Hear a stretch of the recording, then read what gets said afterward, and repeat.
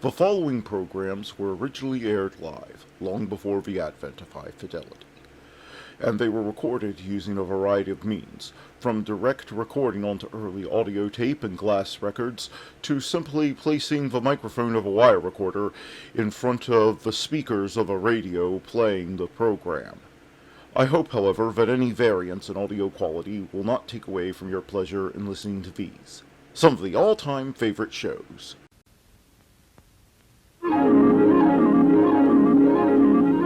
The following program is brought to you in living color on NBC.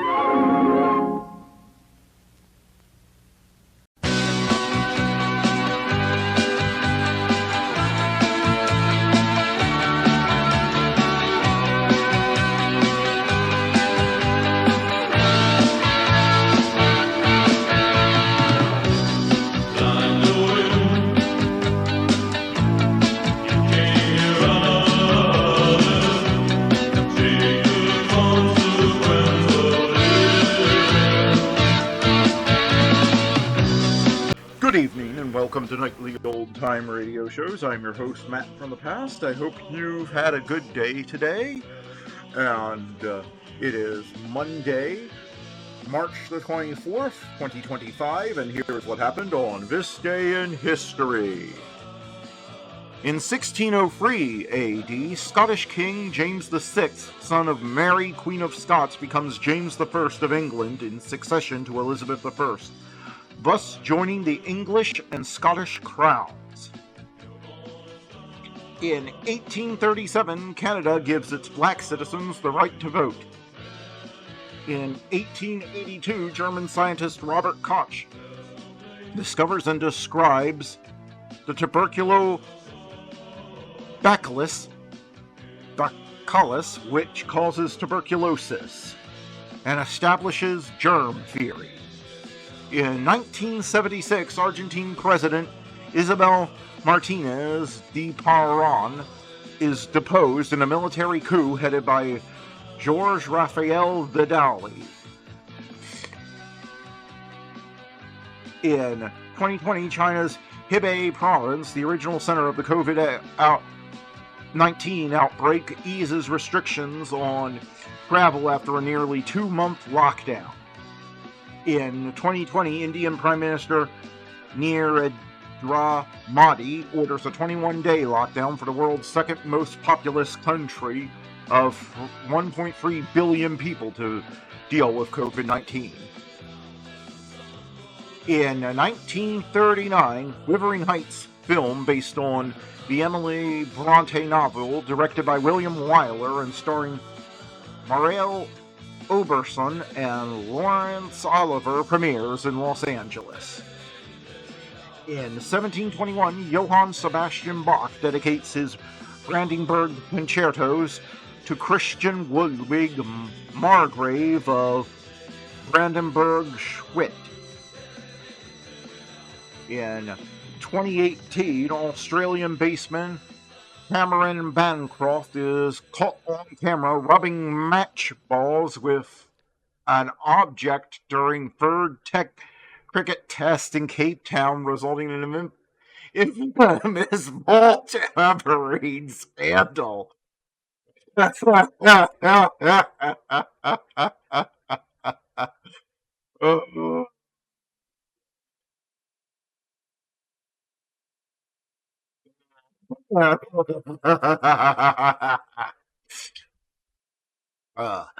In 2020, Japan's Prime Minister Shinzo Abe announces postponement of Tokyo 2020 Olympics and Paralympic Games until summer of 2021 because of the worldwide COVID-19 pandemic. Born on this day, John Harrison, Joseph Priestley, Andrew Mellon, Thomas A. Dewey, Clyde Barrow, Steve Ballmer, you know that guy that's jumping around on stage like he needs Ritalin every time Microsoft unveils a new product. Harry Houdini, Joseph Barbera, Steve McQueen, The Undertaker, Jim Pearson, not sure who that is, Jessica Christian, Carol Kay, Alex Omondi, Alan Sugar. Wait, wait. That's got to be in the wrong category. That's in the athletes category. I don't think Alan Sugar was ever an athlete. He's he was an electronics magnate in the UK. Pat Bradley and Peyton Manning. Dying on this day, Elizabeth I, John Harrison, Jules Verne. Who person Jules Verne had died on the same day? Bernard Montgomery, Johann Krugoff, Albert Underzo. And that was this day in history. Now let's get on with the show. Calling all cars. Be on the lookout for excitement with our next show.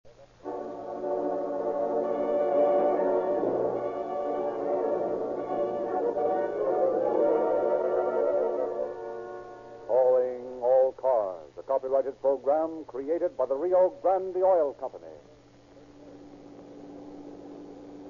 Phoenix Police calling all cars. Attention all cars, broadcast 166.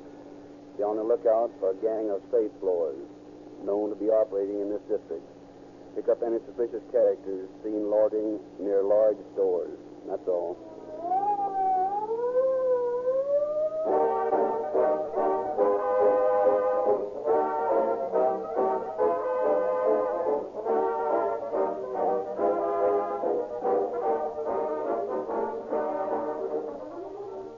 Mr. Field, you have taken the part of a police officer in a great many of these broadcasts, and have heard me tell time after time about our sponsor's products.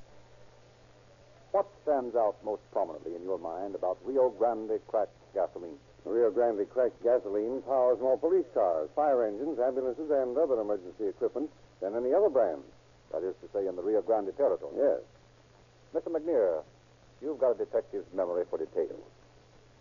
Do you recall some of the cities that have used Rio Grande cracked gasoline? Well, Los Angeles, Oakland, Berkeley, Fresno, Santa Barbara, San Diego, and last week you mentioned 3 new ones. Pasadena, Phoenix, and another town up north, one of Mark Twain's towns, Marysville. Is that right? That's right. And the counties? Oh, yes, Maricopa County, Arizona. Good. We mustn't forget Maricopa County, Arizona. Its sheriff's cars serve a third of the total population of Arizona. And then there's Santa Barbara County, Orange County, San Diego County, and many, many others. Mr. Lewis? Well, Rio Grande cracked gasoline gives police car performance in any car. Right. There's one more thing you gentlemen might have mentioned. The patented Sinclair cracking process. Rio Grande cracked gasoline is the only gasoline you can buy that is refined by this famous process. It breaks up gasoline into finer atoms, makes it burn more readily, more completely. The Sinclair cracking process is the reason for police car performance.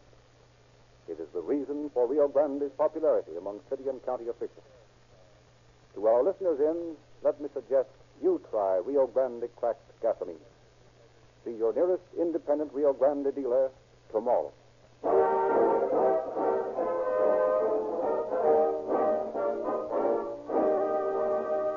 Tonight we take pleasure in presenting Captain John J. McGrath, Chief of Detectives of the Phoenix Police Department.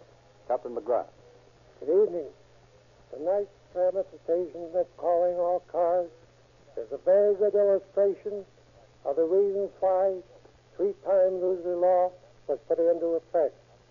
It used to be that a criminal could go out and commit a crime, and if was caught, serve the sentence prescribed by law, therefore walk out of prison to resume his criminal activities at will. And knowing this, they figured that crime as a career was a good living, even their short interruptions of 6 months or a year in jail.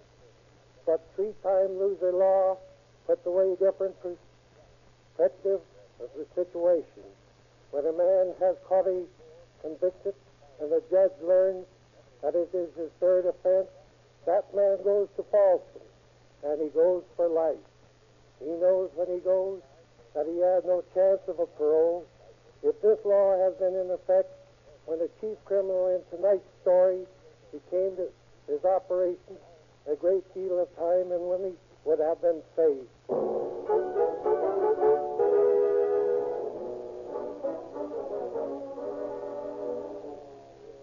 Wanted for burglary by Bakersfield, Sutter County, Shasta County, San Joaquin County, and Utah police. Committed and released from state penitentiaries in Omaha and Milwaukee, from Folsom and McNeil's Island for robbery and receiving stolen property. Returned to McNeil's Island in 1920 for post office robberies at Anderson and Ripon, California. Released in 1923 and 3 months later sent to Utah State Penitentiary for receiving stolen property. Such is the record of 31-year-old one-eyed John Sagatti, when in the spring of 1927 he drops off a freight train to find himself in Glendale, Arizona. Badly in need of some food after the long, cold boxcar journey, his first stop is a small, greasy spoon restaurant. Ham and eggs, a pair. Straight up on the eggs, stir the ham to a warm kitchen. Yes, sir. What'll it be? Cup of coffee to start with. 1 cup of Java. Coming up. Hey, Eddie, how about a little service over here? Be right with you. Here you are, mister. Thanks. You figured out what you want to eat yet? Yeah, give me a waffle and a couple of strips of bacon on it, will you? 2 strips of bacon with a waffle under them. Make that bacon crisp, will you? Burn the pig. That all you want? Yeah. Okay. Hello, fella. When did you come in? Just now, with the chances of a little food. Sure. What'll it be? Same old thing? No, not tonight. I think I'll have a little lamb stew for a change and coffee. Okay. Cook's revenge on the dinner. Hey, Eddie, how about it? Do I get a little service or don't I? Okay, George. Sorry to keep you waiting. What can I do for you? Mind if I look at some of that paper then? Huh? Oh, sure. Here. Yeah, thanks.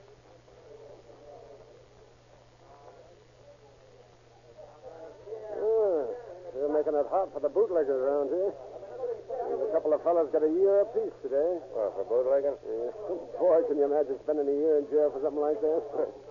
Anybody that's dumb enough to turn to bootlegging ought to be sent up. What do you mean? There's no big dough in that racket. Oh, I don't know about that. Seems to me there's plenty. No real dough. I don't know what you call real dough, but I'd like to have what some of the big ones have made this last couple of years. I can make more than those guys ever saw in 6 months. And I don't have to peddle liquor to do it. How? That's my business. Oh, sure. I didn't mean to get personal. That's all right. Just forget it. Here you are. Waffle and bacon with a bacon crisp. How's my stew coming? Oh, yeah, I'll look into that. I'll have it here in a second. What does the guy do around here for excitement? Oh, a little everything. Mostly play pool down at the pool hall. Pool, huh? I haven't shot any pool for a long time. Well, I'm going down there tonight as soon as I finish eating. Why don't you drop in for a game? Oh, that is, if you want to. Yeah, I might do it at that. Yeah, if you want to, you can go down with me. I'll be through here about the same time you are. Okay, sounds swell. I don't know nobody here in town. Just got in. I kind of go for a good game of rotation. Oh, well, fine, good enough. As soon as we get through, we'll go over there. Ah, here you are. Cook's revenge, right out of the family stew bowl. Cooked to perfection and a whole lot of things I can't think of right now.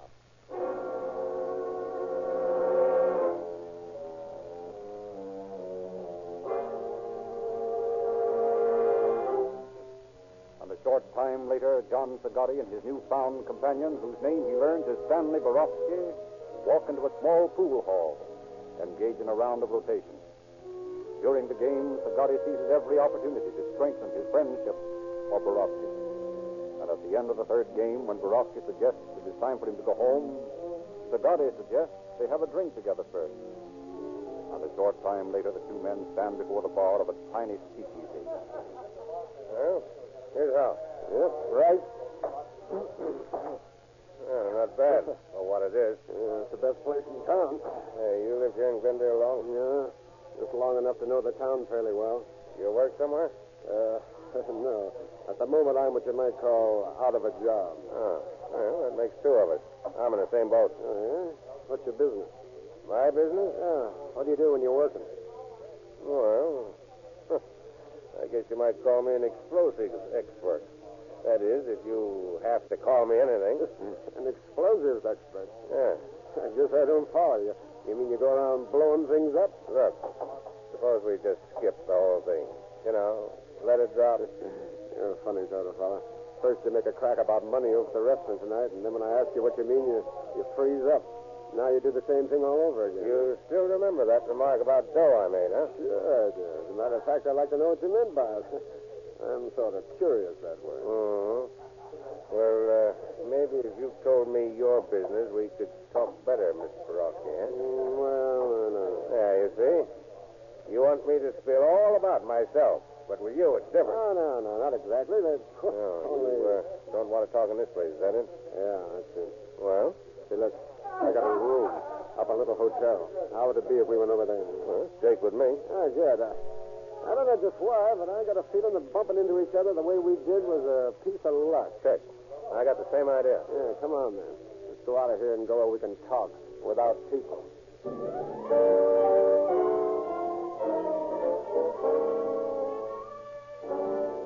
And a few minutes later, in his hotel room, Stanley Borowski, 29-year-old Russian, listens with growing amazement as Zagatti unfolds his ideas on how to make big money without having to sell liquor. It's as simple as that. All you got to do is be careful and take your time planning the job. Then, when you're all set, walk in and crack it. Yeah, but isn't cracking a safe a pretty hard thing to do? I tell you, I can blow the door off one of them and it won't even bust anything. Just open the door and that's all. Yeah, sounds easy, but I don't know. Never heard of anything like it before. Yeah, that's because you're green. I'm telling you, there's no one in the country that knows more about soup and how to use it than me, Johnny Zagatti. You know, it's funny how I just figured you out tonight. All of a sudden, I knew we were going to get together. It was, well, just like that. Yeah? Only we're not together yet. How do I know you'll go through with a job with me, huh? I don't know anything about you. Listen, don't worry about me. I won't let you down. I'm not quite as green as you think. You ever been in jail? No. Well, that helps. No busybody coppers liable to spot you then. Sure, and I'm willing to take orders, too, up to a point. I don't know why, but I think you're all right. Suppose we get some sleep, and tomorrow we'll talk some more about it, huh? I got an idea that maybe you and me can make a nice bit of dough. But first, I got to be sure. About you, I mean.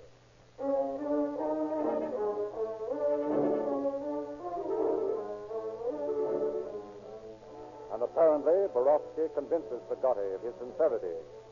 For a month later, in a small shack on the outskirts of Phoenix, Arizona. Now, here's the gag. I've got a joint spotted that looks right, but we've got a little bit of casing to do on it before we crack it. Okay. Where is it? On the corner of 10th and McDowell. That pay-and-take-it store. They do good business. Unless I'm plenty wrong, there's a nice wad in that safe all the time. Yeah, but how are we going to get in? Well, I got that all figured. It's a cinch. The only thing we've got to watch out for are those merchant patrol guys. That's the first thing you got to do. Hang around until you find out how many of them there are and when they make their rounds. And how do I do that? By using your eyes. Nobody's going to notice you if you're careful. And if they do, what do you think I got those deputy sheriff's badges for, huh? All you got to do is flash your buzzer and say you're looking for someone. Okay. I'll go over to town the first thing in the morning. That's the idea. While you're doing that, I'm going to see where I can get a little nitro and some shoes. That's all we need, the way I do things. Safe full of dough, little soup. My experience, and we'll be sitting pretty.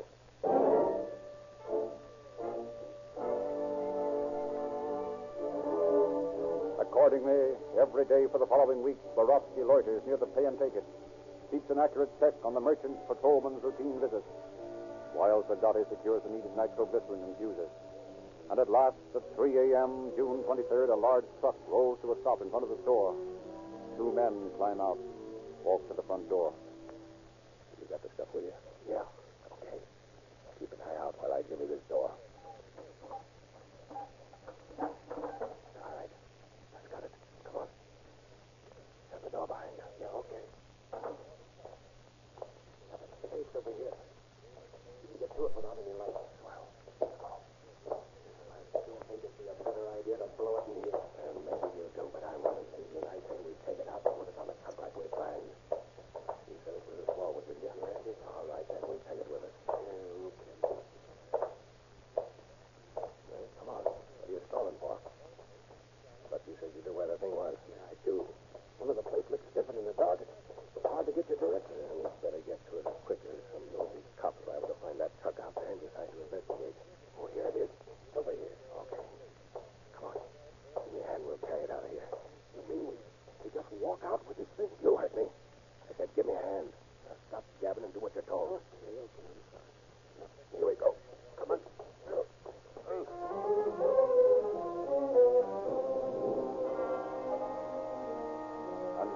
out they do, right out the front door to the waiting truck. Then, with their prize loaded on the back, they drive out to an isolated spot on the banks of the Grand Canal. And there, Borowski gets his first instructions on safe blowing. Well, the first thing to do is to take this soap and seal the space around the door. I guess, eh? Yeah. Hey, sure, we'll blow it, huh? I told you I know what I'm doing. Now, watch it. That's got it. Hey, will you look at that? Why, it just opened the door as pretty as anything. Didn't even make a noise. Only amateurs make noise on a safe job. Come on, grab some of this dough and stuff it in that bag there. Yeah, how about the checks? You going to take them? Nah, checks ain't no good. Trace you from a check. Leave 'em alone. Okay, I got all the money there is in there. Yeah, then there's nothing stopping us. Come on, let's go.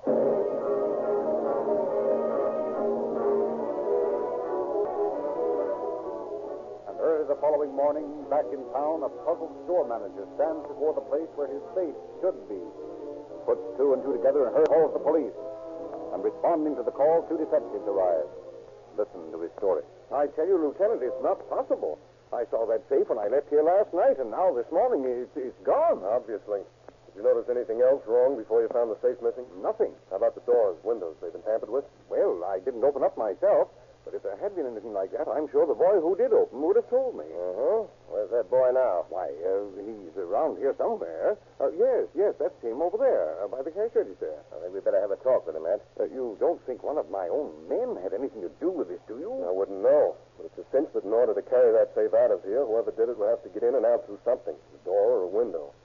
And I can't figure anyone boosting a safe through a window, can you? Well, now that you put it that way, I can't. No. All right. Well, let's talk to that boy. Jim. Yes, sir? Come over here a minute, will you? Yes, sir. What is it? Jim, these two gentlemen are detectives. They want to ask you a few things. Why, okay. It's all right with me. Jim, I understand you opened up this morning. Is that right? Yes, sir. Did you notice anything unusual about any of the doors? No, sir. That is nothing except that... Say, wait a minute. There was one thing. The front door seemed to be kind of loose on its hinges when I unlocked it. Loose on the hinges, eh? Yes, sir. Only I didn't think much about it at the time. Come on, Ed. Let's take a look at that door. There's just a chance that we'll find some fingerprints. Then we'd better call the station and get a description of the safe and start the boys out looking for it. Right.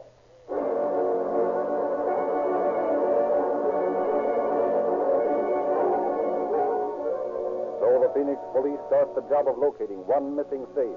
Hope to find some clue as to the identity of the burglars. And 2 hours after a description of the safe is phoned to headquarters, the phone in the burglary detail comes to life. Burglary detail, Wade speaking. Wade, this is Norris. I think we found your missing safe Is that right? Where? out near the old schoolhouse. Good enough. One of the neatest jobs of safe blowing I've ever seen. The door is blown up and the money's gone, but it's hardly hurt the safe with that. All right, Norris. You stay there and we'll get out as fast as possible. Don't let anyone touch it. Might get some fingerprints. Okay, Virginia.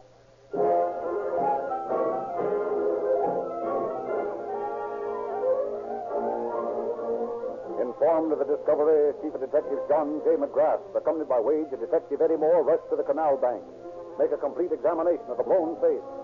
But after a minute inspection, they find that there are no fingerprints, no clues of any sort that might help identify the criminals. The only thing they do agree upon is that this is the work of an expert. Accordingly, returning to headquarters, McGrath notifies all patrolmen to keep a sharp lookout for the suspicious characters, gives orders to his men to round up all known petty racketeers in the city, try to learn if any newcomers are in town. But after 2 weeks of extensive investigation, the police find themselves with nothing to go on. No lead at all to the criminals. It is 2:30 in the morning, July 20th, 1 month after the pay and take it robbery. In a small office located in the Sun Mercantile Company at 616 South 7th Avenue, two men converse in low tones. Listen to the high whine of an electric drill. How is it? All right. Be through in a second. You got the crack soap? Yeah, off at the top where you're working. Okay. You know, I got to laugh when I think how we fooled the cops in this town. That crack in the papers last week about the pay and take a job haven't been done by a gang of Eastern safe blowers. And about the police being convinced they'd left town. Yeah, we got them up a tree, all right. There she goes. Now, take this drill now, Loader. Yeah, okay. I got it. Careful of that water on the floor. Don't get the cord in it or we'll short the works. Oh, yeah, I see it there.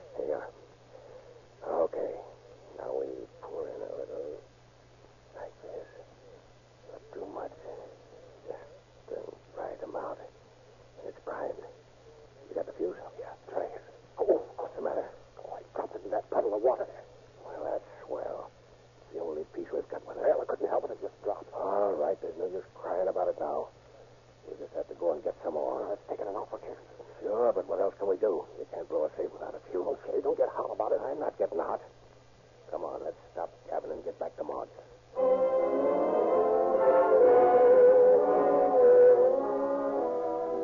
Sneaking out of the store, Zagatti and Borowski make a hurried trip back to their hideout, a small shack on the outskirts of town. There they secure more fuse and return to finish the uncompleted job.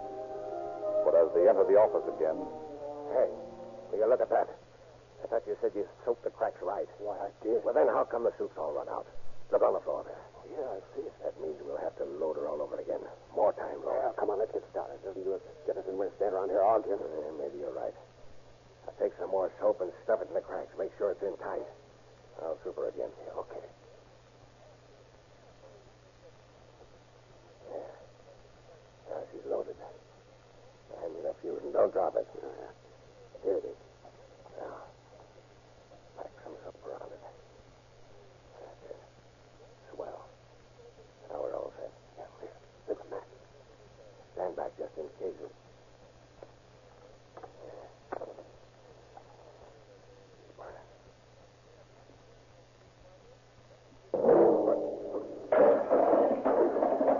I don't know. Must have loaded it too much. Blew the door clear through the skylight. We better get out of here. Yeah, grab all the dough you can and let's get and move on. That crash will bring every cop in town on the run inside of 5 minutes. I've got all I can stuff in my pocket. Okay, come on, let's go.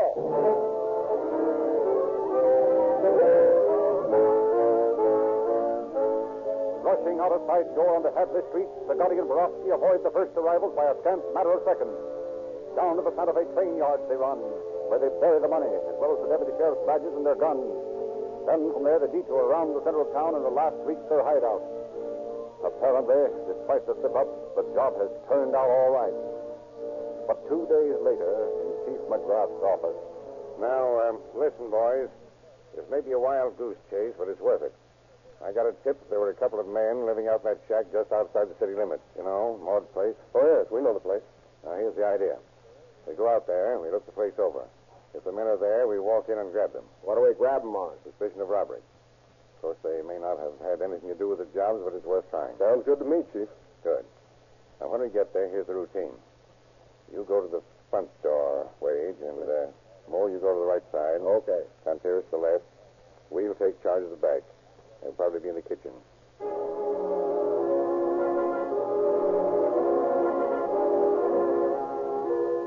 You should have seen that safe door fly through the air, Maud. It was terrific. Nah, you boys are going to get into trouble someday. You're too smart for your own good. That's a hot one, eh, Johnny? Marty here's got to tell us how to do a job. Yeah. The cops in this place don't even know we exist. Yeah. By this time, they'll be talking about Eastern gangsters and a lot of hooey like that. I tell you, we got things down pat. Sure. Until they put you away for a while. They ain't going to put this boy away for any while. Because I'd let him have it before I got to go with him. What do you think of that, huh? I think you're talking big. Yeah? How about you, Borowski? Did you let him pick you up without making a show, huh? Yeah, but I'll say I wouldn't. And all I can see is you boys think you're pretty hot. But I've seen hot ones before. I know what I'm talking about. Yeah? Oh, you guys are real... What's that? I didn't hold it. All right. You tell off. Stay where you are. Get your hands up. I will. Right, Johnny. You'll keep both of it. Come on, boys. Twist these two. What's the idea of busting in like that? We ain't done nothing. David, any talking you want to do can be done Yeah, later. but we ain't done nothing. You boys are sure pretty sloppy cracksmen. What do you mean, sloppy? Just what I said. Clumsy, sloppy. You don't know how to super safe, right? Oh, yeah? Well, Johnny, here's the best safe crack in the country. If it hadn't been for... Shut up, you clumsy fool. Well, so we hurt the boy's feelings and he spills all over the place. Well, you can't pin anything on me for that. Maybe not. But I have an idea your pal here will talk more after he's away from you. How about it? All right? I don't know anything about it. About what? How about those jobs? About anything. I can see that. Come on, get moving. We'll make you talk more about this at the station.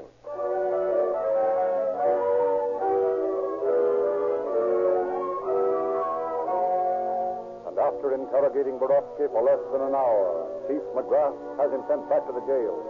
Brings in Zagatti. Sullenly, the man eyes him. Then... Well, what, Zagatti? How do you know my name? Your friend Borowski told me. That and a lot more. What do you mean by that crack? Simply that I know all about you two. You mean to tell me that guy squealed on me? I didn't say that, only he talked. What a lousy stool pigeon. And I showed him how to make some dough. I'm the guy that took him out of the small time. So what does he do for me? He squawks his head off. And what can I do for him when I see him, huh? I'll put him somewhere where he can't get a chance to squeal on anybody else. It's all right with me, Scotty. But there's one hitch to your plan. Yeah? You're not going to see him because I'm sending you up for a nice long stretch for those 2 jobs you pulled. And if you've got any idea that you're going to get out of it, just forget it. Because you're going right where you belong. Florence Penitentiary.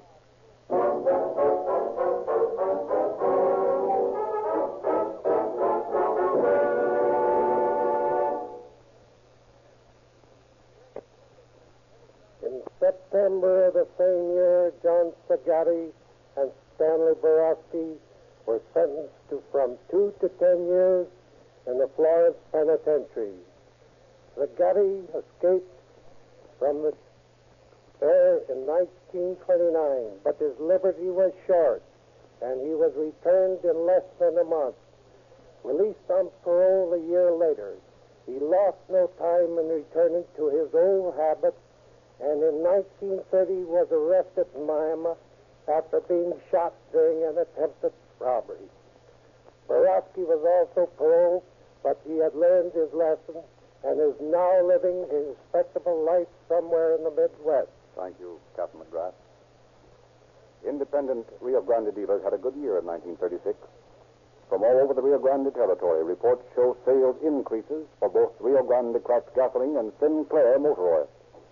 And the new year has started off most favorably. For all this, the Rio Grande Oil Company is grateful to you Calling All Cars fans who have shown your loyalty to the dealers making these broadcasts possible. We hope you will continue to derive pleasure from Calling All Cars broadcasts, and we hope you will continue to derive increased motoring satisfaction from the products of Rio Grande dealers. Rio Grande Cracked, the gasoline of police car performance, Sinclair Pennsylvania motor oil, and Sinclair Opaline, 2 thoroughly de-waxed, de-jellied lubricating oils, both refinery sealed in tamper-proof cans. Why not tell your friends about these superior products? We hope, too, you will continue to be entertained by Calling All Cars News, that bright, newsy publication so full of screen and radio gossip, detective stories, and other special features. It's about time for a new issue. Keep in touch with your independent Rio Grande dealer.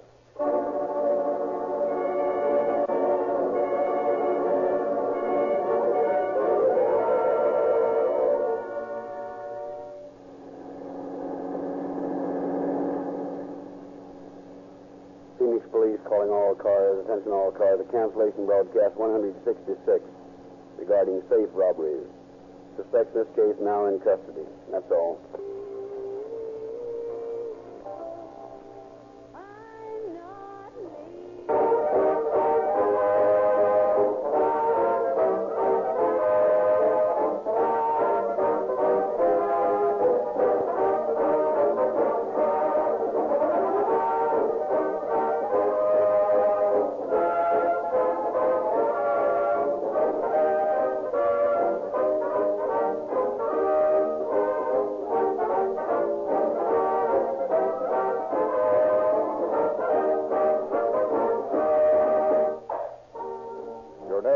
Frederick Lindsley, bidding you good night for the Rio Grande Oil Company.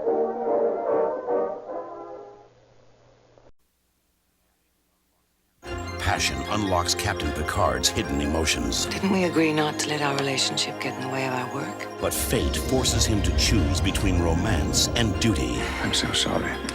Don't say you're sorry. Now, when a raging firestorm threatens hundreds of lives, Darren to perimeter teams, we've got a problem. he must risk sending the woman he loves to her death. Which teams are missing? Next time on Star Trek: The Next Generation.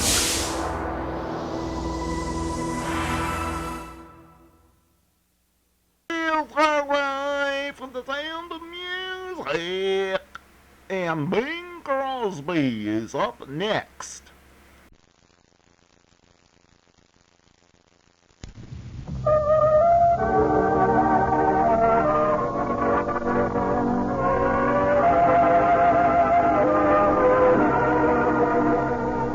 Someone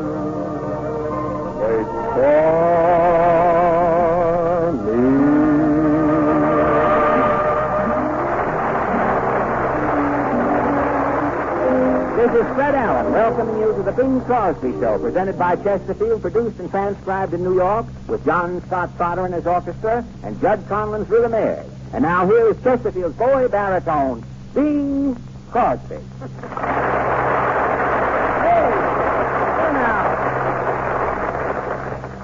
Alan, what are you doing here announcing this program? Well, Bing, I've been out of work for so long, I'll take any kind of a job these days. Well, you sound like a man whose hopes are so shattered that you'd even appear with hope. Well, I am desperate, but not that desperate. To get this job tonight, you know, I had Ken Carpenter rubbed out. You had Ken rubbed out? Yes, I had his name erased from the script. Where's Ken now? Well, he's lying out in the alley. I've got Pitch Shaw sitting on it. Boy, that'll keep him from blowing away. Yeah. Anyhow, Fred, it was nice of Carpenter to let himself get rubbed out so he could slip you a little work. Well, Ken had nothing to do with this thing. This job, really, frankly, I got this job from my employment agency. Yeah, but Fred, you're not an announcer. You're a comedian. Oh, well, that's with another agency thing. Mm-hmm. Them I never hear from. Well, we're flattered. We certainly are flattered to have you with us, Fred, but how'd you ever come to take such a job? Well, at the agency this morning, I was there bright and early. Mm-hmm. They had 2 jobs listed on the bulletin board. Well, I could either be the announcer on the Bing Crosby Show, or I could wash dishes at Bickford. So naturally, you chose the more attractive job. Yes, but another dishwasher beat me, too. He had his own soap. Yes, but he does got in there, and 2 guys were put out of work. So here I am. Well, it's a break for us. We're happy about it, Fred. I knew you were coming out to break the case. Oh, Bing, if you've got the oven going, how about a little bread? Think they're that tough? Bing, this morning I stuck my head in the icebox. That's the only meat that's been in there for 6 months. Meat with ears on it. Has no appeal. You know, food is so scarce around my house, the mice are bringing things back. Oh, you poor fellow. Well, I wouldn't care if I didn't try. But I've been on my toes looking for work. I've been on my knees begging for work. And now I wind up on my way down to your program. It's discouraging. Now, steady, Freddie, steady. Keep your sunny side up. Look for the silver lining. Let a smile be your umbrella. Well, I tried letting a smile be my umbrella. What happened? I wound up with a mouthful of rainwater. Listen, I'd like to suggest you keep your mouth closed until the reservoir is filled, anyhow. You mean say, if that rainmaker comes through, the mayor might need your shirt for a rainbow there. I like it, Mark. You mean you look like a peacock backing into the sun.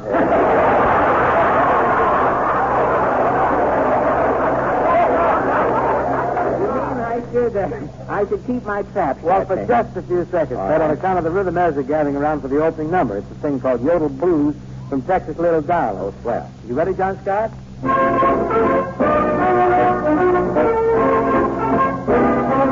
Hey, way up to New York City. They talk a different style. They're so busy making money that they ain't got time to smile. He says the doggone crowded. I said to him in there. I went back home to Texas to get a breath from there. Oh, that's the blues. I got the blues. Just for you. And I miss you. And the sweetest little home I ever knew. Oh, when I'm low. The don't you know? That'll sing the blues. Oh, well, they talk a different language. They speak a different brand. Where we say, I'm delighted, they always say, how grand. We say a thing's right pretty.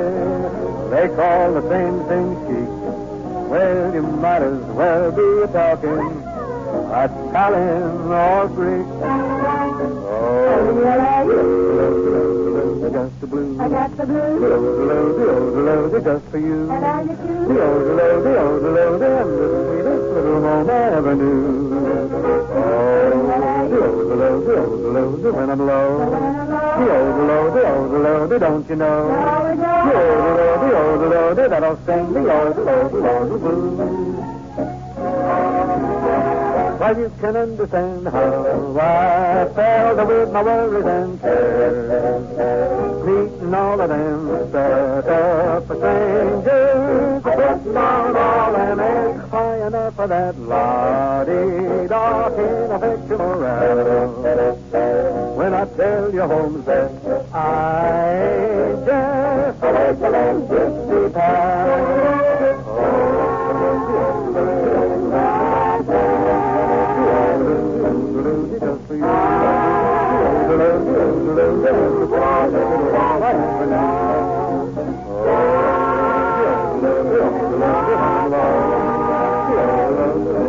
Don't you know?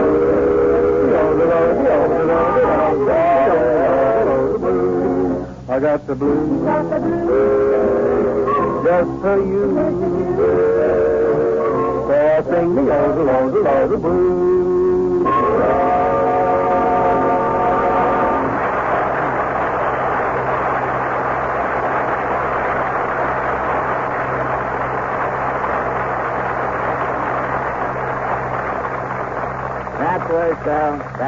That was very good, Bing. Well, thanks, Fred. Of course, being your announcer, I'd have to say so, even if I didn't think so.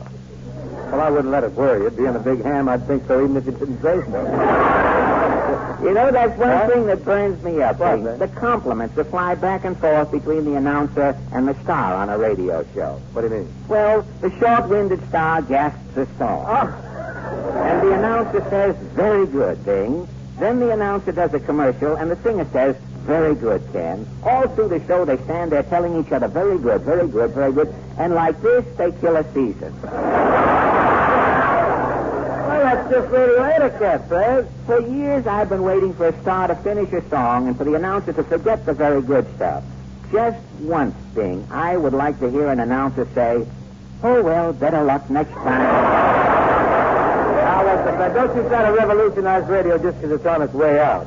We got a big enough problem here tonight. Problem? Yes, it's time for our Chesterfield commercial and no Ken Carpenter. Bing, are you by any chance insinuating that I personally am not equipped to sing the praises of your product? Well, possibly that's a blunt way of describing the It is, situation. right. I just feel that to talk about Chesterfields, one should have a smooth, melodious, clear, resonant voice. Oh, you mean like Arthur Godfrey? Why, when Godfrey sings, they have to step on a bullfrog to give him the pick.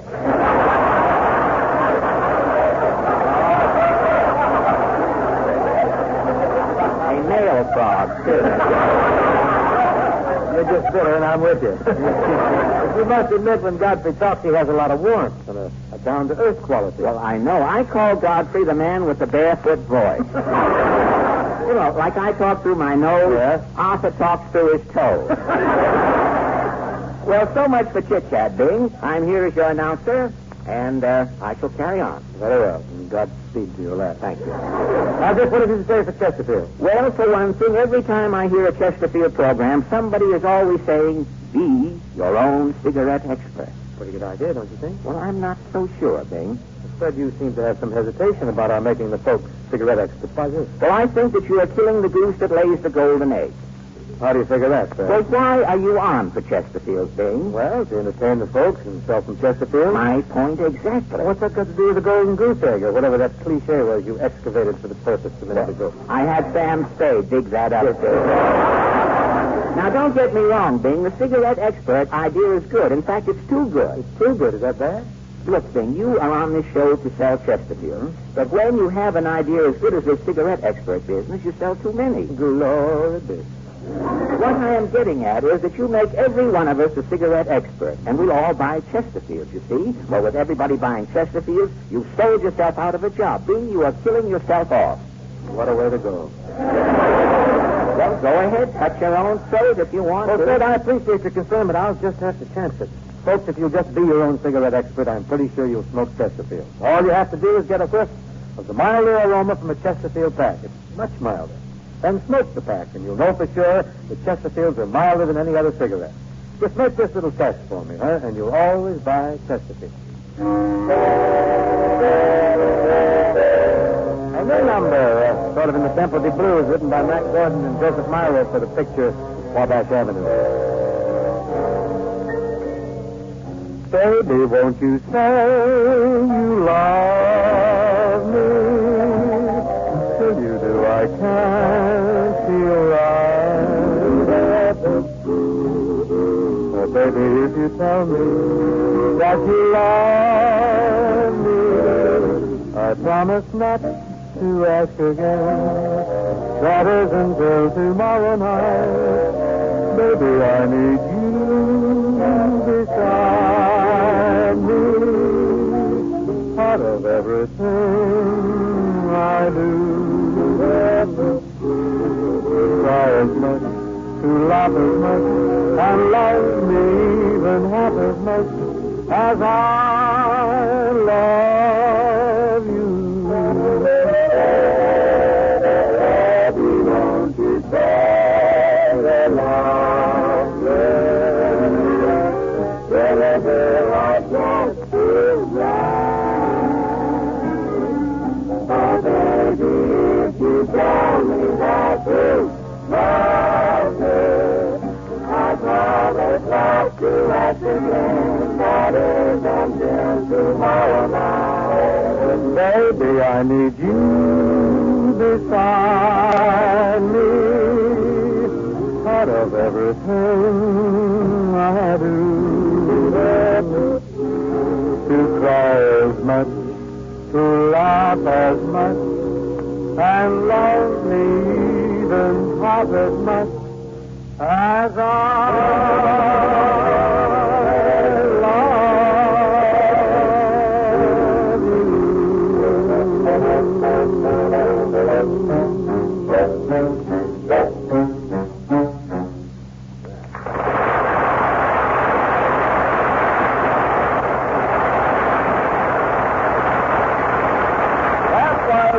Crosby singing Baby Won't You Say You Love Me. And very good, Bing. You thought it was very good, huh? Oh, very good. Oh, there they go with that very good routine. And what are you doing in here anyway, Mr. Carpenter? You're supposed to be out in the alley. Well, I got so homesick for a commercial, I just had to come in.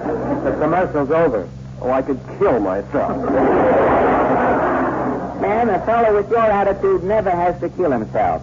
Somebody else is bound to save him the trouble. Take it easy. Don't get upset. Well, with Ken acting, it looks as though I'm out of work again. Well, we can figure this out. Ken can be our announcer. You can even get a better deal. Really? Sure, you can be our guest star tonight. Well, look, now, wait a minute. If I'm going to be the guest star, you've got to give me 2 packs of Chesterfield. Give me a whole carton, kid, a whole carton. Well, who do I see about that? Godfrey. I'm getting the runaround good. Now, relax.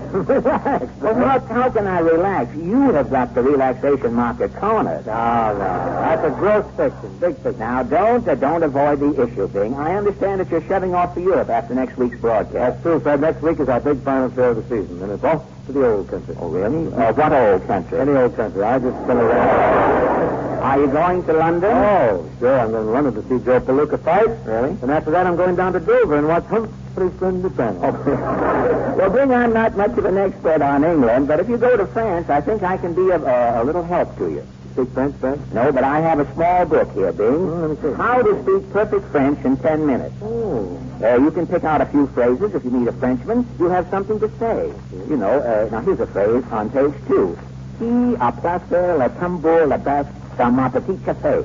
Qui a placé la tambour du basse dans ma petite café? What does that mean? Who put the tambourine in my demi-tasse? Now, here's another one. Quelqu'un a laissé un bout de neige sur les essuie-plumes de mon grand-mère. What's that? Somebody has left a snowball under my grandmother's pen wiper.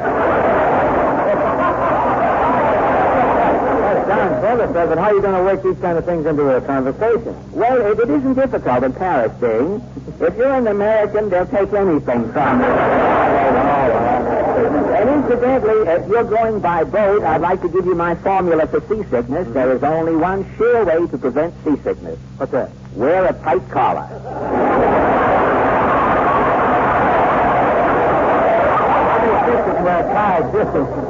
And also, if you're restless at night while you're in Europe, you can make your own Sanka.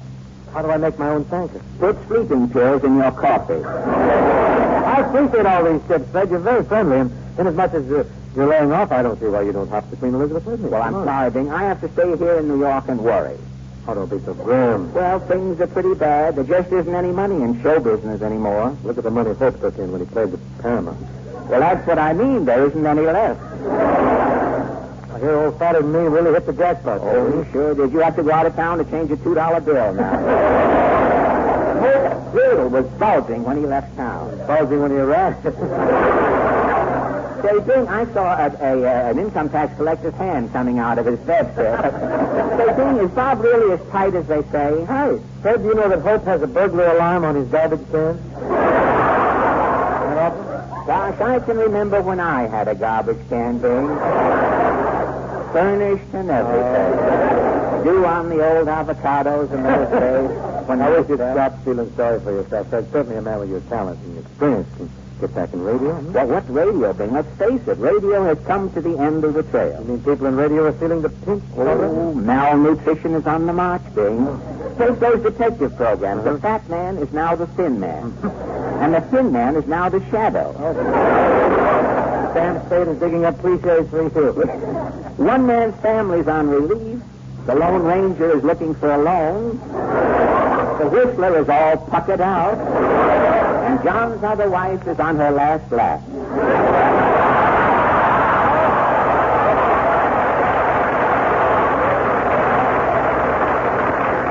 I can't believe it. Bing, things are so bad in radio, John's other wife is dating John again. Well, the poor girl. The last I heard, Stop the Music is calling people collect now. Yes, Bing, it looks as though television is taking over. Well, it's certainly building it. I went out to California this winter, traveling across the country. I saw television aerials on top of buildings, on top of motels, passing farms. I saw them on top of houses. Passing through Albuquerque, I even saw television aerials on top of wigwams. Oh, they'll never get Sitting Bull up now, will they? Well, the Indians really go for it. You know, one store in Albuquerque, Chief Roebuck, I think it is, they have quite a deal there. With every television set, they give away a swivel chair. But why a free swivel chair with every television set in Albuquerque? Well, when a squaw is through watching Maury Amsterdam, she can spin around and let her papoose see howdy-doody. Being if I had known this new medium was going to boom, I would have been in it a long time ago. Well, I said you were around here when the whole thing started. Couldn't you see the handwriting on the wall? Well, I could see the handwriting, but after watching television, I couldn't read it. Well, I guess early television was quite a strain on the eyes. Huh? Oh, yes. 2 years ago, a lady I know gave her husband a television set for Christmas. And this past Christmas, his eyes were so sharp, she had to give the poor man a parrot. Parrot? Mm-hmm. The bird sits on the man's lap, watches the television screen, and tells the man what's going on. That solves the problem, I guess. Well, not quite. Now the parrot's vision is getting so bad, he can hardly see what's going on himself. Half of the time, the parrot just sits there and ad-libs.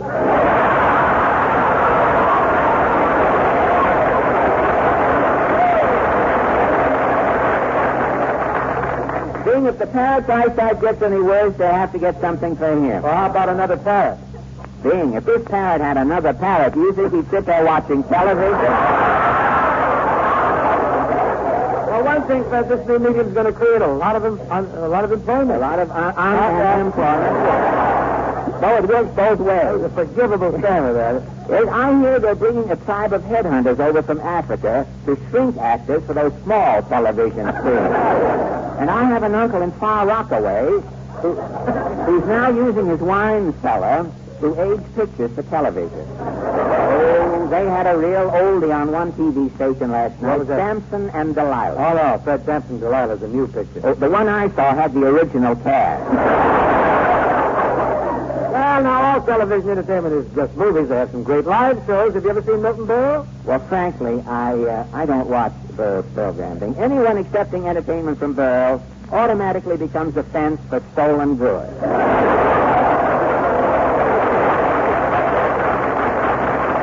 All right, but if you're not going on television, Fred, what are your plans? Well, I'm not writing songs now. I'm trying to get into act acting. I'm writing City Billy songs. What's that? City Billy.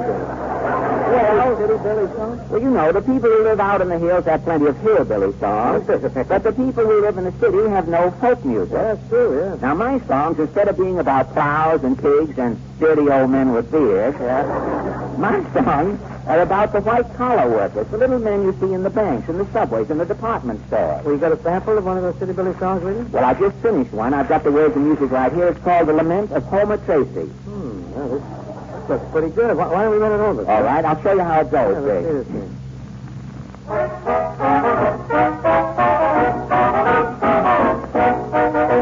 Listen, folks, the song we'll sing, a different sort of ditty. Our hero didn't live in the hills, he lived in New York City. Our hero lived in New York City, his name was Homer Tracy. He worked in the department store, and the store was owned by Macy. The store was owned by Macy. Yes, Homer was a city boy. He wore an Adam hat. He took the BMT to work, and he ate in the automat. Our hero was a floor walker. His name was Homer Tracy. He walked the floor in his apartment store, and the store was owned by Macy. The store was owned by Macy. Once Macy's had a girdle sale, the mad mob lost its head. They stomped on Homer till closing time, and they left him there for dead. His white gardenia stained with blood, the blood of Homer Tracy. There was gore on the floor of the department store, and the store was owned by Macy. The store was owned by Macy. In his coffin, Homer lay with a smile. We knew what the smile on his face meant. Homer Tracy was still with Macy. They buried him in the basement. The tap on Homer's grave says life is just a symbol. I would be alive today if I had worked for Gimbal.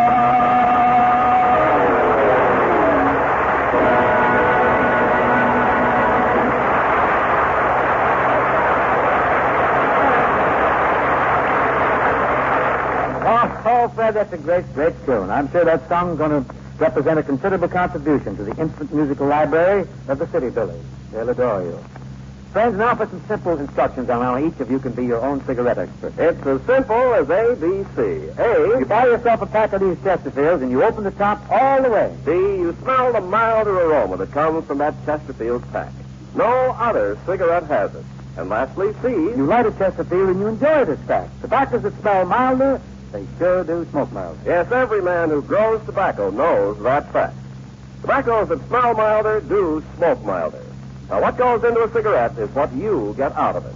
Into every Chesterfield goes the right combination of the world's best mild, ripe tobaccos. And out of every Chesterfield, you get a smoke that's cooler and better. Smoke that's much milder with no unpleasant aftertaste. So make our little mildness test for yourself. Be your own cigarette expert. Buy yourself Chesterfield today and enjoy more smoking pleasure than any other cigarette can give you. Here's a new ballad. Rather, it's an old ballad. It's got quite a bit of mileage on it, but it's being revived. Prominently featured in this arrangement is Mr. Bernie Layton at the piano. It isn't fair for you to taunt me.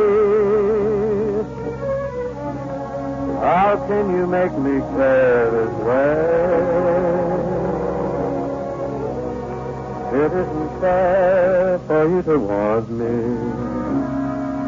If it's just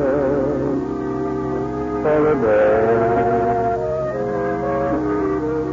It isn't fair for you to thrill me. Why do you do the thing you do? It isn't fair for you to tell me with those dreams that can't come true, dear. Why is it you came into my life and made it complete? You gave me just a taste of high life, perfect love, and I repeat, it isn't fair for you to taunt me. How can you make me care this way? It isn't fair for you to want me if it's just for today.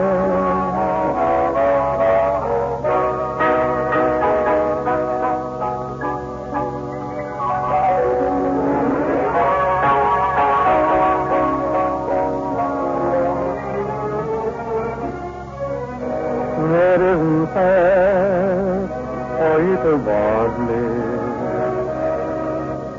if it's just for today.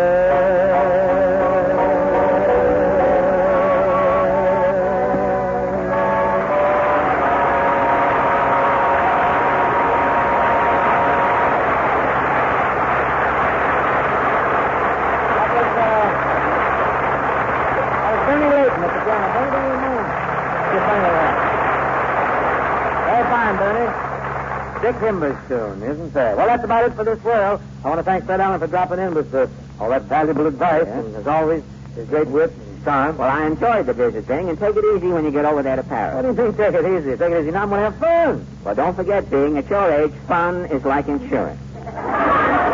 Fun is like insurance? Yes, the older you get, the more it costs. Well, then I'll just loaf around the Louvre, I guess. Hang around the Louvre. Yeah. Well, who's with you next week, Big? Next week, Fred, is our big farewell show of the season. Our guests will be Bob Hope, Arthur Godfrey, Perry Como, and Gary, Dennis, Phillip, and Lindsay Crosby. What about Mr. Paley? Isn't he going to be... Mr. Paley is going to be at the controls. Oh, at the controls. He knows those. Oh, he does. Well, see you soon, Fred. Well, bon voyage, Bing. What's this, bon voyage? What does that mean, bon voyage? Well, I gave you the book, the little red book. Look it up in there. I'll look at it. Small pen at the big pen. I'll see you again. Okay, right. With an asterisk? With a new. Okay, see you next week at Chesterfield, folks. The best cigarette for you to smoke.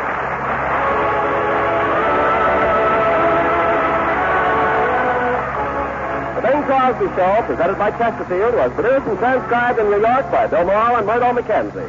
Tune in next week and hear Bing and his guests, Bob Hope, Arthur Godfrey, Perry Como, and Gary, Dennis, Phillip, and Lindsay Crosby. Chesterfield also brings you Arthur Godfrey 5 mornings a week. And on Saturday night, the Arthur Godfrey Digest, all over these same CBS stations. The George Burns and Gracie Allen Show follows immediately. This is CBS, the Columbia Broadcasting System.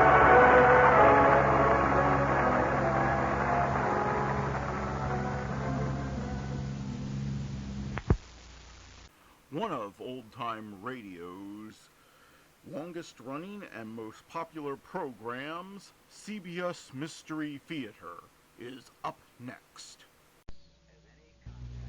The CBS Radio Mystery Theater presents...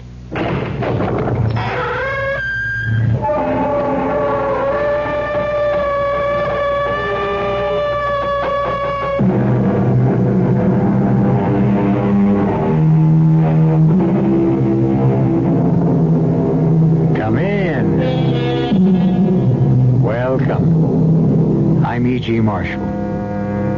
Welcome to the universe of the uncanny, to the land from which no traveler returns, alive or sane.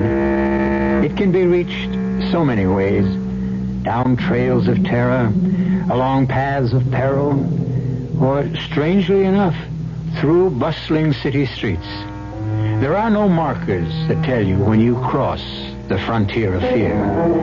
But once you do, there is no mistaking the horror that lies ahead. I suppose I should be frightened by your cheap tricks, whatever you are. But I'm not. I'm going now. And I warn you, you will regret it. Well, she's gone, Harry. For good. Gladys will never trouble us again. What happened? What did you do to her? Can't you guess, Harry? We eliminated her. We typed her into an early grave. You didn't have to go that far. I could have handled her. I couldn't take the chance, Harry. You forced my hand. You divulged our little secret. And I'm not quite ready for that yet.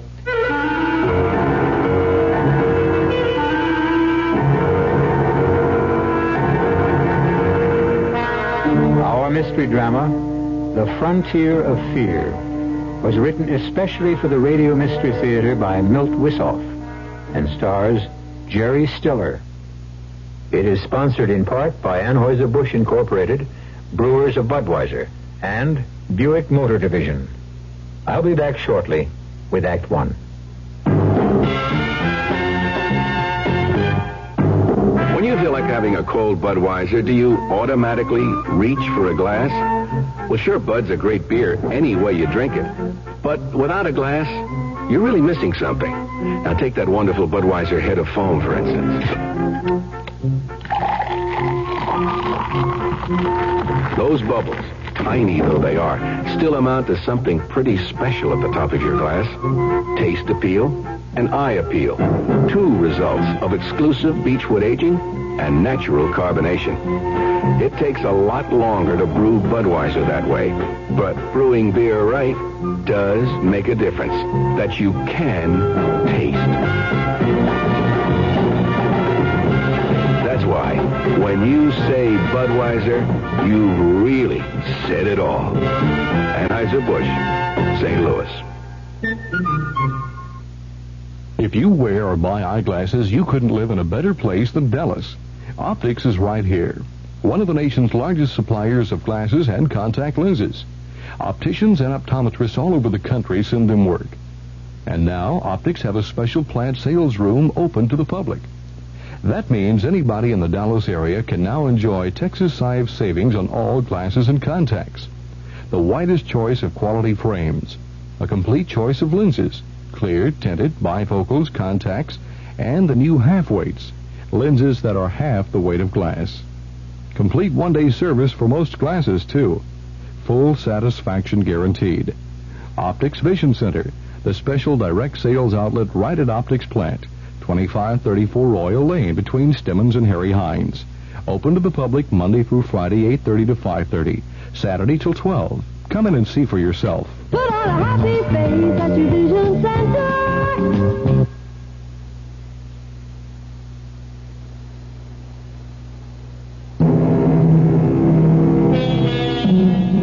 One expects to find terror in a haunted house or on the barren, wind-swept plains of the Aztec pyramids. But it is even more intense when it is encountered on the streets of a modern metropolis. In our little tale, Harry Dorn meets the unfathomable as he crosses the threshold of a pawn shop. But why not let Harry describe his frightening journey in his own words? Listen to me, please. Whoever finds this tape, hear me through, or it's curtains. Not for me. I'm a dead duck, no matter what happens. But for you, and for everyone else in the whole world. I know you think this is a gag, but it's not. You gotta believe me. I never prayed before, but I do now. I'm Harry Dorn. Nobody. Small-time con man, losing horse player, dead-end Dorn. That's how I think of myself. My life was a series of ups and downs. Mostly downs. But never as down as the day I walked into Flint's pawn shop. That's a good name for him. His heart is made of it. Morning. What can I do for you? Oh, it's you, Harry. Don't get all choked up, Flint. This is no touch. And what have you got in your mind? I don't know. Just dropped in. What do you give me for this? Tell me what it is first. You really don't know? How about that? These are the silks Arcaro rode when he won the Derby on citation. So what?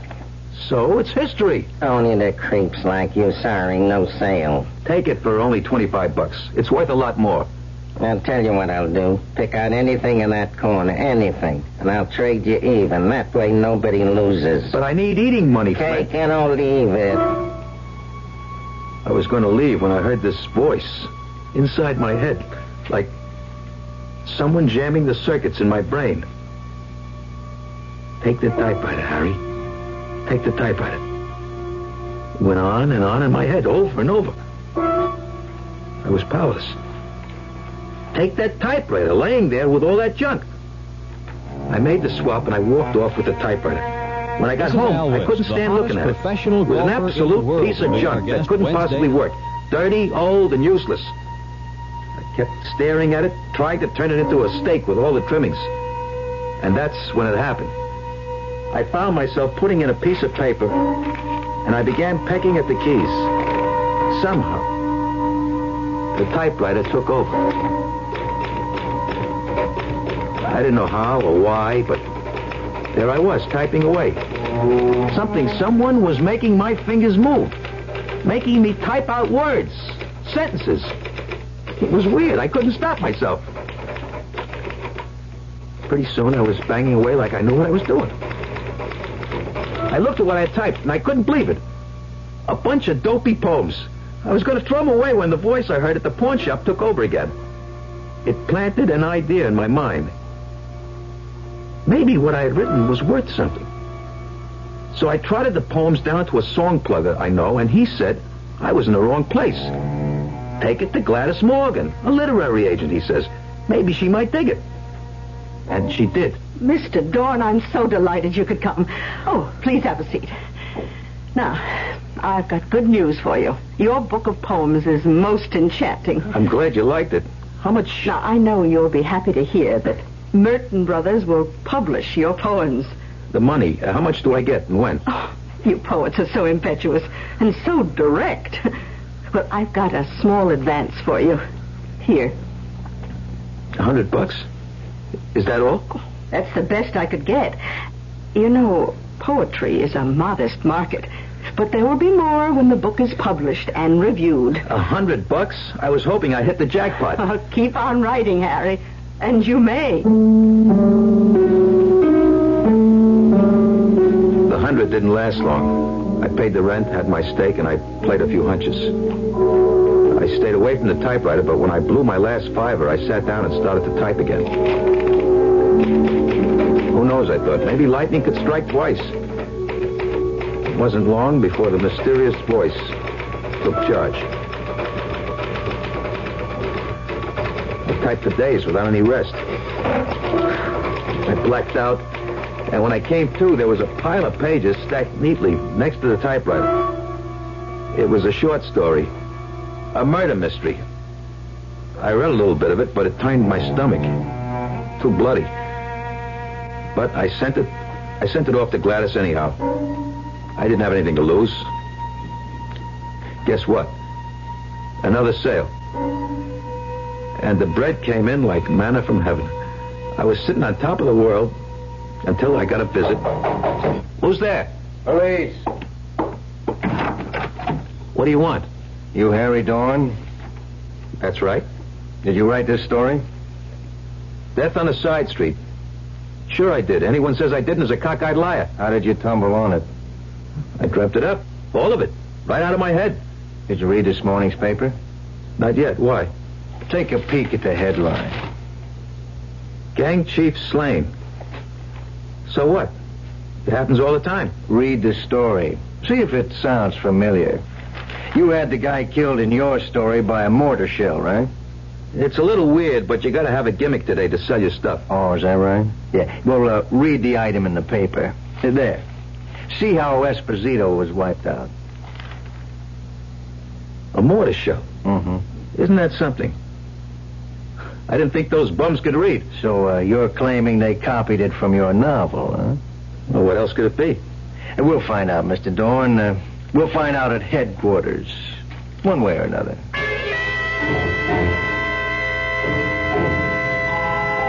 They dragged me down and worked me over for a couple hours, but they couldn't hold me. The lawyer Gladys hired had me sprung. I was pretty well shaken by the time I got home.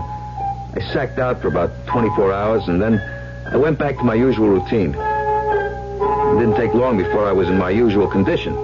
Tapped out. My investments betrayed me, 6 straight losers on the NFL cards, and 2 days of dogs at Belmont. I had to get back to that infernal machine. The typewriter. This time I tried to do my own thing. I tried writing about an actual incident out of my own life. But it came out garbage. Even I could recognize it was trash. I crumpled sheet after sheet of paper.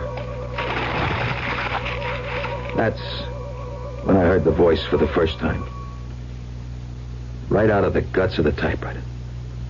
Really heard it right outside my own head. Get up, Dorn. Look at you. You're a miserable sight. Can't be. I'm just hearing things. A typewriter that talks. I must be going off my rocker. No, you're not. I exist, and what I say is real. Who are you? What are you? To start with, I am not a typewriter. I control it like I control you. You're both equally primitive mechanisms. Look, pal, I don't have to take that from you. No. Who were you kidding? I'm the best thing that ever happened to you. You were a petty chiseler when I found you. You found me? Of course, you fool. You didn't have any choice in the matter. Please, what do I call you? It doesn't matter. In my world, I'm known as... What is your equivalent? Gan. All right, Mr. Gan. Clue me in, will you? Just a little. Well, I can do things. I can read what you call the future. Or I can make things happen. Either way, I don't like it. Put your fingers on the key.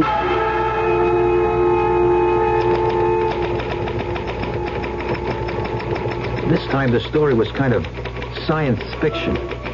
Crazy, weird. Then the ending really got to me. A tidal wave that sweeps across the ocean and wipes out an island in the Pacific, killing every living thing. I wanted to throw the damn thing into the garbage can, but I was flat. So I paddled it, and sure enough, it came to pass. This is your 6 o'clock news. A spectacular tidal wave inundated the tiny island of Kunjera in the Pacific Ocean, killing more than 100,000 people. All those lives washed away because I had a gambling habit. I felt guilty as hell, and I made up my mind to get rid of the typewriter. And Mr. Gann. What do you think you're doing, Harry? I'm getting rid of you, once and for all. I can't go on helping you slaughter people. I got a conscience, man. What's that? You really don't know, do you? Why should I? I'm not human, you know. What is this conscience? It's hard to explain. Let me see. You know, there's a good and a bad. Like, you don't squeal, or welch on a bet, or put down a friend. Well, the worst thing you can do is to kill somebody. That's when you feel rotten. That's your conscience working. But you people take life all the time. You eat other organisms. That's different. I'm talking about human life. And you keep slaughtering each other day after day. We get punished for that. Not all the time. I could see I was getting nowhere with Mr. Gunn. I was in the grip of a force way beyond me. I started to type again. Don't ask me why. I couldn't help myself. Suddenly, I heard this rapping at the door. I kept quiet, hoping whoever it was would go away. But they didn't. I could hear the plastic card slipped in between the door and the lock. And then the door swung open. Hello, Harry. You didn't answer, so I tried the door, and it was open. You mean you jimmied it open, Pete? That wasn't nice. It's Not nice to keep your friends waiting, especially friends who have been so patient with you. If it's the money I owe. That's exactly what it is, money. When you gonna get the scratch up? I'm expecting it any minute. I'll drop it by in the morning. No way. The boss wants the bread now. Well, look, just hang on for a minute, will you? I want to finish something I was typing. I ain't got much time. Hey, what's that you're writing? Your farewell address? Huh? No, it says the door opens and a messenger delivers a package containing $500. Yeah, and I'm Cinderella. How do you like that, pal? Hey, will you stop it, will you? Just a few more minutes. Rapid messenger. Here. Thanks. I'll take that. Here's something for you, kid. Well, I'll be 500, all right. I'll take what you owe, Harry. So long, pal, and thanks for saving both of us a lot of trouble. That was close, Harry. Too darn close. Why did you wait so long?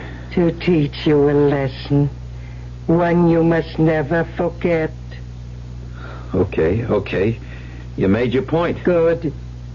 We've got our most important work ahead.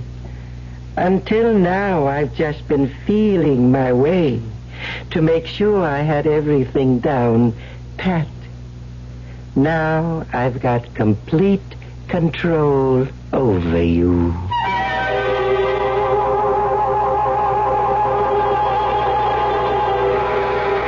The strange voice that comes to Harry through the ether, or is it inside his head, has displayed its awesome powers. Powers that can reach across time and space, can make or unmake events. But for what purpose? We'll learn more when we return shortly with Act 2. Excuse me, madam. Oh, I'm in an awful hurry. I just wonder if you could answer a simple question for me. So do I. The question is this. What happens this time of year? Oh, that's easy. The kids get home from camp. Goodbye. Nope.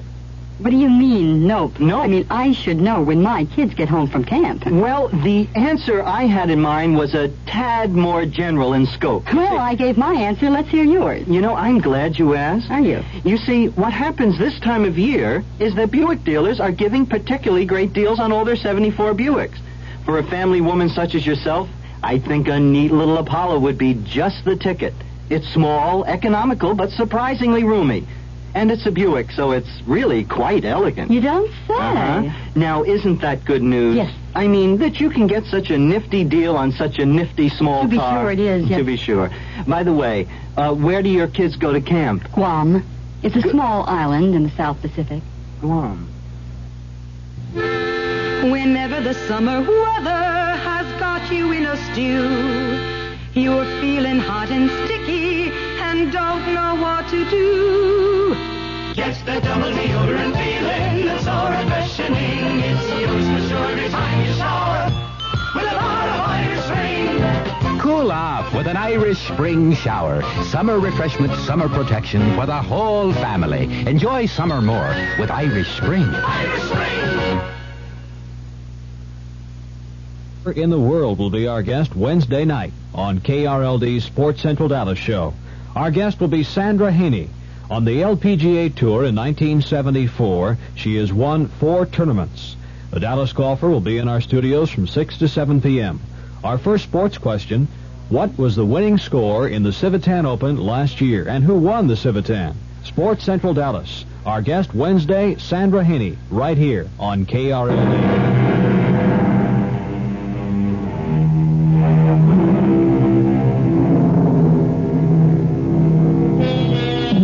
In this age of computers, we're accustomed to machines that can work wonders. Have you ever thought of the day when we'll come up with a machine that can go far beyond the capabilities of the computer?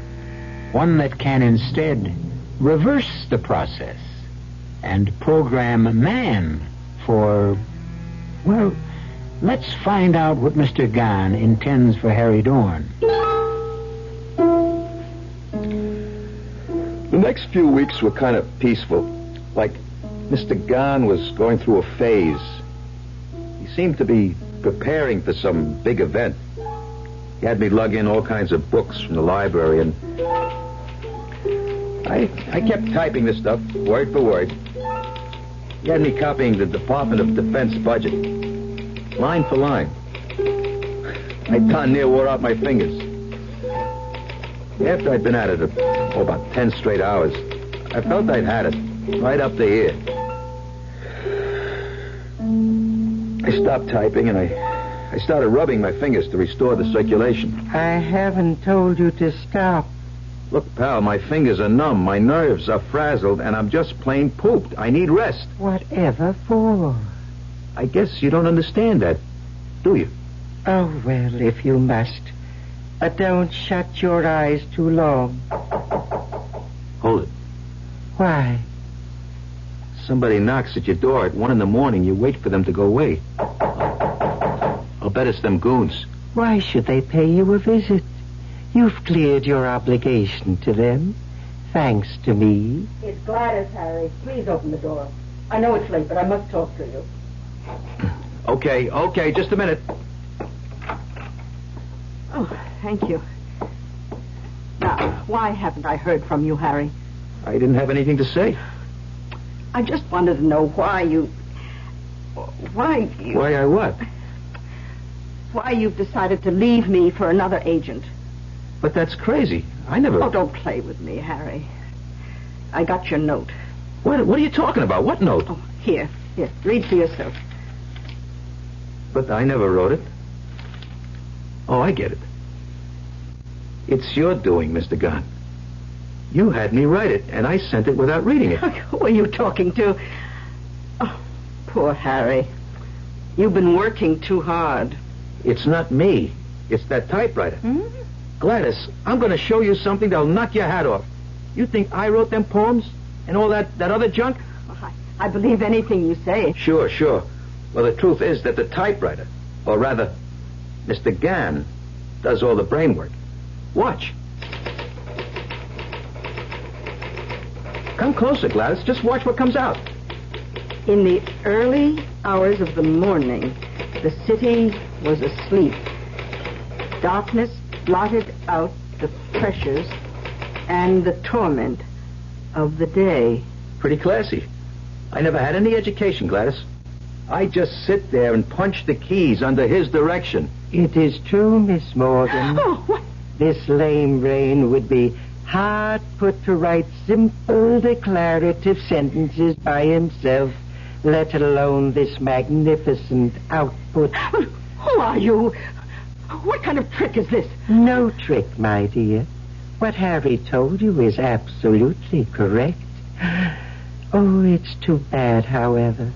Too bad he insisted on telling you. What are you talking about? Type, Harry. Type until I tell you to stop.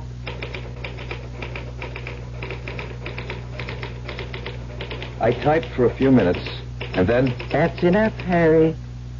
Now read this, Miss Morgan. I will not. You may have him under your control, but not me. Goodbye, Harry. Gladys Morgan turned to go. She was distraught, but she would have been terrified if she only knew... Don't go, Gladys! Don't leave now! If she only knew what fate awaited her on the other side of the door. Well, she's gone, Harry. Gone for good. Gladys will never trouble us again. What did you do to her? Can't you guess, Harry? We typed her into an early grave. Why did you have to do that? You forced my hand, Harry. You divulged our little secret. And I'm not quite ready for that yet. I fell asleep that morning just as the lights started to come up. I was exhausted. When I awoke, I poked my head out of the door carefully, not knowing what I'd see. But the scene was the same as usual. The morning paper was waiting. No one had swiped it, even though it was late. It's not in there. What's not in there? How do you know what I'm looking for? If you want to know what happened to Gladys, just ask. Maybe I don't want to know. Maybe last night never happened. Is that you, Gladys? It's the police, Dawn. Open up.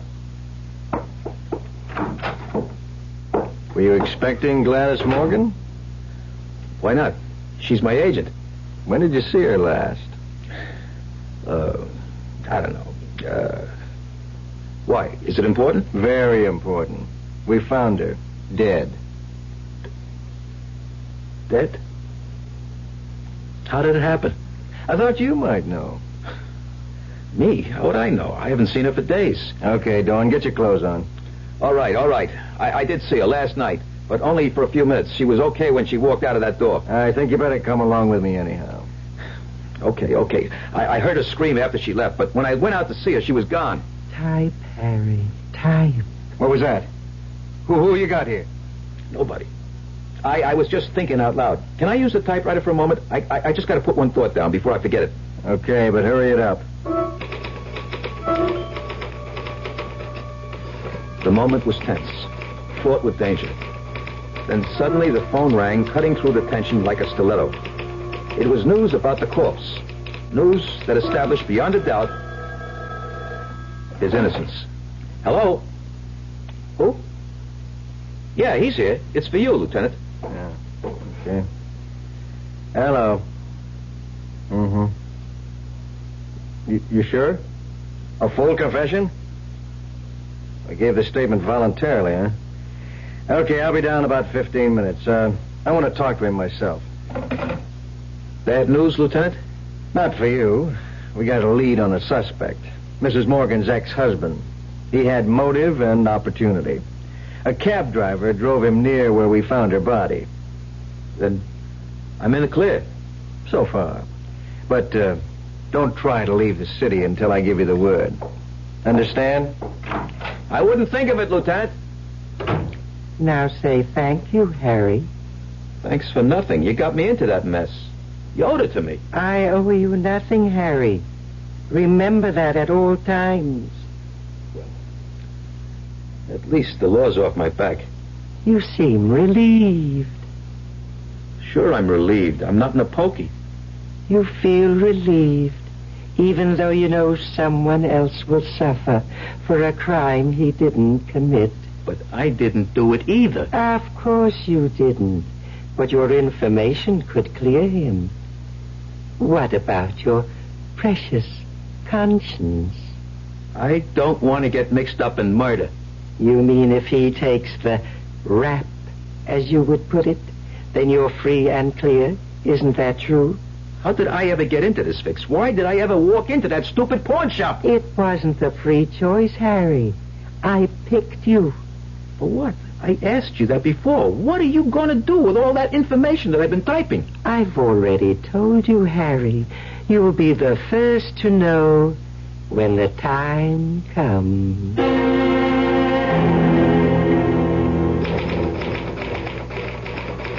It hit me while I was typing this encyclopedia for Mr. Gann. Sure, he had me. But in a way, I had him, too. Somehow, he still needed my muscle power to move the keys. I couldn't figure out why he couldn't do it for himself, since he could do so many other things. But the fact remained, Mr. Gann had no way of moving the keys without me. Quite commendable, Harry.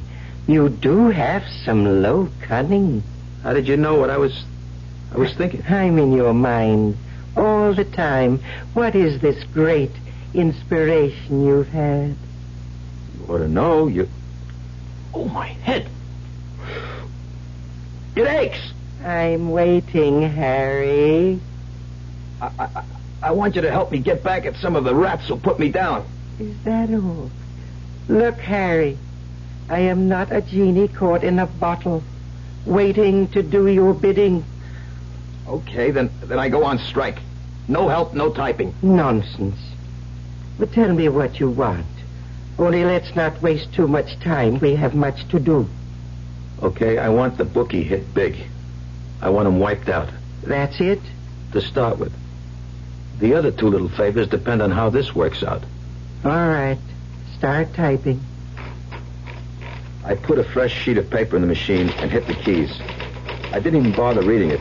All I could see was Pete and his boss going down the chute. You can stop now, Harry. When will it happen? Go down and buy a late paper. You mean now? That quick? Okay.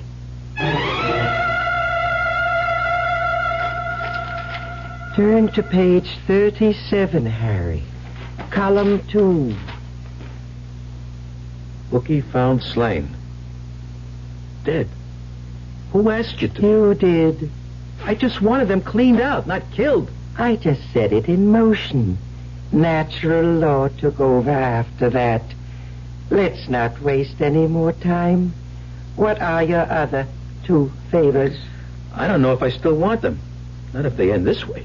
They don't have to.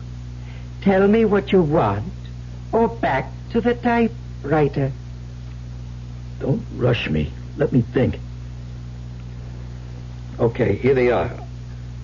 I want my old man to retire. He's worked hard all his life, and I'd like to see him stop. His pension doesn't start for 3 years more. Make it due now. And the other favor? My sister. She's had it pretty tough. She and her husband are just making it. It's hard on the kids. I want her to come in to some bread. Enough to make life easier for them. Done and done. Just hit the typewriter, Harry. All the time I was typing, I felt myself pulling back, trying to make my fingers stop. Somehow, some way, I knew what I was doing was wrong. Hello? Yeah, it's me. What's that? No, I can't believe it. A heart attack? How did it happen? Well, how's he doing now? I see. He'll pull through, but he'll never be able to work again? Yeah, I'll meet you at the hospital in about 15 minutes. Goodbye. You murderer! You can't do anything good if you tried! Why did you have to do that to my father? I just set the wheels in motion, Harry. I don't steer the vehicle. Call off the other favor. I don't want your help anymore for anything. It's too late, Harry. Read what you've typed. On the way home from work, George Masters was mugged in a subway passageway. He died of wounds received in the struggle. You swine, you! His wife was the sole beneficiary of a $100,000 life insurance policy. There you are, Harry. All taken care of. Now back to the typewriter, or I'll be forced to take care of you.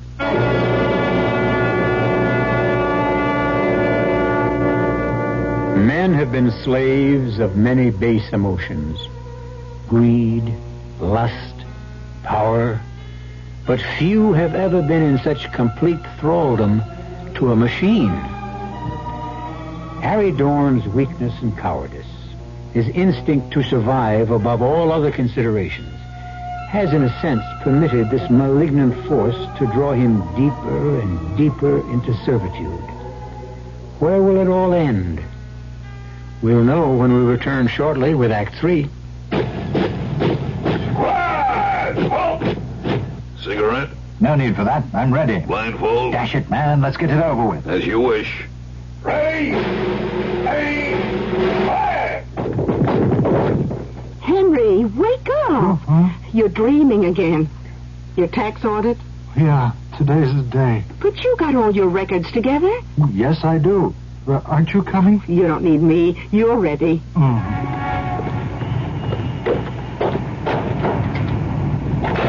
Can I help you, sir?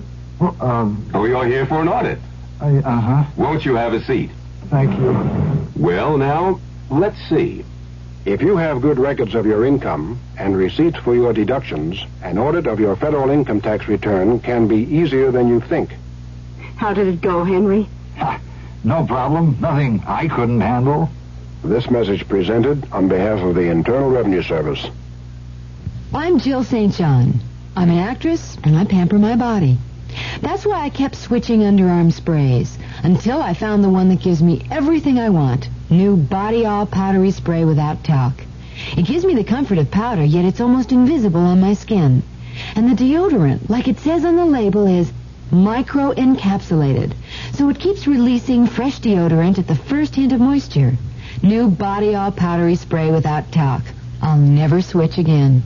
The grand opening of the new Sheraton Safari is this weekend, and they've got a beautiful offer for your family. The Lost Safari Weekend. You'll get a room at the Sheraton Safari, breakfast and dinners, and tickets to Six Flags, Seven Seas, Sports World, and Lion Country Safari. All of this, an entire 3-day weekend for your family for only $100 flat. For reservations, call 263-4421, 263-4421, or visit the new Sheraton Safari off the Turnpike on Beltline just south of Lion Country Safari.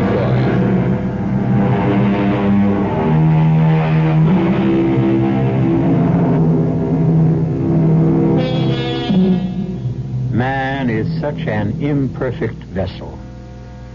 He can sell or destroy anything he holds dear. His dreams, his love, his country, even his soul. But all of us have at least a grain of nobility in us. One small flame that can, when called upon, illuminate the corner of the world we live in. Even so base and useless a man as Harry Dorn cannot extinguish this frail light. I was getting in deeper and deeper. I was losing almost all control over myself, my actions. The worst of it was that I didn't know what Mr. Gahn was up to, but I knew somehow it would end in disaster. I think I've indulged you long enough. Sit down and start typing. Why should I? Because I ordered you to do so. Who cares about your... Oh, my head. Sit down, Harry. I can't. My head aches. How about that? It's gone. I feel great. Say, did you do that? Of course. Now will you sit down? I can reward or punish you. That's the free choice you have. Type or suffer. What would you do? Take the carrot instead of the stick? Well, that's what I did too. So, I started to type. And this time, it was for keeps. No poems or novels, but some kind of crazy technical thing. Pages and pages and pages. I worked day and night, hardly stopping for food or rest.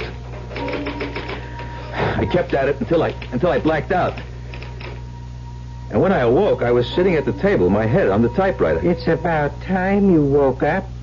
You certainly are a strange mechanism. You suffer things like fatigue, hunger. Every machine needs rest, lubrication. I need something to eat and a beer. All right. But get back as soon as you can. Sure. But what do I use for dough? Money. I need it to buy things. Type me a few winners. Type you what? A few winners. Give me the results of today's races now. Now bet them. That will give me the money I need. Okay. Sit down. I typed the results of the 5th and 6th races at Aqueduct. Blood money 5-1, and fate 8-1.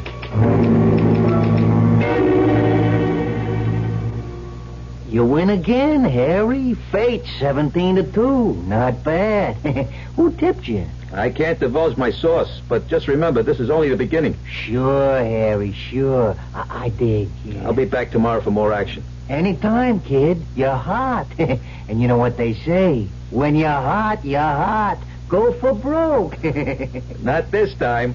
I got it all psyched out. A new system they can't miss. Yeah, and I'm going to be Miss America this year. Wait and see, wise guy. Wait and see. It's about time you got back. What am I supposed to do? Punch a time clock? Count your blessings. I came back at all. Oh, I wasn't worried about that for a moment. Now, Shall we do a little work? Why not? You give a little, I give a little. Start typing, Harry. I typed through the night. By the time the sun started to come through, I had piled up a ton of paper. It's a lucky thing the pages were numbered. Otherwise, I'd never know how to put it all together. We're not through yet, Harry. We are for now. I need a little shut-eye, and then I'll be set again. Oh, very well. But don't take too long. Don't worry. I'll set the alarm to make sure. I'm happy you decided to cooperate. What is this stuff I'm typing? Sounds screwy. Disintegrator and assembly unit. Interspatial disturber unit. Sounds like some kind of invention. You could describe it that way. Who cares? Oh, before I forget, type me out the winners for tomorrow. I mean today. I'm going to show them what Harry Dawn is made out of. I shouldn't think you'd want to do that.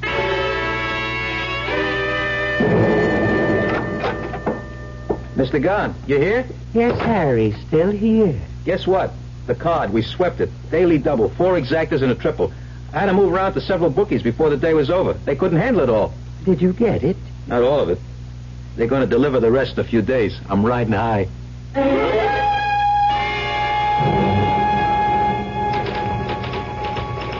Next day, I was even feeling kindly to Mr. Gunn. I got to the table early and typed away all day. I figured I could skip the races for a few days until Pete paid me off. I was ready to fall apart when Mr. Gunn threw in the sponge. That's it, Harry. Don't tell me you're tired. Certainly not. I don't even know what the concept means. It's just that this phase of the operation is over. Great. Now I can ball it up. Is there anything else I can do for you before I hit the town? As a matter of fact, there is. Just type up a few labels. Sure. It's the least I can do. Then assemble the copies of the manuscript and mail them out. Consider it done. Now, let me have the label copy. USSR, People's Republic of China,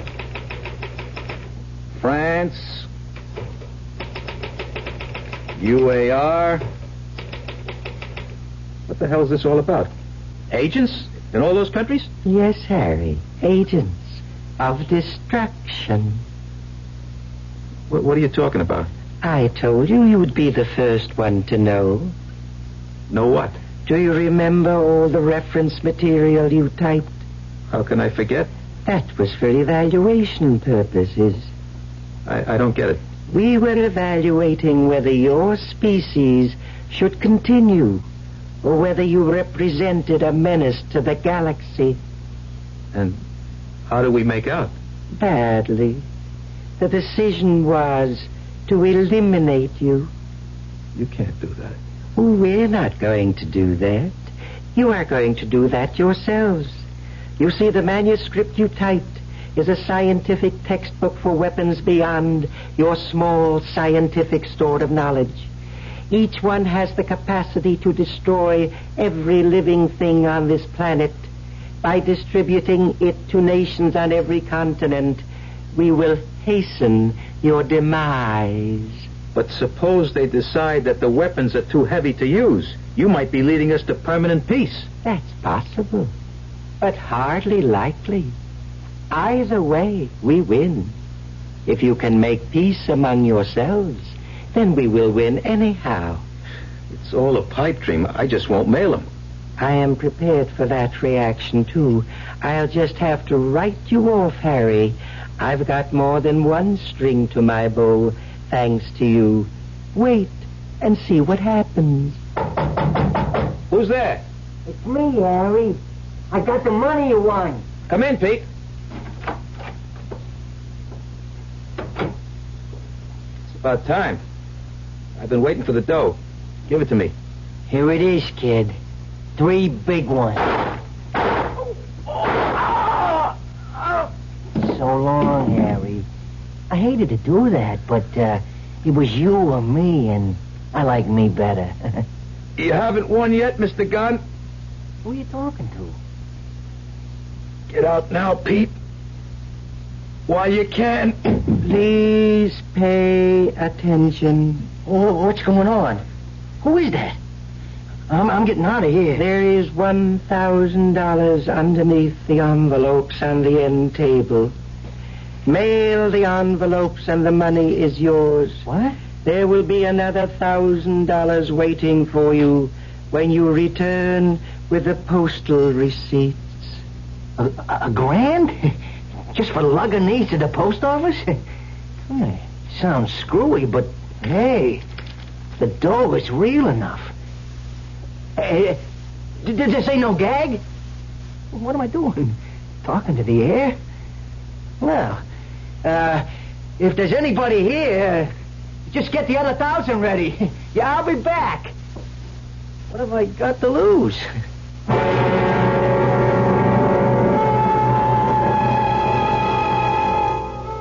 Harry Dorn gave his life in what was perhaps the first unselfish action of his miserable existence. And it seems for naught. But then again, perhaps not. Just as Mr. Gann underestimated Harry's greed, he may also have miscalculated the corruption of the world's leaders. They may set Mr. Gann's sinister plans back indefinitely. At least we hope so. I'll be back shortly. Do you think a computer programmer needs the use of his legs? New York University doesn't. They hired a man who's almost totally paralyzed. Yet they'll be the first to admit Tom Clancy's one of the best computer programmers they ever had. Of course, Tom Clancy's just one person, but there are millions of men and women in this country very much like him. People who have accepted their disabilities and come through rehabilitation with skills, determination, and a sense of responsibility. Yes, Tom Clancy's got a very good job. But what about all the others? The director of vocational rehabilitation in your state has a file of highly qualified people in every field, ready, willing, and able to work. If you're not in a position to hire them, talk to someone who is. And next time there's an opening in your company, ask him to write the director of vocational rehabilitation. His office is in your state capital. A public service message brought to you on behalf of the Department of Health, Education, and Welfare and the Advertising Council.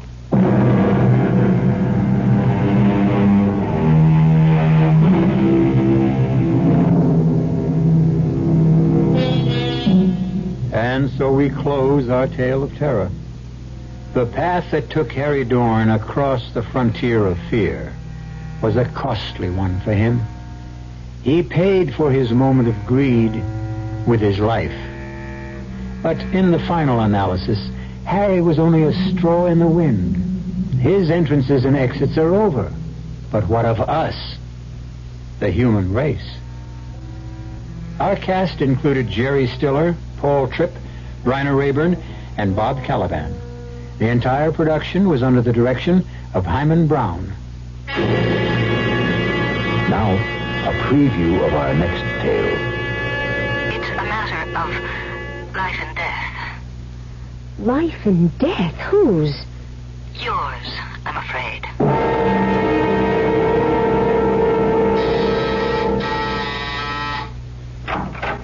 Come in, Miss Patterson. Yes. My credentials. New York City Police. Mrs. Stoddard, what I'm about to tell you is going to shock you. But please keep in mind that at the moment, at least, you're in no danger. Danger? At the moment? What are you talking about? Let me explain. About an hour ago, the body of a young woman, a bride, was found in her home in Shaker Heights. I just heard the bulletin on the radio. Did you? What has that murder got to do with me? She was murdered by your husband. Radio Mystery Theater was sponsored in part by Buick Motor Division and Anheuser-Busch Incorporated, Brewers of Budweiser. This is E.G. Marshall inviting you to return to our Mystery Theater for another adventure in the macabre. Until next time, pleasant dreams.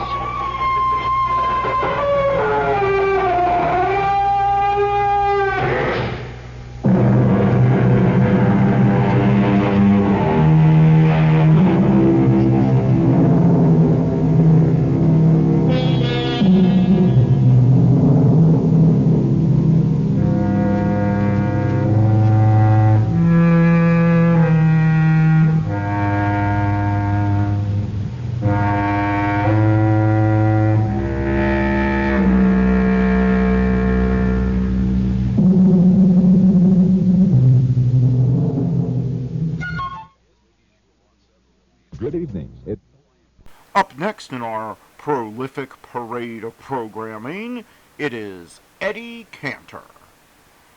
Ladies and gentlemen, Bristol Myers, makers of Sal Hepatica for the smile of health and True Shave, the beforehand lotion, present the Eddie Cantor Show with Nora Martin, Bert Gordon, our Russian friend, Eddie Cantor Bonzel Jr., played by Billy Gray, Leonard Sousa's orchestra, yours truly, Harry Bonzel, and starring Eddie Cantor.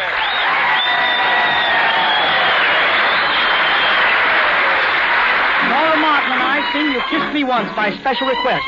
Nora requested me, and I requested Nora to request me. You stay away, day after day. How can you be so mean to me? Each night I pray you'll come and say, oh, I've been dreaming of you, but you never do. You kissed me once. You kissed me twice. You kissed me 3 times. And when you took me home, you kissed me at the door. You kissed me 4. You kissed me 5. You kissed me 6 times. Now you act as though we'd never met before. You took my kiss. What hurts is this? You took my heart. Now we are apart. You kissed me once. You kissed me twice. You kissed me 3 times. Now you've left me wanting more and more and more. Little hillbilly. Kiss me once, kiss me twice, kiss me 3 times. When you took me home, you kissed me at the door. You kissed me 4. You kissed me 5. You kissed me 6 times. Now you act as though we never met before. You took my kiss. What hurt you did? You took my heart. Now we are apart. You kissed me once. You kissed me twice. You kissed me 3 times. Now you've left me wanting more and more and more. And more and more. And more and more. Ma, who's keeping score? And more and more and more and more and more and more. Oh, yeah.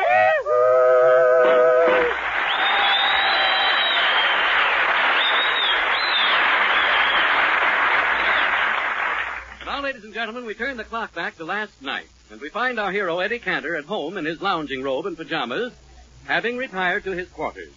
And having counted his quarters, he's preparing to go to bed.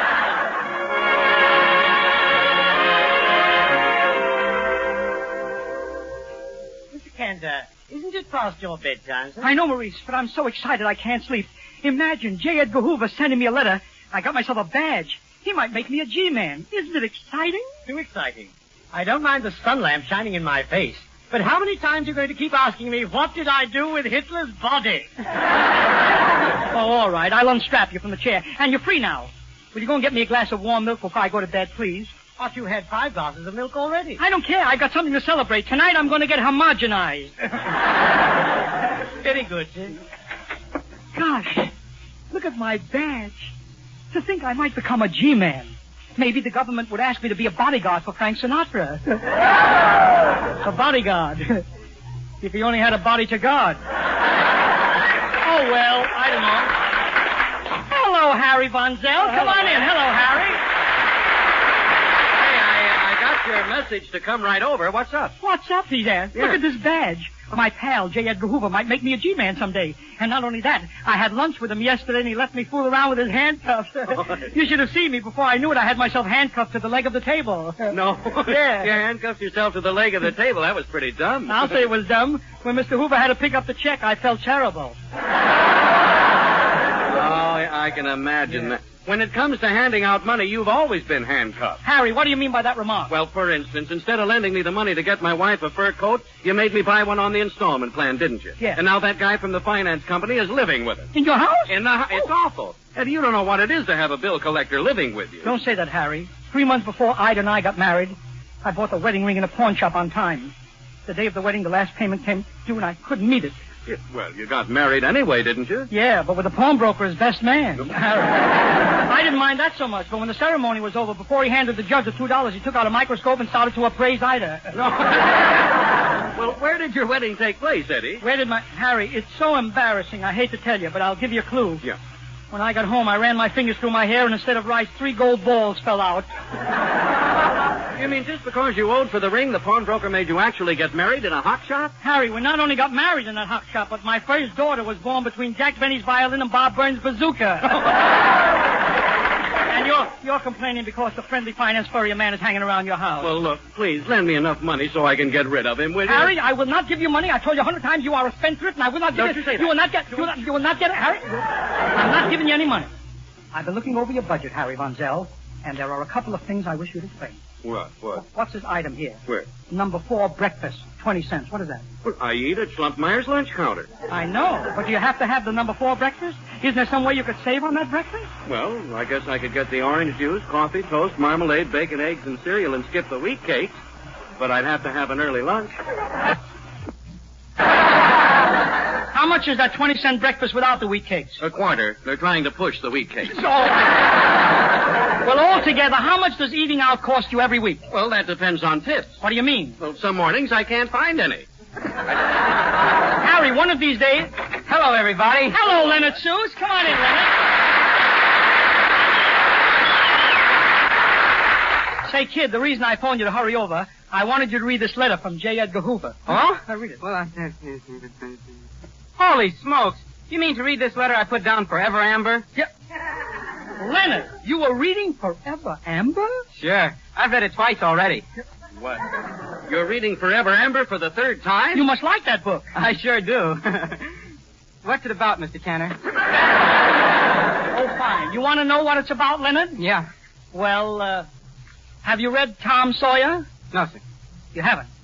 Well, look. You lend me your copy of Forever Amber, and I'll lend you Tom Sawyer. All right? All right? I don't know. What's it about? It's about a little barefoot boy. Barefoot? That's risque. All right, Leonard. But say, what would you think if J. Edgar Hoover made me a G-man? That's what. Oh, boy, a G-man. See, Mr. Cantor, I could be your assistant. My uncle's with the FBI. Your uncle? Oh, your uncle is with the FBI? Yeah, they picked him up in San Diego. Forget your uncle. What makes you think you could be a detective, Leonard? Well, when I go to see a mystery picture, all I have to do is watch 5 minutes of it, and I can tell you which one is the murderer. Now, wait, how are you able to do that? I come in at the end of the picture. Tell me, Leonard, what do you think of war bonds? Oh, goodbye. Goodbye. Goodbye.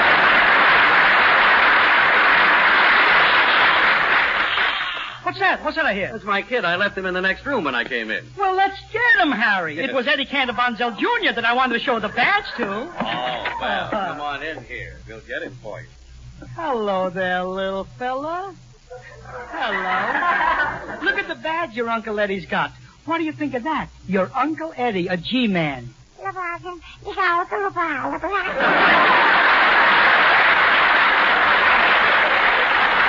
see, he's trying to talk. Since he's been listening to the radio, he talks much better, you know.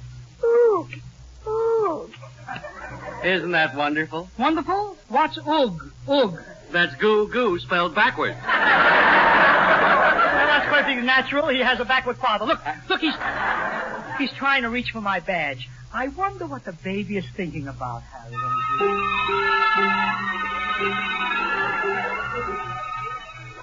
Girl.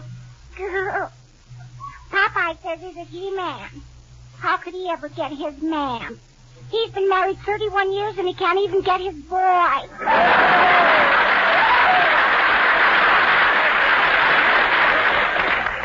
When he showed me his badge, he was so proud. He threw out his chest so far it almost touched his shirt. At his age, a detective. He sure will be looking funny speeding down the street with a siren on his wheelchair. Well, still, if I were a criminal, I'd hate to have Popeyes looking for my hideout. Gosh, he could stand on a corner and send his eyes around the block.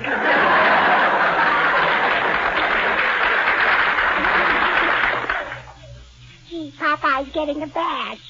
The FBI. Last week he got an honorary badge from the fire department. A week before, he got a badge from the post office department. I know why they keep pinning things on him.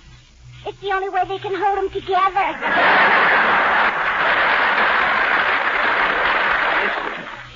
I must be a junior G-man. Every morning when Mommy comes to my crib, she says, Junior, G.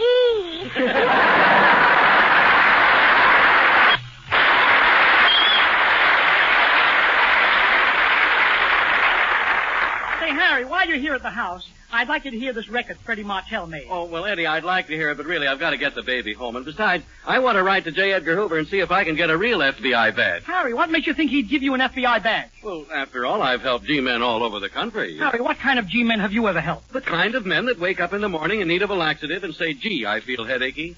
Gee, I feel dull. Gee, I wish I didn't have to jet up. Oh, and I suppose you help them by telling them that if they want to feel better, sparkling, sal hepatica? That's right. How do you like that? I just became an FBI man today, and from that little clue you gave, I figured out what it was. Am I smart?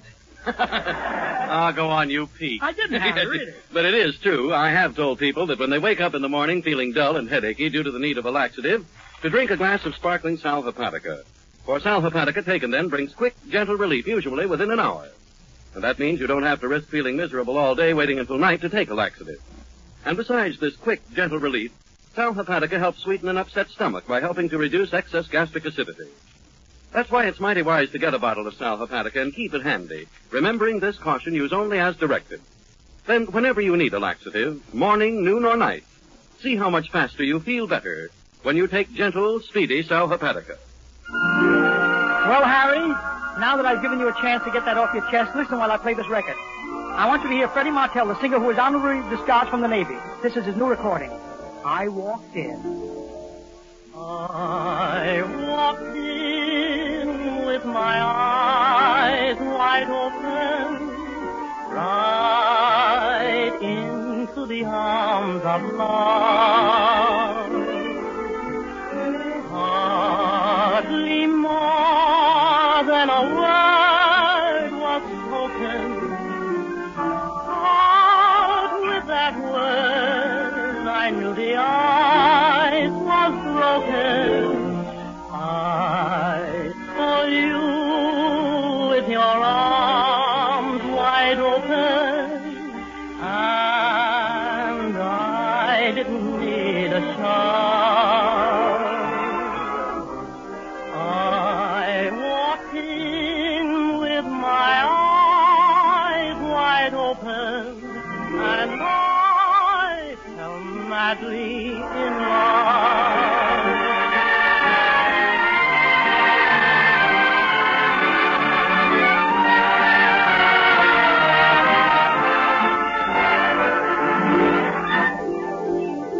I walked in with my eyes wide open, and I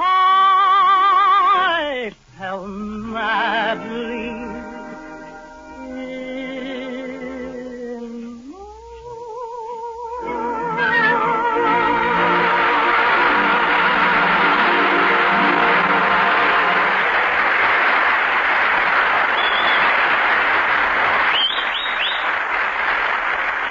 Cantor, everyone has gone home. I do think you ought to try to get some sleep. I'll try, Maurice, but I'm so excited about my badge. Okay. Before you retire, sir, let's have a go at those wrinkles.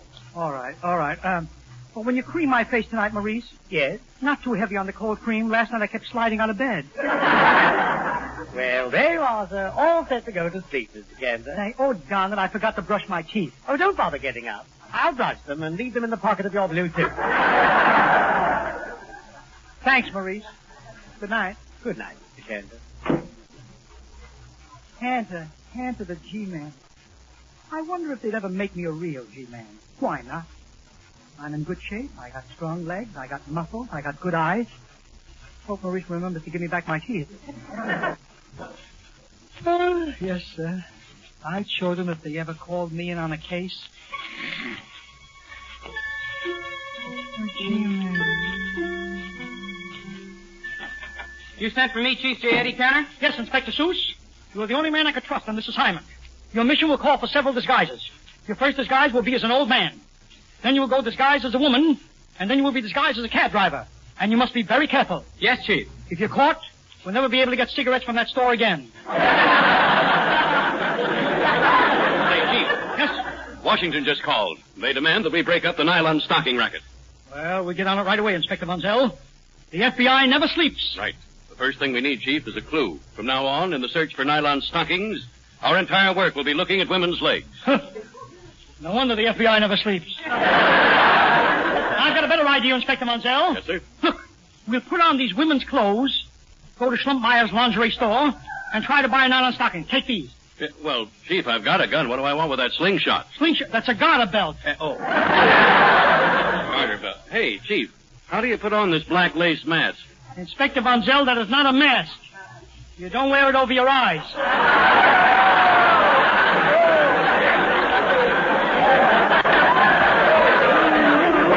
You could over yours.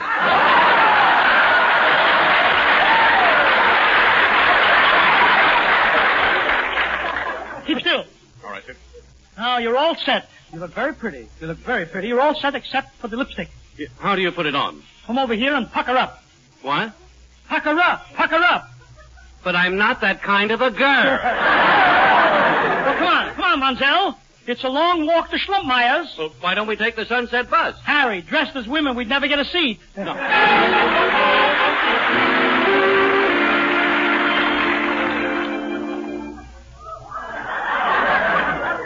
Well, here we are, Inspector Mansell. Schlumpmeyer's lingerie shop. What do you think we ought to do? Now, this takes brains, Chief. Is my hat on right, by the way? You're all right. You're okay. Now, look. If we can get that pretty sales girl to You sell look us... like Carmen Miranda with a hangover. You look like the hangover. Quiet. Now, look, Chief.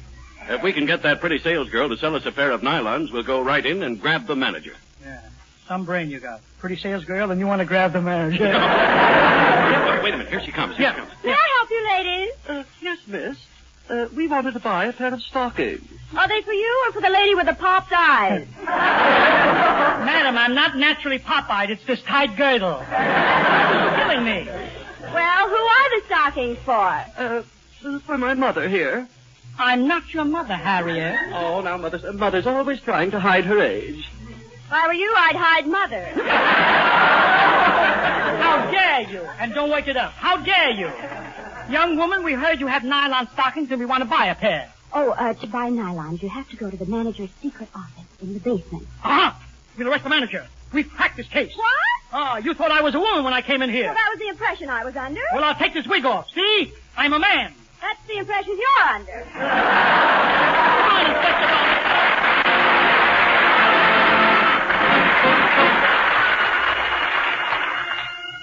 Gee, Chief. This cellar is dark. Now listen, Montel. From now on, it's dangerous. Yeah? This cellar is no place for a coward.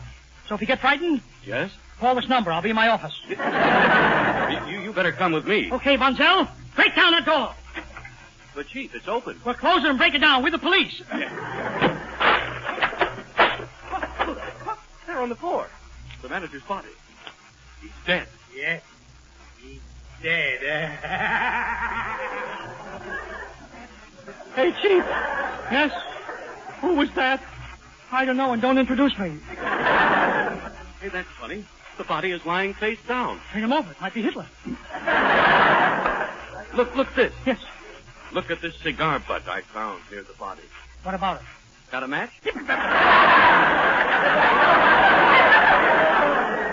Quiet, Montel. According to this watch on the man's wrist, he died at 6:15. But what day? Monday. How can you tell it was Monday? He's wearing a calendar on the other wrist. Look. Montel, go upstairs and bring down that sales girl, and we'll question her. And in the meantime, I look for a clue. Okay, Chief. Okay, Coop. Cheesecake. Okay, Chief.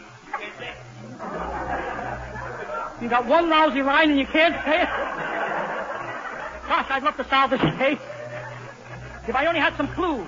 What I need is a clue. A clue. I'll do you a clue.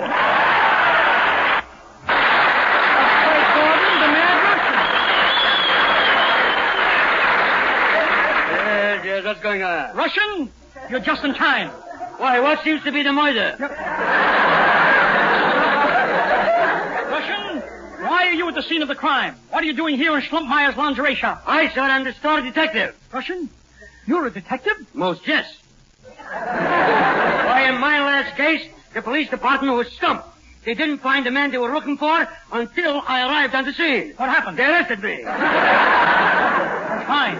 Russian, if what you told me is true, then you're nothing but a criminal. A criminal, a thief, a dishonest character. How dare you call me a character?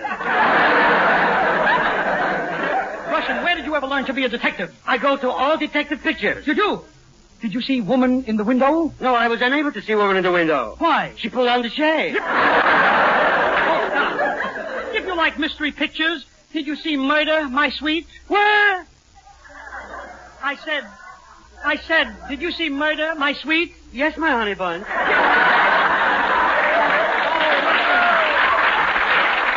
nothing but a clown. Hey, Chief. Yes. Chief, here's that sales girl. Inspector Weisel? Yeah. I will take over. Young lady, you're going to be held for questioning. And there is one thing I want to know. What? Can I hold you? Yes? Can you prove you're a detective before you start this questioning? Cantor? Yes? This you won't believe, because it's a lie. Once I came face to face with a notorious gang of bandits. Immediately, I took off my shoes and socks. At a time like that, you took off your shoes and socks? Yes, I placed the gun between my toes. It started blazing away. Shooting with your toes? Where were your hands? Over my ears, noise I can't stand.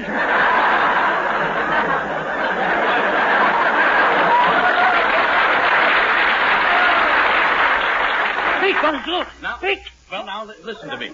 If you can help us get rid of this nylon gang, you'll get a medal. I don't want the medal. All I want for helping you to catch the nylon gang is 1,000 pair of nylons. Russian. What are you going to do with 1,000 pair of nylons?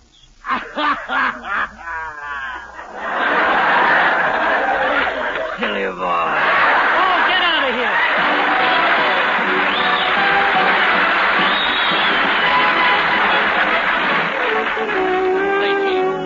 Chief, while you were prowling around in the cellar, I checked on that pretty sales girl, got her fingerprints, and made a startling discovery. What?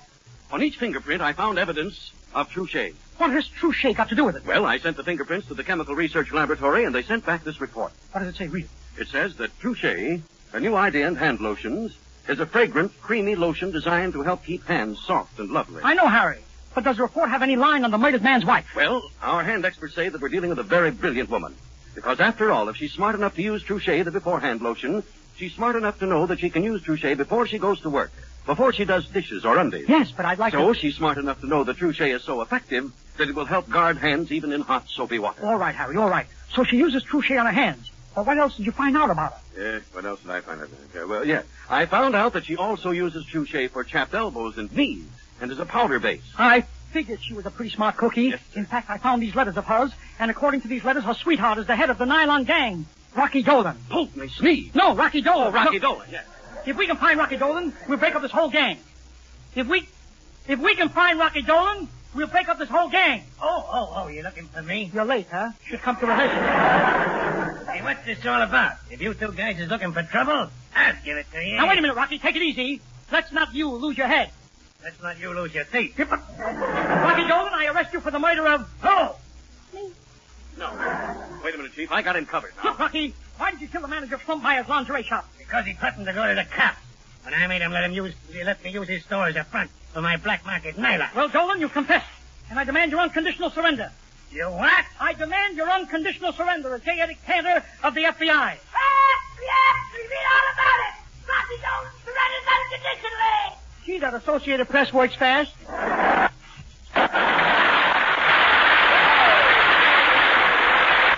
a minute, Chief.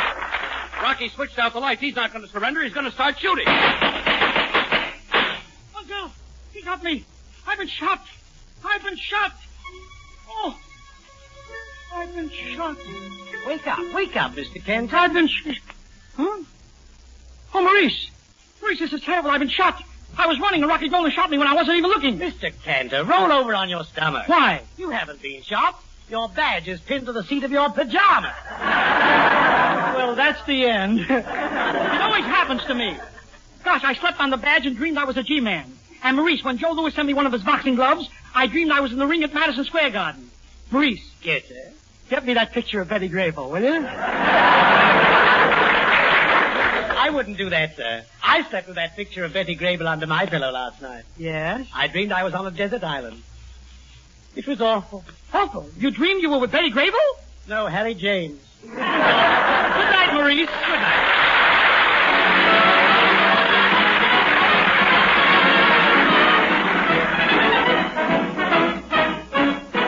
Ladies and gentlemen, at this very moment, thousands of our fighting men, ships, and supplies, having victoriously completed their task of liberation in Europe, are now on the way to the Pacific to lick the Japs. Their job isn't done, and neither is ours. So remember, buy a bond, and by, the bonds you buy will bring you victory. Buy buy a bond. And you'll be standing by the victory arch when Johnny comes marching home again. Oh, you need no request. For after all, you know that you're investing in the best. Till the lads come back again. That's the old attack again. And buy bonds. This is no time to say you've done enough. This is the time to really do your stuff. And even if you can't be a soldier in the ranks, you can be the guy to help supply the guns and tanks and tanks. This is the time for you to do your best. This is no time for you to take a rest. The enemy is reeling and his morale is low. So now's the time to fall in line and deal the final blow. Buy a bond. And by, the bonds you buy will bring you victory. Buy a bond. And you'll be standing by the victory arch when Johnny comes marching home again. Oh, you should need no regret. For after all, you know that you're investing in the best. Till the lads come back again, back the old attack again, and buy.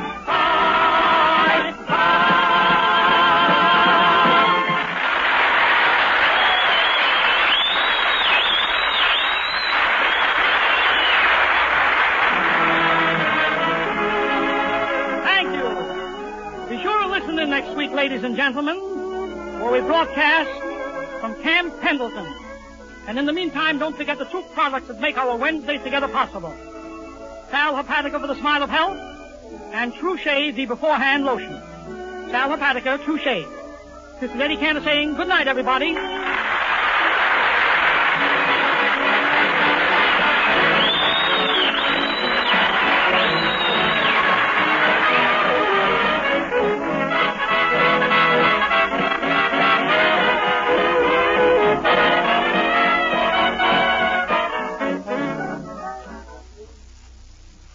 Brother, there's nothing more annoying than sore, aching muscles after a hard day's work.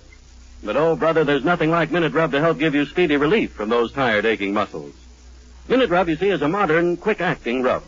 All you do is rub Minute Rub on briskly, and in a minute, its counter-irritant and pain-relieving actions help bring soothing, welcome relief. And listen, here at last is a quick-acting rub that's also greaseless and stainless. It disappears like vanishing cream, so it won't harm clothes or linen. So anytime you have muscular aches and pains caused by physical overexertion, get quick relief the modern way. The greaseless, stainless Minute Rub way.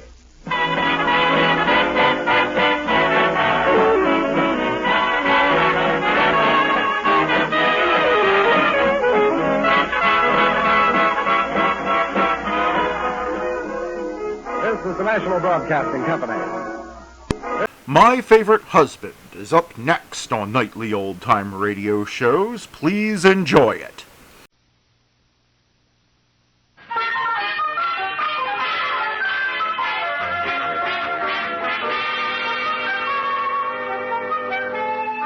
In every marriage, there is one member of the weaker sex and one of the stronger. The stronger member does the protecting, looking after the frailer, more delicate partner. Well, as we look in on the Coopers, it's early morning, and the more delicate member of the family is still in bed, tucked under the covers. And the strong one has just gotten up, closed the window, turned on the heat, and is now standing at the foot of the bed. The room's warm. You can get up now, George.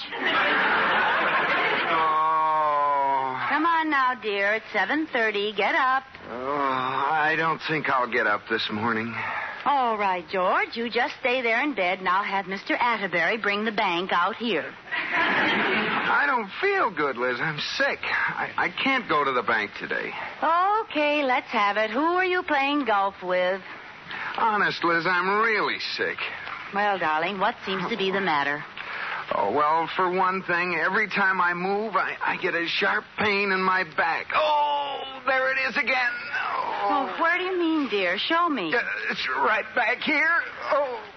So that's where my curler went. Fine place to have a curler. I'm sorry. I lost 2 of them last night. Show me, George, which vertebrae has the Tony? Very funny. Oh, my throat's sore, too. I can hardly swallow. Oh. Let me see your throat. No. Oh, don't be such a baby. Let me see your throat. Maybe I can find my other curler. Oh, my my throat. Oh, George, don't pay any attention to it. My throat's a little sore every morning. Yeah, well, that's because you talk so much. Well. Oh, why don't you just go away and leave me alone? Oh, honey, I'm sorry. I didn't realize you felt so bad. Would you like to have breakfast in bed? Well, all right. Just some warm milk and dry toast. Nothing more. Nothing more, huh? I doubt if I can choke that down. Well, you stay under the covers and keep warm.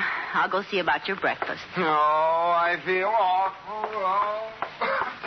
Katie!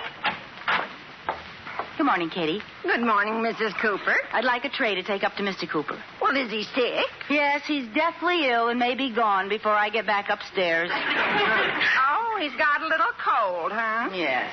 You know how George is. 1 sniffle, he's got the flu. 2 sniffles, he's got pneumonia. And 3 sniffles, he's going to leave his body to science. Men are such babies when they're sick. My first husband, Clarence, was like that. First he thought he had a cold, then he thought he had pneumonia, and then we buried him. Buried him? Yes, he thought he was dead. Oh, Katie. Well, I don't know if George is faking or not. All he wants for breakfast is some warm milk and dry toast. Liz? Yes, dear? I think I could swallow a little coffee to go with that milk and toast. Oh, all right, dear. He thinks he can swallow a little coffee, too. Yes, ma'am, some coffee. Liz? Yes, George? Maybe I could force down a little bacon with that coffee and milk and buttered toast. How'd that toast get buttered?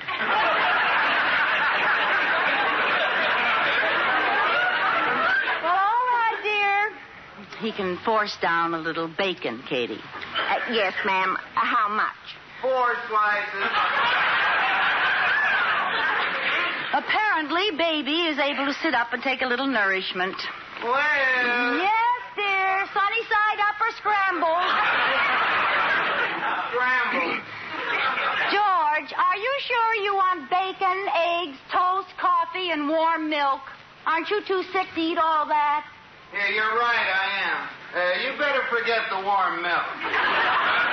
I thought so.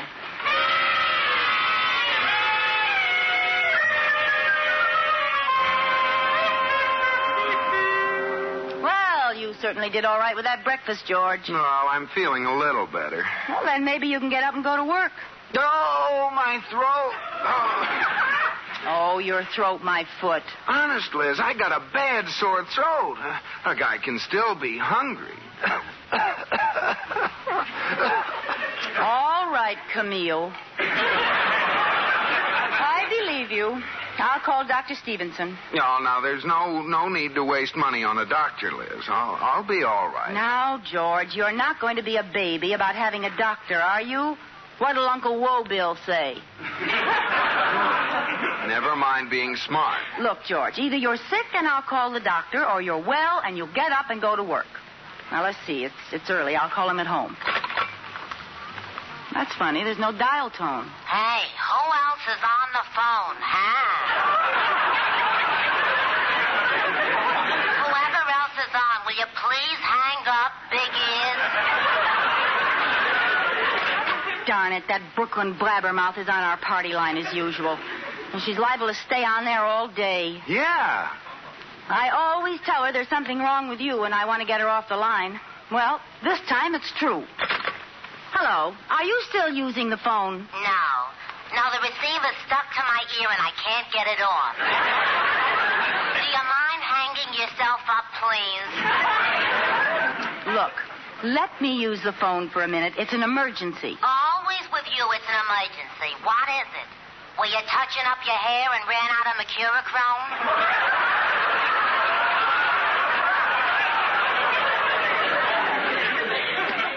Miss, my husband is sick. I want to call the doctor. Well, what is it this time, hey? A broken arm like yesterday or a broken leg like the day before? We think it may be his appendix. His appendix? You told me he just had it out last week. What are you going to do, put it back in again? Or has he got it on a string like a yo-yo? Look, I'll ask you once more. Will you let me use the phone? I have an important call to make. Well, I happen to be making an important call myself. I don't hear anyone else on the line. Naturally. I haven't decided yet which important call I'm going to make. I'll be right back, George. I'm going next door and call the doctor.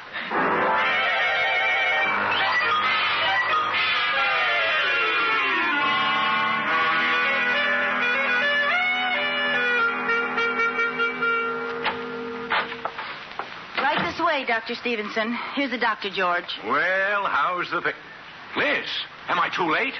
No, he's hiding under the sheet. He pulled it over his head himself. Come on out, George. We know where you are. Hello, Doctor. I never felt better in my life. Well, Liz told me you had a pretty sore throat, George. Go ahead, Doctor. Examine him. Poke one of those long white sticks down his throat. Now, George, open wide and say ah.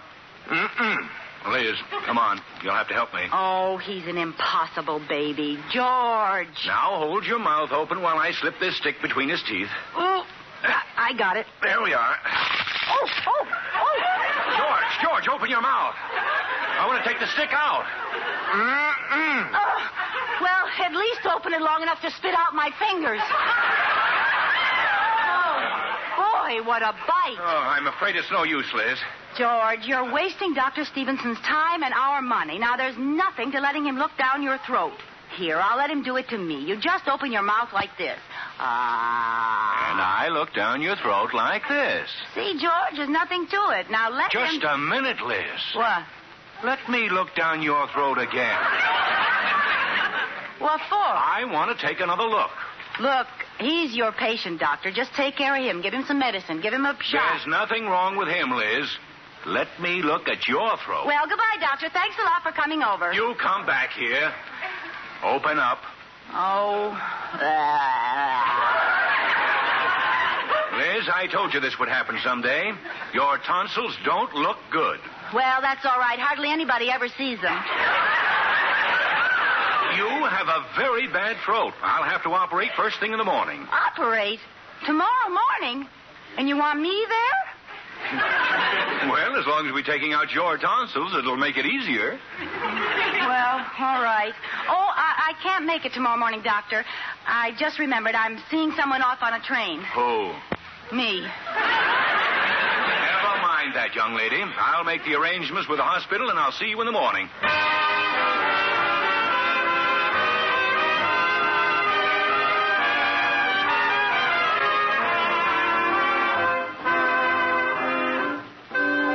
Liz is going to the hospital this morning to have her tonsils out, and we find her in surprisingly gay spirits. Liz, I thought you were going to pack. Why are you sitting on the edge of the bed staring out into space? We'll be late. I was just thinking, George. I've had these tonsils all my life, and this is the first time they've been bad. I ought to give them another chance. They mean well. Now, stop that. They're coming out this morning. Oh, you're so brave with my operation. Would you mind leaving the room, George? I'd like these last few minutes alone with my tonsils. Now, cut it out. Oh, don't say that in front of them. Are you going to pack, or shall I pack for you? I'll pack. Let's see. I'll take my, Oh, dear. Call the doctor. I can't go to the hospital today. Why not? I haven't got a thing to wear. Now, Liz. But, George, all I have is that old bed jacket I wore last year when I had my appendix out, and all the nurses have seen me in it. Pack it. Oh, it's so old. I wouldn't be caught dead in that. Oh, what a thought. Now, don't worry about how you look. They'll give you the latest style in hospital gowns. Oh, keen. A stunning gown of white muslin cut fingertip length with a bare back riff. Come on, quit stalling. I'm not stalling, George. Honest, I'm dying to go to the hospital. Oh, I said it again. Liz, the longer you sit around brooding, the worse it'll be. Now, let's go. No, I'm not going to move until you call Dr. Stevenson. Well, why not? Well, I read that there's only one hospital bed for every 3 patients, and I want to know who those other 2 people in bed with me are. Don't be ridiculous. Well, I'm not going till you call. Maybe he couldn't get a room. All right, I'll call him. Wouldn't it be a shame if that blabbermouth was still on the line? Well, she can't talk all the time. And what do you think, Melanie? I beg your pardon. Wait a minute, Melly. The uninvited guest is here. What happened, Big Ears? Your voice is changing. You don't understand. My wife is Big Ears. Well, thanks a lot. Tell me, Mr. Ears, how's your broken leg, your fractured arm, your sprained ankle, and your appendix that's such a hard loser? What? Oh, forget it, George. She hasn't got the decency to hang up when someone's sick. Miss, it's my wife. I have to take her to the hospital for an operation. Oh, why didn't you say so? I'll hang up right away. Anyone with any consideration would get off the phone.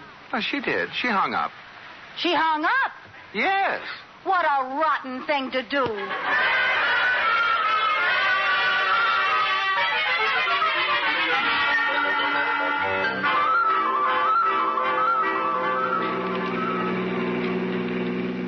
George, don't drive so fast. I'm getting you to that hospital. We're late. But you're going over the speed limit. Don't worry. There isn't a cop within 100 miles of here.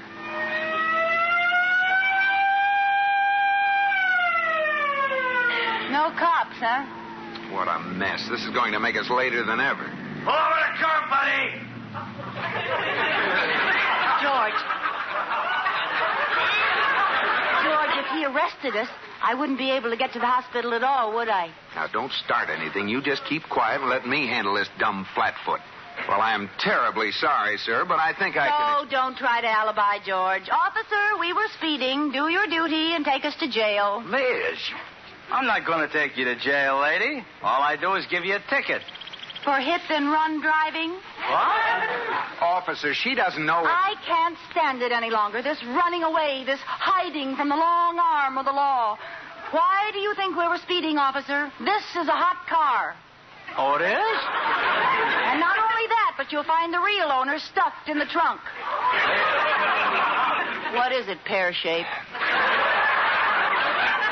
Officer, she's hysterical. I'm taking her to the hospital for an operation. That's why I was speeding. Oh, well, in that case, go ahead. Oh, thanks. Well, George, I guess you were right when you said you could handle this dumb flatfoot. Huh? What did he call me? A dumb flatfoot. What are you going to do about it? Nothing. I am a dumb flatfoot. What? I must be. I've been a rookie for 30 years. Oh, great. With all the bulls on the force, I had to pick Ferdinand. Hey, look, mister, you're in a hurry to get to the hospital? Follow me. I'll clear the way. Oh.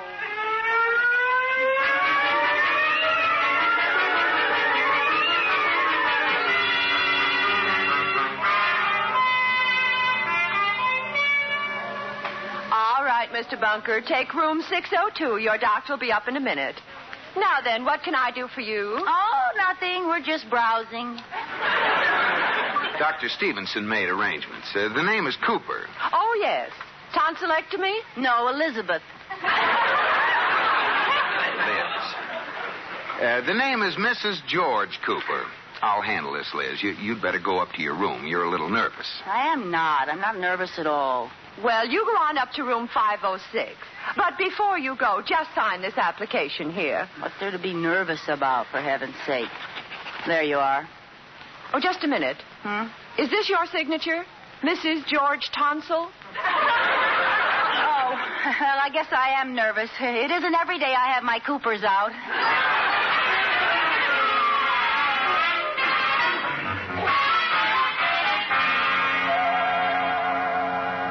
Well, honey, this isn't too bad. It's pretty cozy for a hospital room, don't you think?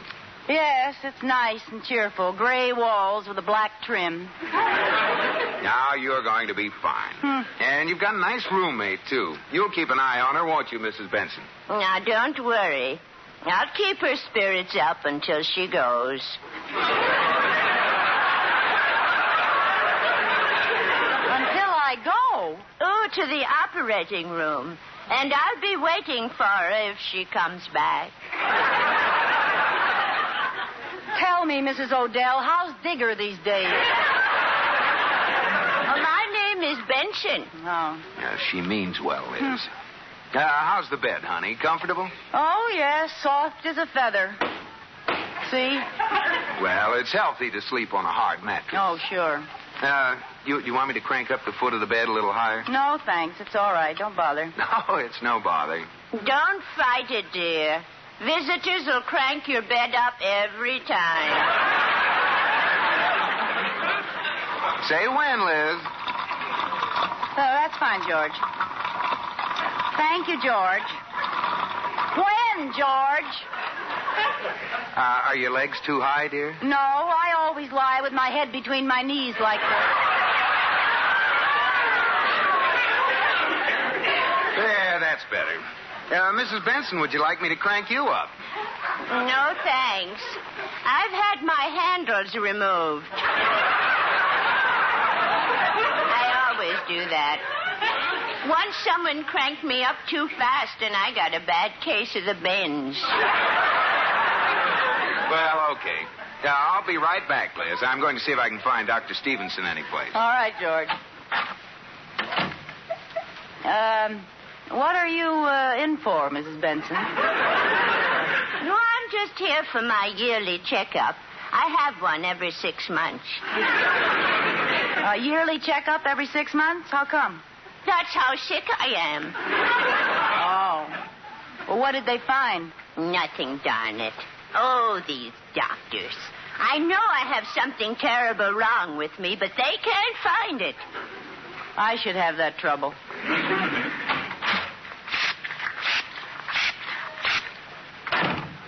What was that nurse spraying? Sweet air to keep the room smelling nice? Oh, no. That's a special concoction they spray every half hour to keep the place smelling like a hospital.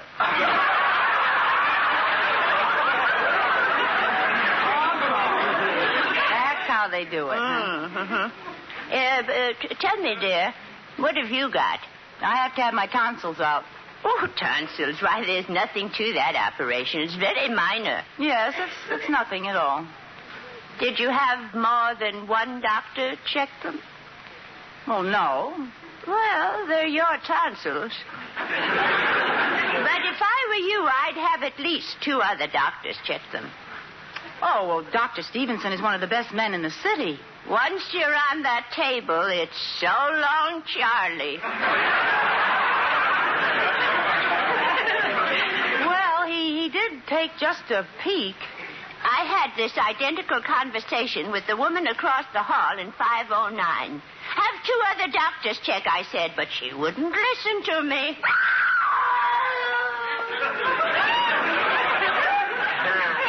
That's her. She sounds much better. Better? Compared to this morning, she's laughing. That does it. I'm getting out of here. Where'd they put my clothes? They keep them in a locker down the hall. Well, I'll find them. See you later, Mary Sunshine. Honey. Yeah? Hold your gown closed. Oh. Where would that locker be? Just a minute here. What are you doing out of bed? Well, I'll tell you, nurse. Being in bed all day makes you want to sort of get up and jump around. Yes, well, you shouldn't be jumping around in your condition. Now, you go right in there and get back in bed. Oh, wait a minute. Not in there. That's the wrong room. Well, no, it isn't. You're Mrs. Johnson, aren't you? No, I'm, is Mrs. Johnson having her tonsils out? No, Mrs. Johnson is almost ready to go home. Shake hands with Mrs. Johnson. You're certainly acting funny. I'll have to ask your regular nurse about you. Oh, well, I'll be all right now. Oh, good. Now, get in bed. Yes, there we are. Now, I have a visitor for you. Oh, wait a minute. I don't want to see any visitors. Oh, nonsense. I'll bring him right in. Oh, great. If it's Mr. Johnson, he's going to have the surprise of his life. Here we are, Mrs. Johnson. Here he is.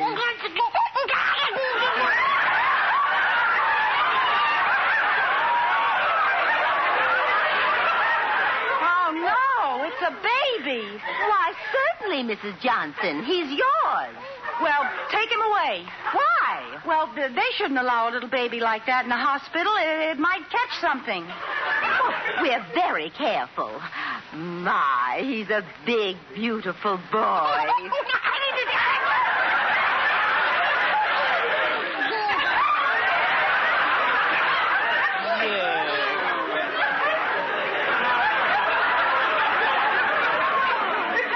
And his hair is red, just like yours. Now, where would a baby like that get a henna rinse?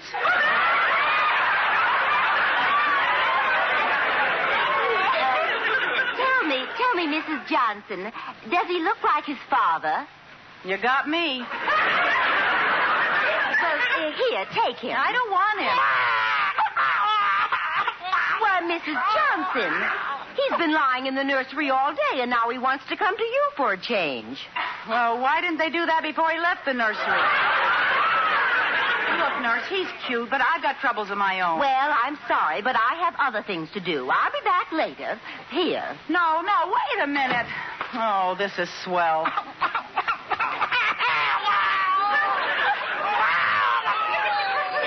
You think you've got troubles. I have to convince George that you're a tonsil.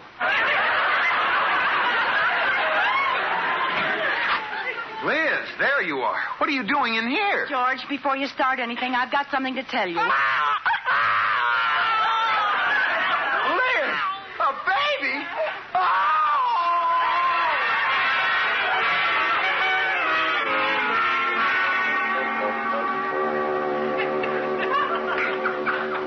The patient is regaining consciousness, Doctor. Oh, fine.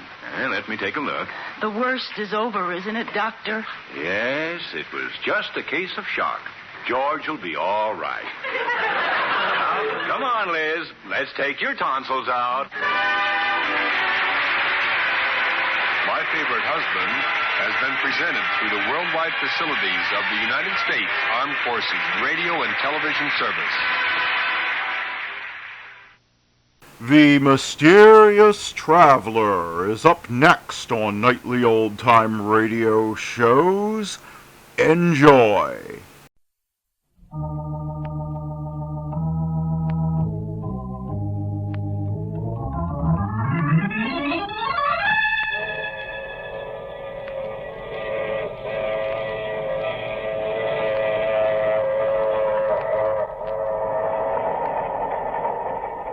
Mutual Broadcasting System presents The Mysterious Traveler, written, produced, and directed by Robert A. Arthur and David Cogan, and starring tonight two of radio's outstanding personalities, Frank Reddick and Jan Miner, in an original play titled Death Has a Cold Breath. This is The Mysterious Traveler, inviting you to join me on another journey into the realm of the strange and the terrifying. I hope you will enjoy the trip, and it will thrill you a little and chill you a little as we discover that death has a cold breath.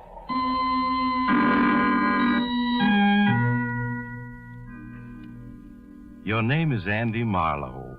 Once you were a very successful publicity agent. But this morning, as you slouch behind your big mahogany desk, you feel terrible. You're nursing a hangover. You're worrying about the IOUs you've been passing out the last few months to certain rather tough individuals who run gambling houses. You're slipping fast. Your bankroll is gone. Your girl, Julie, who's just as hard and beautiful as the diamond she loves to wear, is looking for greener pastures. And you're on the skids. Unless you come up with a smart idea. You stare at your appointment pad with bleary eyes. The first name on it is Harold Farrington. Harold Farrington, the matinee idol of 20 years back. Now he's a has-been ham. You almost tell your assistant to send him away, but you change your mind and have him sent in. Andy, old boy, you're looking splendid. I just got back from Florida. Thought I'd drop in and say hello. Sit down, Harold, and cut out the hot air. You haven't the price of a trip to South Jersey, much less Florida, and I know it. Always bluff and direct, Andy. That's what I like about you. Yes, it's embarrassing to admit it, but I am financially substandard at the moment. If it's a touch, Harold, the answer is no. I wouldn't dream of asking you for a loan, Andy. I want to retain you, to enlist your services to put me once again on the front pages. Remember 6 months ago, you dreamed up that idea of a national theater that I hoped to found? That got me nice headlines, Andy. Yes, but you didn't get a job out of it. I'm going to be frank with you, Harold. Of course, old man, of course.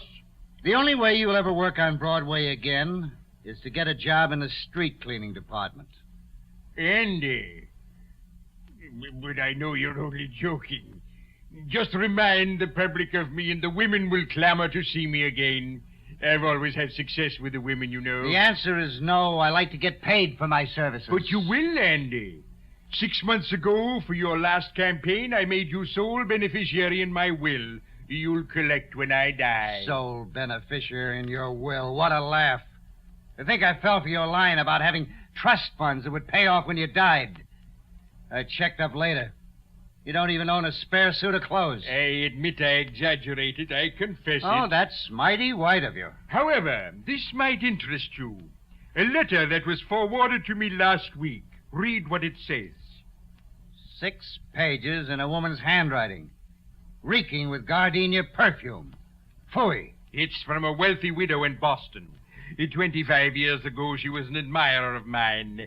Her name is Abby Wilson, Mrs. Abby Wilson, and she's worth $500,000. Harold, you bore me. So does Mrs. Abby Wilson. Now get to the point, will you? I am, Andy. She's ill, slowly dying. And having read about my plan to start a theater which I would run in the interests of a free, untrammeled stage, she decided to make the dream possible by leaving me all her money when she dies. Now, don't you see, Andy, that will of mine is now worth something. When Mrs. Abby Wilson dies, I'm a rich man. Pipe dreams, Harold. She's probably a crackpot in an old lady's home. And to show you what I think of your will, in which I'm sole beneficiary, let's see, it ought to be in this drawer here. Yeah, here it is. Now, watch, Harold. There's your precious will where it belongs, in the wastebasket. Now, get out of here, you old has-been. I'm busy. Your exasperation finally has gotten the better of you, Andy. You kick Harold Farrington out. Then, feeling worse than ever, you slump in your chair again. You're still slouched there half an hour later when the telephone rings. Hello. Hello, darling. Oh, hello, Julie. My. The Wonder Boy sounds as if he had a hangover this morning. Oh, I'm all right. Just catching a little cold, that's all. Oh, then you'll probably be glad to have me break our date for tonight. Break our date? Yes. I won't be able to make it tonight, Andy. So sorry. Why won't you be able to make it? I've had those tickets for weeks. I'm flying out to the coast at midnight, sweetheart. Bill Wentworth is throwing a really big house party, and then a cruise on his yacht afterward. What? He phoned last night to invite me, and I accepted. Julie, you can't walk out on me like this. Just because Wentworth has money. And you have charm, Andy. But the charm's been wearing a little thin lately. And so has your bankroll. So goodbye, darling. See you around. Julie, wait. Hard-boiled little gold diggers. I'll get another bankroll somehow. And she'll come running back. I know Julie. For a moment, Andy, you daydream about being rich again. But you're rudely interrupted by the sound of an argument outside and your office door opens. Hello, Marlowe. Your office boy didn't want to let me in, but I persuaded him I had business with you. Oh, hello, Rocky. I'm glad you dropped in. Yeah. I've been planning to get in touch with you. I've got a big deal in the fire. Huh? Yeah, gonna get a big fee out of it. Well, I hope you do, Andy, for your sake. So, Rocky, I just wanted to ask you if you could just wait a few days on those IOUs. I'll really be flush. Well, nobody ever said Rocky Smith wasn't a reasonable man. What's your idea of a few days? Well, naturally, I don't get my fee until my client begins to see himself in the headlines, so... Well, how about 60 days, Rocky? Huh. Because I never got past the 8th grade, Marlowe. But 60 seems to me considerably more than a few. I'll let you have 3 days. And that's all. When he's gone, you hastily pour yourself a drink, Andy. Just then your telephone rings. You let it ring. What can it be but more bad news? Finally, the ringing gets on your nerves. You answer it. Hello? Hello, is this Mr. Andrew Marlowe? Yes, this is Marlowe speaking. Well, my name is Phelps, Mr. Marlowe. I'm calling from Boston. Yes, Mr. Phelps. Well, Mr. Marlowe, I'm very anxious to contact Mr. Harold Farrington. I believe he's a client of yours. Well, you could call it that. Yeah, he was here. Left about half an hour ago. Oh, well, can you possibly locate him for me, Mr. Marlowe? It's rather important. You see, I represent the estate of the late Mrs. Abby Wilson. I'm anxious... Wait a minute. Did you say the estate of the late Mrs. Abby Wilson? Oh, yes, Mr. Marlowe. Mrs. Wilson died day before yesterday. And it appears that her new will leaves everything she owns to Mr. Farrington. I believe she was once an admirer of his. Oh, yes. I know all about that, Mr. Phelps. I'll tell you, I'll locate Harold for you. You just leave it to me. Well, I'd certainly appreciate it, Mr. Marlowe. I'd like him here for the probating of the will. Of course, as soon as the news gets out... He goes on talking, but you're not listening, Andy. Your mind is working like lightning now. So that crazy story of Harold's about a rich widow leaving him everything was true. Like a fool, you tore up Harold's will, making you his heir. There must be some way to save the situation. Then it comes to you. The whole plan in one brilliant inspiration. You interrupt the lawyer. Oh, Mr. Phelps, excuse me, please, but... Yes, Mr. Marlowe? If you let me handle all the publicity, I can keep it dignified and still make it a valuable asset to Mr. Farrington's plan. Oh, yes, I can understand that. If you'll see to it that nobody else hears about this until you and me and Mr. Farrington can get together... Why, I think that can be managed, Mr. Marlowe. Good. Then I'm going to hang up now and find Farrington. And when I do, I'll phone you. So, goodbye for now, Mr. Phelps. You hang up and snatch that torn-up will from the wastebasket. Carefully, you paste the torn will together with Scotch tape. Then you set out to find Harold Farrington. You try his rooming house first. No, Mr. Farrington ain't in. I don't know where he is, and I don't care. Unless he comes back with the $35,000 rent he owes me. You might try Tim O'Sullivan's saloon round the corner. That's where he usually hangs out. You hurry to the corner saloon, but the actor's not there. Desperately perspiring in your anxiety, you try all the other local saloons. At last you find him. In a corner table in the cheapest bar of them all. You can see he's almost pie-eyed. Well, this is my good old friend Andy. Have a drink. It's not good liquor, but it's cheap. That's his great recommendation. It's cheap. Yes, I'm sorry, Harold. I can't drink now. I've hunted you up to apologize. I was only joking this morning. I am going to put on a campaign for you. I'm going to get your name in all the papers. Well, that's mighty fine, Andy. Calls for a celebration. Waiter, 2 more. You sit down, Andy, controlling your impatience. You bring out the damaged will and get Harold to initial each torn section. Then you tell him about your publicity scheme for him. He's to disappear, you explain, after threatening to kill himself. Threaten to kill myself, eh? To die, to sleep, perchance to dream. Aye, and there's the rub. For in that sleep of death, what dreams may come when we have shuffled off this mortal coil must give us pause. Shakespeare, Andy. All right, sounds like a good scheme. I'll cooperate. Your plan is working, Andy. Working beautifully. You get Harold Farrington into the phone booth. You phone Ross of the Daily Ledger, and Farrington talks to him. Hello, Ross. This is Harold Farrington. Just wanted to tell you I'm going to play a big role soon in The Tragedy of Man. I'm going to play the corpse. What am I talking about? I'm just trying to tell you, old boy, the time has come to ring down the curtain. Going to end the little drama of Harold Farrington. Hello. Hey, Andy, how do you like that? He said I was drunk, and he hung up. Yes, your scheme is working beautifully. You have Harold Farrington phone all the critics and tell them he's going to kill himself. But then Farrington collapses. Desperately, you realize you have to have help. You telephone Julie. You persuade her to bring her car and meet you. You show her the will. Tell her about Mrs. Abby Wilson. Surely, Julie, you understand. If this will is legal, I'll come at $500,000 soon. I understand that, darling. But just how are you going to collect?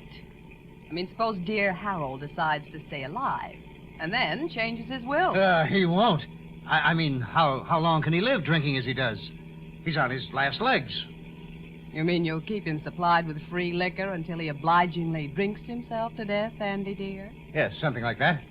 I haven't time to tell you the details now, but somebody has to get Harold to my cabin up in the woods and keep him hidden there.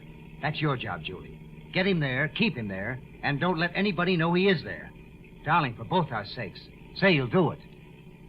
Well, it means missing Bill Wentworth's party, but all right, I'll do it. Only, Andy, darling, this scheme of yours had better pay off. So that's taken care of.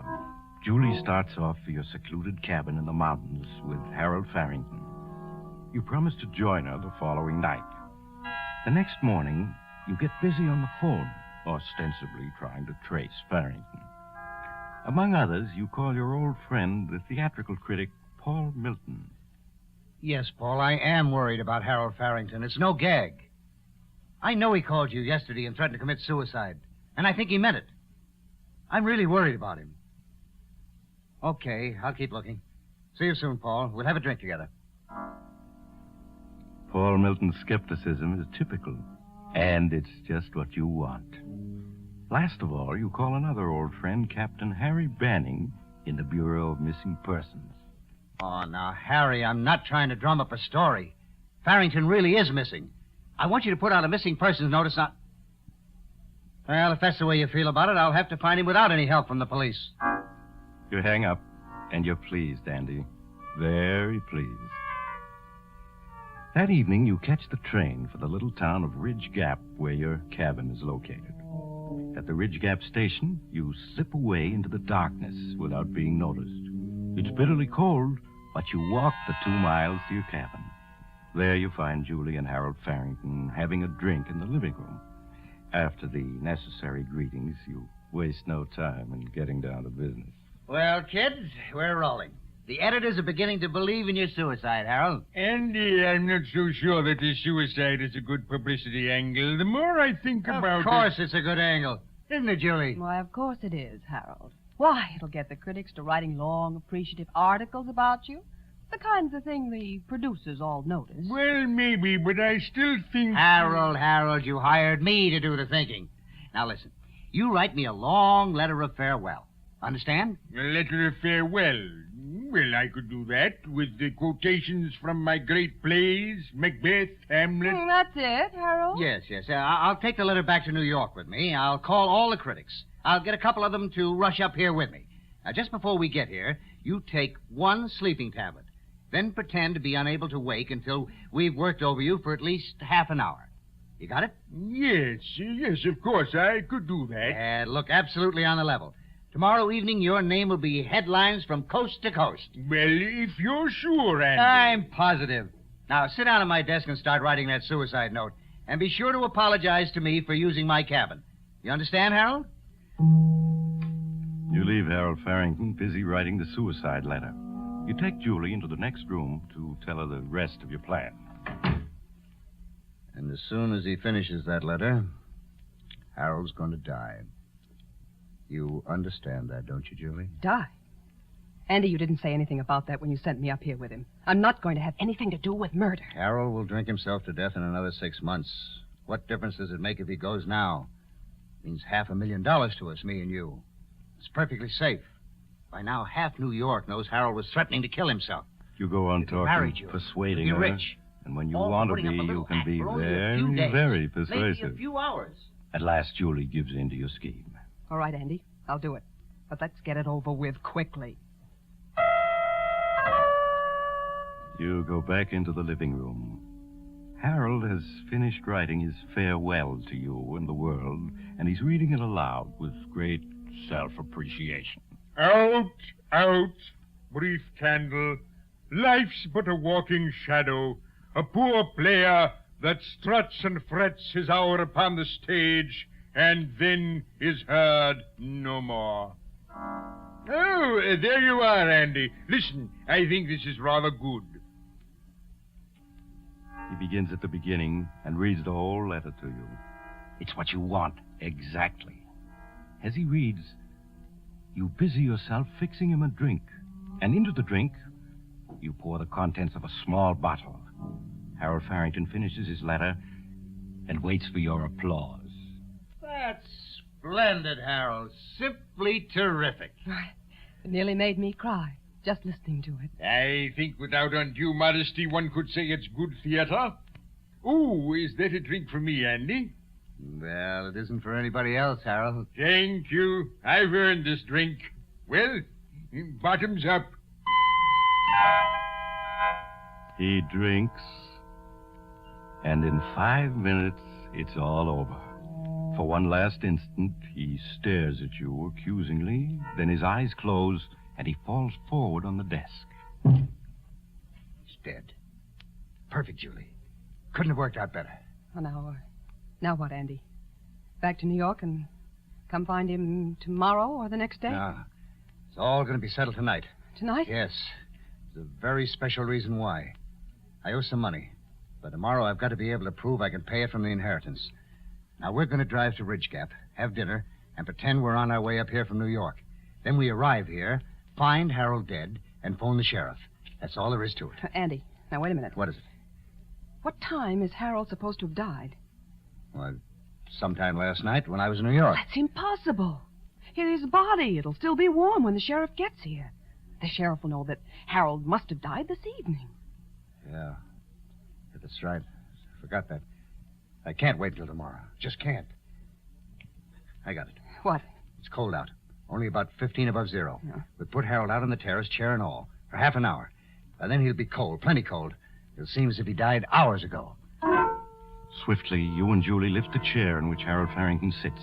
You carry it out on the terrace in the bitterly cold wind. There you leave Harold to cool a bit. Back in the house, you set everything straight, remove all evidence of Julie's having been there. You wait half an hour, 45 minutes. Then you carry Harold back in, chair and all, and pose him properly in front of the desk where his touching suicide note waits. The picture is perfect. Cold enough now.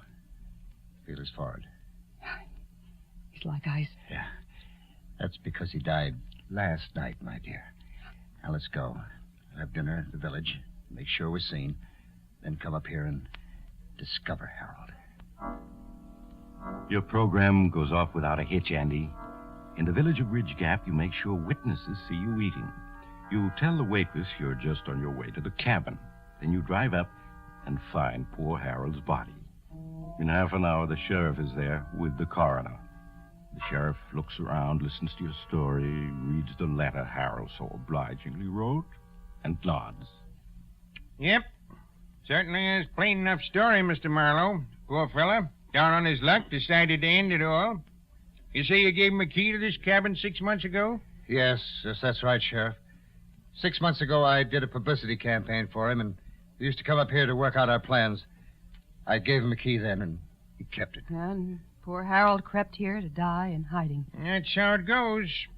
Well, I guess there's no use our hanging around any longer. Poor fella's stone cold. Means he died last night or this morning, I guess.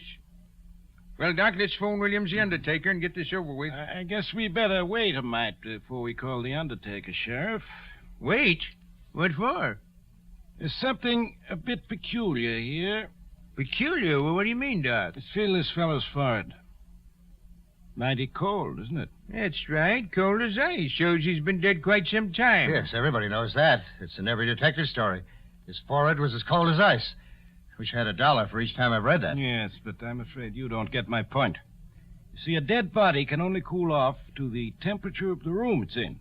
Oh, well, what are you getting at? Just this. I took the temperature of this suicide. His body temperature's only 45 degrees. 45 degrees? That's right. Well, how could that be, Doc? This room is 70 degrees.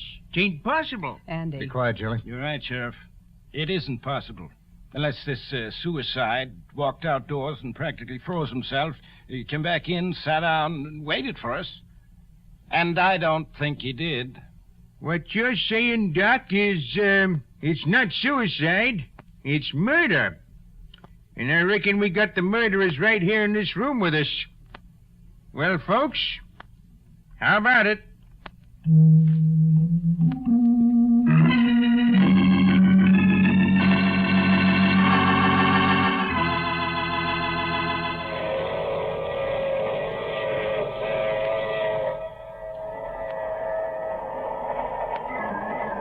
This is the mysterious traveler again.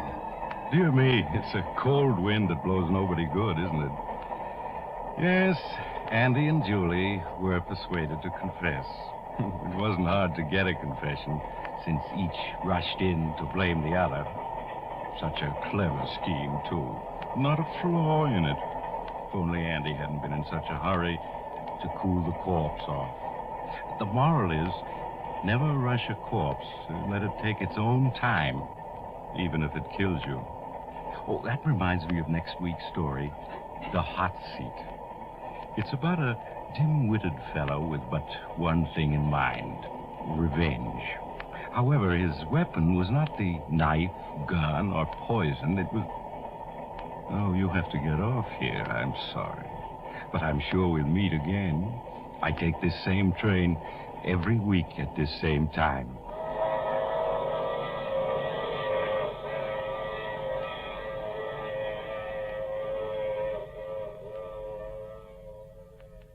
You have just heard The Mysterious Traveler, a series of dramas of the strange and terrifying.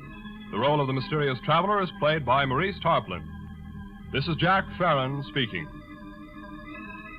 This is the Mutual Broadcasting System.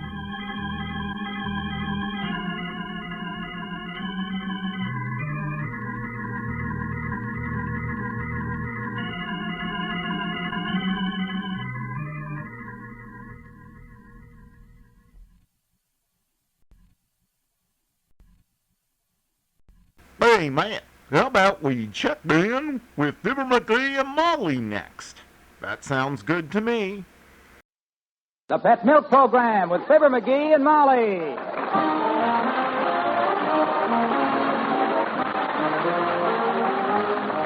The first evaporated milk, Pet Milk, presents Fibber, Magee, and Molly with Bill Thompson, Gail Gordon, Arthur Q. Bryant, Dick LeGrand, Ken Christie, Herb Vigran, and me, Harlow Wilcox.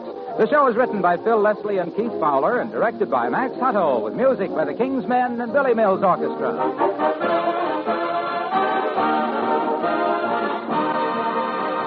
When your husband or one of the youngsters does the food shopping and milk is on the list, be sure they understand that when you say milk, you mean pet, evaporated milk. There's a difference, as you know. There's a difference, a delicious difference, in the foods you cook with pet milk.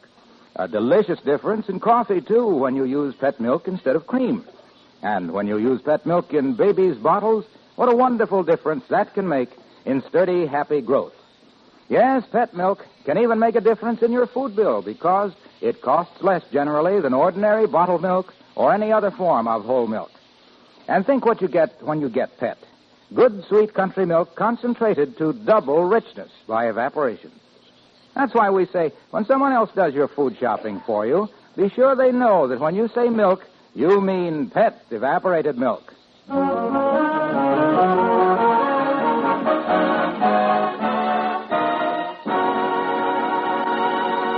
When a woman goes downtown to a bargain sale, there's no telling what she'll bring home, is there? The lady at 79 Wistful Vista, for instance.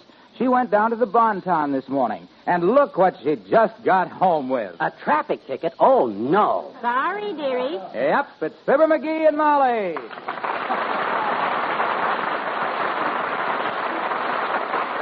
Oh, gee whiz, Molly, another ticket. How could this happen, kiddo? It wasn't so difficult. Yeah, but my gosh, do you know how many traffic tickets we already got this year? 3. Mm-hmm. Do you know who was driving when we got them? Me, so let's talk about yours. How'd you get it? Well, very simple. Yeah? I just parked in a 1-hour zone at 14th and Oak. Yeah? Left the car there an hour and 10 minutes, and when I came out, the policeman was waiting for me. How much? $5, the man said. Oh. I'll go down this afternoon and pay it. Oh, no, you won't. 10 minutes overtime and them low-browed highbinders want to soak you $5? By George, it's time some outraged citizen fought this sort of thing, and I'm just the sort of an outraged nut to get out and fight at citizens. Now, wait a minute, dearie. Let's not start any We'll trouble. go to traffic court this afternoon. I'll be your lawyer. I'll plead your case. I'll handle the case myself. I'll pay the $5. You just leave it to me, kiddo. I'll tie that courtroom in knots. Look, Magee, you're not a lawyer. You don't know anything Don't about... you worry. I go to the movies. I know how a lawyer operates. All a lawyer has to do is keep saying, I object. So do I. The more he objects, the better lawyer he is. And I guarantee you I'll be the most objectionable lawyer that ever walked into that courtroom. I'll pound the table. Right? Come in. Oh, it's the old-timer, Magee. Hello there, kid. Well, hi, old-timer. What's new? Molly got a parking ticket downtown this morning, and I claim it's a bum rap. I happen to know a little law myself, and I'm going to fight the case for her. Well, the law's a fine thing, Johnny. Betcha. Especially for lawyers. Yeah, right. Papa was interested in it, you know. Oh? He studied law for quite a spell, kids. Oh, went to law school, did he? Nope. Papa got into a little election trouble, daughter. That's so. They caught him smuggling coonskin caps into the Taft headquarters. Uh-oh. When he come up in court, the judge flanged the book at him. Yeah? But Papa caught the book, took it to jail with him, and studied law. He studied the evidence in his own case, located a flaw, and got himself out of it. Yeah, a flaw in the evidence, eh? Nope, a flaw in the jailhouse, son. Loose brick in the cell wall. He kicked it loose, plumbed through it into a sewer pipe, crawled a while, pushed off a manhole cover, and found himself in the warden's office. Oh, heavenly days, it must have been quite a surprise to him. Yep, surprised the warden, too, daughter. Yeah? He was holding his secretary in his lap at the time. When Papa popped up through the floor, the warden liked to leapt out the window. My gosh, what'd your father do? Well, Papa was always a gentleman, kid. Yeah? He tipped his hat politely to the lady, and he says, I beg your pardon, warden. And the warden says, your pardon, Bud. And Papa walked out a free man. Well, I hope you do as well today, daughter. So long, kids. Bye.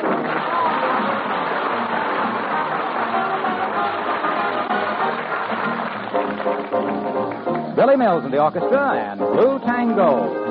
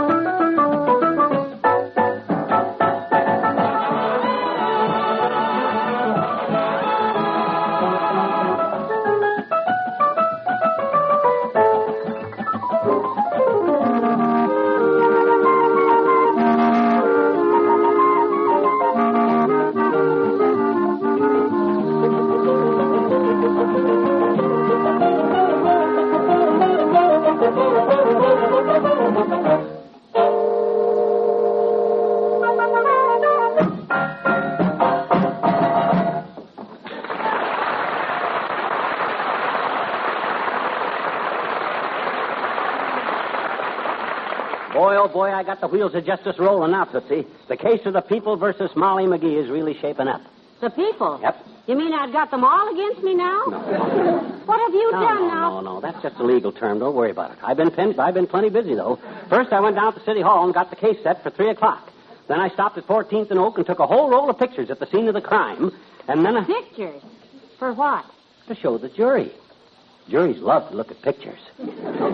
Especially street scenes where they might recognize somebody they know. You got to be tricky when you want to be... Come in.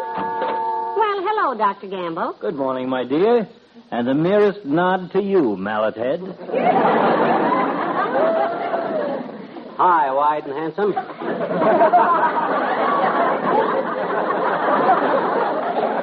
You're looking fit as a fiddle today. Bass fiddle, that is. My, aren't we in a frisky mood? Been feeding the little fellow red meat, Molly? No, Doctor. He's all steamed up about going to court this afternoon. Oh? I got a traffic ticket. Yeah. Would you like to come along and give me moral support, Doctor? Well, I believe not, my dear. My last experience in traffic court was a most unhappy one. You got a ticket? No, I was called to testify as a medical expert. Oh. In the case of Brown versus Jones, 2 gentlemen who had a collision. Wow. Both men admitted they'd had a glass of wine before the accident, so Brown claimed Jones was tighter than a 32 girdle on a 44 lady. And Jones claimed Brown was higher than a flying saucer. Well, what were you supposed to do? Decide who was intoxicated. Oh? Brown's lawyer said he'd been drinking sherry and gave me a glass of it to prove there could be no ill effects.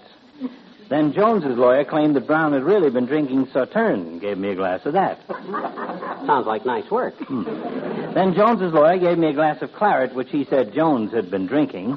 But after I disposed of it, Brown's lawyer objected. Oh? He said Jones had actually had muscatel, so I tried that. My, you were busy. At that point, the judge asked me to reach a decision and name the guilty party. I sat up very straight, and in a loud, clear voice, I announced a name. Which name? Sweet Adeline. I understand I sang 2 full choruses before court was adjourned. Go on.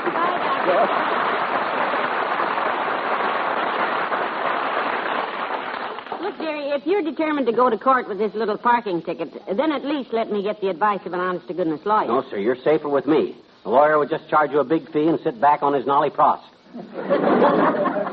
You don't seem to have a very high opinion of lawyers. No, and I got a good reason for it, too. Did I ever tell you about the time my cousin Henry hired a lawyer named Root to write a writ?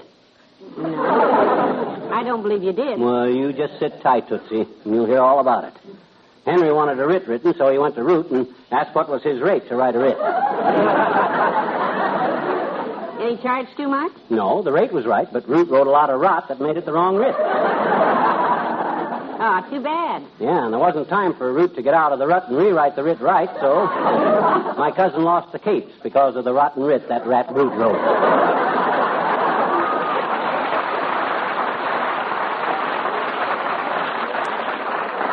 Well, that's just one example, Magee. I'm sure most lawyers... Hello, Molly. Hi, pal. Hello, Mr. Wilcox. Hi, Junior. Say, I hear you got a parking ticket downtown this morning, Molly. did. Anything I can do to help? Thanks, Mr. Wilcox, but I'm beyond help. Magee is going to be my lawyer. I got this case all planned out. It's in the bag. And guess who's holding it? Well, gee, I hope you win your case, kids. You know, I've often dreamed about being a great lawyer myself. I'll bet you'd make a good one, Mr. Wilcox. Well, yeah, I think so. I bet I'd always get my clients acquitted. Everybody says I speak very convincingly. I think they mean constantly, Junior. I never heard anybody... I'd face the jury and I'd say, ladies and gentlemen of the jury, all that my client asks is another chance. Me too. If I had another chance, I'd lock the front door. Don't send this man to prison, I'd say. Send him back to his home. Send him back to his wife and big ones. Don't you mean little ones? No, I mean big ones. Those big, tall cans of pet milk. With the fabulous recipes printed on the labels. Those exciting, mouth-watering favorite family dishes made with pet milk from the recipes on the labels. Well, the eyes of the jury fill with tears. Embarrassed for you, are they, Hilo? They fill with tears as they realize how cruel it would be to separate a man from those wonderful husband-tested recipes. Oh, yes.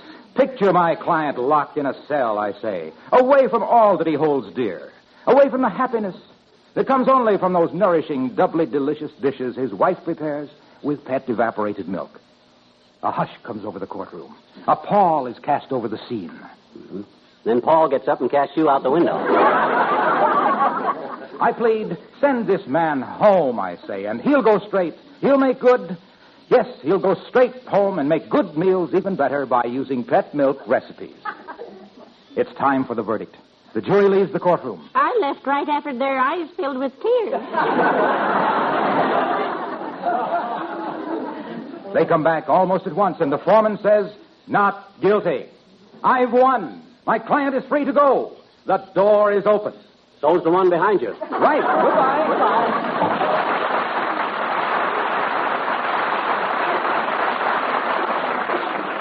Magee, maybe you should have let him help you at that. He's a pretty good speaker, you know. Ah, Pata, who needs him? We're going to make courtroom history today, kiddo. I'll make headlines in every paper in town. Yes, I can see them now. Attractive housewife gets 40 years for parking violation. I'm kidding. I know what I'm doing. When I get that cop that gave you that ticket on that witness stand and start popping questions at him, I'll have him so mixed up he won't know his own name. I'll just bet you will. Here, I'll give you a little demonstration how a smart lawyer puts a witness's foot in his own mouth. You be the cop, and I'll cross-examine you. When Counselor Magee starts... Hold it, Counselor. Come in. Oh, it's Ole. Hi, Ole. Hey, you're just in time to be a witness, Ole. Huh? I don't witness nothing, Magee. I can prove I was someplace else when it happened. No, Ole, Magee just wants you to help him here. Yeah. He's going to be my lawyer in traffic court today, and he wants to show me how he'll cross-examine the witnesses. Oh, okay. I play. Good. You just pretend you're the cop that gave Molly the ticket, see? And I've got you on the witness stand. Your name is Patrick Joseph Kelly. Oh, good gracious, this is ridiculous. Come on, Ole. I want to show Molly how I can get him all tangled up. Just answer my questions. Oh, okay, I answer. Now, here we go. Officer, what is your name? Patrick Joseph Kelly, and may all the good speeds forgive me. Did you give Mrs. Molly Magee a ticket for parking overtime? That I did, Fate and Behavers. Behavers? That's Irish for by Yemeni, you know. Oh. Now watch me mix him up, kiddo. You claim she parked at 14th and Oak from 9:15 to 10:25. Now tell the court how you happened to see Mrs. Magee's car. Well, at 9:12, I was walking from 16th and Pine to get to 10th and Maple by 9:20. Yeah? And at 14th and Oak, at 9:13, I see a car come from 15th and Walnut and stop 8 feet from the corner at 9:14. Oh, you were coming from 16th and Maple? 16th and Pine. Yeah. To get to 10th and Oak at 13:14. 10th and Maple at 9:20. Well, how did you know it was 8:12 when the car stopped 14 feet from the Walnut? 9:14. When the car stopped 8 feet from the corner, I look at my watch. Is it a good watch? Oh, sure. It has 17 years, and I buy it in 1935 from a shop at 18th and Elm. Yeah? That's how I know the car stopped at 9:14 when I was going to 10th and Maple. Oh, it's got 14 elms, and you bought it from a shop at 19th and 35. 17 years from a shop at 18th and Elm. Yeah, in 1520. 1935. Well, how could you be sure? How could you be sure the elm stopped 35 feet from the corner of 19th and Jewel when all you've got is a car with 17 walnuts that you bought from the maple shop? I object. Thank goodness I'm a free man.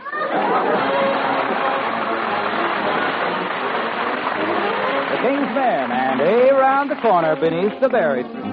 Hey, round the corner, ooh, beneath the berry tree. Hey, along the footpath behind the bush, looking for Emily. Emmy? Oh, tonight all the folks will cut the corn, Tonight I'll be glad that I was born. For my Emily I'll see. She'll be cutting corn with me, and we'll meet beneath the bitter berry tree. Hey, round the corner, ooh, beneath the berry tree. Hey, along the footpath behind the bush, looking for Emily. Emmy? Oh, tonight all the stars are shining bright. Tonight all the cornfields are a sight. I have reached the meeting spot, but my Emily has not, and I wonder, can it be that she forgot? Hey, round the corner, beneath the berry tree. Hey, along the footpath behind the bush, looking for Emily. Tonight, as the moon begins to sing. Tonight, there are footsteps which I think will at last bring her to me, my beloved Emily. but I don't see why so late she has to be. There on the corner, whoop-whoop, beneath the berry tree. There on the footpath behind the bush, looking for Emily. Emmy. Oh, I've told Emily to go away, far away. But now I am sad she didn't stay. And tomorrow night if she comes looking round for me, I'll be sitting neath the bitterberry tree. Here on the corner, whoop-whoop, beneath the berry tree. Here along the footpath behind the bush, looking for Emily.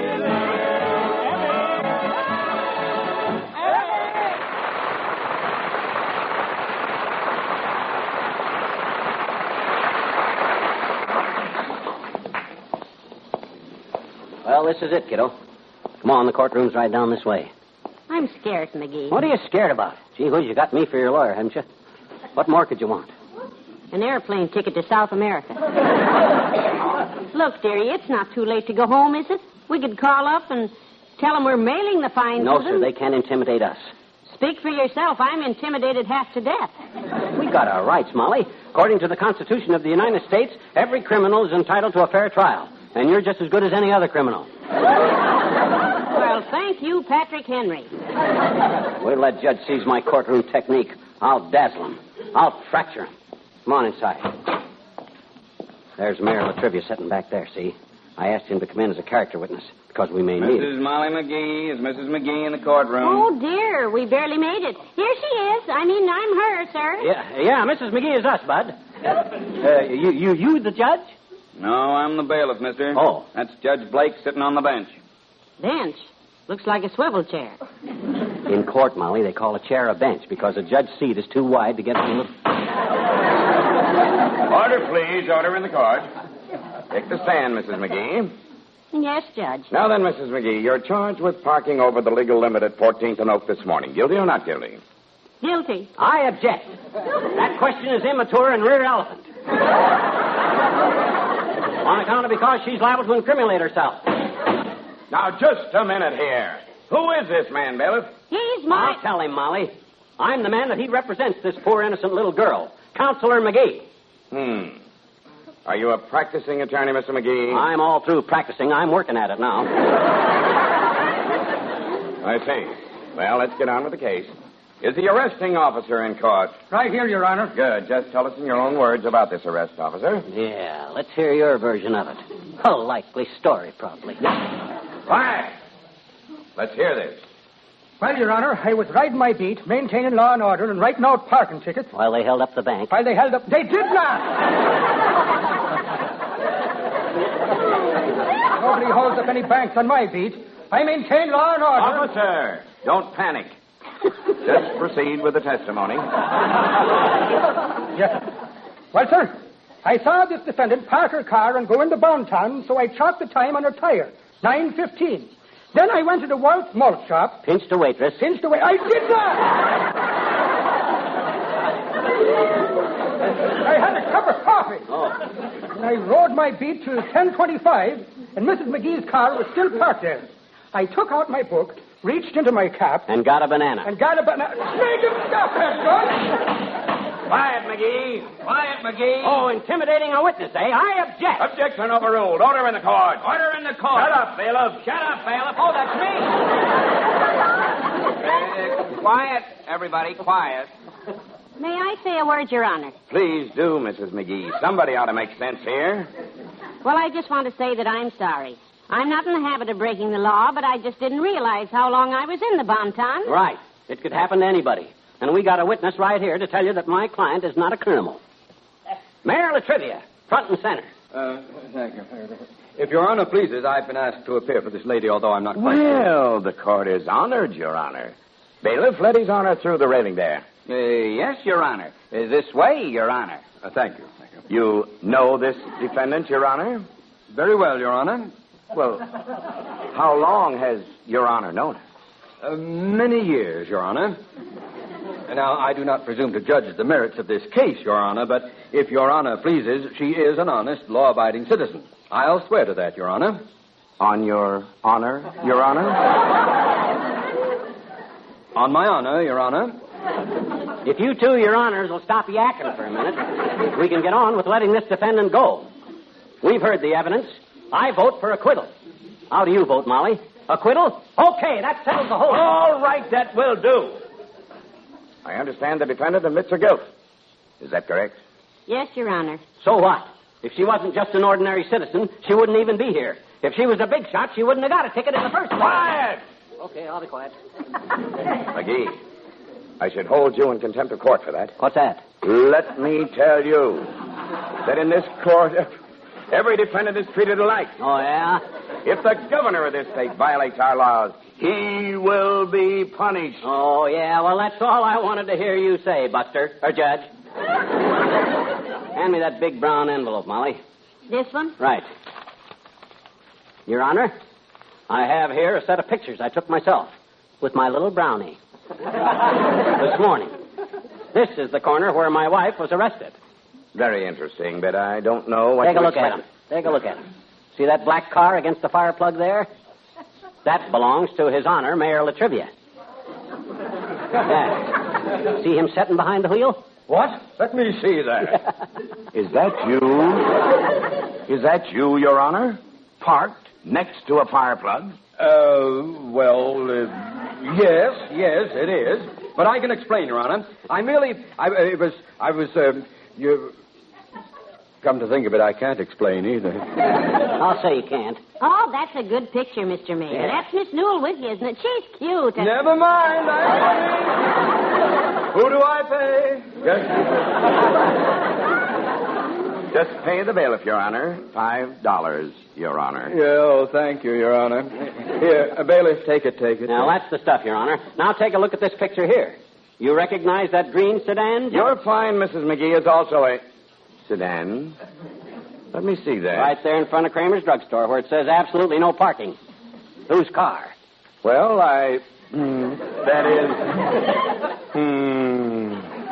bailiff, take this $10. Mark Mrs. McGee's fine paid and mine, too. That's my car, McGee. And that's my point, Judge. That's my hero, boys, Counselor McGee.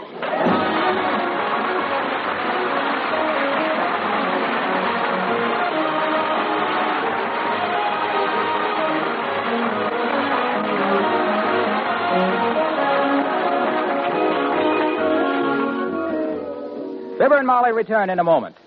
Do you know why so many good cooks would rather use pet evaporated milk than any other kind? Because pet milk is actually twice as rich as bottled milk in all the nourishing whole milk substances. You see, all cow's milk is about 87% water. By evaporation, the pet milk people take out a little more than half that water. All the nourishing milk substances stay in. But with so much of the water removed, you get those substances in concentrated form. And that's why good cooks like pet milk. You can use it in place of cream, just as it pours from the can, even in place of whipping cream.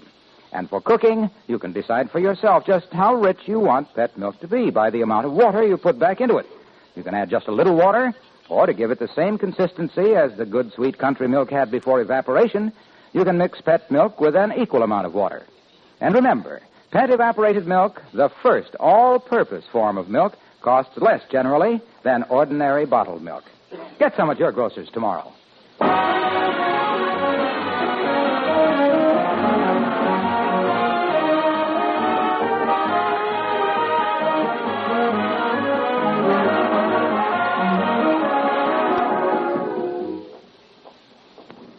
Wasn't that Judge nice, McGee? Yep.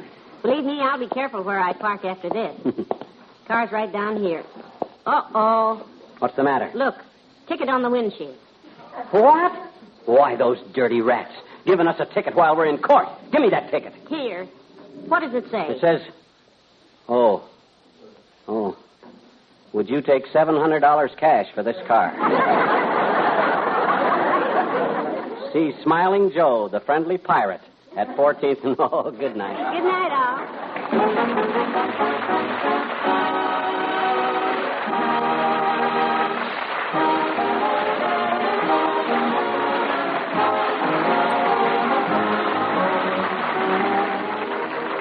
Ladies and gentlemen, this is an emergency plea for funds from your American Red Cross. Your money is urgently needed to help fight the current flood disaster. Please send your donation immediately to your nearest Red Cross chapter.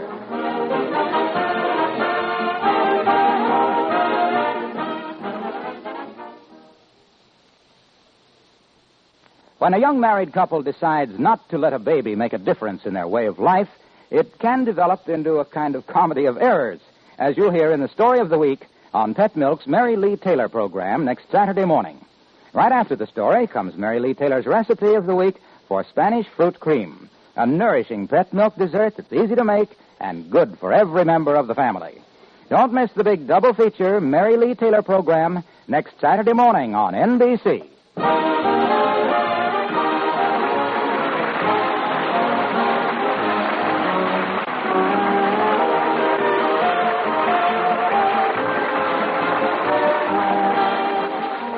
Now, it's Eddie Cantor's Show Business Show on NBC.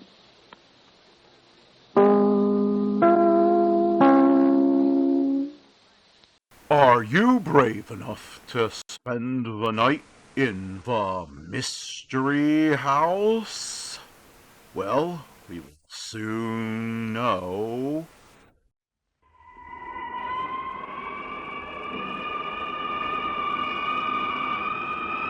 Mystery House.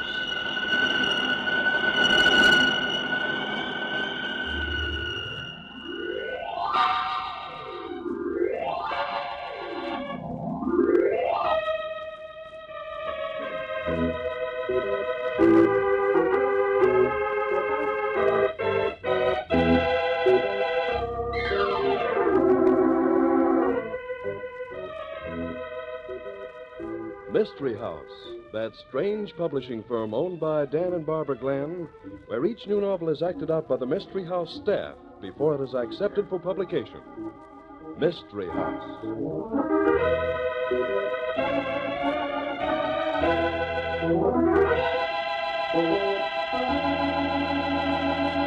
Well, Barbie, a murder story about airplanes tonight, Is it tough to solve? It looks like you know the identity of the murder almost right from the start, Dan. But you wonder if the police will ever find out. Oh, frame-up, huh? Well, I like that kind of a story once in a while. Oh, this is a honey of a frame-up. One that doesn't seem to have any loose ends. But right triumphs in the end, Why, Mr. Glenn, I'm surprised at you. Yeah? Why, Tom? We're talking about right at the end of the story. Everything's right in these stories right from the start. Just listen.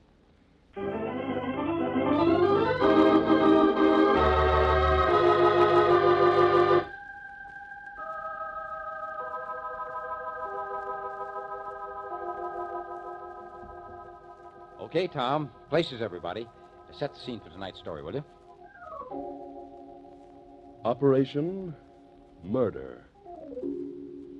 The scene is the office in an isolated building where Ann Logan, former woman speed pilot turned aviation engineer, is working on a government-sponsored secret experiment. Doug Ward has just come in. Doug, what's the idea of dropping in on me here? You know, Yeah, sure, I know, Ann. But I was just driving by when I saw a very shady customer coming out of your place. What do you mean? A guy named Lopez. As soon as he saw me, he ducked. Lopez? I never heard of him. Maybe some friend of Austin's. Well, this guy's nobody's friend, Ann. I had plenty of trouble with him way back when I was flying in Spain. Well, I'm not going to worry about him. That's Austin's department. Well, you're kind of leaving everything to Austin these days, aren't you? Austin is important to me. Sure, I know. Got yourself engaged to him because of his bankroll. Ann, how could you sell out like that? I didn't sell out. Austin Ames is... Well, he's done more than anybody to make this operation successful. Okay, so he put up the dough. It's more than that, Doug. He's seriously interested in the future of aviation. He's not just a... That's right. He's no stick pusher. You know I never called you a stick pusher, Doug. It's just... Well, I always hoped you'd grow up and get serious about flying. Doug, you could amount to something. It's a laugh. Do you know anybody who's done more flying than me? Sure, you're just about as hot as any flyer in the country on stunt stuff. But you're not young. You ought to settle down. Why don't you take the job I offered you? No thanks, Angel. I don't need charity. There's still dough and test stuff. Oh, but any day now your nerves will get you and you'll be grounded for good. What'll you do then? I'll get by, Ann. Oh, sure, any bum can get by. But you know too much about flying to let it go to waste. Look what an amateur like Austin can do. Why, you... The main difference between your pal Austin and me is that bank account of his. Now, maybe if I'd have had that, you'd be engaged to me instead of him. Oh, please, Doug, don't start that again. You know, we had that out long before Austin and I were engaged. Okay, Angel, okay. I just don't want you to forget that I'll always be available. Oh, Doug, if you'd only grow up, get a serious interest, you could change if you wanted to. Look, Ann, don't try to keep making me over. I could sweet-talk you, baby, but you know cloud hoppers like me don't change. I'll be a stick pusher until they ground me. But you don't want me that way. That's right. I want a man with a purpose in life. Oh, hello, Austin. Hi, Ann. We're all set. Oh, hello, Austin. You don't mind if I visit your future bride, do you? Oh, I didn't see you, Warren. I don't like to seem rude, but you don't belong here, you know. Now, Austin, don't be that way. Doug's an old friend. That's all right, Ann. I'll take off. No, Doug. Austin didn't mean it that way, did you, Austin? Ann, this office is full of secret plans. Plans we swore to protect until this plane is ready. Austin, aren't you forgetting? Oh, that's all right, Ann. Wait a minute. Maybe I am a little touchy. Working under pressure, Well, you don't have to worry about me, old-timer. I haven't seen sign of your secret plans. Oh, you two. Why don't you be friends? I was just going to suggest, Doug, we could make a good spot for you. Now, that's more like it. I was just telling Doug. Oh, no. I'm not on the skids yet. You don't get it, Doug. This is a big operation, made to order for you. Sorry. How would you like to make the first test of our new plane? Wait a minute. I'm going to make that flight. After all... Now, take it easy, Ann. I know you counted on this. Counted on it. I'm going. And we need publicity. The kind we can get with Doug as a pilot. He's the best-known flyer in the country. That'll get us twice as much space in the papers. Look, that plane is my baby. I've given her everything. I know, darling, but your safety means too much to me. I couldn't think of you cracking up. Well, what are you so excited about? Ann's as good as they come. Well, if Doug would, I might be willing. I knew you'd see it, Ann. You've always wanted Doug as a partner. No, not so fast. I might do this test, but... If you would, Doug. Well, it's only because I don't like to see you taking chances, Angel. That's the spirit. We'll work out details later. Oh, it's going to be good to have you around, Doug. Sure it is. We can take a look at the ship now while you're cleaning up, Ann? Swell. Why don't the three of us go out tonight, sort of celebrate? Hey, what is this? I just said that I... Sure, Doug, but Ann's just happy to have you with us. Oh, I'm so glad you said yes. Okay, Angel. You wear that favorite dress of mine, and I'll go. That's a date. Take care of him, Austin. I'll hurry. Matter, girl. See you soon. Well, Austin, you sure you go for this deal? Of course. Well, I just thought that... Forget it. I trust Ann. And besides, we couldn't let her take any chances on this test flight, could we? Well, there's always that 1,000,000 to 1. Sure, and besides, there are certain details I don't think Ann could handle. What do you mean? Ann ought to know all about her own plane. After all, she designed it. Of course. That's exactly why. I don't get it. It's because she did design the ship that I can't let her make the test. What's that?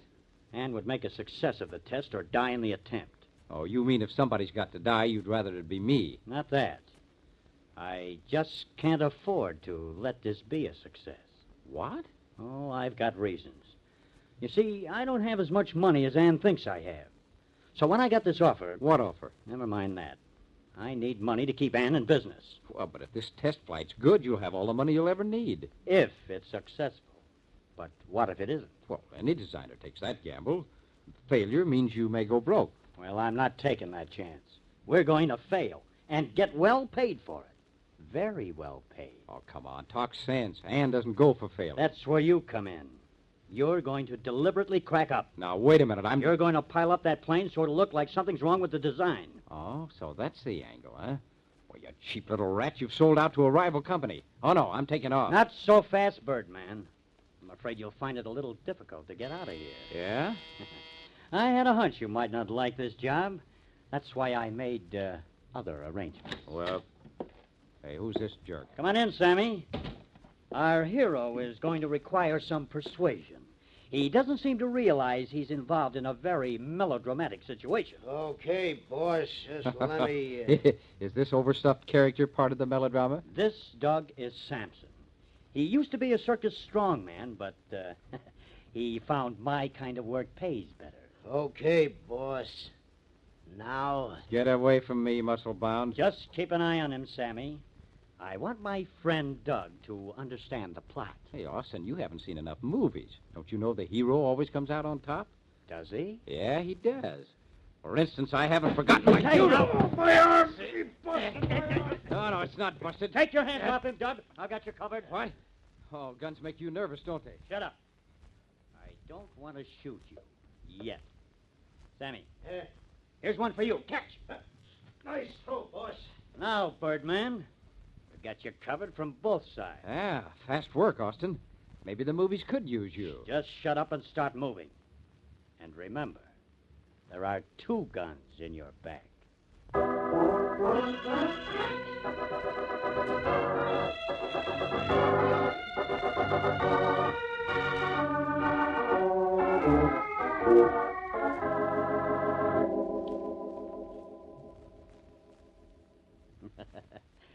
You think this is melodrama, Birdman?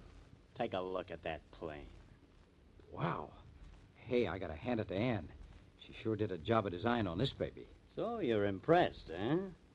Well, just watch Sammy. He's going to do a few tricks with that window over there. Hey, what's the idea? That's a sure way to get the cops here. Absolutely. That's part of the plot. Okay, genius, you got me, but... By the time they get here, you'll be all ready for them. Oh, me? You. Remember? In this plot, the hero is the fall guy. Now, just climb up there in the cabin. We need a few fingerprints. Oh, so that's why you always wear gloves. Get up there. There isn't much time. All right. Okay. Come on down now. Hey, look, what kind of a brainstorm are you having? Come here now. Look. Take a look at this engine. Well? Yeah, that's right. Get your hands in there. Now, Sammy. Yeah, boss? You keep him covered while I get these emery filings ready. Emery filings? And that... Why, you'll cut the heart out of that motor. Let me kill him now, boss. Why, that's one of the oldest tricks there is. Anybody knows that emery Sure filings... they do.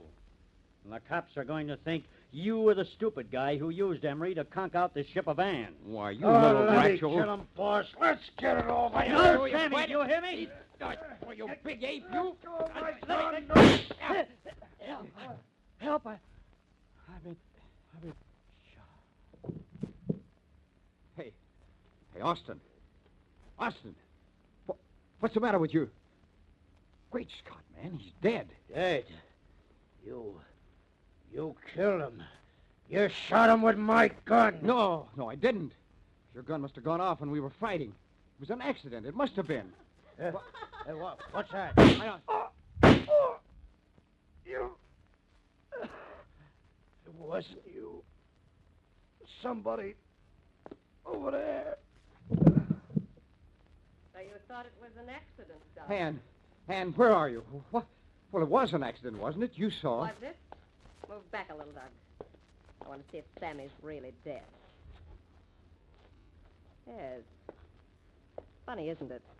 One bullet took care of poor old Austin, but it took 2 to finish Sammy. Tough, wasn't he? Ann, you're crazy. You must have gone out of your head. Here, give me that gun. No, stay where you are, Doug. Don't try anything smart.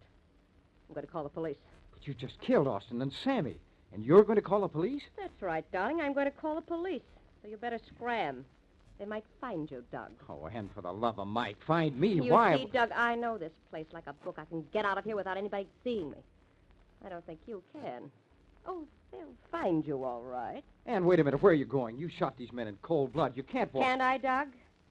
So long, and happy landings, stick pusher.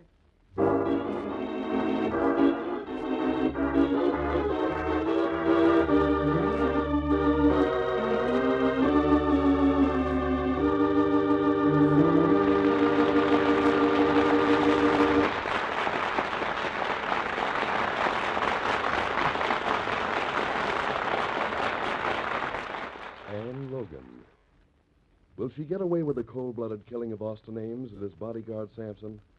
Will Doug Ward be able to convince the police that he did not kill Ann's partner? Well, the second act will answer those questions. But in the meantime...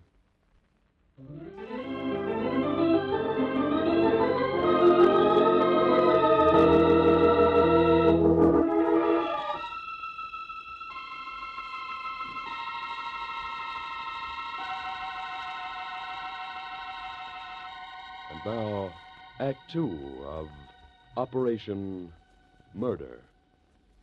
Police Detective Juergens has arrived on the murder scene and has begun to question the flyer, Doug Ward. What do you take me for, Ward? You'd better start talking if you want to have any chance at all. I told you I didn't do it. Sure you didn't do it. But you were sitting here when I come in, weren't you? You admit you were fighting with these guys. Well, I didn't kill him. I told you that. All I know is the shots came out of the dark, behind those empty crates. Well, who was it then? Who was behind them boxes? Well, I can't tell you. You can tell me, and you will tell me, or you'll hang. Who are you protecting? Come on, Ward. I know you're a great stunt flyer, but that don't give you no license to commit murder. I didn't murder anybody. Well, maybe you'll start talking when we find the fingerprints on the gun you left lying here. Look, I didn't have a gun. I don't even carry one. Okay, so you took it off of one of these guys. Everybody knows you were sweet on that gal, Ann Logan. You were jealous, weren't you? Oh, but not like you're trying to make it look. You were mad because Ames was in on this new plane that Logan girl designed. You figured you could make it look like Ames was no good. Oh, no, you're crazy. You came here to jimmy up that plane, and you figured to make it look like Austin Ames had done it. I tell you, you're wrong, Had Juergens. it all figured out, didn't you? Only Austin comes along and catches you at it, and so you get mad and kill him. No. You killed Austin Ames, and then you shot Sammy because he was a witness. No, you've got it all mixed up. Ann... What about Ann?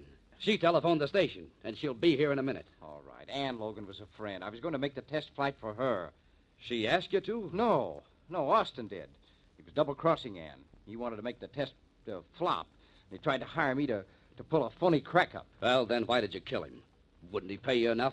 I told you I didn't kill him. Now, Oh, no. No, Inspector, you don't think Doug Ward killed... Oh, he couldn't have. Ann. Surely it couldn't be Doug, Inspector. Why, Doug had agreed to pilot the ship in tomorrow's test flight because Austin didn't want me to take the chance. He did, huh? Yes, of course, Doug and Austin weren't very good friends, but I guess Doug felt it would be better if I didn't take the chance. You know, you can't always tell about new planes. Is that why your friend Doug came here tonight? Because you and Austin invited him? No. I guess Doug was curious about the plane. He just dropped in and asked if he could take a look. And you took him out to see it? Why, no. Doug is a friend. I knew, of course, it would be all right for him to go alone. Alone? You're sure he was alone? That's right. Austin and Sammy went out a few minutes later. And then I heard shots. And... I didn't know what to make of it. I was frightened, and I ran out to find help. Oh, so that's the way you want it, huh? Well, I'm sorry, Juergens. Hey, stop him. He's getting away.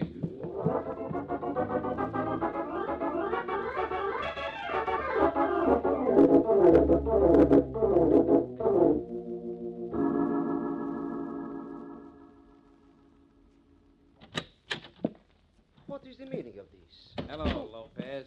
You surprised? Get out. What do you mean, breaking This into makes the second time today you've tried to ignore me, Lopez. I do not know you. Get out. Oh, you know me all right, Lopez. That's why you're so nervous. You've been worried about me. Get out, or I shall call No, the... no. Not until we've had a little talk. And don't reach for that desk drawer. Have you forgotten, Lopez, that I'm an expert on judo? Why, oh! Yeah. What's the matter? Make you squirm? All right. You are Doug Ward, and I am Ramon Lopez, but this is not Spain. Yeah. I told you not to reach for that gun. Listen, Ward. You ought to learn to act better, Lopez. Now that you're an airline executive. This is a legitimate business. Sure. What do you want? How much did you pay for the plans to Ann Logan's plane? What? You think... You heard me. How much? Let me go. Let go of my arms. Look, I saw you coming out of Ann Logan's office. I know your tricks. Now, how much? No, I can't tell. Look, Lopez, you've been selling your services to one country after another.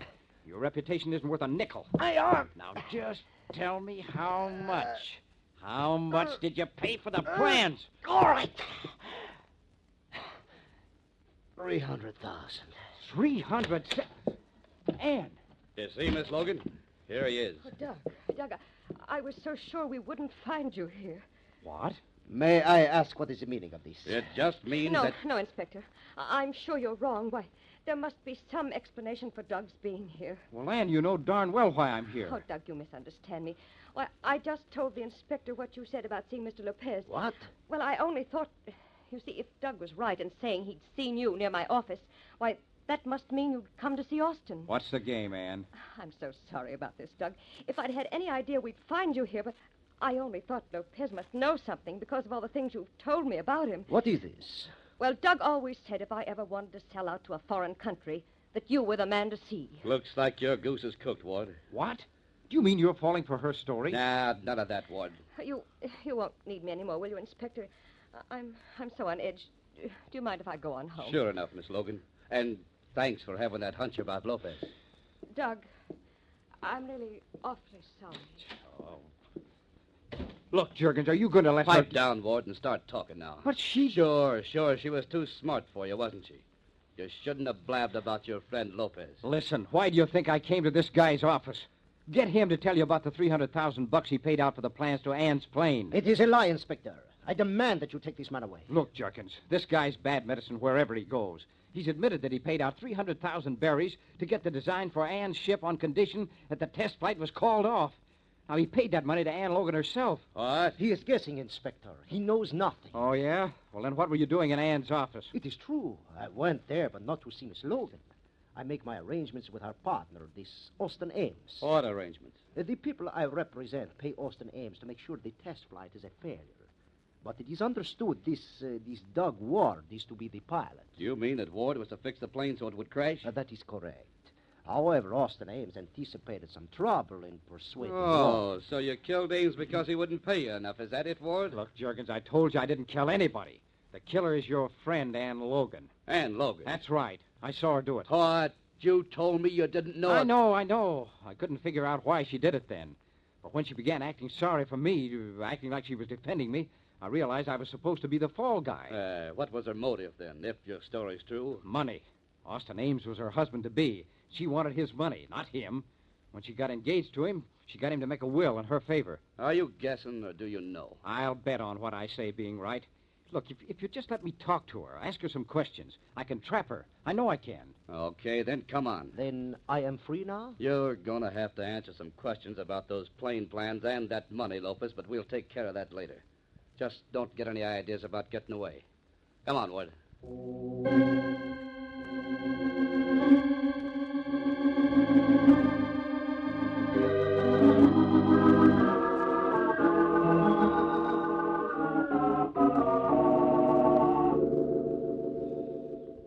Why, Miss Logan, you startled me. What brings you back to my office? The policeman in that flyer ward, they just left for your apartment. I never went to my apartment, Lopez.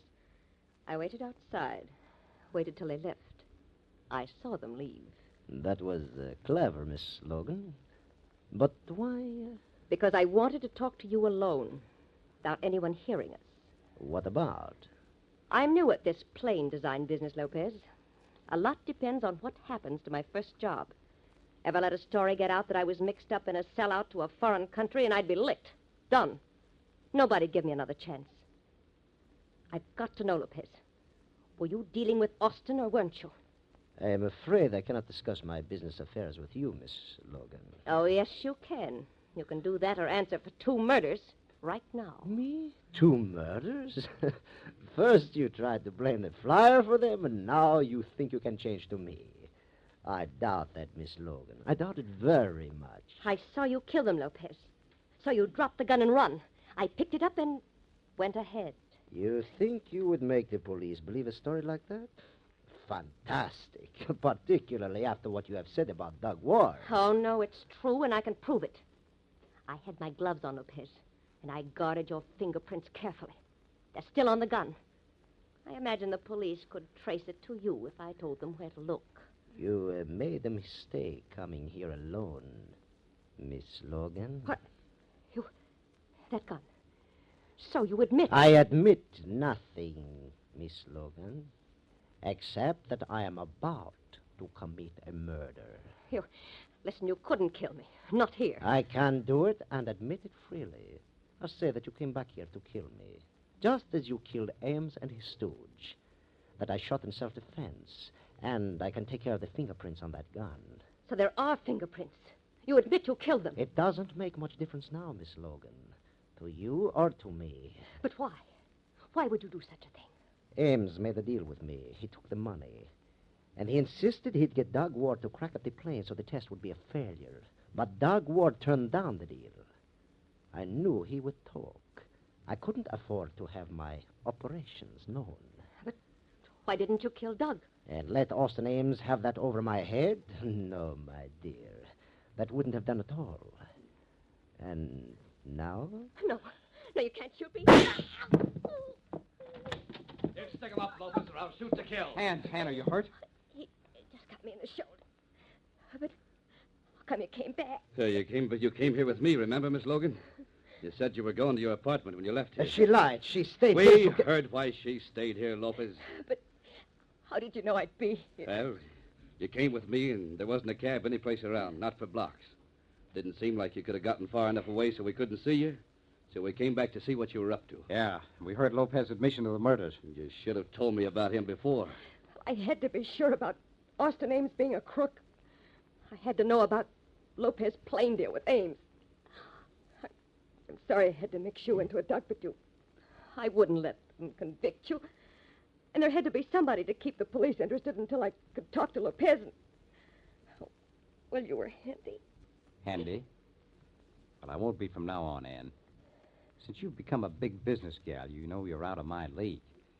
No, I'm going to stick to test flights from now on, where a guy isn't risking his life all the time.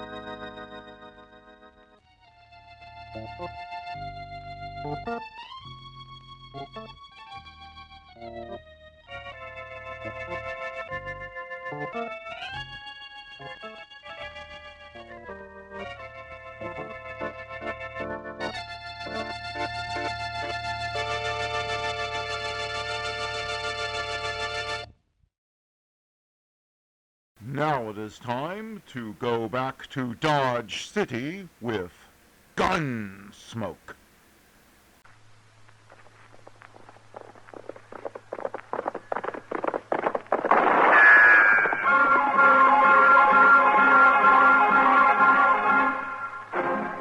Around Dodge City and in the territory on West, there's just one way to handle the killers and the spoilers, and that's with a U.S. Marshal and the smell of Gunsmoke.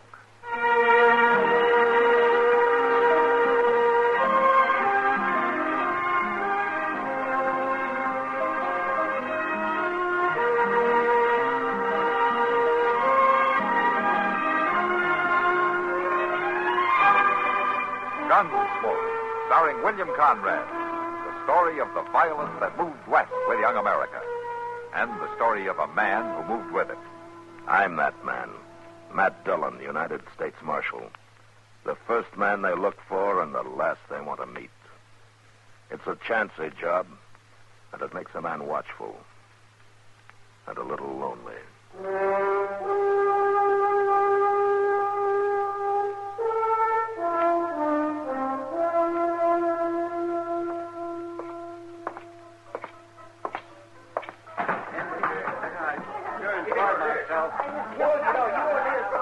Hello, Kitty. Oh, hello, Matt. Matt, this is Frank Wilkins. Emmett Wilkins' son. How are you, Frank? I've known your pa for a long time. I'm glad to meet you, Marshal. Frank's come back here to live, Matt. That's fine. I know your pa will be pleased. Oh, yes, sir. I can sing louder, bite harder, and tell more lies than any man in this territory. Who's that? I heard him say his name's Bull Hogan. Yeah, it seems he's a buffalo hunter. He just sold a load of hides and can't wait to get rid of his money. Looks like his friend there's kind of anxious to help him. Yeah. I got $50. It says Bull is right. Hey, bartender, I told you I want a bottle of the best. This stuff ain't got the strength of pop. Now, you fetch me a drink that'll scratch going down and thump when it hits bottom. Now, hop to it. Bartender, when Bull says hop, you hop. Yeah. Hey, you! You put that gun back in your holster and you leave it there. Who are you? I'm the marshal here. Yeah? Bull, look what's spoiling our party. Oh, we don't mean no harm, Marshal. Have a drink. You're going to pay for this damage, understand? Well, sure I am. I've been out in the prairie 6 months, Marshal. I aim to have some fun tonight, that's all. All right, go ahead. But leave a little of the town standing for the people who live here, will you? Well, it's going to cramp my style some, but I'll try. Okay, you do that. Hey, Bull. The marshal's gone. Let's find us a couple of girls, huh? No, not yet, Darwin. I'm going to listen to the music. Hey. What? That's a real looker over there at that table, Bull. Well, go get her. I sure will. Howdy. We're busy, mister. Well, this chair ain't. Now, look here. What's your name? Frank Wilkins. Oh, you go on back to your friend. Not you, mister. You, little lady. You know, you're pretty. Beat it. You heard her. Mister, my friend Bull wants to talk to this little honeypot here. Why'd he send a sidewinder like you? That blowhard can talk for himself. Blowhard? Hey, Bull, come here. Yeah, Darwin. Yeah, what do you want? This fella called you a blowhard. Is that right? Did you call me that? Yeah, I called you. What are you? Oh, now, don't go for that gun. It's just a friendly fight. I ain't mad at you. We got a difference of opinion is all. Hit him again, Bull. Why, sure, but not here. Like the marshal said, no need to bust up the place. We'll go outside. Unless you're yellow. Frank, It's don't... all right, Miss Kitty. You wait here. Come on, everybody. Me and this fellow's going to kick up some dust, and the loser buys the drink. Come on. Now. Come on. Over here, Bull. Yeah. All right, now stand back there. Give him some room. Yeah, now. You ready, mister? Yeah, I'm ready.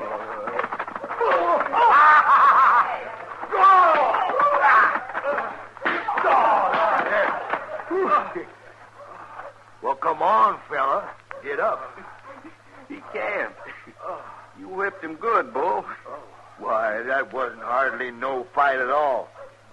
Shucks, we can't wait around for him to buy the whiskey. I'll buy it. Drinks for everybody. Inside. Everybody inside now. Hey, Delwyn, come on here. Dump some water on that fella. Sure, Bull. I'll take care of him. Real good care of him. Call me a sidewinder, huh?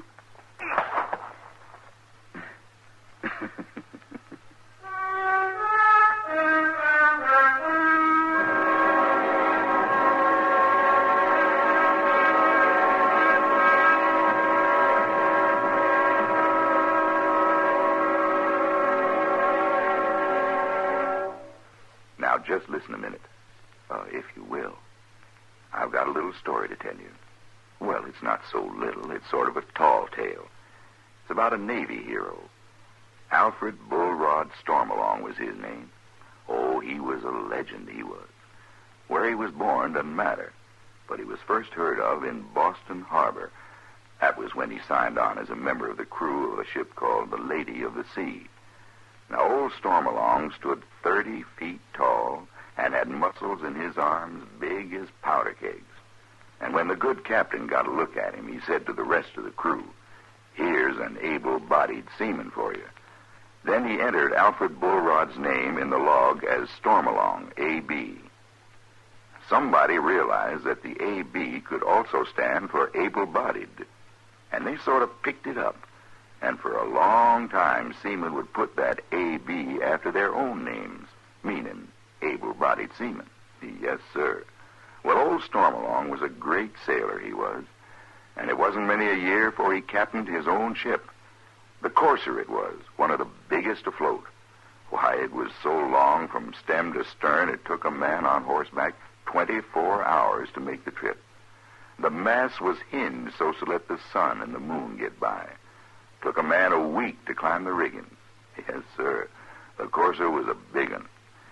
And Stormalong's skill as a sailing man became known throughout the 7 seas. One of his greatest feats was taking the courser through the English Channel. Seems the channel was only about 2 inches wider than his ship at high tide. But old Stormalong was up to the problem. You bet he was. He bought all the soap in Holland, and he and his men greased down the sides of the courser. Well, sir, it slipped through that old channel as slick as a whistle. Didn't damage it one bit. But so much of that soap rubbed off onto the English coast that to this day, the cliffs of Dover are white. Of course, you believe me, don't you? Say, it's nice being citizens of a country where you can laugh and talk about things free as a breeze, and write and read and worship, too. Yes, sir. Maybe you don't think about it much, but you should.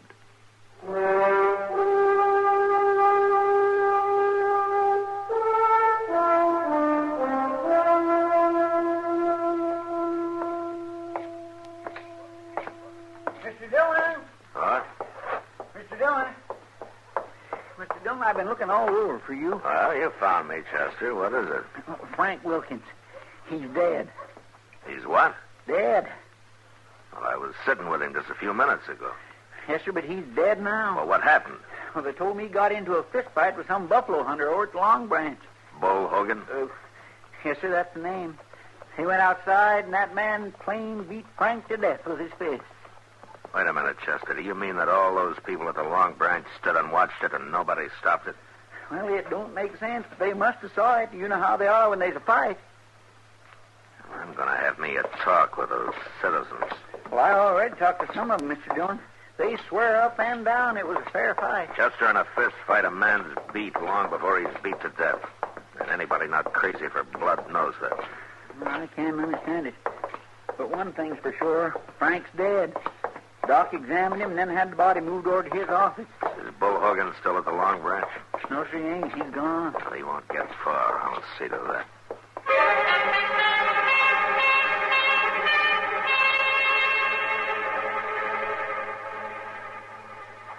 Delwyn? That you? Yeah, it's me, Bull. I got your horse hid in them trees. You better get going. Delwyn, I come into Dodge City to have me a good time. This ain't no fun sneaking out here to the edge of town, hiding in the dark. Ain't having me no fun at all. Well, it's better than being hung, ain't it? You killed that man.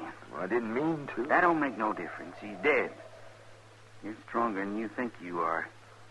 I never seen a man hit so hard. I can swing faster and hit harder than any other man in this territory. Keep your voice down, Bull. Being strong won't do you no good at the end of a rope. Well, it was a fair fight. That don't matter. They aimed to hang you, Bull. You didn't see how they was all looking at you, cold-like. Why, if I hadn't have made you leave that saloon when I did, they'd have closed in on you then and there. I'm the only friend you got, Bull. Delwyn, you ought to tell them that I didn't mean to do it. That wouldn't do no good. Not now. Your only chance is to get out of town till they cool off. Now, come on. Lucky I remembered seeing that old sod hut upriver on my way in. It's a good place to hide. You reckon I can find it? You go just like I told you, and you'll find it. And I Well, no thanks for this, Bull. I'm risking my neck to help you, but that's what friends are for. Stay here in town and see how the wind blows. Tomorrow I'll ride out and let you know. Bring some grub and a bottle, huh? Sure. Now get going. I ain't never run away from nothing before in my whole life. You ain't running away, Bull. You're being smart. I ain't never tried that before, neither. I hope it works.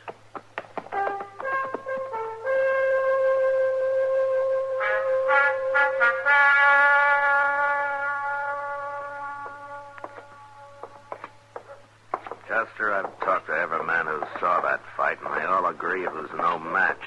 But while it lasted, it was fought fair. I guess I gotta take their word for it. Yes, sir, you sure do.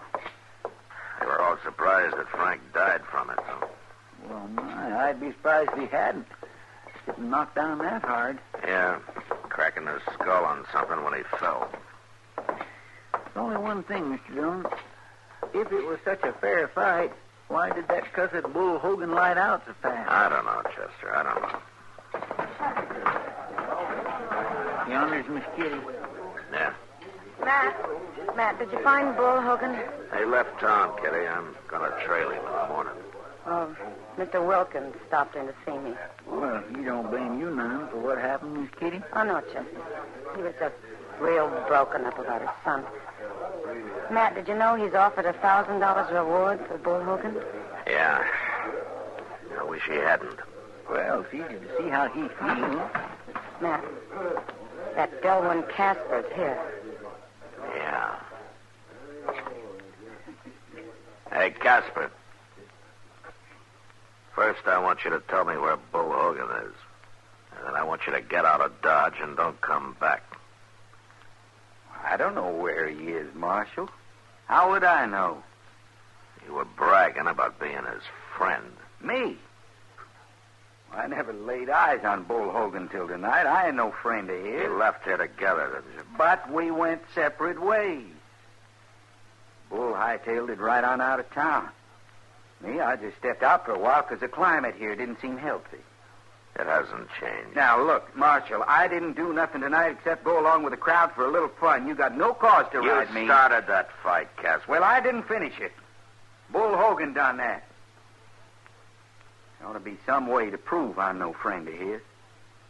Tell me where he went. If I knew, I would. I sure would. I hear the father of that poor fella Bull killed has put up $1,000 reward for him. Is it true? Yeah, it's true. Marshal, could I clear myself if I helped you trail Bull? You're going to be busy traveling, remember? Now, you get out of here, and if I see you again tonight, I'll lock you up. You'll be out of town at daybreak. You're a hard man, Marshal. You ain't fair. I said get up. Well, you got rid of him, Matt. Yeah, it was a pleasure, Kitty. Casper just ain't no good at all.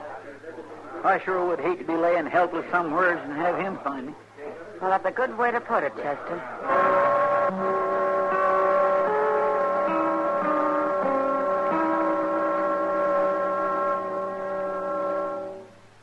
The United States Army, a gallant record of peacetime service. 1904, commercial business is transacted by radio for the first time through the United States Army Signal Corps station in Alaska.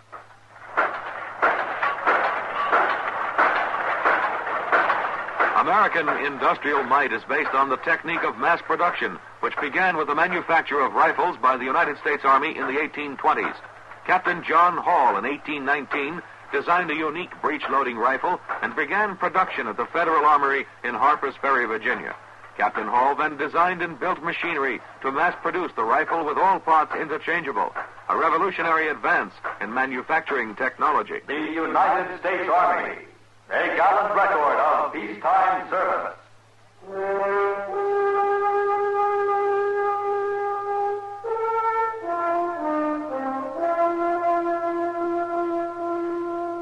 Bull?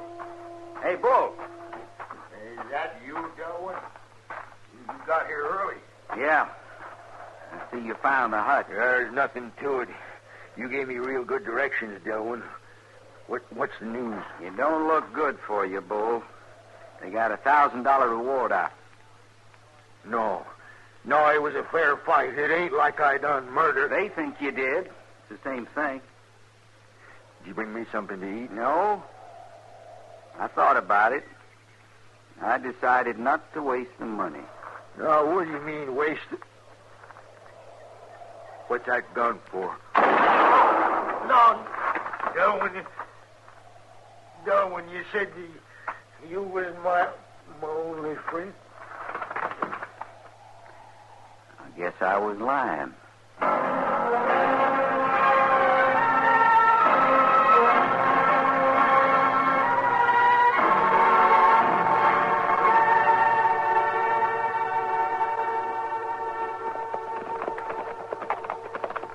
Mr. Dillon, I swear I just don't understand you today. First off, you run that Delwyn Casper out of town, then we meet him out here heading back to Dodge, and you tell him it's all right. Well, he says he got Bull Hogan. He claims the reward. Yeah, and you just look at him and nod, just say that money's all his right now. You think he really got Bull Hogan? There's no doubt about it. All we got to do now is get him. Casper killed Frank, Chester. What? He probably clubbed him with a pistol. You know, it's something you said to me that started me thinking in that direction. Me? Yeah, you said that you'd sure hate to be helpless and have Casper find you. I'm sure now that that's what happened to Frank. The problem is to prove it. There's that Todd hut he talked about. Yeah.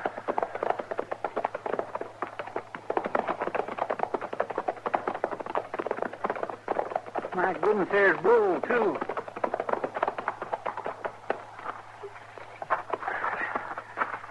Bull Hogan, new shirt and all. He's wearing a gun. He wasn't shot in the back. No, but he might as well have been for all the chance he had. Well, I'll ride down over to Sykes' place and borrow his shovel. No, Chester, borrow a wagon instead. We're going to take him back to Dodge.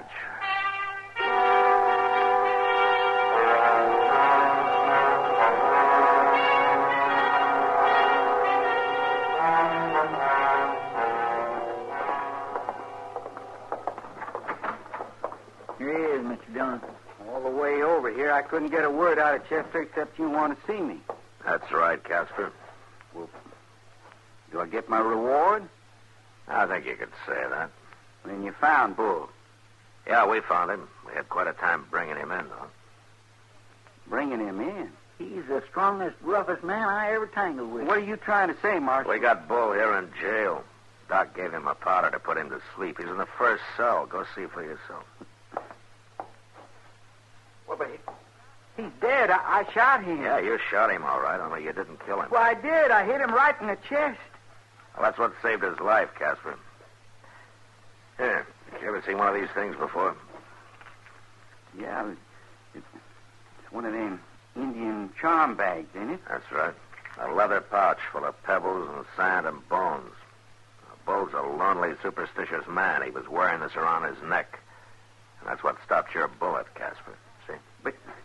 But he fell down. He was dead. Doc says that a blow over the heart like that will stun a man cold, but it only lasts for a few minutes, and then he's as good as new. You're lying to me.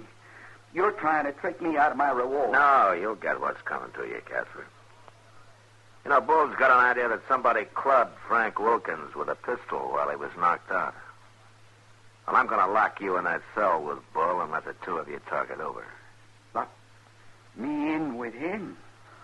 Well, now, you can't do that. Oh, why not? Neither one of you will have a gun. You'll just talk. What could happen to you? We'll go wake him up now, Mr. Dillon. Yeah, Chester, go wake him up. All right, come on, Casper. You're going in there with him. No, I'm not. Oh? Well, then maybe you'd rather tell me about it, huh? But I didn't do nothing. I ain't going in there. Oh, yes, you are. And you're going to tell that to Bull Hogan face to face right now. Locked in. No, I done it. I clubbed Wilkins with my pistol. It was me killed him. You hear that, Chester? Yes, sir. All right, take his gun. I got it. Now lock him up, Chester. Then we'll bury Bull. Bury him? Then he is dead. Yeah, he's dead. And you're going to be right behind him, Casper. I hope he's waiting for you.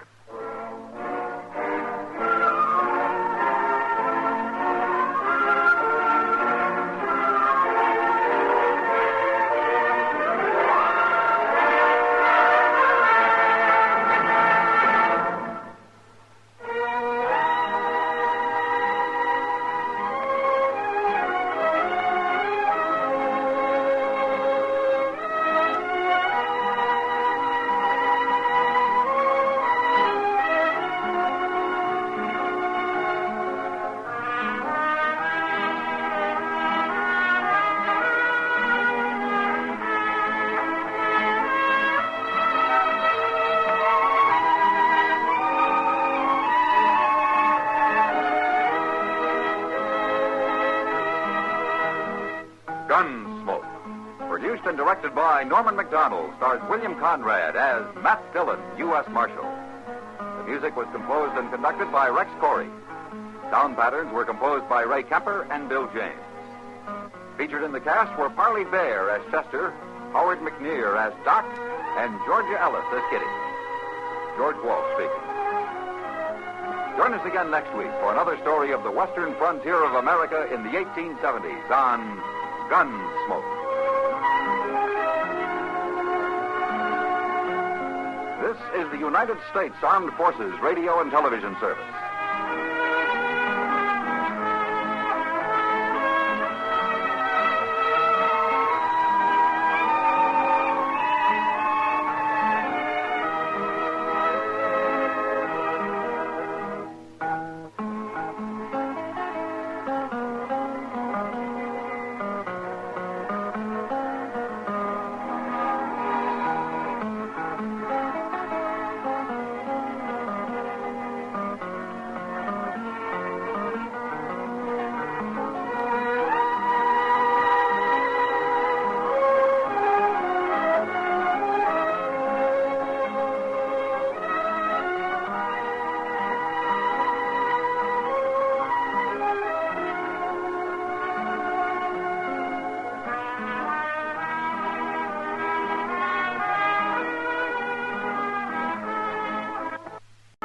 Our next guest will give you the laughs. Just don't ask him to lend you money.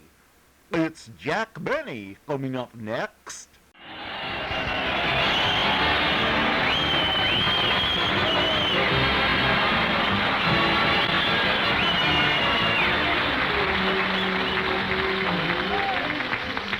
Ladies and gentlemen, as you all know, this is the month of March. And as I mentioned before, we're broadcasting from March Field. So here we are at March Field in the month of March. Now, isn't that clever? Get it, fellas? March Field, month of March. It took 4 writers to think of that.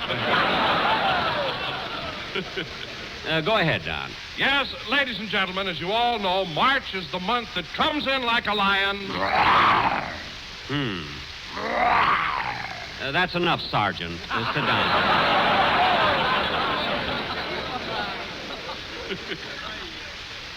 Sit down, then.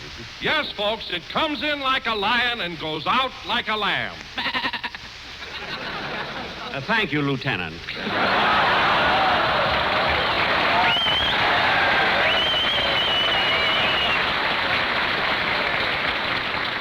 Lie down, Bob. We can't bring you a lamb or a lion, but we can bring you an elk. And here he is, Jack Benny.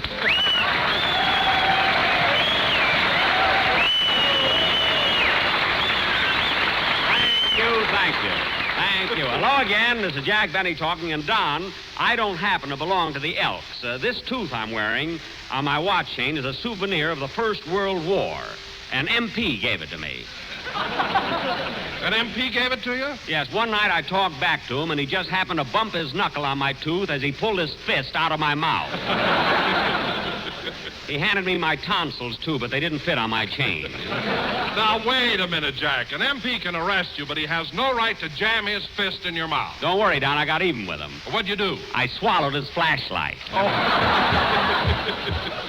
For the next 3 months, every time I sat down, my eyes lit up. I was the only guy that could read in bed after 9 o'clock. But let's not talk about me. Oh, hello, Mary. Hello, Bright Eyes. Hiya, fellas.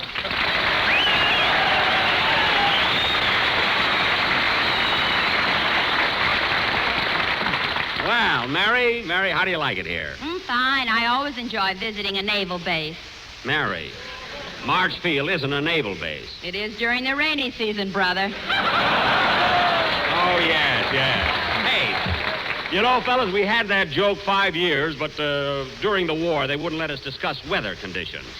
For 5 long years, nobody knew it rained in California.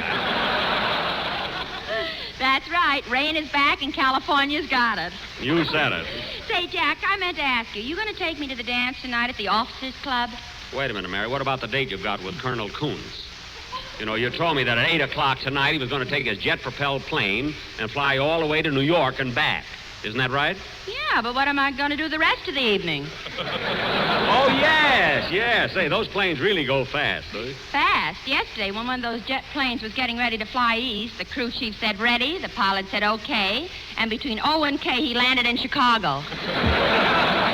You know, fellas, we wrote that joke 5 years ago, but they didn't have jet planes there. They got them now, though. About a month ago, one of those planes flew from Los Angeles to San Diego in 10 minutes and 17 seconds. Gosh, that's almost as fast as the Riverside bus.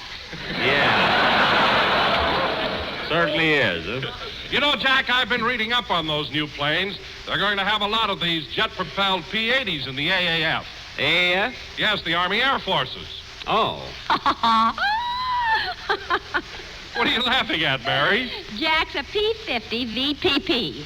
P-50 VPP? Pass 50 vitamin pill propelled.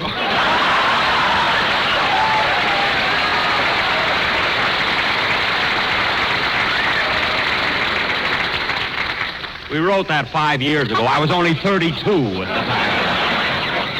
Yes, sir. And don't be so funny because... Hiya, fellas. That Jackson is great, but here comes Harris like a P-38.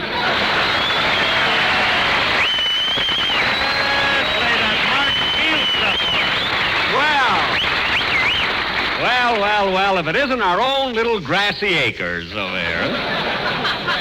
Grassy acres? Yes, Phil, that's a spot here in camp that's just like you. It's green, pretty, and useless.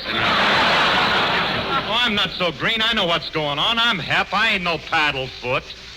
Paddlefoot? What's that? Well, that's an officer that commands an LSD. LSD? Large steel desk. Oh, yes. The top of the desk is a landing strip for their feet. I know that. Yeah. Say, Jackson, you're pretty sharp today. You would be, too, if you'd get here for rehearsal. What are you talking about? Mary and I stopped in Riverside, and we saw you coming out of the Chi-Chi bar. What did you say the name of that place was? Chi-Chi. Oh, bless you. I thought I was seeing double. Well, for you, that isn't hard, you know? Anyway, Phil, we'll forget about that. Now, here we are at Marchfield, so let's show the boys we're glad we came down. Well, you're right, Jackson. There's something about this place that really gets into you, especially when the wind blows. What? It gets in your shoes, gets in your hair, gets in your ears. I know. Well, I wrote that joke 5 years ago, and it still fits. I know, yeah. Maybe so, Phil, but in spite of that, Marchfield is a great place, and the boys are very happy here. That's because there are so many things to do. You're right, Jack. There are a lot of things for the boys to do, but there's only one trouble. What's that, Mary? If you like it, it's out of bounds.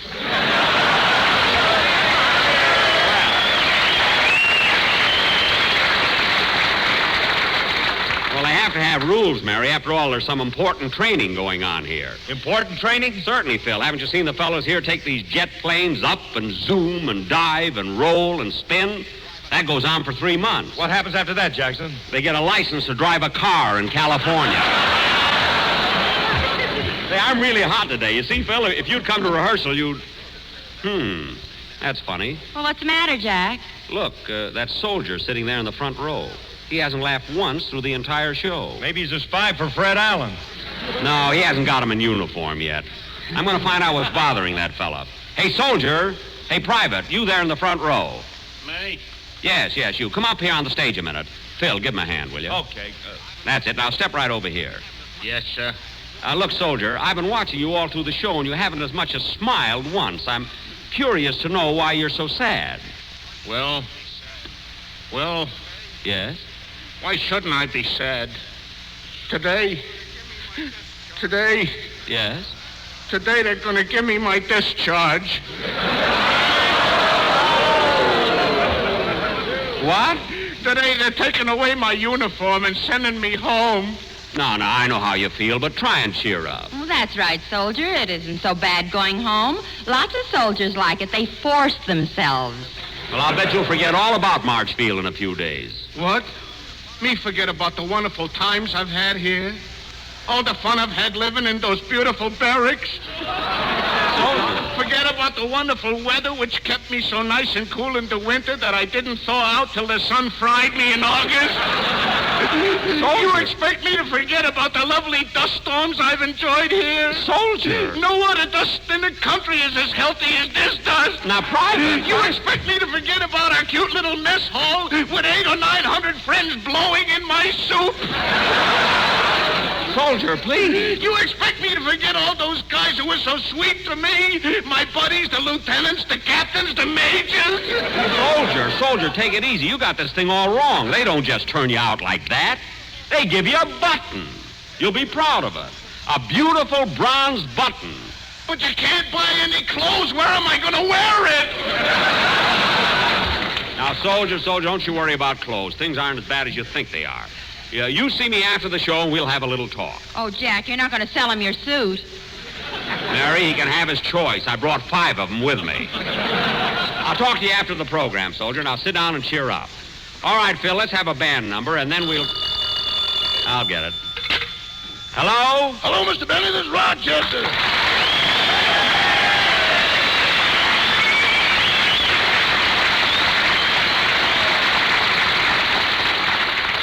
Rochester, where are you? You should have been here an hour ago. It isn't my fault, boss. I went off the road and got lost. Well, where are you now? A farmhouse.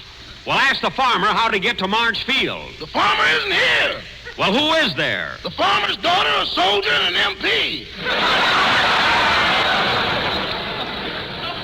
MP, military police? No, a minister from Pomona. Oh, well, offer them my congratulations and come on out here. Okay. Now, remember, when you get to Riverside, you go through town, then turn right, and Marchfield is just 8 miles ahead. Now, leave the farmhouse right away and get out here. But, boss, I can't leave till after the wedding. Till after the wedding? Why not? They're giving me a pound of butter to sing Oh, Promise Me. Oh, well, give them 2 fast choruses and get out here. I'm waiting for you. Okay. What's the matter, Jack? Something always... That was Personality, played by Phil Harris, and his Makes You Want to Be Transferred to Muroc Orchestra. What a band. And now, folks... There he goes again. There he goes picking on the band. Livy, tell Jackson to lay off. Phil's right, Jack. His boys may not be great musicians, but at least they're gentlemen. Mary, just because they tip their hats when they pass a pool room doesn't mean they're gentlemen.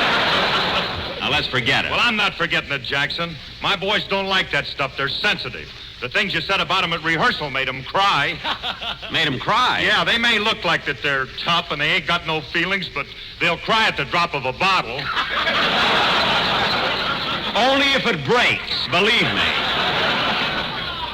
And the least you can do is tell Frankie, your guitar player, to do something about his appearance.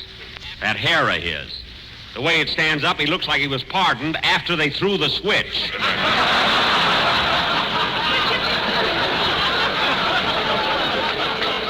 Now, let's get on. Come in. Yes? Pardon me for interrupting your program, Mr. Benny, but there's a soldier here who's being discharged, and it's time for him to go home. Oh, yes, Colonel. I was talking to him before. There he is in the front row. Oh, yes. Come on, son. It's time to go home. No, not yet. I don't want to go yet. Please don't make me go. But, son, the limousine is waiting, and the chauffeur will drive you all the way home. I don't care. I don't want to go yet. But, son, we let you stay here for most of the program. I know, but I don't want to leave until I hear the commercial. Well, bless his little heart. Don, let him hear the commercial. We don't want to keep the limousine waiting. Okay. LSMFT, LSMFT. Lucky Strike means fine tobacco. Ah, that's it, but not so fast. I want to enjoy it longer. Yes, take it easy, Don. Huh? Lucky Strike means fine tobacco. So round, so firm, so fully packed, so free and easy on the draw. There you are. No, don't stop yet. Tell me more. I want to hear it. Please. Go ahead, Don. Tell him more, kid. All right. Lucky Strikes are made of the finer, the lighter, the naturally milder tobaccos. Yes, sir, you bet. For real deep-down smoking enjoyment, smoke that smoke of fine tobacco, Lucky Strike. Thank you. Thank you, Mr. Wilson. I'll go now. I'll go. Goodbye, everybody. Goodbye. Very much, Colonel. Well, thank you, Mr. Benny. Now, just go right ahead with your program. You know, kids, I was thinking, I'll bet a lot of people listen to our program just to hear the commercials. My mother only listens to the commercials and my singing. Oh, hello, Dennis. I didn't see you come in.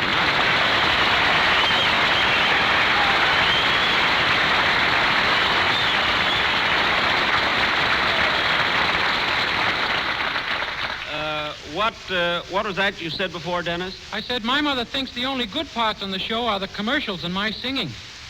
Oh, she does, huh? Yeah. She thinks you're the worst comedian on the air. Oh, she does, huh? Yeah. She thinks you're awful. Oh, yeah? Yeah. When you say hello again, she gets sick to her stomach.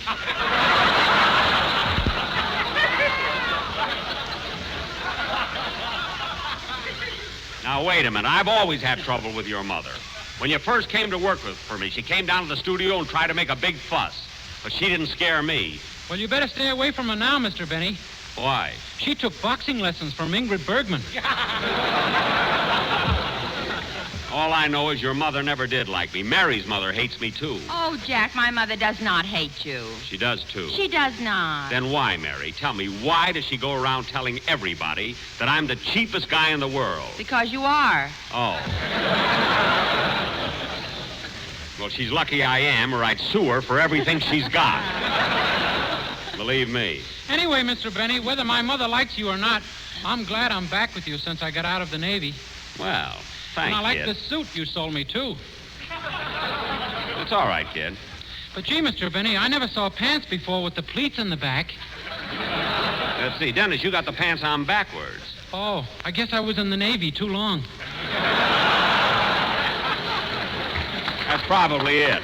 Say, Dennis, now that you're here, how about having... Oh, my goodness, that's Rochester. He's probably lost again. Mary, you answer it, will you? Okay. Hello? Hello, is my daddy there? Your daddy? Oh, is this Phil Harris's little girl? Uh-huh. Is this Mr. Betty's little girl? No. No, this is Miss Livingston. You know, honey, I saw your mother yesterday at the beauty parlor. Gosh, she certainly is pretty. Do you think she's prettier than my daddy? Well, yes, I do. Me too, but don't tell Daddy. Well, don't worry. I'll keep it a secret. Just a minute, I'll call your daddy. Your daughter's on the phone, beautiful. Okay. Hello, baby. Hello, Daddy. Do you know what tomorrow is? Tomorrow? No, what is it? It's Mommy's birthday. Oh, my goodness, that's right, and I didn't buy a thing for her. Gee, Daddy, you're in a mess. Do you want me to leave the back door unlocked for you again? No, honey. I'll get her something this afternoon. Look, what do you think Mommy would like for a birthday present? Well, let's see. Why don't you get her a green dress to match the pool table you gave her for Christmas? No, baby. You're all mixed up. She gave that to me. Oh, Daddy, I'm writing Mommy a birthday card, and I got stuck. How do you spell birthday? Well, how far have you gotten?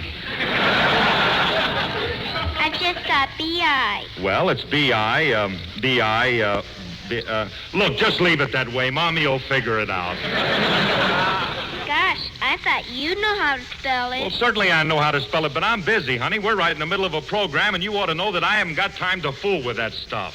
Hey, Daddy, you're so cute when you're mad. Yeah. Hey, Jackson, how do you spell birthday? B-I-R-T-H-D-A-Y. Honey, it's B-I-R-T-H-D-A-Y. Thanks, Daddy. And thank Mr. Benny, too. Bye. Goodbye.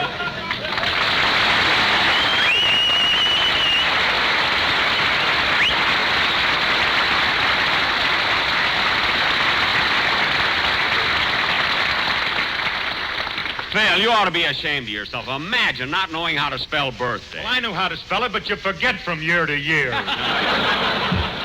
Now, Dennis, as I was telling you before, when you do your song, I'm going to... Oh, for heaven's sake, nothing but interruptions. I'll take it. Hello? Hello, boss, it's me. Oh, my goodness. Where are you now? Your guess is as good as mine. Oh, for heaven's sake, don't tell me you're lost again. Lost? I found roads that even Hope and Crosby don't know about. What? I passed Utopia twice. Roger, have you any idea where you are now? Wait till I look at the sign. What does it say? From the cradle to the grave, always use Burma shave. I don't mean that. Now, Rochester, listen carefully. Come back to Riverside. Then go through the town, turn to the right, and you can't miss March Field. Who can? You can't. Rochester, look, just ask somebody. Ask anybody how to get there. Wait a minute, boss. A soldier just came in to use the phone. I'll ask him. Okay. Say, soldier, how do you get to Marchfield? Marchfield, they're taking me away from there. I want to go back. Please. What's going on there? It's no use, boss. I'll have to find it myself. Okay, goodbye. Goodbye.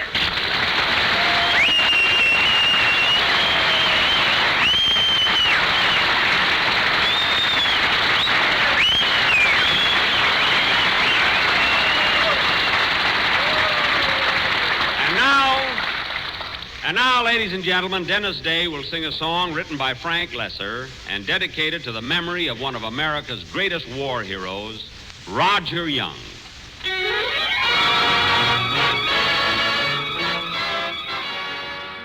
An entire company of his comrades would be spared shell fire from the enemy. Roger Young was just an ordinary guy before he enlisted, and in the Army he was just a private. But he was a hero, and he died a hero's death. In death, songs have been written about him. Ballparks and boulevards have been named in his honor. Alive, however, Roger Young would be just another GI, looking for a place to live, like most of his buddies. So it is only fitting and proper that one of the first of the many veterans' emergency housing projects to be completed is Roger Young Village, which will open on April 27th in Griffith Park, Los Angeles. Let us hope that naming this series of Quonset huts Roger Young Village will serve as a reminder that the boys are home now, and they must have the things in life that Roger Young and his comrades fought and died for.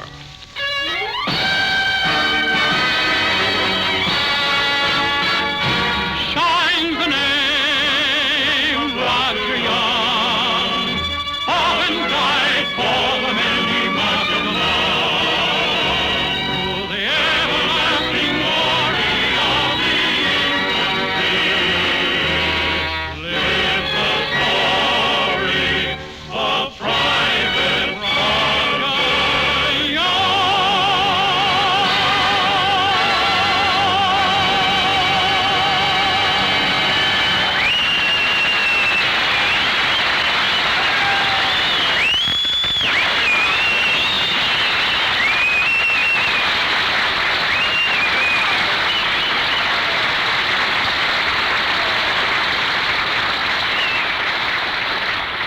Jack will be back in just a minute, but first, here is my good friend, L.A. Speed Riggs.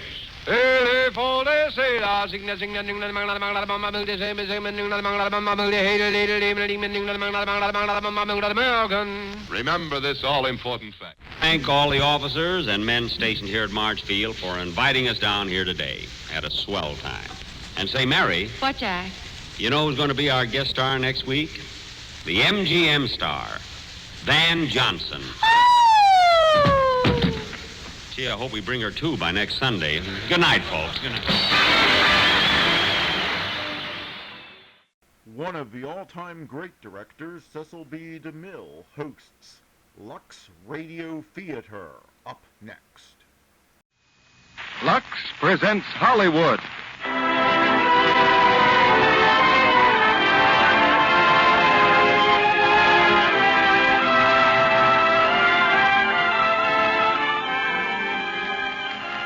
The Lux Radio Theater brings you Nelson Eddy, Susanna Foster, and Basil Rathbone in The Phantom of the Opera with Edgar Barrier.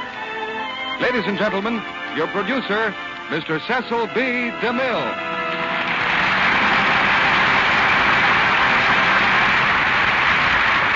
Greetings from Hollywood, ladies and gentlemen. A Broadway first night thrills the few hundred people who can enjoy the play. A Hollywood premiere is exciting for the few thousands who gather to see the stars. But opening night in the Lux Radio Theater belongs to the millions. The millions in American homes and camps from coast to coast. And it belongs to our boys in uniform beyond the seas, who join us for the first performance of our 10th season. The real adventure is not in the lights or the crowds, but in the historic privileges of the theater, in hearing a famous star score again in a brand new role, and in the joy of discovering a new star. All that is yours tonight when we present Nelson Eddy and Susanna Foster in their new Universal Technicolor success, The Phantom of the Opera. And with them, in one of the theater's most interesting parts, we bring you Basil Rathbone. It's the first of a big parade of stars and plays that will challenge your attention and our ingenuity.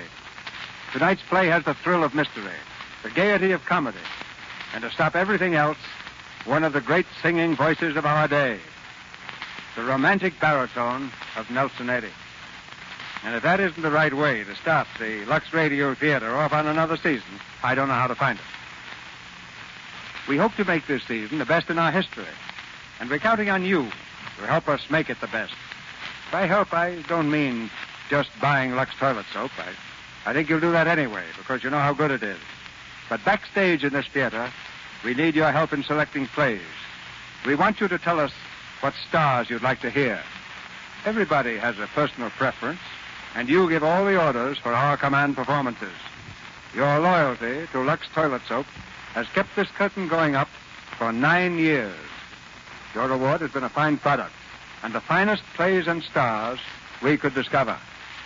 And now, the thrill of another opening night, as the curtain rises on the first act of The Phantom of the Opera, starring Nelson Eddy as Anatole, Susanna Foster as Christine, and Basil Rathbone as Tordant, with Edgar Barrier as Raoul.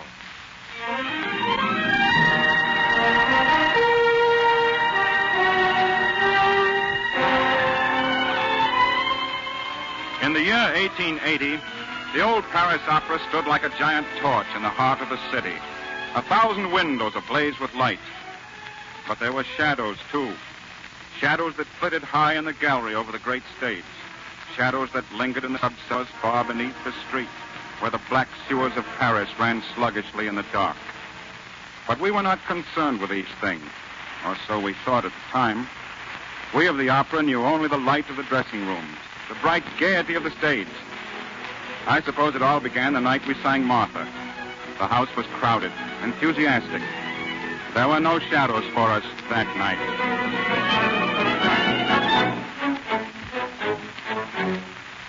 Je vous demande, mes chers amis, ce qui pourrait conclure la vie d'un tel immense plaisir. Vous verrez bien que la raison pour la gaieté de nos chansons, si pleine d'entrain, de joyeux refrains, c'est là le parterre.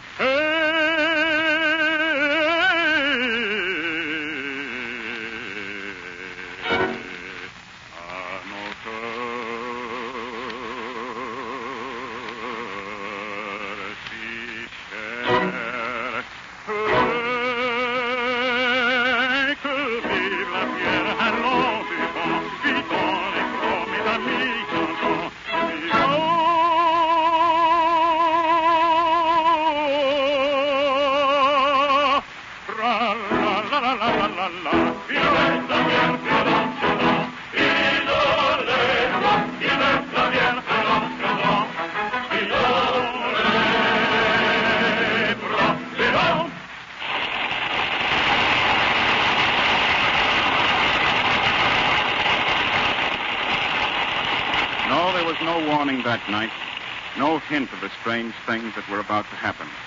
But I noticed at the finale that Christine was not on stage for the curtain call. Christine Dubois, who sang the role of Nancy. It was not like her to miss the finale of the act.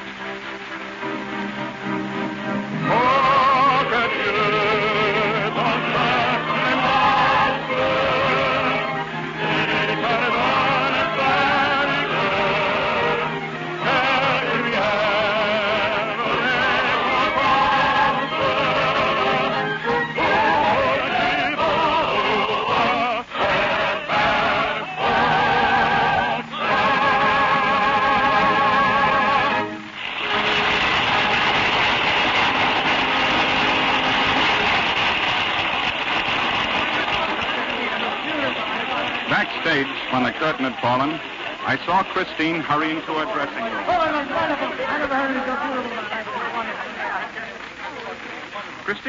Christine, wait. Yes, Anatole, what is it?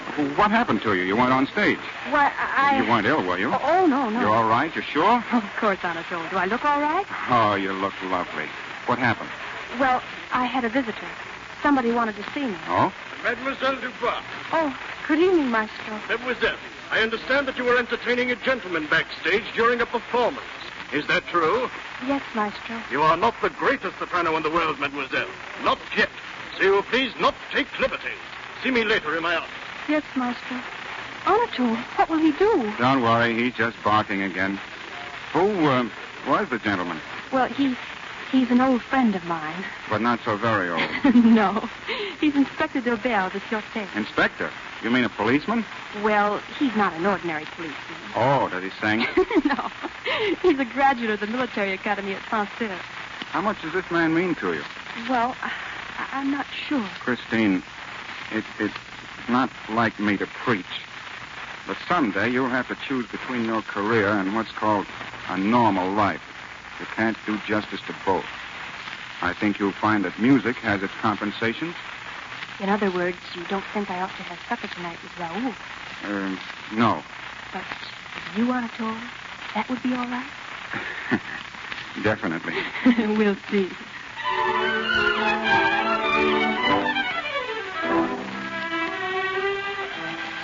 There was another man that night who missed Christine's appearance during the finale. His name was Éric Claudin, a violinist. He was a strange man, this Claudin. Quiet, almost shy, but a brilliant musician. When Christine came from Villeneuve's office, Claudin was waiting in the passage. Good evening, mademoiselle. Good evening, Claudin. Monsieur Villeneuve will see you now. Thank you, mademoiselle. Good night. Oh, mademoiselle, may I speak to you for a moment? You weren't on the stage tonight for the curtain call. Everyone in the theater seems to have noticed that. It's really quite flattering. Why weren't you there? What? Oh, please forgive me, but I've been here so long that everybody, everything connected with the opera is so much a part of my life. Of course. But Monsieur Villeneuve is waiting. Yes, you weren't ill, were you? You're not in any trouble. Oh, it's impertinent of me, I know, but... No, it isn't. You're very kind. And I'm not in trouble. Good night. Christine. It's you. Oh, I'm so sorry. I shouldn't have called you Christine. I'm sorry. Good night. Good night, mademoiselle. Come in. Oh, Claudin. Yes, maestro. Close the door, please. You know why I sent for you, Claudin? I think so, maestro. I've brought my violin. Take it out of the case, please. Hey, Claudin, for some time now I have sensed discord in the violin section. It was not until tonight that I definitely located the source of the trouble. Let me hear you play, Claudin. Yes, maestro. What shall I play? Anything you please. Yes, maestro.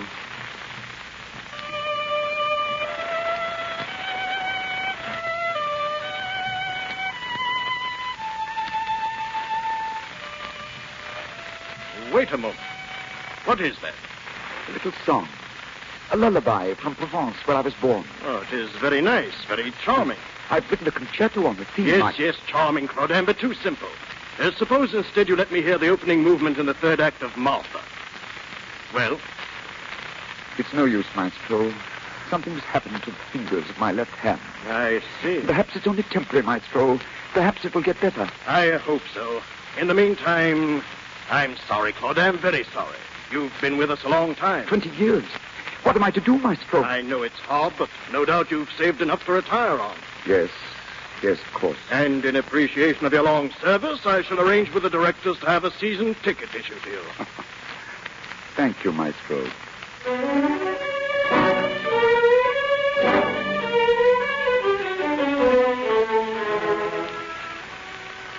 There are things I can tell you now, things I didn't learn until months, even years later.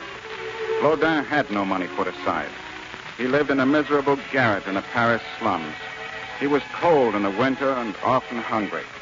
What money he earned was used for just one purpose, to provide singing lessons for Christine Dubois. She knew nothing of his sacrifice for her. It was a secret known only to Claudin himself and Signor Ferretti, the singing master. My dear Claudin, if you don't mind my saying so, you're a fool. Signor Ferretti. For 3 years, I've taught Christine Dubois, and you have paid. Why? How can a man of your age hope to interest a girl as young as... Signor, please. We agreed never to discuss my motives. Very well. So now you have been dismissed from the orchestra. You can no longer pay for her lessons. Is that it? Yes, Signor, but I hope that you would continue to instruct her. What? Just for a while. I'll have money soon. A concerto I will do. I've taken it to Monsieur Pleyel. It's going to be published. Yes, I know. Every violinist has written a concerto. Then you'll go on with the lessons, Signor? Why should I? Why should I assume your burden? The girl means nothing to me. But her career means a great deal to me, Signor. More than anything else. I'm sorry for that. Really sorry. I will let her come a few times. Then I will tell her she no longer needs me. But that isn't true. Perhaps not. Signor, if you will give me just a little more time. You will have time, Claudin, when you have money. Come back when Monsieur Pleyel has bought your concerto.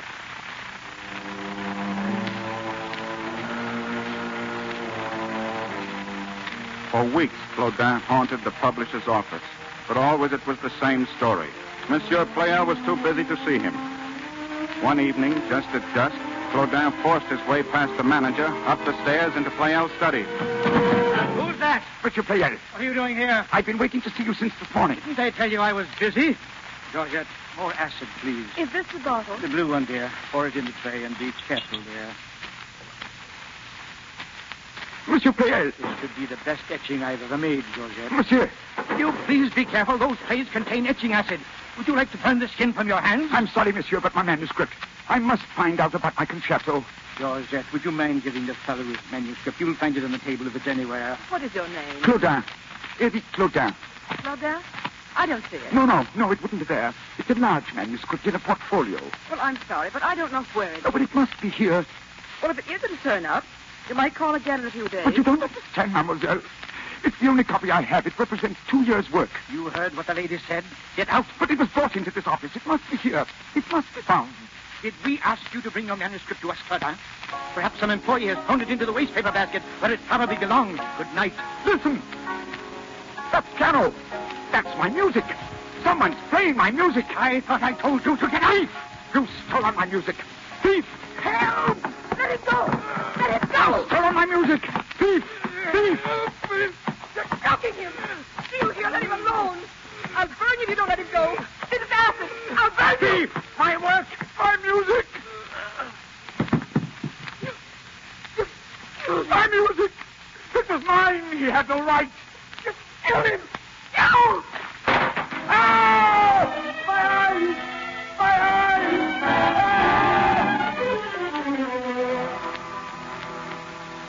In that room, a man lay dead on the floor, and Claudin stumbled down the steps, screaming in agony, the acid burning into his face. Into the street he ran with his hands before him, groping his way blindly through the darkness. He was seen once on the Rue du Jardin and again in a dim street near the Opera. And then he was gone, lost in the black of the night.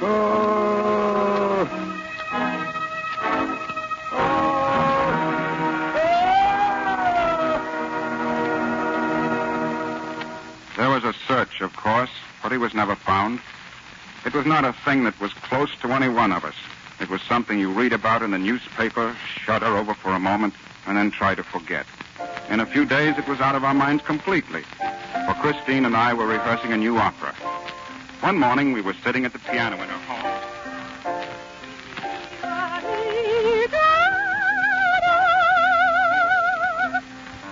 Very nice. What is it, Christine?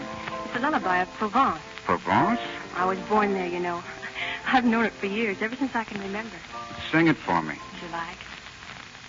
Hear those bells ringing soft and low, bringing peace through the twilight snow, calling to everyone, night has begun, and from your weary toil,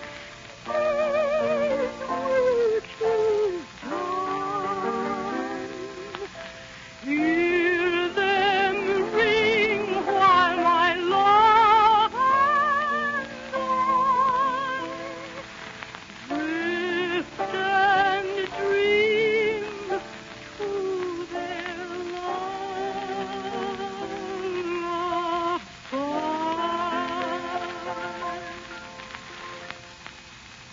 Well? Oh, it's lovely, Christine. Christine. Yes, Aunt Bertha. Didn't you hear the door? Monsieur Daubert is here. Good morning, Christine. Oh, good morning. You see, monsieur? They call this rehearsing. Rehearsing, huh? Well, I'm sorry to intrude, but I must speak to you, Christine. But you see, I'm busy right now, Raoul. Anatole has been helping me. Yes, to rehearse. Yes. Monsieur is very kind. Well, not at all, monsieur. I find it a pleasure. I'm Anatole Garon of the opera. Oh, I'm so sorry. This is Inspector Daubert of the Sûreté. Oh, the policeman. Police inspector, monsieur. Yes, of course. I've heard of you, Inspector. Your work must be very exciting. Oh, not half so exciting as yours, monsieur. It doesn't lend itself to self-expression. Christine, I'd like to see you alone, please. I'm here on business. With me? What business could mademoiselle have with the Sûreté? What is it, Raoul? If you don't mind, I'd rather Anatole stayed. Very well. Christine, do you know Eric Claudin? Why, yes. How well? I knew him as a violinist in the orchestra. Well, I met him a few times in the foyer, on the stage or outside the opera, but that's all. He acted a little strangely. Strangely? How do you mean? Well, I don't know. He just seemed eccentric, but harmless. I thought he was a rather kindly fellow until I read of the murder. What is it, Raoul? He was a kindly fellow until he thought Pleyel was robbing him of his work. Then something snapped, and he became an homicidal maniac.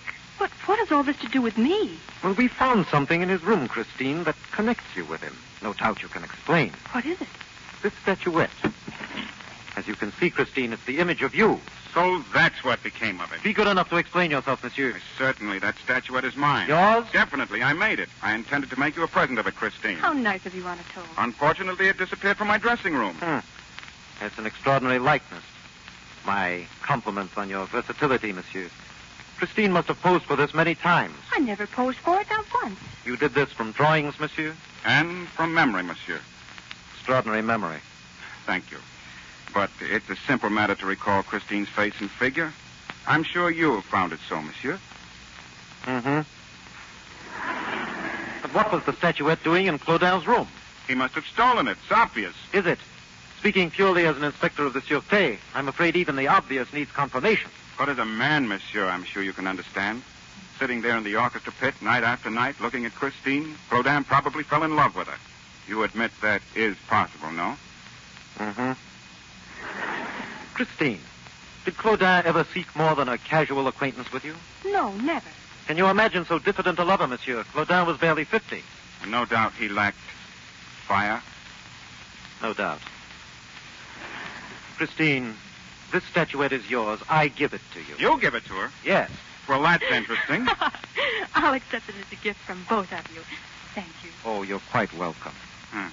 It seems I have the worst of this bargain. In the future, Monsieur Inspector, I detect you model. In any case, that was a bad clue. Oh, not so bad as it seems. It enabled me to recover Mademoiselle's statuette. Is that your carriage at the door, monsieur? Yes. Would you be good enough to give me a lift? Well, which way are you going? Oh, it doesn't matter. As inspector of police, I have business all over Paris. Well, in that case, au revoir, Christine. Au revoir. You've been most helpful, Christine. Most helpful. I hope you catch Claudin. Thank you. Well, you ready, monsieur? At your service. Well, after you, monsieur. Well, after you, monsieur. Thank you, monsieur.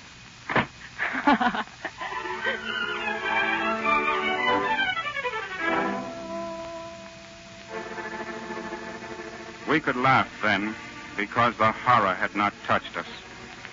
We didn't know that in the caverns of the sewer beneath the opera there was a shadow darker than the surrounding gloom.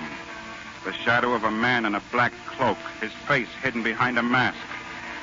This was the man whose features had been burned and whose mind was on fire. Before long, that shadow was to envelop all of us.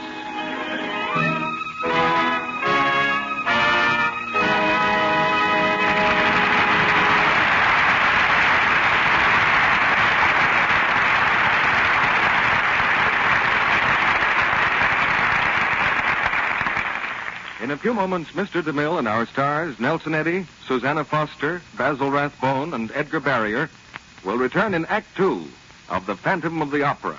One way you can be sure of having the last word in an argument is to have an argument with yourself, as this young lady is doing, for instance. I don't see anything the matter with my skin, really. Doesn't look as nice as it used to look. It does so. It's just that the light over this mirror is so bright. Well, doesn't Johnny Brooks always tell me I have a complexion like a million? Hasn't said so for a good long time. Well, he's been away at camp, Smarty, that's why. He's due for a furlough most any time now. Maybe you'd better start doing something about your skin. How about some real beauty care instead of that dib-dab, lick-and-promise kind of treatment you've been giving it lately? Maybe I'd better. Yes, I will. I'll try those beauty facials Screen Stars use. Active lather facials with Lux toilet soap every single day. If it works for the Screen Stars, it ought to work for me, too. Well, she'll find it does work. This gentle complexion care used by 9 out of 10 Hollywood stars. You see, Lux toilet soap is a real beauty soap. With lather so rich and smooth and superfine, it feels like a caress on the skin. Lovely Screen Stars tell you they take their Lux soap beauty facials this way. They smooth lots of the creamy active lather well in. They rinse with warm water and splash with cold. Then they pat their skin dry with a soft towel. Now, that's a very simple, easy care, but if you use it every day, you'll find that soon your skin feels softer, smoother, takes on a fresher, lovelier look. Why not get some Lux toilet soap tomorrow? You'll notice each satiny white cake is hard milled. That means it lasts and lasts. And remember, it's patriotic not to waste soap. Use only what you need. Don't leave your cake of Lux toilet soap standing in water. And be sure always to put it in a soap dish that's dry. And now, Mr. DeMille returns to the microphone. Act 2 of The Phantom of the Opera, starring Nelson Eddy as Anatole, Susanna Foster as Christine, and Basil Rathbone as Claudine. Edgar Barrier as Raoul.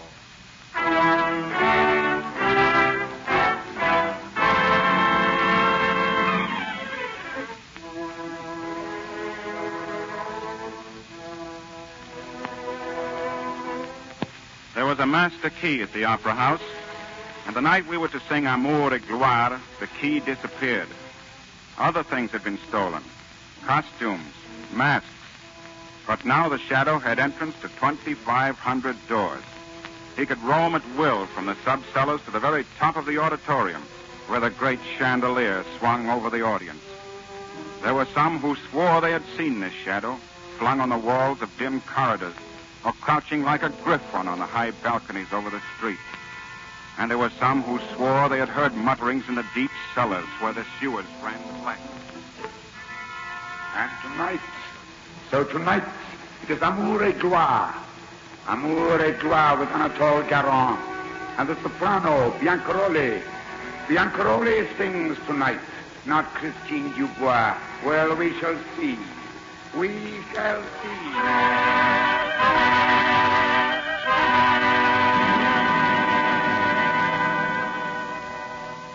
It was strange the way it happened. In the third act, the libretto called for me to give Biancaroli a cup of wine. When she had drunk it, I thought for a moment that her face paled. She finished her aria and left the stage, but she was late for her next entrance. There was a wait. And then came the cadenza from off stage. I knew that voice, but it was not Biancaroli who was making the entrance. It was her understudy, Christine Dubois.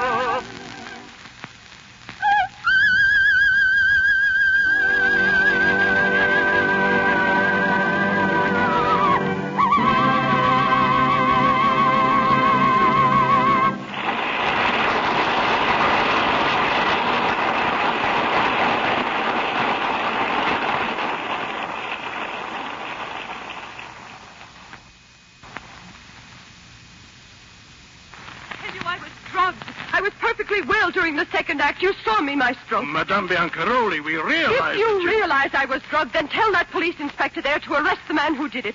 We all know who it was. Anatole Garon. I know nothing of the sort, madame. I am a police officer, not a psychic. It is my duty to collect evidence without prejudice. Haven't you evidence enough? Everyone knows. Madame, will you be seated, please?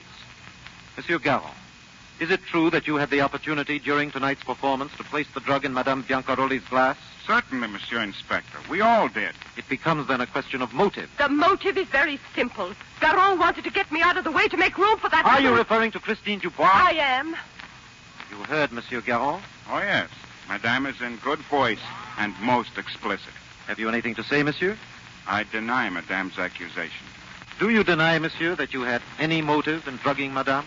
I deny that I drugged her. Monsieur Inspector, I do not understand your reluctance to make an arrest. You are not an examining magistrate. Can you substantiate your charge that Anatole Garon had a motive in drugging you and that the motive was Christine Dubois? Why, anybody with half an eye would be able to tell you. Hearsay is not evidence. Then Madame. I'll go over your head. I have influence at the Sûreté. I was drugged tonight to the point of death, and I insist upon the arrest of the criminal and his accomplice. And if you don't... One moment, Madame, please. You've heard Garon deny that he drugged you. As the inspector says, there is no evidence to warrant an arrest. If you insist upon it and fail to gain a conviction, you will find yourself in a very difficult predicament. Yes, quite right. And no matter what the outcome, don't forget that heir is bound to the Paris Opera. Whatever scandal injures us or any member of the company will injure you as well. Are you suggesting that I forget the whole affair? Yes, for your own sake as well as ours. Very well. That is, under certain conditions. I want a new understudy. Christine Dubois goes back to the chorus and stays for the 2 years my contract has to run. No, I won't permit it. If any such arrangement is made, I'll My dear go... Anatole, I have not finished. I go a step farther. I suggest that we all forget that anything happened afterwards. For once, Madame, I don't understand you. Oh, but it's so simple. Nothing happened tonight. I was not drugged, and Christine Dubois did not sing. What? Madame, there are always critics in the house. You will send word to the papers that no mention of her is to be made. You'll do nothing of the sort. It's ridiculous. Besides, what about the public? Shall we send word to the public to forget that Mademoiselle Dubois was a sensation? If you are willing to ruin the opera for the sake of Christine Dubois, that's your affair. But you'll either do as I say, or I will charge both of you with trying to murder me. Do you understand that? Murder!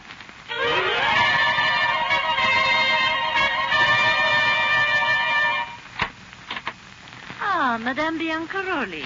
Good evening, Maria. Oh, Madame, you were magnificent tonight. Oh, my dress, please. You really thought so, Maria? Oh, yes, Madame. The best I'd ever heard you. Especially in the part with Garon. The cadenza from off stage, it was so... Oh, you liked that, did you? Why, yes, Madame, it... Yes. Yes, I was very good tonight. My dressing gown, Maria. Yes, Madame. Ah! Maria! Madame! Madame! What's the matter with you? A man, Madame, outside the window on the balcony. Oh, don't be a fool. How could a man...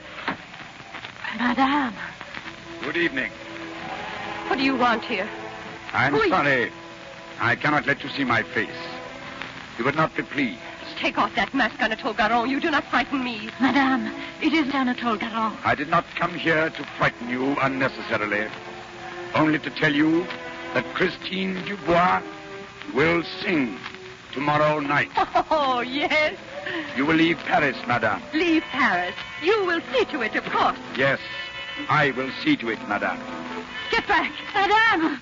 Do you force me to reason with you, Madame? I will not leave. Get away from me. I am sorry, Madame. I am very sorry.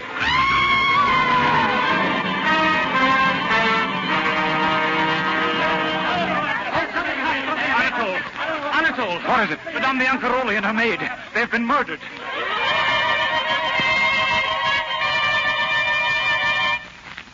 The opera was closed for almost a week. And then from somewhere within the darkened building, a note was written to the directors. Gentlemen, the opera must open very soon. Christine Dubois will replace Biancaroli, who chose to ignore my advice.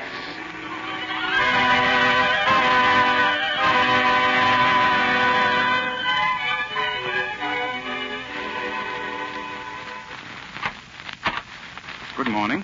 Yes? Is Christine at home? Yes? Well, may I see her, please? Come in. I'll tell her you're here. Thank you.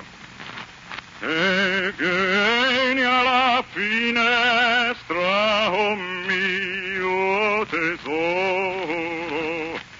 Beautiful, monsieur, beautiful. Oh, I didn't see you, Inspector. Good morning. How's the opera business, monsieur? Well, very poor at the moment. How's the inspecting? Very good. Splendid. Glad to hear it. Thank you. Not at all. Good morning. Oh, good morning, Christina. Aunt Bertha told me you were waiting together. Did you amuse each other? Good. May I have a Christine, word I wonder with you? if I... Sorry, monsieur. After you, monsieur. After you. Thank you. What I Christine, was if you and going I to could say only... was that... One at a time, please. Anatole? They're going to open the opera, Christine. You and I are going to sing together. You are wrong, monsieur. I'm sorry, Christine. They are going to reopen the opera, but without you. Circumstances connected with the murder of Biancaroli demand that someone else sing the leading role in your place. Really? You may be interested to know, Monsieur Daubert, that circumstances connected with the murder of Biancaroli demand that Christine does sing. Well, the police have changed that plan somewhat. We are going to draw the Dara out to the open by defying his warning. My men will be posted at every entrance and exit. And probably miss him. Monsieur, I am aware that your profession requires a certain self-assurance, but aren't you going too far? Not at all. I happen to have a plan of my own for trapping the murderer. So you've turned detective, monsieur? I have. Well, very well, if it amuses you. I might add that my plan is strictly confidential. All I can tell you is that Lorenzi is to sing the role, and I am not in the least interested in your plan. May I have a word with you alone, Christine? Yes, that's what I came for. May I speak to you alone, Christine? But I'm going out. Well, my carriage is just outside.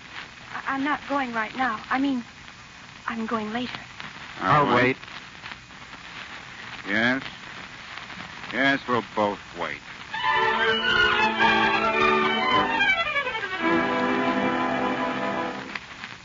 We were certain now that the murderer was Eric Claudin. The plan I had worked out took me to the home of a great pianist and composer. On the night before we were to open, I went to see Franz Liszt. Very nice. But do you really think this Claudin could be tempted to leave his hiding place and risk his life merely to hear his own concerto? Played by Franz Liszt himself. Do you doubt it, maestro? Now, my plan is for you to play the concerto between the second and third acts. And then Well, so many crimes have been committed in the name of music. It seems only fair to use it now to avert one. I am at your service, monsieur. Oh, thank you, maestro. Most exciting, this detective work. Most exciting. Well, it's more than exciting to me. I have the honor of being suspected of the crime.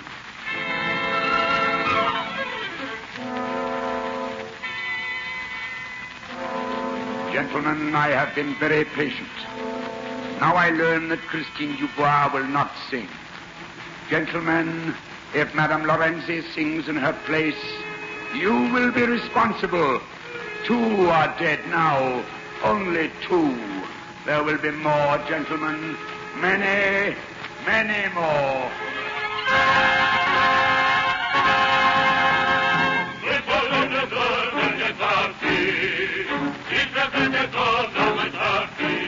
Lorenzi sang that night. Through 2 acts we waited, and nothing happened. An old worker at the opera house thought he saw a figure on the catwalk leading to the dome of the theater. It was the old man's duty to light the monster chandelier, a great heavy thing of glass and bronze, held in place by chains. When the police searched the catwalk high over the audience, there was no one there. We began to feel secure. Christine had come to the theater, but she was safe in her dressing room. When I entered from the wings at the finale of the second act, I was thinking only of the opera.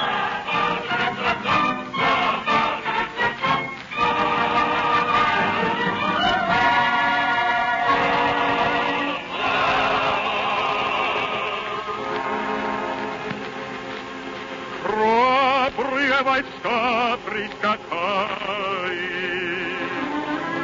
у врагов они все забрали. Что за нас тут будет с нами? Только нет уж, знайте сами. Девушек красивых мы любим, но врагов жестоком мы рубим. napotki, ramachiki nashi krotki, vino nam vino.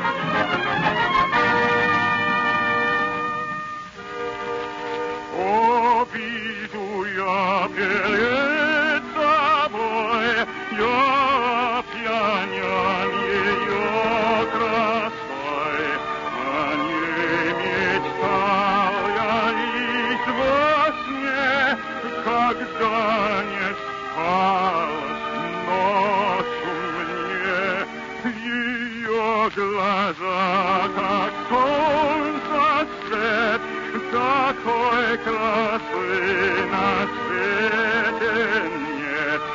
Вся жизнь моя полна тобой, одной тобой.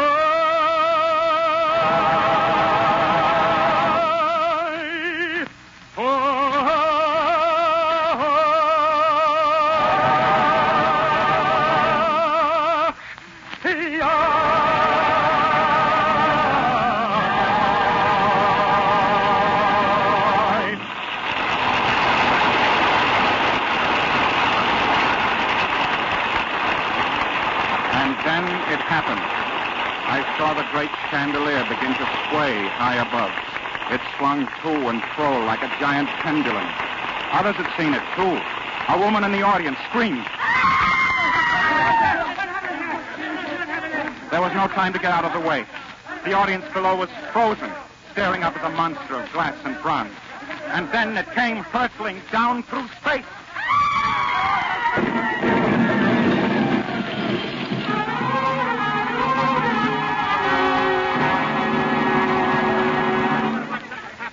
Get doctors. Doctors. Get every doctor you can find in Paris. Watch every entrance. Let no one in or out except doctors and the injured. Christine, where are you? She's in her dressing room. No, she's not in the dressing room. I've been there. I saw her, monsieur.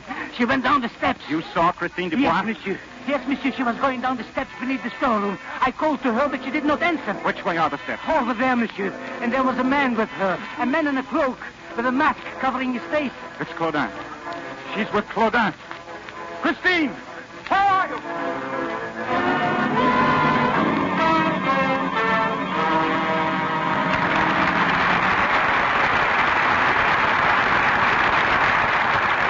We pause now for station identification. This is the Columbia Broadcasting System.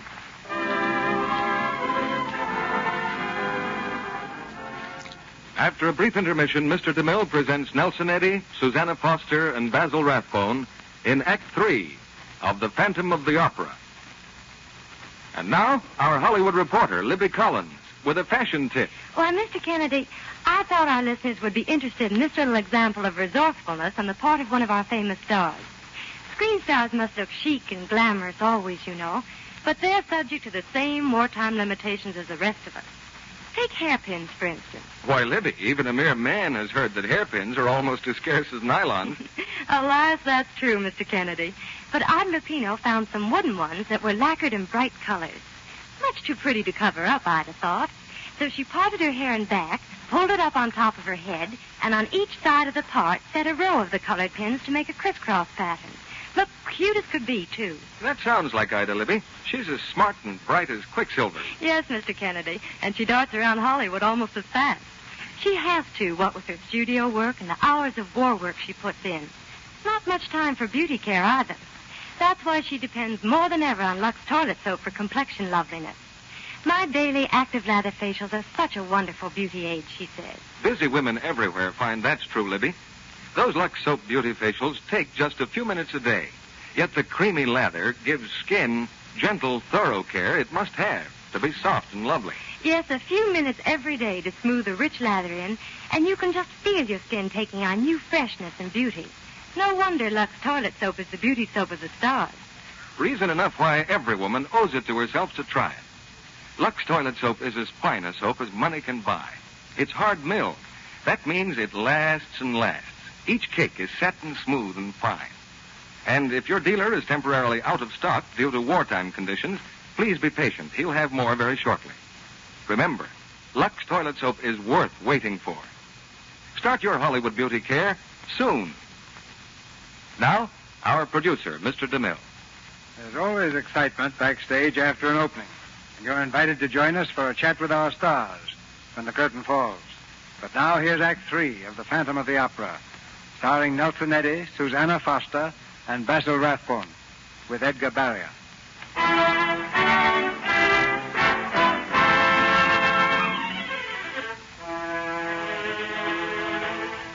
Christine had gone with Claudin. The chorus that night had worn masks, and Daubert had arranged for the police to wear masks, too, so they might mingle with the crowd backstage. That was the way Claudin had enticed her. Thinking he was one of Daubert's men who had come to protect her, Christine followed him down the steps to the cavernous cellars.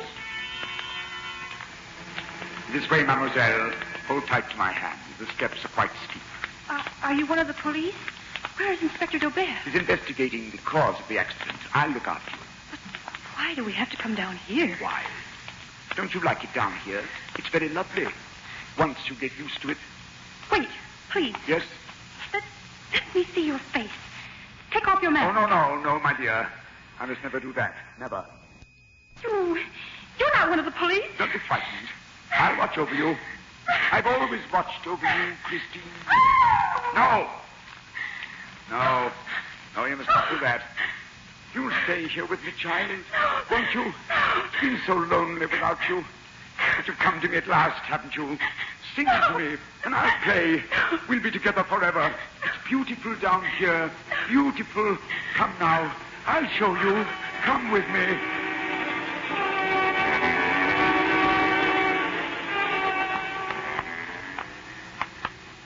This is the last turn, just through the tunnel. Monsieur. You're not frightened, are you? Monsieur. You know I'll not harm you, don't you? How could I harm you? I've always helped you, haven't I? Yes. Yes, what? You've helped me. Of course I have. Bianca Rowley knew. She wouldn't let you sing. She didn't know how much I love you. But now she knows.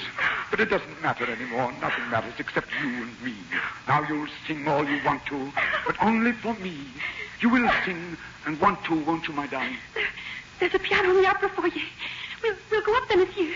You can play it, and I'll sing for you. You don't understand. We can't go back, ever. It was I who made the chandelier fall. I. For you, Christine. Well, I warned them. I told them there'd be death and destruction if they wouldn't let you sing. Oh, come. Come, my child. Isn't far now. Look there. Look. Oh. Didn't I tell you it was beautiful here? You didn't know we had a lake all to ourselves? Look at your lake, Christine. You'll love it. You'll love it when you get used to the dark. It's friendly and peaceful. Brings rest and relief from pain. It's right under the opera house. And the music comes down and the darkness distills it, cleanses it of the suffering that made it. Then it's all beauty. And life here is like a resurrection. I came here when my face was on fire. I found calmness in that dark water and comfort in the blackness over it. Then I heard you sing. I thought I died and that you'd come to me. And the others sang and destroyed my heaven, so I destroyed them. You heard me from here? Oh, yes. Why, this is my private auditorium. Strange air currents circle these passages. They catch the music as it flutters down like a living bird in a net. You can hear the opera almost as well as from the highest balcony. I heard it. Yes, just as I heard it when I first came to Paris. You're not afraid anymore, are you? No, of course you're not. Then come with me. Come.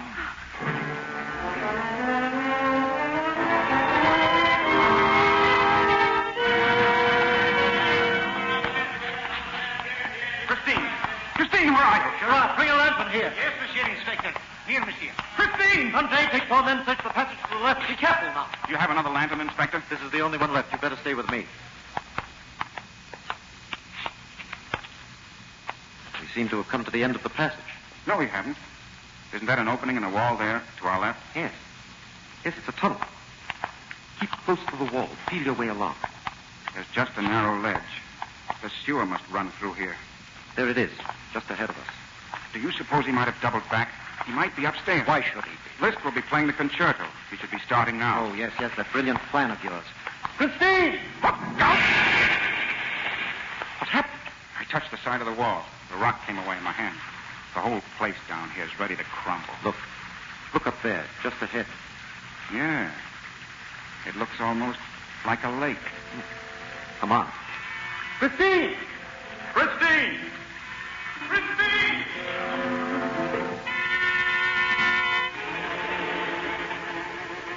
My child, this is my home.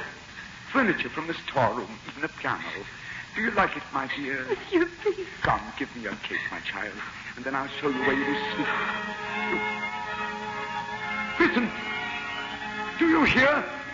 My concerto! They're playing my concerto on the stage of the opera! My concerto! I'll play it too, listen, child. It's for you. Yes, for you.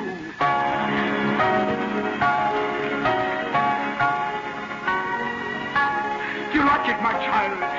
I wrote it only for you. Who are you? Everything I have done has been for you. You understand that, don't you? Who are you? Take off your mask! No, child, no.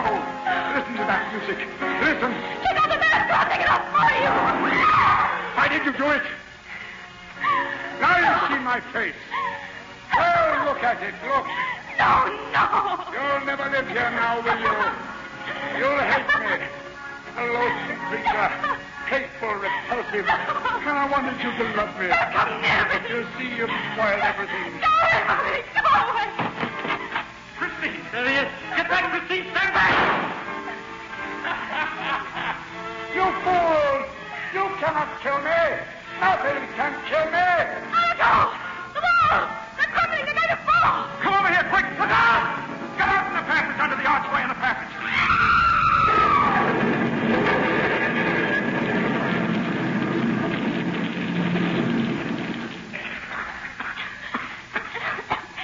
Christine, are you all right? Inspector? All right. Slow down. He's still in there under the rock. My shot must have started the cave in. Come, Christine. We'd better start back. But Claudin... It's no use. It would take days to get him out. He's dead, Christine. It's so strange. He said he wrote the concerto for me, a song I've known since I was a child. Who was he? He came from your district in Provence. Everybody there must have known that old folk song. He was almost a stranger to me, and yet somehow I always felt drawn to him with a kind of pity and understanding. His suffering and his madness will be forgotten. But his music, his concerto, that will remain.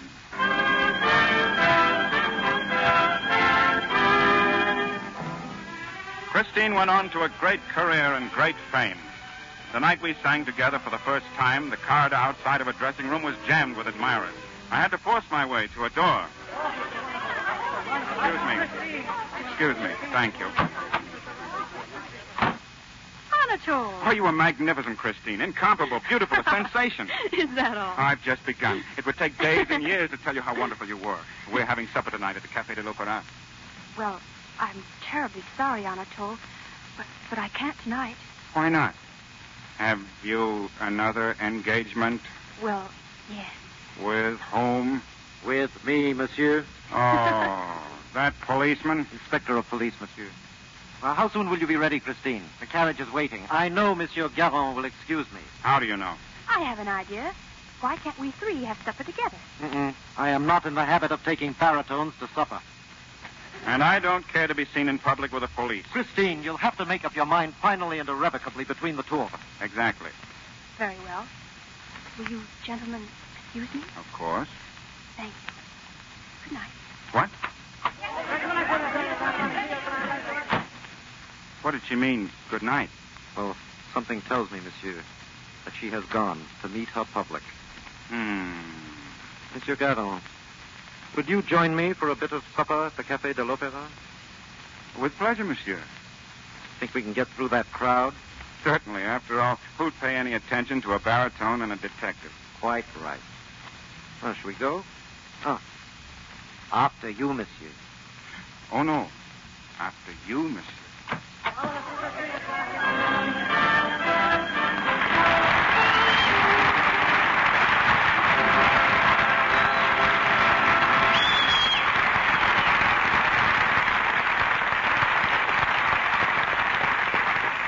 A new season of the Lux Radio Theater has had a gala launching. And the first curtain calls of this season have been beautifully earned by Nelson Eddy, Susanna Foster, and Basil Rathbone. Thank you, C.B. Our congratulations to you on the beginning of the 10th year of this theater. You remember what Tennyson wrote? Men may come and men may go, but the mill goes on forever. Or something like that. My recollection is it was a brook. But as long as we have stars like you three, I'd like to go on forever. Let's hope Lux Soap does the same. See, I really couldn't get along without it, Mr. DeMille. It's a wonderful complexion care. And Lux certainly cares for a lovely complexion in your case, Susanna. Thank you. Incidentally, Mr. DeMille, has Nelson told you about the chicken he has that lays the golden egg? No, but I'd like about a dozen. That'll be $120. That's pretty high for just ordinary old golden eggs, isn't it? What kind of hens are they? Houdons. Who what? Houdons. They're a rather scarce breed. Someone gave me 2 hens and a rooster, and now they're all over the place. Well, if the eggs are worth $10 apiece, doesn't it kind of choke you to eat one for breakfast? Eat them? Say, the hens won't let an egg out of their sight. They want it set right away. No, I hardly blame them. At that price, even a radio comedian wouldn't mind laying an egg. Where'd the hens come from, Nelson? Somewhere around New Orleans. I plan to crossbreed the Houdons with my New Hampshire Reds and see what happens. And when you become the Houdini of the Houdons, I suppose you'll give up singing. Well, the way those hens are eating now, I'm going to have to sing loud and often. What's your play next week, C.B.? Well, it's a drama of adventure in the air. The RKO screenplay, Flight for Freedom. And our stars will be Rosalind Russell, George Brent, and Chester Morris. Rosalind Russell played the same part on the screen with brilliant success. A world-famous woman flyer whose career comes to a climax in a mysterious trip across the Pacific. So don't miss Flight for Freedom, with the takeoff at our usual time next Monday. Sounds like a direct hit, C.B. Good night. Good night. Good night. We made music at the box office tonight. Our sponsors, the makers of Lux Toilet Soap, join me in inviting you to be with us again next Monday night when the Lux Radio Theater presents Rosalind Russell, George Brent, and Chester Morris in Flight for Freedom. This is Cecil B. DeMille saying good night to you from Hollywood. The Universal screen production of The Phantom of the Opera in Technicolor, starring Nelson Eddy, Susanna Foster, and Claude Rains with Edgar Barrier, will have its New York premiere on October 14th. Basil Rathbone appeared tonight through the courtesy of Metro-Goldwyn-Mayer Studio. Our music was directed by Louis Silvers. And this is your announcer, John M. Kennedy, reminding you to tune in next Monday night to hear Rosalind Russell, George Brent, and Chester Morris in Flight for Freedom. Food shortages need not deprive your family of their vitamins and minerals. Just get Bims. They're new and different. Bims are pleasant to taste, whether chewed or swallowed whole. Bims give you all the vitamins government experts say are essential, balanced in the formula doctors endorse. 3 vital minerals, too. Get Bims from your druggist, the qualified vitamin dealer. VI for vitamins, double MS for minerals. Get that Bims feeling. This is the Columbia Broadcasting System. This is the Columbia Broadcasting System. This is the Columbia Broadcasting System. This is the Columbia Broadcasting System. This is the Columbia Broadcasting System. This is the Columbia Broadcasting System. This is the Columbia Broadcasting... Night Beat is coming up next on Nightly Old Time Radio Shows. Wheaties presents Night Beat.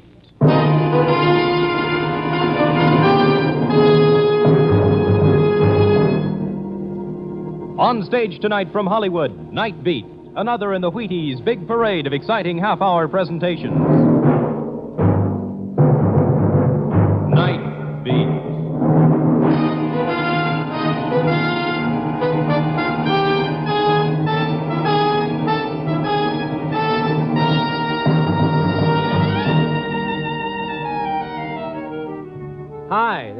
Randy Stone. I cover the night beat for the Chicago Star. Stories begin in many different ways. And sometimes when you start digging for the facts behind the story, you end up by finding that you've dug yourself a grave. Night Beat, starring Frank Lovejoy as Randy Stone.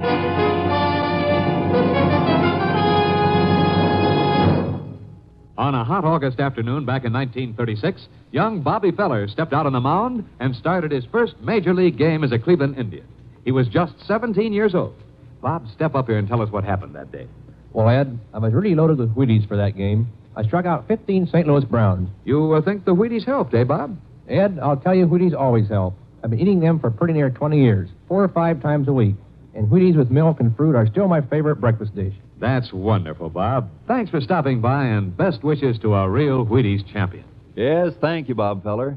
And folks, did you hear what the man said? Wheaties always help. Now, you may not play baseball for a living, but you can use whole wheat energy, too. You try it. Breakfast of champions. Have some and see yourself how Wheaties at 7 can help at 11.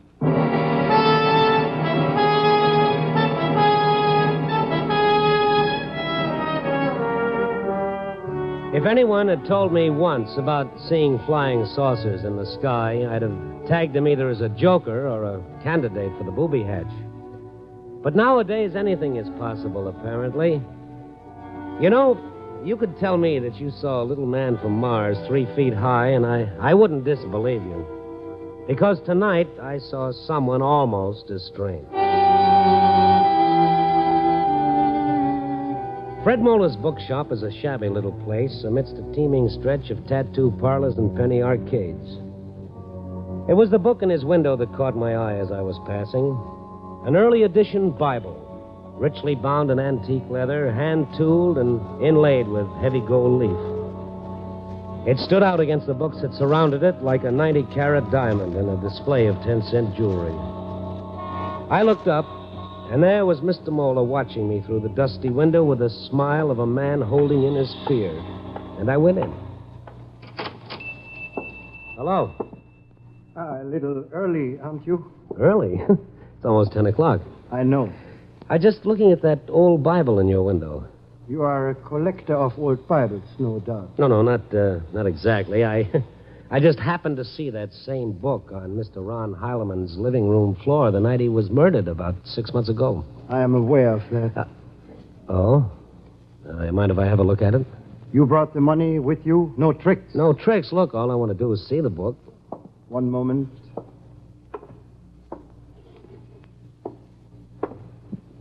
How much do you want for it? The price is still $50,000. 50? Are you kidding?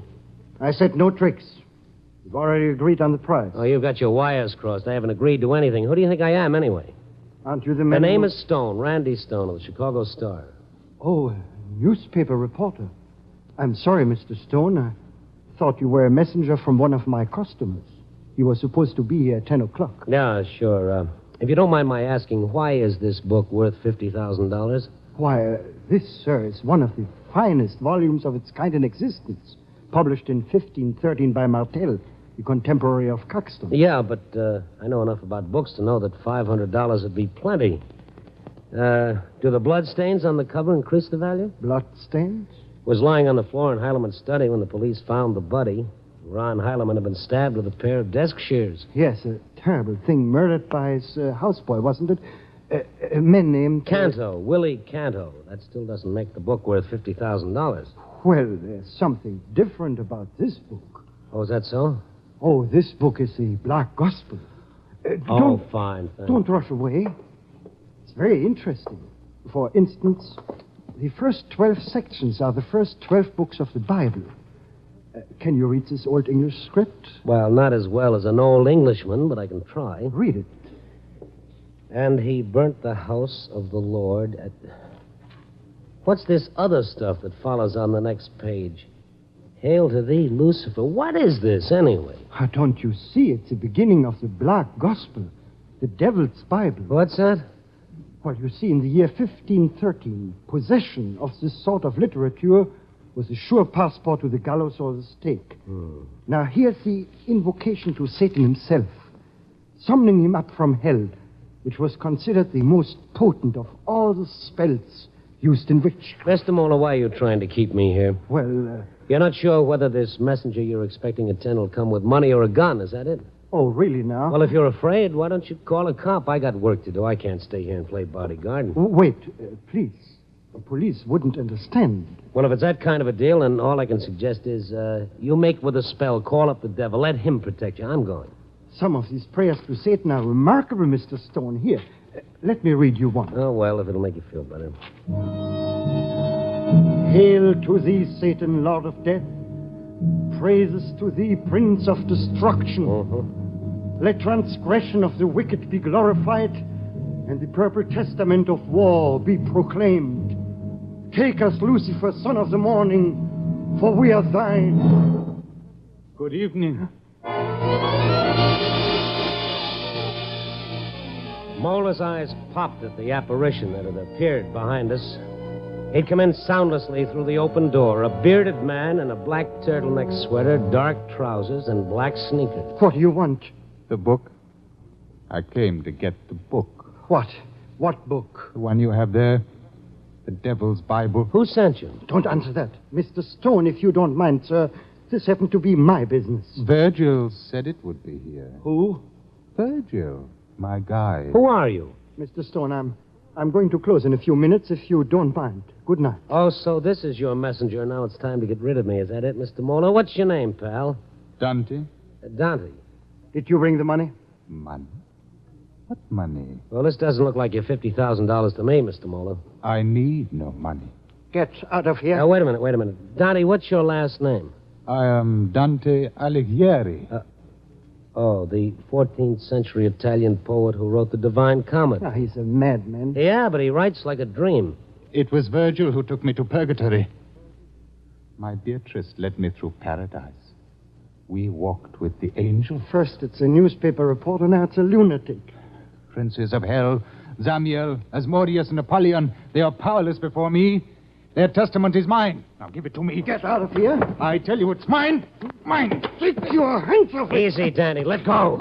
That's better. Now, get out. The fawn in the turtleneck sweater left reluctantly, looking back over his shoulder as he eased out the door and slipped off into the night. And as I watched him go, I had a funny feeling that somewhere, sometime, I'd seen that strange, thin face with the high cheekbones and the pointed ears before. I headed for the garage to pick up my car. I wondered where he'd gone and where he'd come from. And then suddenly, there across the street, leaning against a lamppost, staring back at the light still shining in the bookshop window a block away, I spotted him. I stepped off the sidewalk and hurried toward him. He turned abruptly, and I called, "Hey, Danny, wait!" But he fled into the darkness.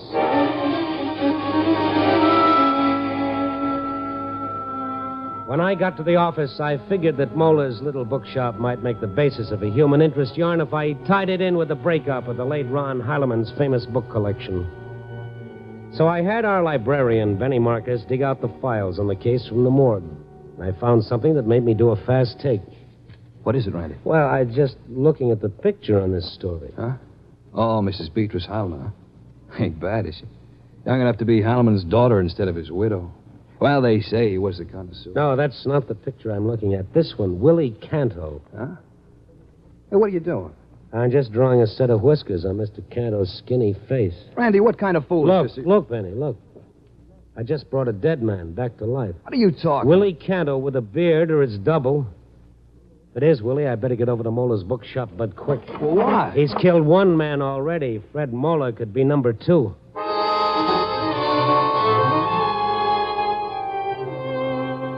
I'd have called the police if I hadn't been afraid of raising a false alarm, which proves that silence is sometimes a poor substitute for brains.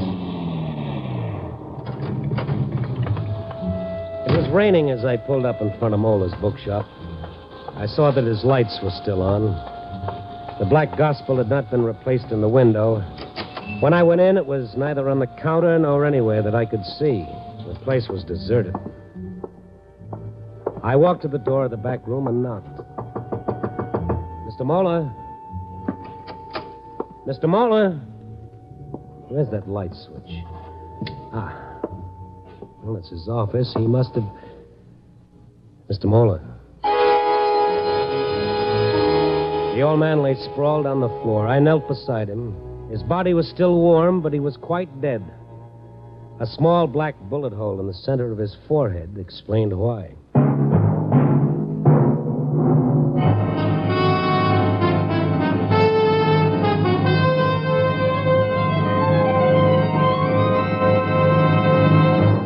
General Mills is bringing you Night Beat, starring Frank Lovejoy as Randy Stone. Hi there. This is Frank Martin, the man about the Wheaties. You know, I like talking about Wheaties on Night Beat because our star really eats them. And incidentally, I eat them. The burning question is, do you eat them? Truth is, millions of Americans do eat Wheaties. And I have a hunch one reason is that Wheaties taste so good. Nothing I can say about crisp flakes and all that will tell you half so much as the fact that millions of us eat them and love them. So, not one more word will you get out of me right now on the good, solid, whole wheat taste of Wheaties. You try them, and you'll know all. Now, of course, there's another reason why so many millions of us dip into Wheaties come breakfast time. It's the whole wheat energy, the wonderful energy that makes the whole morning go better. There's a whole kernel of wheat, for goodness sake, in every flake of Wheaties. That's why they give so much. That's why they're so poppin' full of vitamins and minerals for your good morning. That's why Wheaties with milk and fruit starts a breakfast to remember. So why don't you join us tomorrow morning, us millions of Wheaties eaters? Make yours breakfast of champions, too. Join us, and you'll see how Wheaties at 7 can help at 11. Do that, huh?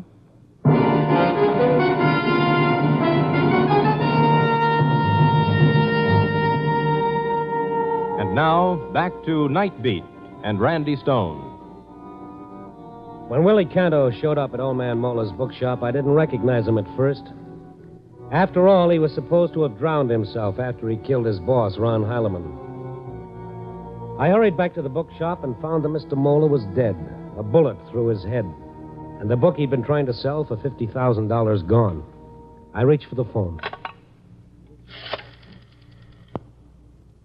The phone is dead. He must have cut the wire. Yes, I did. Oh. Willie Cantor. My name is Dante Alighieri. Oh, yes, I remember that. You've been standing behind the door all this time pointing that gun at me? Yes. Now, look, Dante. Don't come any closer. I must kill you. Why? You usually kill your friends? You're no friend. But I am. Oh, then why did you plot to harm my Beatrice? Beatrice?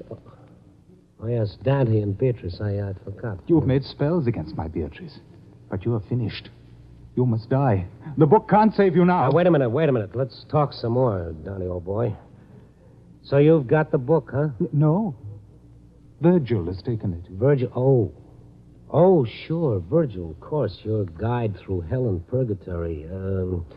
Where is he now? On the Chinatown at night run? That's enough of talk. It makes my head hurt. Yeah. You must die. You don't want to kill me, Daddy Chum. If you killed me, you'd be a murderer. No. You'd never see paradise with Beatrice. You'd go to hell. No. Give me the gun, Cantor. No. We stood facing each other about 12 feet apart while he struggled with himself. I couldn't afford to wait. A little pressure on that trigger and I'd be featured in the obituary column. I tensed for a spring, and then Willie Cantor's gun hand fell to his side, and his dark eyes were suddenly filled with tears. I stepped forward and took the automatic from his long fingers. I should kill you, but I cannot. I cannot. Oh, don't feel too bad about it. I don't. Now, let's get on out of here and go for a little drive. The fresh air will do us both good.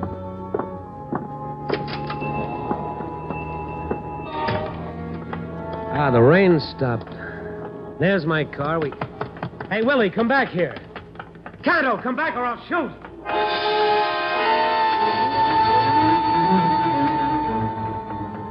I wasn't going to, of course, but on the bare chance it might give him pause, I pointed the gun to the sky. The shot seemed to give him jet propulsion. He dived into an alley and vanished. I turned around and headed back toward my car. I got there just as a couple of prowl cars pulled up behind mine. Don't telephone? Oh? Well, Sergeant Black. No, it was you who called the police. Why didn't he give you a name? You bashful or something? I haven't had a chance to call anybody yet. Well, somebody called. He said that some guy just killed a fellow that runs this bookshop. What are you doing with that gun? Oh, don't look at me like that, Buzz. It belongs to a fellow who was found dead in the river 3 months ago. Well, who gave it to you? He did. Huh? What are you talking about? Willie Cantor, the fellow who killed Ron Heileman. He's as big as life, and he's twice as crazy. You're the one who's crazy. Everybody in the Heileman household identified Cantor's body. His wife, his secretary, John Talbot, the butler, the gardener. So they made a mistake. Then we better go out and have a talk with Mrs. Beatrice Heileman. If Cantor's on the loose, he may be planning to call on her. Mind if I come along?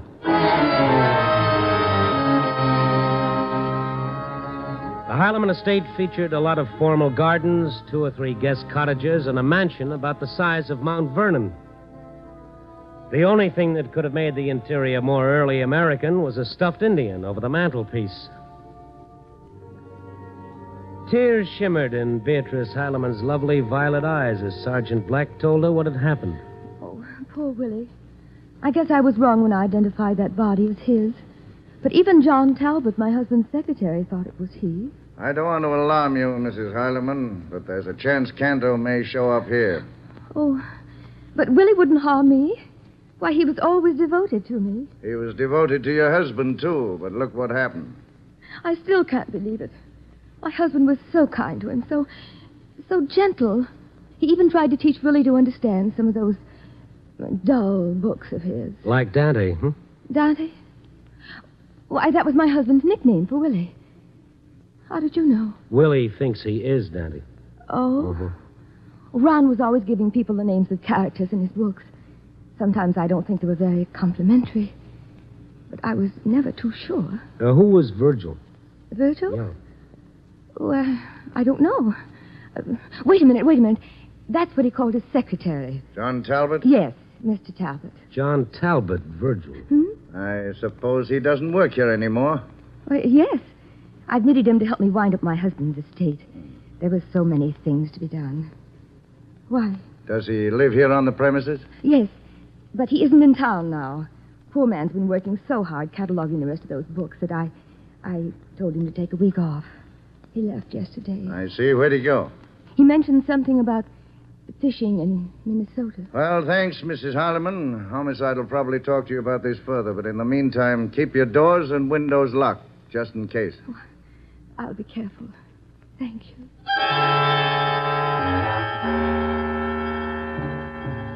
When we stepped out into the night, it had begun to rain again.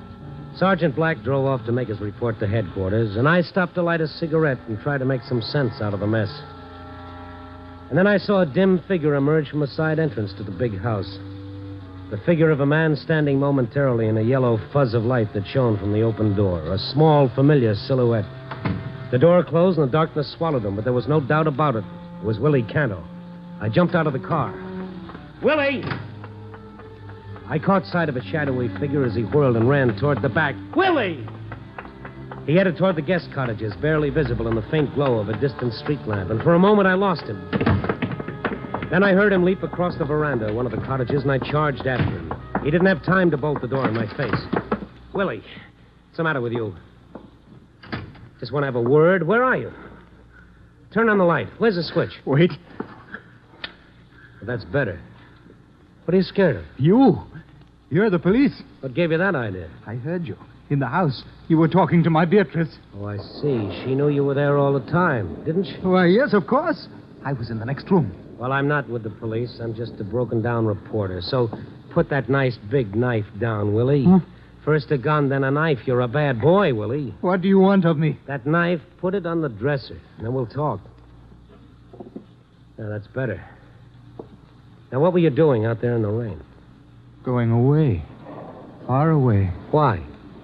She says, if I love her, I will go away. Farther than before. Than before? Where was that? Where you been spending the last 6 months? On the island. What island? Where Mr. Heileman has his summer cottage. So she told you to go there? Yes. She's so kind. She gives me money. She sends me food. But It's so lonely. I had to see her. Why did she tell me to go? She told me before she loved me. Beatrice doesn't change. She's kind and generous. Her heart is like gold. Yes, yellow and hard. What? Did she ask you to kill Mr. Harleman? Oh, no. I wouldn't kill her. Yes. Yes, I killed him. It was me. I killed him. Pretty mean, wasn't he, Willie? Oh, no. He was a nice man. You killed people who were nice to you? No, I wouldn't. I killed him. Beatrice wouldn't want you to lie, not even for her sake. She'd want you to tell the truth, Willie. Did the secretary stab Mr. Harleman? No. But he killed a man in the bookshop. Yes. And you know who killed the man who was so good to you, Mr. Harleman, don't you? Don't you, Willie? You know. You saw it, didn't you? You know who killed him. Yes, I know. Go on, Willie. Tell me what you saw. I saw through the door into the library. Mr. Harleman was there and Beatrice. Yeah? What were they doing? He says he knows about Beatrice and Virgil. He says he will get a divorce. Yeah? Go on. Then what happened? She picked up the scissors and... No, I did it. I did it. She told you to say that, didn't she? What happened after she stabbed him? She ran out of the room. I went in, and Mr. Harleman was trying to get up. He said, Willie, get me some paper. Some paper. There was no paper. There was only the book. My book. And I put it on the floor so that he could write. The Black Gospel? Yes. He wrote in it. On the empty page in front, he said, give this to the police. They will know who killed me. Why didn't you? I was afraid. For Beatrice. She comes in again, and Mr. Talbot is with her. They say that I must go away. You never told them what Mr. Harleman wrote in the book? No, of course not. They'd never sold it with the rest of the collection. I don't remember. Everything is all mixed up. So that's why it was worth $50,000. What? What do you say? Nothing, Willie. So they identified that body as yours, hoping the police had dropped the search. Ooh, you're lucky to be alive. Mr. Stone. Everything falls into place. Not a pretty picture, but it's clear enough.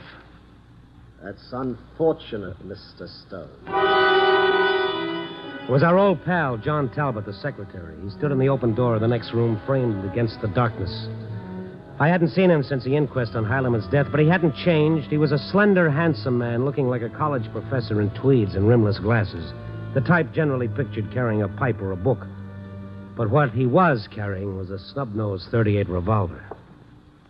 A touching little tale, Willie. Virgil. Does that gun mean I should have knocked before entering? Opportunity is always welcome, Mr. Stone, whether it knocks or not. Opportunity for what? To dispose of an unforeseen problem. Oh, meaning me, I suppose. Meaning both of you. It's Beatrice. Her footsteps. John, it's all right. They've gone. I've been waiting for you. Oh, Mr. Stone. Willie. Beatrice, I was going away, but Mr. Shut Stone... the door. John, what is this? Why the gun? It seems that your faithful Dante has been talking to this newspaper fellow. What? Rather extensively, I'm afraid. Willie, have you gone crazy? Oh, Mr. Stone wouldn't harm you, Beatrice. You wouldn't touch her, would you, Mr. Stone? Not without gloves. What did he tell you, Mr. Stone? That lunatic. And you believe him? John, is that why you're holding a gun? You fool. What does it matter what Willie said about me? There's no proof. You consider yourself safe just because I destroyed that wretched book. Oh, no, my dear. That's not enough.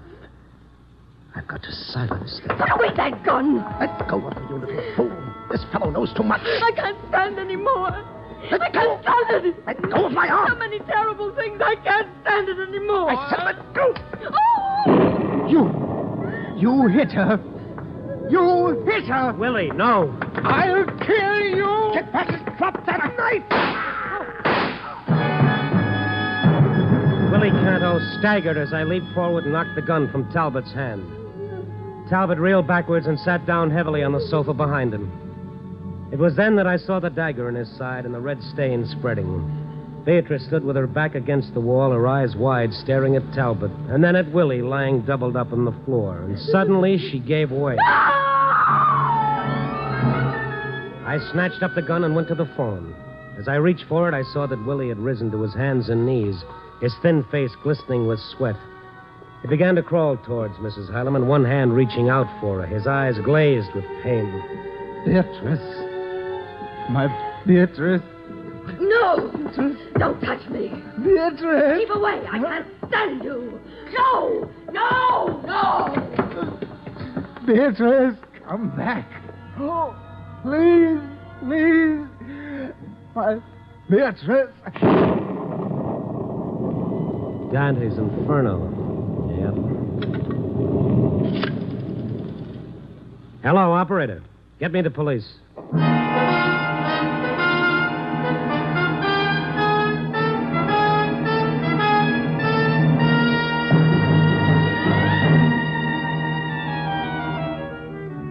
Well, the clock hands are converging on 4, pinching out the last hours of the night. The rain has stopped and a new moon is out. No lover's moon, but thin and curving. Like a knife or a dagger. The curved dagger that Willie Cantor used. Poor Willie. He wasn't the first who was betrayed by what he thought was love. Love is like eating mushrooms. You don't know whether it's the real thing until it's too late. Oh, well. Copy, boy.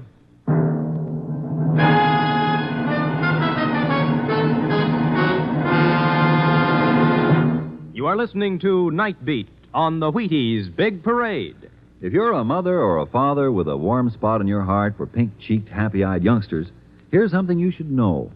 Good food builds good health, and Wheaties are good food.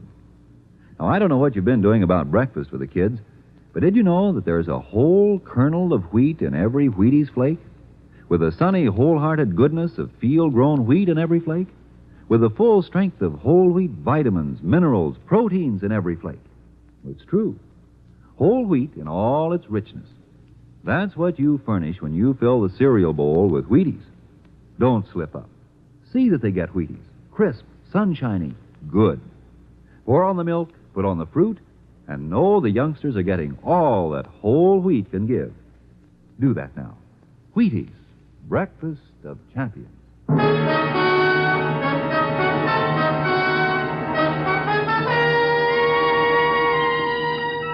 Night Beat, starring Frank Lovejoy, is produced and directed by Warren Lewis and edited by Larry Marcus.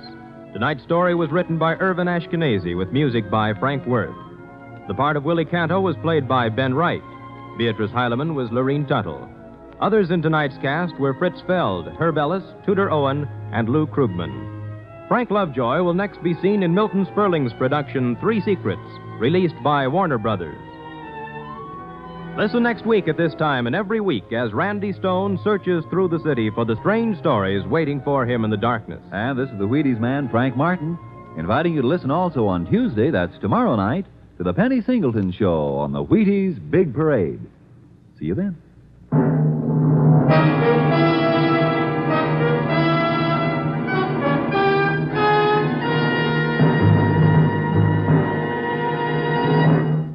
This is Frank Lovejoy reminding you of today's biggest bargain, United States Savings Bonds. You pay for 3 and you get 4. Save with United States Savings Bonds and build your own future. Night Beat came to you from Hollywood. Stay tuned for the first piano quartet on NBC.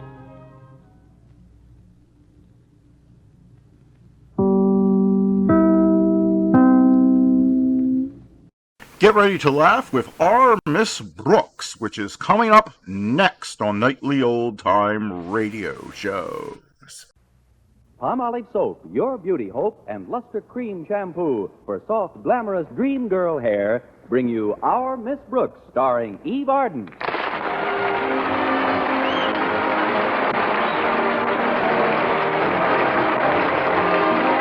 Our Miss Brooks teaches English at Madison High School. And although, like most of our teachers, she possesses a higher-than-average intelligence, she also possesses the higher-than-average curiosity of most of our women, especially when it comes to weighing machines. There's nobody more concerned about the result than a female who has just deposited her penny in the slot. Unless it's the male tub of lard who was on the scale when I got there. This happened last Wednesday after school. I was passing the drugstore and just happened to have a penny on me. Tuesday was payday. So I approached the weighing machine, and like I said, this brewery horse was stomping on the springs. And when he saw his weight on the little card, he looked around the drugstore, then made tracks for a sign saying girdle department. I calmly stepped aboard, and when my card came out, I glanced casually at my weight, chuckled as if to say, how much accuracy can you expect for a cent? And was just about to throw the card away when I noticed my fortune printed on the back. It said, a tall, dark man is coming into your life. Then, of course, I did drop the card. It landed in my purse, and I proceeded on home. By the next morning, I'd forgotten about it completely. As usual, I'd left word for Mrs. Davis, my landlady, to wake me at 7:30. Connie. Oh, Connie. Oh, what is it? Better hurry, Connie. You've only got 20 minutes. 20 minutes? What time is it? 7:10, and you've only got 20 minutes to sleep. Oh, fine. Well, come on in, Mrs. Davis. Did you have a good night, Connie? I said, did you have a good night? Good night, Mrs. Davis. You better get up now, Connie. Here, I've brought you some fruit juice. Go on, Connie. Take a sip. Oh, what kind of juice is this? It's a combination. Pineapple, papaya, and passion fruit. It's a genuine Hawaiian recipe. What do you stir it with, a ukulele? After you drink it, we'll have a nice... Why, Connie, what's that little white card? What little white card? This one here on your night table. Let's see. It says, a tall, dark man is coming into your life. Now, who do you suppose that could be? Well, it's not Sonny Tufts. He's a blonde. Maybe they mean Mr. Philip Boynton. The bashful biologist? No, Mrs. Davis. So far, he's managed to remain in the suburbs of my life. Well, of course, I don't believe in fortunes on cards and crystal gazing and palm reading and all that nonsense. There is, however, a logical and scientific way to arrive at certain conclusions about one's personal destiny. What's that, Mrs. Davis? Tea leaves. Now, you hurry and get dressed, and I'll brew the tea. After breakfast, I'll give you a reading. All right, Mrs. Davis. Oh, just a minute. What is it, Connie? Before I get out of bed, you better take that tall, dark man off my night table.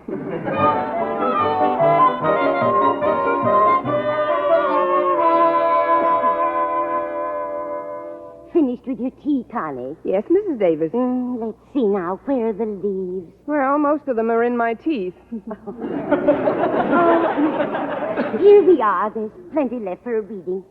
First, we revolve the cup 3 times slowly between our hands, then quickly turn it over onto the saucer. There. Well, what do you know? The weight card was right. What? There he is, right there in the cup. The tall, dark man who's coming into your life. Don't tell me you can't see him. Oh, of course.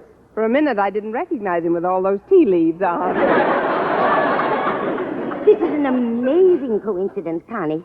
I'd like to get another reading, if you don't mind. Oh, not at all, Mrs. Davis. It's always nice to be sure. Well, what do you know about that? I know, he's gone. Left town without even saying goodbye. Connie, be serious. This is an amazing thing I see in this cup. What now, Mrs. Davis? I don't think I should tell you. Why not? Because you're not even married yet. Oh, but I'm a big girl now. I'll have to find out sooner or later. I never would have believed it. 3 of them. 3 tall, dark men? No, Constance. 3 little ones. 3 little dark men? Children. You're going to have 3 children. Well, don't look so shocked, Mrs. Davis. Maybe they're his by a former marriage. No, Connie, they're yours. But how can you keep your job at school if you've got to take care of...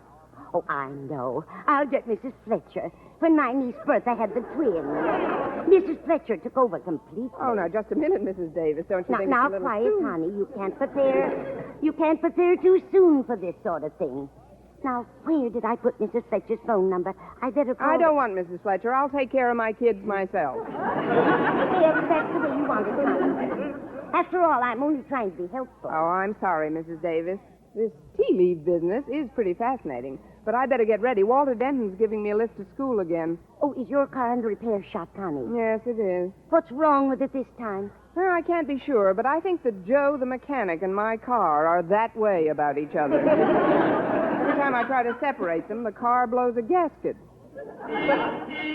Oh, there's Walter now. I'll be right with you, Walter. Oh, before you go, Connie, please do me one favor. Certainly. What is it? Promise me you'll be very careful today. Careful? Oh, you mean about my fortune. Mrs. Davis, I give you my word of honor. I'll let you know in plenty of time to call Mrs. Fletcher.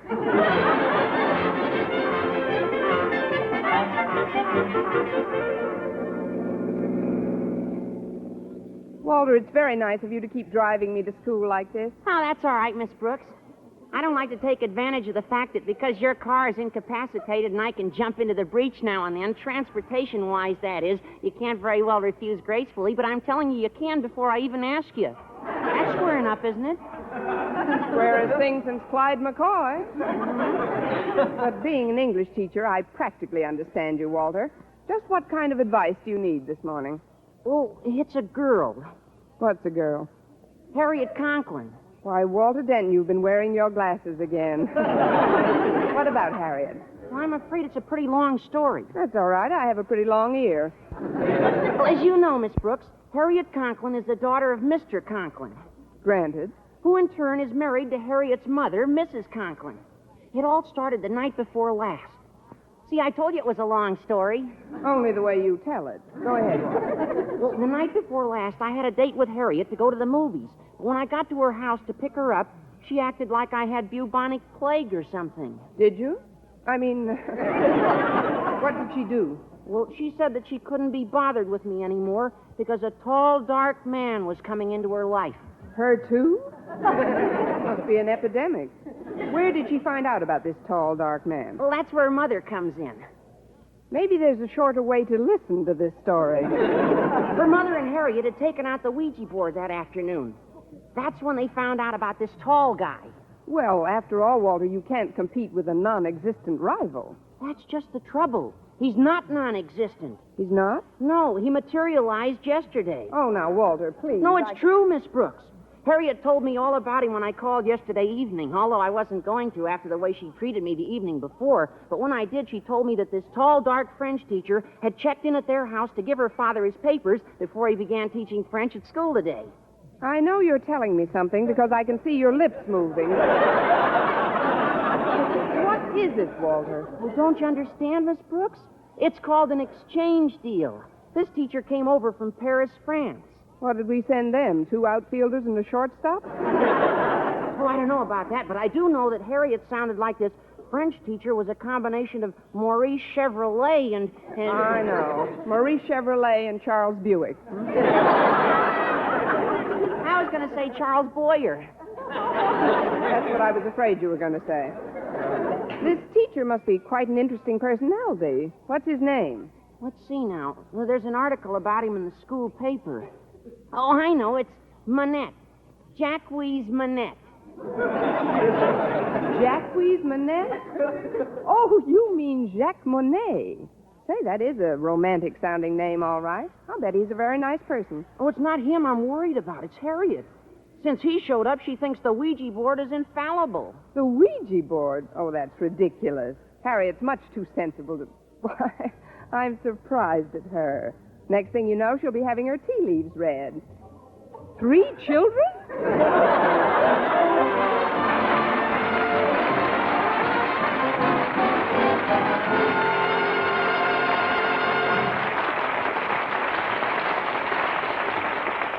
Our Miss Brooks, starring Eve Arden, will continue in just a moment. But first, here is Vern Smith with an important announcement. Doctors, leading skin specialists, prove Palmolive soap using nothing but Palmolive can bring lovelier complexions, regardless of age, skin type, or previous beauty care. Less oily skin for Helen Dixon, Minneapolis. Fresher, brighter color for Clara Franklin, San Francisco. Smoother, younger-looking skin for Rochelle Bruchot, New York City. Yes, 36 doctors, leading skin specialists, advised using Palmolive for 1,285 women, many with complexion problems. Some had dry skin, some oily, some dull and coarse-looking. And using Palmolive alone, nothing else, 2 out of 3 want fresher, brighter skin. Now, here's the plan these doctors advised. Wash your face with Palmolive soap. Massaging for 1 minute with Palmolive soft lather. This cleansing massage brings your skin Palmolive beautifying effect. Rinse.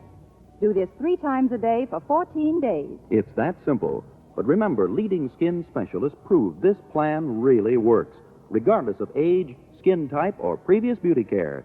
So try Palmolive soap this way, using nothing but Palmolive, as these doctors advised, for a lovelier complexion. For loveliness all over, use big, thrifty bath size Palmolive in your tub or shower.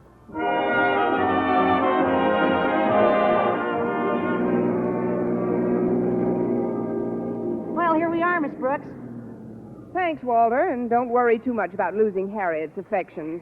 I'm sure the French teacher's just a passing phase in her life. Say, there's Harriet on the steps. I'll go find a place to park. See you later, Miss Brooks. All right, Walter. Hello there, Harriet. What? Oh, hello, Miss Brooks. You'll have to forgive me if I seem to be in a reverie. I've heard about your Ouija board. I don't care what anybody says, Miss Brooks. There must be something to it. Imagine the very next day, he came along. It's the first time I've ever seen capital letters in conversation. He must be quite attractive. Attractive isn't the word, Miss Brooks. No? What is the word? Heavenly. Super heavenly. Stratospherically heavenly. Oh, please, Harriet. I'll come up a little if you'll come down a little. Oh, wait till you see him, Miss Brooks. He's... Adjust safety belts. Mm-hmm. Look, Harriet, I think it's all very natural for a schoolgirl to have crushes. I had them myself.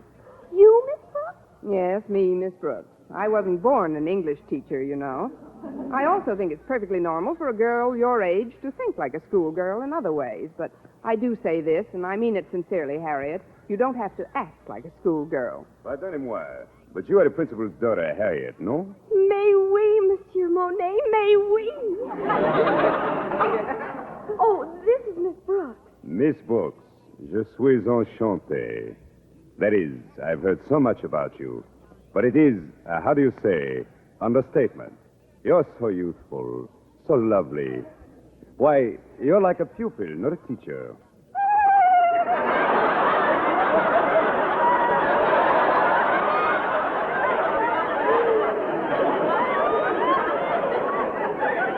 What I mean, Miss Brooks? Run along, Harriet. You'll be late for school. But we're at school. Oh? When did that get here? Something is wrong. Wrong? Oh, I should say not, Monsieur Monet. It's just that, well, we don't meet such distinguished visitors every day, and, well, they must have given at least 3 outfielders and 2 shortstops for him. Pardon? Oh, it's just a figure of speech. Oh, and a lovely figure you have, too. Oh, this is a doll. Shall we go into the school, Monsieur Monet? Oui, yes. I have to stop at Monsieur Conklin's office. You show me where it is, huh? No? I show you where is it, yes. And I hope Mr. Boynton sees us together. I'll direct Monsieur Monet to Daddy's office, Miss Brooks. Oh, you won't have time, Harriet. You have to freshen up before your class. Freshen up? But I just stepped out of the shower. Then give yourself a rub down. You'll catch cold. This way, monsieur.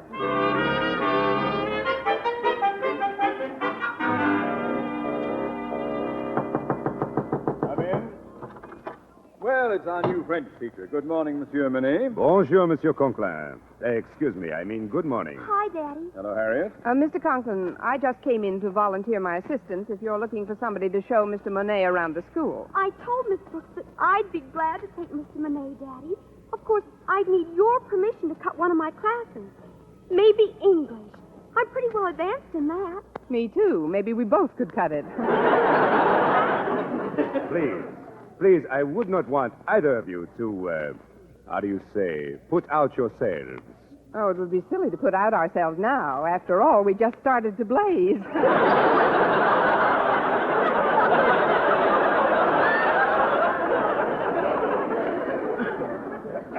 I'm sure I'll be able to show Mr. Monet the rope. But, Daddy, you're too busy. Oh, much too busy, Daddy. I mean,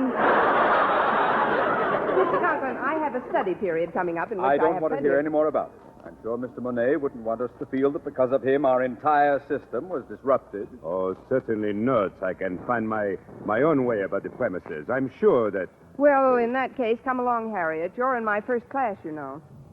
Oh, one moment, Miss Brooks. Would you do me the great honor of perhaps having lunch with me? With pleasure. Oh, but I did have a date with Mr. Boynton.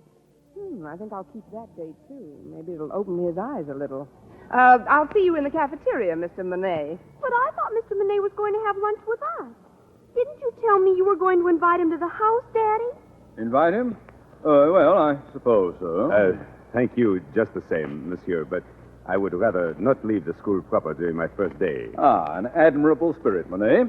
If more of our homegrown teachers had it, Madison High School would be a better place in which to learn something. Something like English, for example. Yes. Well, as the little boy in the Fisk ad says, it's time to retire.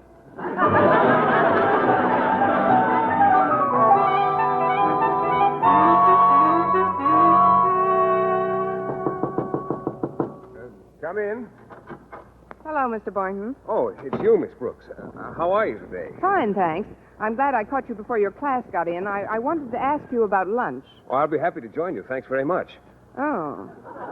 Well, I had other plans, but how can I resist an invitation like that? By the way, Mr. Boynton, do you speak any foreign language? Just American. Why, Mr. Boynton, you're getting quite a sense of humor. Must catch it from your frogs. Really, though, do you speak French, for instance? No, I don't. Then you wouldn't know what a French person would be saying to me if he said it in French, would you? No, I wouldn't. Good. This may be a very interesting lunch for all of us. All of us? Yes, you see, there's a new teacher in school. Oh, you mean Jacques Monet? You've met him? Oh, yes. I had to deliver some papers to Mr. Conklin's home yesterday, and he was there. Oh, he's a prince of a chap. We had quite a time together. Be nice to see him again at lunch. Oh, it will. Oh, yes. As a matter of fact, you'll have to apologize to him for me. I'm afraid I'll be a little late. Oh, you will? That's too bad, Mr. Boynton. Why will you be late? Well, it's McDougal here. You know, my bullfrog. He's got me worried, Miss Brooks. It's his throat. He can't seem to croak above a whisper. Oh, that's too bad. Poor McDougal. Hi, Mac. He must have gargled. Did sound pretty good, but... No, I'll still have to stay close to him to see how the medication I'm giving him catches on. I'll get to lunch as soon as I can, though. Ah, good old Jacques Monet. He's a real man's man. You've been wrong before, Brother Boynton, but never like this.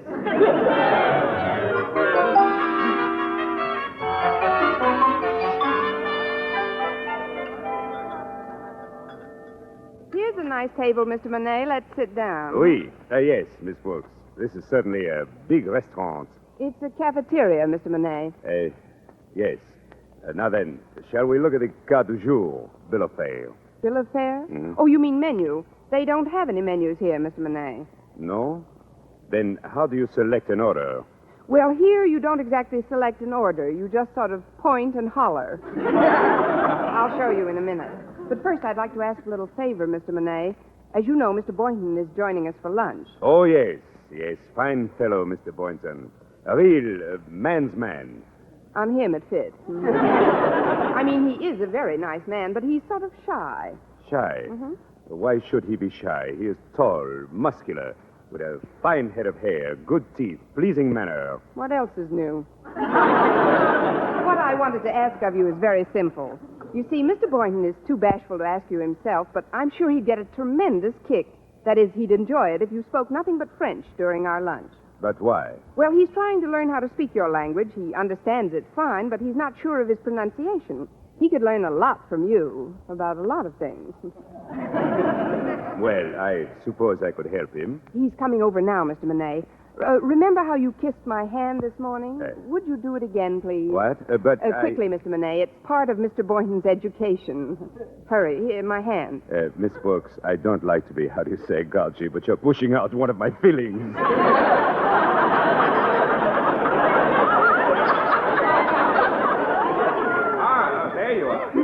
What's the trouble, Mr. Monet? Got something caught in your teeth?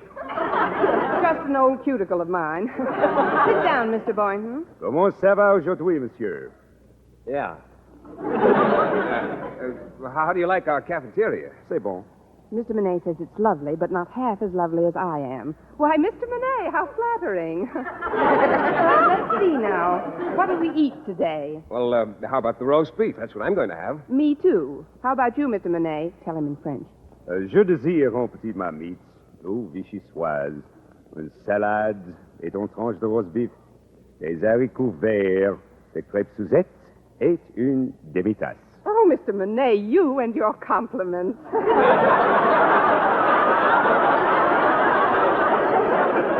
Now stop that and tell Mr. Boynton what you want to eat. But I do not understand. Mr. Monet, quel voulez-vous manger?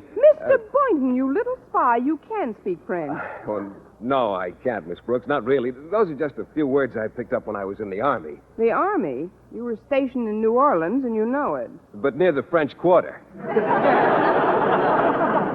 Well, let us not delay any longer. I don't suppose they have what I really want for lunch. But maybe, eh? Do they ever have frog's legs? What? Oh, don't say it, Mr. Monet. Well, why not? Frog's legs are delicious to eat. Let's all have them, eh? Me? Eat frog's legs? What? I'd feel like a cannibal. If you'll excuse me, I'm afraid I've lost my appetite. I'll see you later, Miss Brooks. Why would he feel like a cannibal if he ate frog's legs? He is not a frog. Only in some ways is he not a frog, Mr. Monet. But don't worry about Mr. Boynton now. Oh, yes, you're right. You're right, Miss Brooks. You know, in a way, I'm glad we're alone. There is something I would like to ask you. You see, I have been searching for just the right one ever since I come to America. And now, well, I feel that my search is at an end. You are the one I've been searching for. Oh, Mr. Monet. But Mr. Boynton's gone now. You don't have to talk like that to me. Oh, I don't think of Mr. Boynton. I think of you, Miss Brooks. Ma chère, Miss Brooks. I have something personal to talk to you about.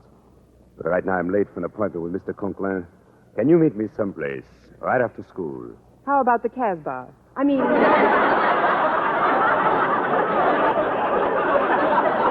the park. Mr. Fine. Of course, I have several papers to mark, and besides, I have to formulate my plans for tomorrow's class, and there are some other routine affairs I must take care of. Oh, I realize this. How long will it all take? Well, school doesn't let out until 3, and it's a 20-minute walk to the park. Would 3:10 be all right?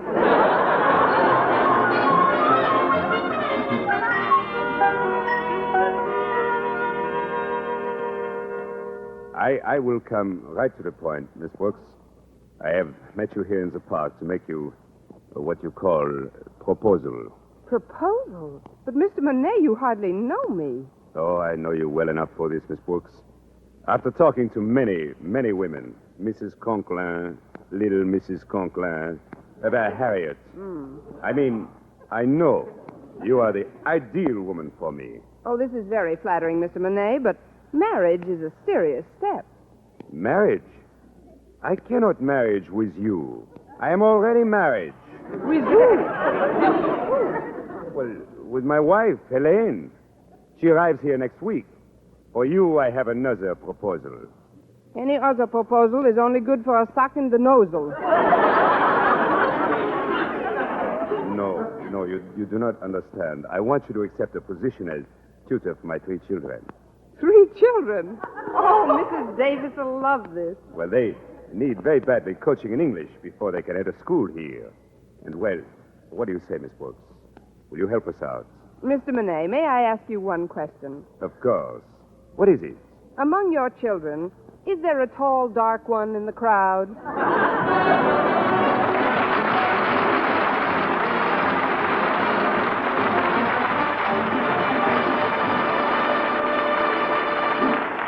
Eve Arden as our Miss Brooks returns in just a moment. But first... Dream girl, beautiful luster cream girl. Tonight, show him how much lovelier your hair can look after a luster cream shampoo. Oatly Luster Cream brings you Kay Daumit's magic formula blend of secret ingredients plus gentle lanolin. Gives loveliness lather even in hardest water. Glamorizes your hair as you wash it. Luster Cream. Not a soap, not a liquid, but a dainty cream shampoo. Leaves hair fragrantly clean, free of loose dandruff, glistening with sheen. Soft, manageable. Gives new beauty to all hairdos or permanents. 4-ounce jar, $1. Smaller sizes, either tubes or jars. Tonight, try Luster Cream Shampoo and be a Dream girl, beautiful luster cream girl. You owe your crowning glory to a luster cream shampoo. And now, once again, here is our Miss Brooks. Well, I promised Mr. Monet I'd help him out with his children, but I must admit I was a little let down when I found out he wasn't a bachelor. And I said as much to Mrs. Davis. Yes, Connie, it's a shame that such a darling man is already married. But he served his purpose as far as upsetting Mr. Boynton goes. What do you mean, Connie? Well, the day after we had lunch together, Mr. Boynton was so concerned about the situation, guess what he did? What? He put a brand new lock on his frog's cage.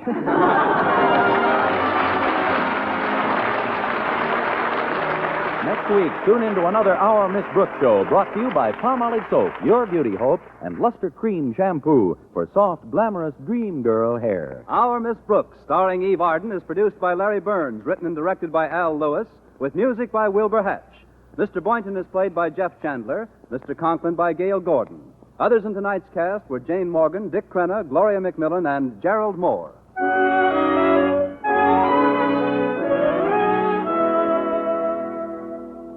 Dentists know what cleans teeth best.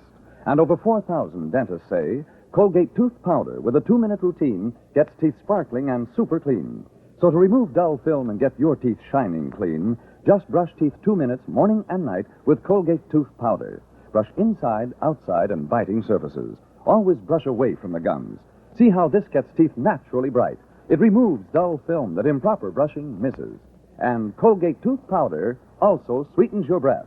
Try it. Buy Colgate tooth powder today.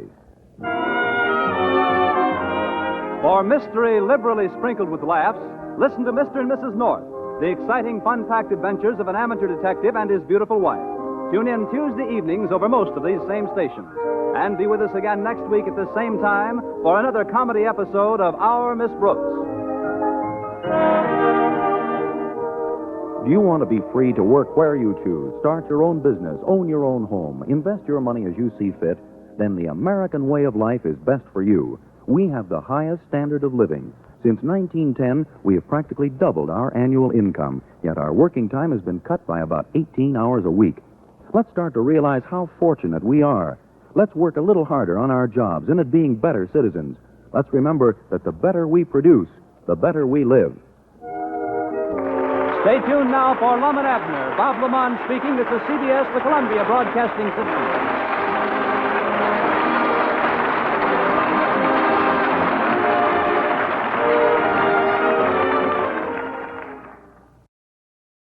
One of the most acclaimed shows of all time, Orson Welles' Mercury Theater of the Air, is up next.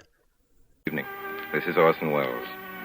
Tonight we broadcast a Pulitzer Prize play by a great American dramatist. Simple enough story, more point than plot, more truth than glamour. Tonight, dear listener, we won't try to take you out of yourself, but if we can, we'll take you back. Back to 1910, remember? If you were our hero's age at the time, maybe you won't want to. When Richard Miller is the protagonist tonight, I guess the easiest way to take him is to try to pretend he isn't us. Dredging bravely down into the carefully forgotten depths of his awkwardness, your obedient servant will tonight attempt to perform Richard Miller. The lifelike coloring, as far as possible, will be maintained. But our wilderness is best remembered for another character. To play Richard's father, the only actor I could think of who could follow George M. Cohan, Will Rogers, and Lionel Barrymore is Ray Collins. Just set it here. Okay. Now look out for the fuse. Keep it straight. Here's the match. All right, now the minute I light this, put the can on top of it. There it goes. Quick! Run! Run! Yeah! There's no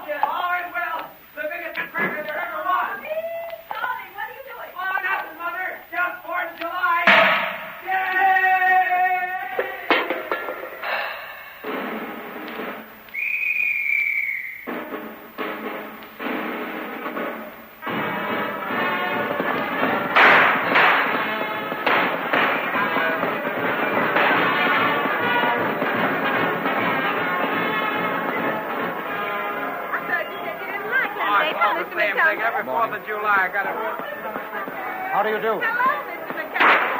Hey, look out, you kids. You want to blow your nose to bits? Go down to the park and do it. Okay, Pop.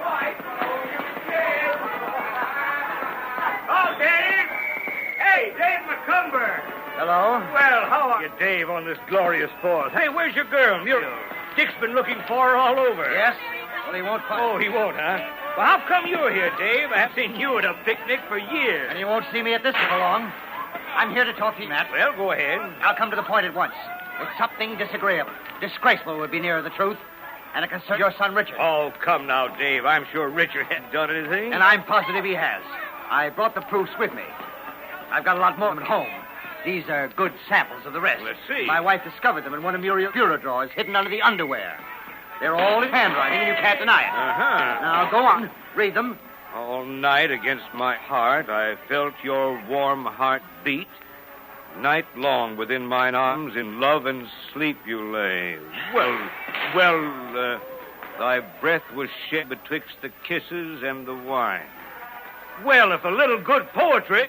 Anyway, what do you want me to do? Do what it's your plain duty to do as a citizen to protect other people's children. Take and give him a hiding he'd remember to the rest of his life. You'd ought to do it for his sake if you had sense. Unless you want him to end up in jail. Dave, I've stood all I can stand from you. You get along quick. If you don't want a kick in the rear, help you. Now, you need to lay hands on me, Nat Miller. I'm going. But there's one thing more. Here's a letter from Muriel, dear son. I hope he heeds what's inside for his own good and for yours. Because if I ever catch him hanging around my place again, I'll have him arrested. You will, huh? Yes, I will. And don't think I'm not going to make you regret the insult you've done me. I'm taking the advertisement for my store out of your newspaper. All right, go on. Take it out. You may be the biggest advertiser in town, but you can take it out and go to the devil. Do you mean that Yes, I would. That's all bluff. You wouldn't dare. Yes, I would. Oh, no, you wouldn't. I would, too. Well, good day. Old fool. Richard!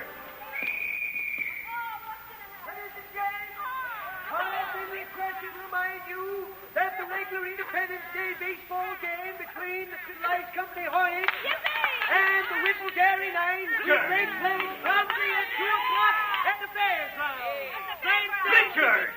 Yes, you want me, Pa? Well, I thought I'd made that plain. Oh, I'm sorry, Pa. I didn't hear you. I was off in another world. Listen, son. I'm going to ask you a question. I want an honest answer. I warn you beforehand that if the answer is yes, I'm going to punish you and punish you hard. Because you will have done something no boy of mine ought to do. You've never lied to me before, I know, and I believe even to save yourself punishment, you'd lie me now, would you? Oh, I won't lie, Father. Richard, is there anything between you and Muriel, anything you shouldn't, you know what I mean? What do you think I am? What? Father, I love Muriel. I'm going to marry her after I get out of college. She said she would. We're engaged. That's all I wanted to know. We won't talk about it anymore. Oh, here's a letter from her he said to give you. Her father. You better be prepared for a bit of a blow, son. Never mind. There's lots of other fish in the sea. Here you are. Here's her letter. Well, thanks, Pa. Say, what's happened to your ma and Aunt Lily? They're so darn busy keeping an eye on Sid today, the pair of them. I think I'll go down to the beach a ways and see if they're there and maybe say hello to some of the folks. If they show up, tell them I'll be right back. Yes, Pa. Dear Richard, please don't try and answer this. It's no use. After what you've done, I never want to see you again. Never. If that's all you think of me, goodbye forever, Muriel. The little coward. I hate her. She can't treat me like that. I'll show her. Oh, Richard! I'll show her. Richard! What is this? Here's Wink looking for you. See, Wink, here he is. You owe me a nickel. I told him you'd be here. Hello, Win. Oh, hello, Dick. Hey, Tommy, skid up. I want to talk to Dick. What? Me? After I told you where he was and come all the way over out of the water to show you? Go on, Tommy. Here's a dime. Now get up. There's a good kid. Okay, I don't want to listen anyway. I'm going into the water. Say, Richard, I'm in trouble. What is it, Win? Can I help? Can you keep your face shut? I can't. Well, I'll tell you what it is. I ran into a couple of swift baits from New Haven this noon. I did them up for tonight. You know, the 4th, you know. Now I can't find anyone to go with me. I guess I'll have to pass it up. I'm broke. I can't afford to blow them both to drink. I got $11 saved up. I could loan you some. Say, you're a good sport. Oh, nix, kid. I don't want to borrow your money. Say, have you got anything on for tonight? No. Want to come along with me? You mean... I'm trying to lead you astray, understand? You don't have to do anything. Not even take a glass of beer, unless you want to. Oh, what do you think I am, a rube? You mean you're game for anything that's doing?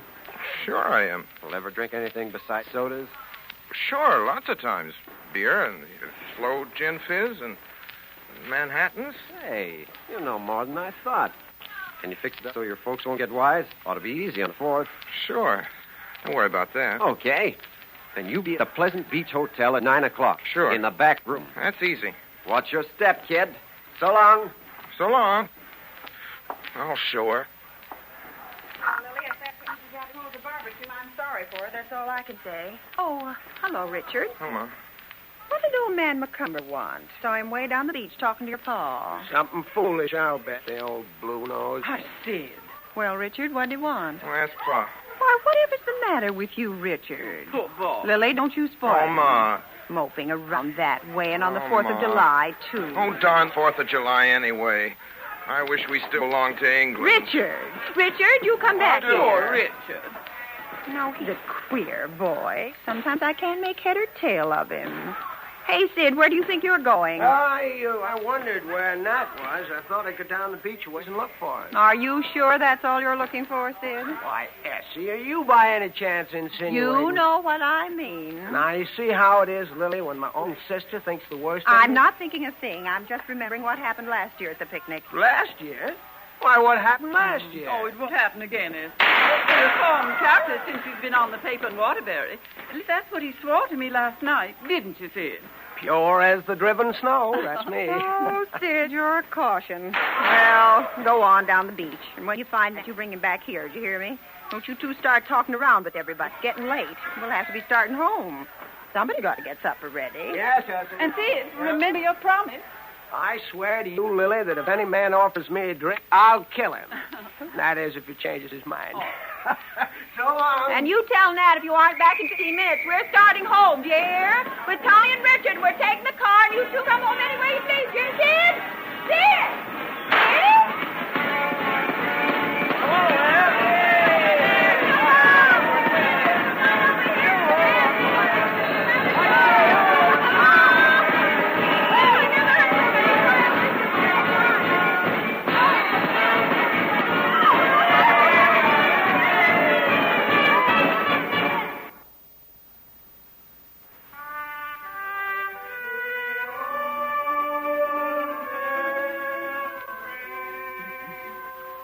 Them. Oh, dear.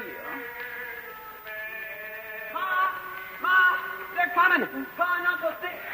I heard him way down the street. All right, dear, all right. We'll sit right down to supper. Tommy, you go wash your hands. Oh, I did, Ma. Gee, I'm hungry, I know Ma. you always are. Richard? Oh, gee, I love lobster, Ma. Supper's ready, Richard. You put that book away and come right in and sit down. Yes, Ma. You too, Lily. We'll get them right in here and get some food in them. They'll be all right then. Gee, Ma, it sounds like Uncle Sid soused again. Tommy, you be quiet. You're getting too smart. Well, I You just... sit right down and not another word out of you. Oh, Ma. Now then, everybody keep quiet now. Quiet.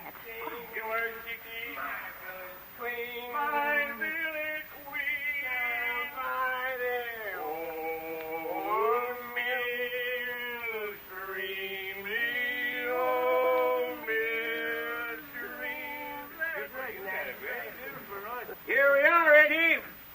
Here we are. You come right in here, Nat. Don't stop to wash up or anything. Supper's on the table. All right, Lily, you start passing the soup. Well, let's see. Here we are. Right on the dot. Here we are. So I see you're here, and if I didn't, you've told me 4 times already. Now, Essie, don't be critical. Don't be carpingly critical. Good news can stand repeat, can't it? Of course it can. Nora, bring that soup here this minute. Yes, Mom. Well, well, well. Well, well, well. It's good to be home again. Now, start eating, everybody. Good thanks. Where's Sid? Essie, I think Sid's sort of embarrassed about coming in. Down on the beach there, he met such a lot of friends, and, well, you know, 4th of July is like Christmas, comes but once a year. Don't pretend to notice, huh? And don't you kiss, you hear? And don't you, Lily. Very well, Nat. Sid! Sid!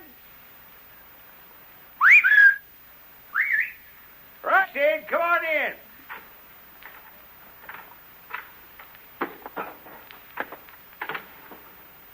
Good evening. Beautiful evening. I never remember seeing a more beautiful sunset.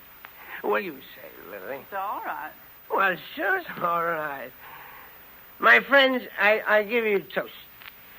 Soup, the staff of life, the old man's comfort, the young man's joy, the maiden... Do shut up for a minute and eat your soup. Everybody else is finished. Pass me your soup plates, everybody, or we'll be here all night. Here, Ma. There you are, I think. After this, there's lobster, and that's all. Tommy, you pass the lobster. Start with your father. Oh, gee, I love lobster. Lobster, Pa? Thanks. Have a good time at the beach, Tommy? Oh, fine, Pa, thanks. The water was wonderful and warm.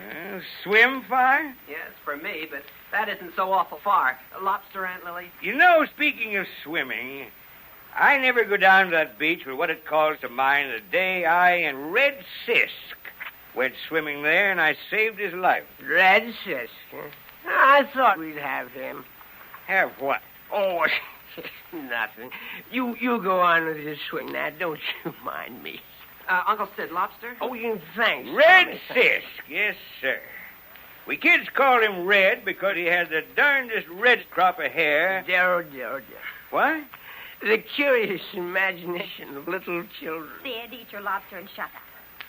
Go on, Nat. Well, as I was saying, Red and I went swimming that day. Must have been, Weren't you eating your lobster? Let me see. Red was 14. I was only 12. 41 years ago. There was a stake out where the Whistling Boy is now, about a mile out. Oh, a steak, huh? Gee, Ma, I love lobster. One more sound out of you, young man, you leave the table. Do eat your lobster, Nat. It's all there is. Well, if I'm going to be interrupted every second anyway, How's Albert's mother's rheumatism, Tommy? Much better, Ma. She was wading today. She says salt water's the only thing that really helps her bunion. Tommy, where are your manners? The table's no place to Well, as sit. I was saying, there was I and Red, and he dared me to race him out to the stake and back. Well, I didn't let anyone dare me in those days. A spunky kid I was. Tommy. So I said, all right. We started out. All of a sudden, I heard a sort of a gasp from behind me, like this. Help!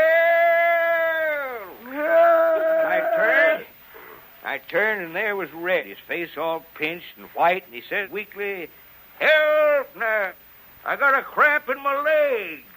Well, I don't mind telling you, I got mighty scared. I didn't know what to do. Then suddenly I thought of the stake. And that stake was, well, I calculate it must have been 200 feet away. 250. What's that? 250. I've taken down the distance every time you've saved Red's life for 30 years. And the mean average distance to that stake is 250 feet. Sid. I get it, Sid. Sorry, folks. I guess I've told that one too many times and bored everyone. I'm getting old, I guess, Mother. Getting to repeat myself. No such thing. You're as young as you ever were. Sid, you eat your lobster, and maybe it'll keep your mouth shut. Oh, sure. I'll eat my lobster. Ladies and gentlemen, I give you lobster. Lobster, the staff of life. Mercy sakes, can't you shut up? Ma, look at Uncle Sid. Eating that claw shells and all. See, you want to kill yourself? Take it away from him, Lily. Well, I prefer the shells. All famous lobster lovers prefer the shells. Sid, he'd better go right up to bed for a while. That's what he'd better do. Oh, bed? Right. Yeah, maybe you're right. Immediately, if not sooner. Oh, but wait. Ladies and gentlemen, there is still one duty I must perform. No day is complete without Lily, answer once and for all. Will you marry me? No, I won't. Never. Right. Perhaps it's all for the best. Right. Good night, ladies. And that's with me. Bye-bye. Down by the old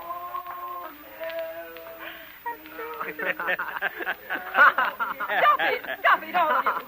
What is there to laugh at? That's been his downfall. Everyone always laughing. Everyone always saying what a card he is, what a case, what a caution. So funny. And he's gone on. We're all responsible, making it easy for him. And all we do is laugh. Oh, now, Lily, you mustn't take on so. It isn't as serious as all that. Maybe it is to me. Oh, well, once. I'm sorry, Ned. I'm sorry. See, I didn't mean to. I'm not feeling myself tonight. If you'll excuse me, I think I'll just go up to my room for a while. Well, of course. I suppose she's right. Never knew Lily to come out with things that way before. Anything special happen, Essie? Nothing I know. Huh.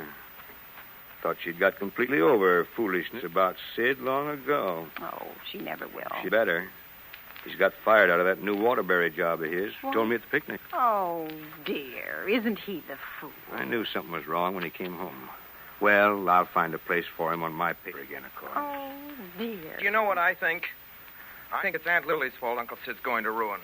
It's all because he loves her and she keeps him dangling after her and eggs him on and ruins his life like all women love to ruin men's lives. I don't blame him for drinking himself to death. What does he care if he dies after the way she treated him? I'll do the same thing myself. I would if I were in his boots. Richard, you stop that talk. Drink, for you know not whence you came, nor why. Drink, for you know not why you go, nor where. Drink! Richard, I'm ashamed of you. That's what I am. Oh, Ma. Come on, Nat. Let's go into the parlor and give Nora a chance to clear away. Really? Where that boy talk? From now on, Richard, you keep that darn fool talk to yourself, or you're going to regret it. You hear me? Yes, Father. That's about all I can stand of your nonsense for one day. Oh, what do I care? I'll show her. The little coward. I'll show them all.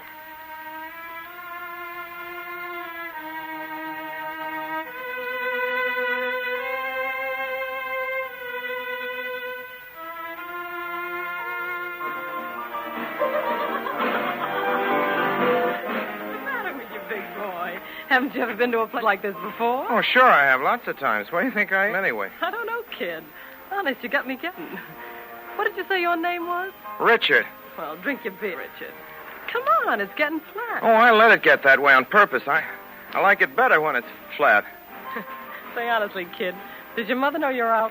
Oh, cut it out. Why don't you try to kid me? All right, I didn't mean to, dearie. Please, don't get sore at me. I'm not sore. You see, it's this way with me, Richard. I think you're one of the sweetest kids I've ever met. And I could like you a lot if you'd give me half a chance, instead of acting so cold and indifferent. I'm not cold and indifferent. It's only that I got a weight on my mind. Here's your drink, kiddo. This'll warm him up. 40 cents with a cigar. Here's $1. Keep the change. Oh, thanks, sir. Don't mention it. Hey, anybody here? How about a little slip? I'm coming. Bottoms up now. All right. Bottoms up. Ah, well, that's something like it. Feel better? You bet. You'll still feel better in a minute. And then maybe you won't be so distant and unfriendly, huh? Oh, I'm not. Oh, yes, you are. I think you just don't like me. Oh, I do, too, like you. How much? A lot? Yes, a lot. Show me how much. Want me to come sit on your lap? Yes. Well, now you're talking. How's that? Swell. Why don't you put your arm around me? Oh, no, not that dead way. Hold me tight. You needn't be afraid of hurting me. I like to be held tight, don't you? Sure I do. Then why don't you kiss me? All right.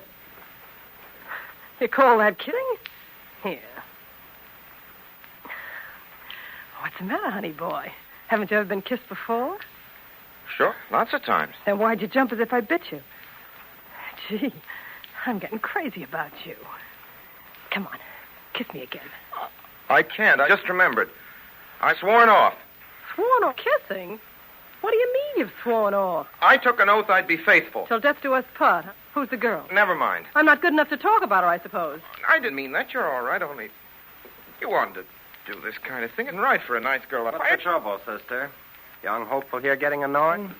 Maybe you'd like a change of atmosphere. No, he's all right, I guess. A little soused. Mind if I join your party? All with me. I got no party on. So.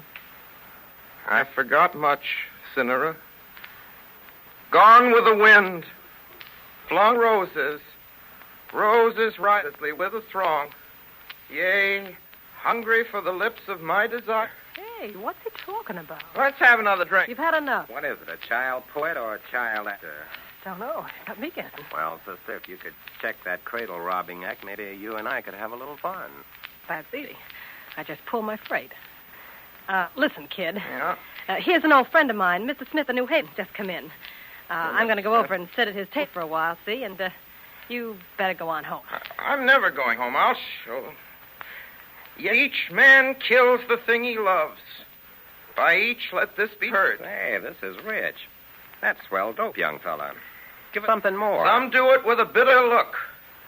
Some with a flattering word. The coward does it with a kiss. The brave man with a sword. I did it with a kiss. I'm a coward. That's the old stuff, kid. All right, all right. Give us another right over the old pan. And then at 10 o'clock, Eilert Loveberg will come with vine leaves in his hair. And bats in his belfry if he's you. Oh, I don't mind her, kid. She's just ignorant. Come on now. Come on, kid. Listen, you. Oh, me? I don't believe you ever knew her in New Haven at all. You just picked her up now. See, you leave her alone, you hear? You won't do anything for her, not while I'm around to protect her. Oh, listen to her. Wait. Curse you, Jack Dalton? If I won't unhand her, what then? I'll give you a punch in the snoot, that's what. Hey, you cut out the noise. What's the matter here? It's not my business, brother, but if I were in your booth, I'd this young south the gate. He's underage. He told me he was over 18. I guess you're right. Come on now, young fella. On your way. You'll start no trouble. Beat it now. I will not beat it. Oh, won't you? Let go of me. Now, quiet now. Pin a Mary in your joint will quiet. Let me go. Let me go. Oh, try and suck me, will you? We'll see about that. Oh, and now, out you go.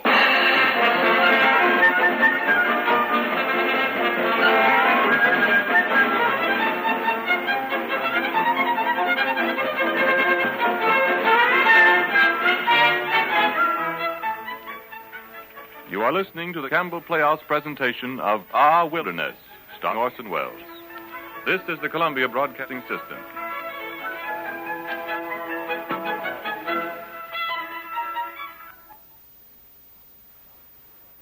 Now we resume our Campbell Playhouse presentation of Our Wilderness, starring Orson Welles.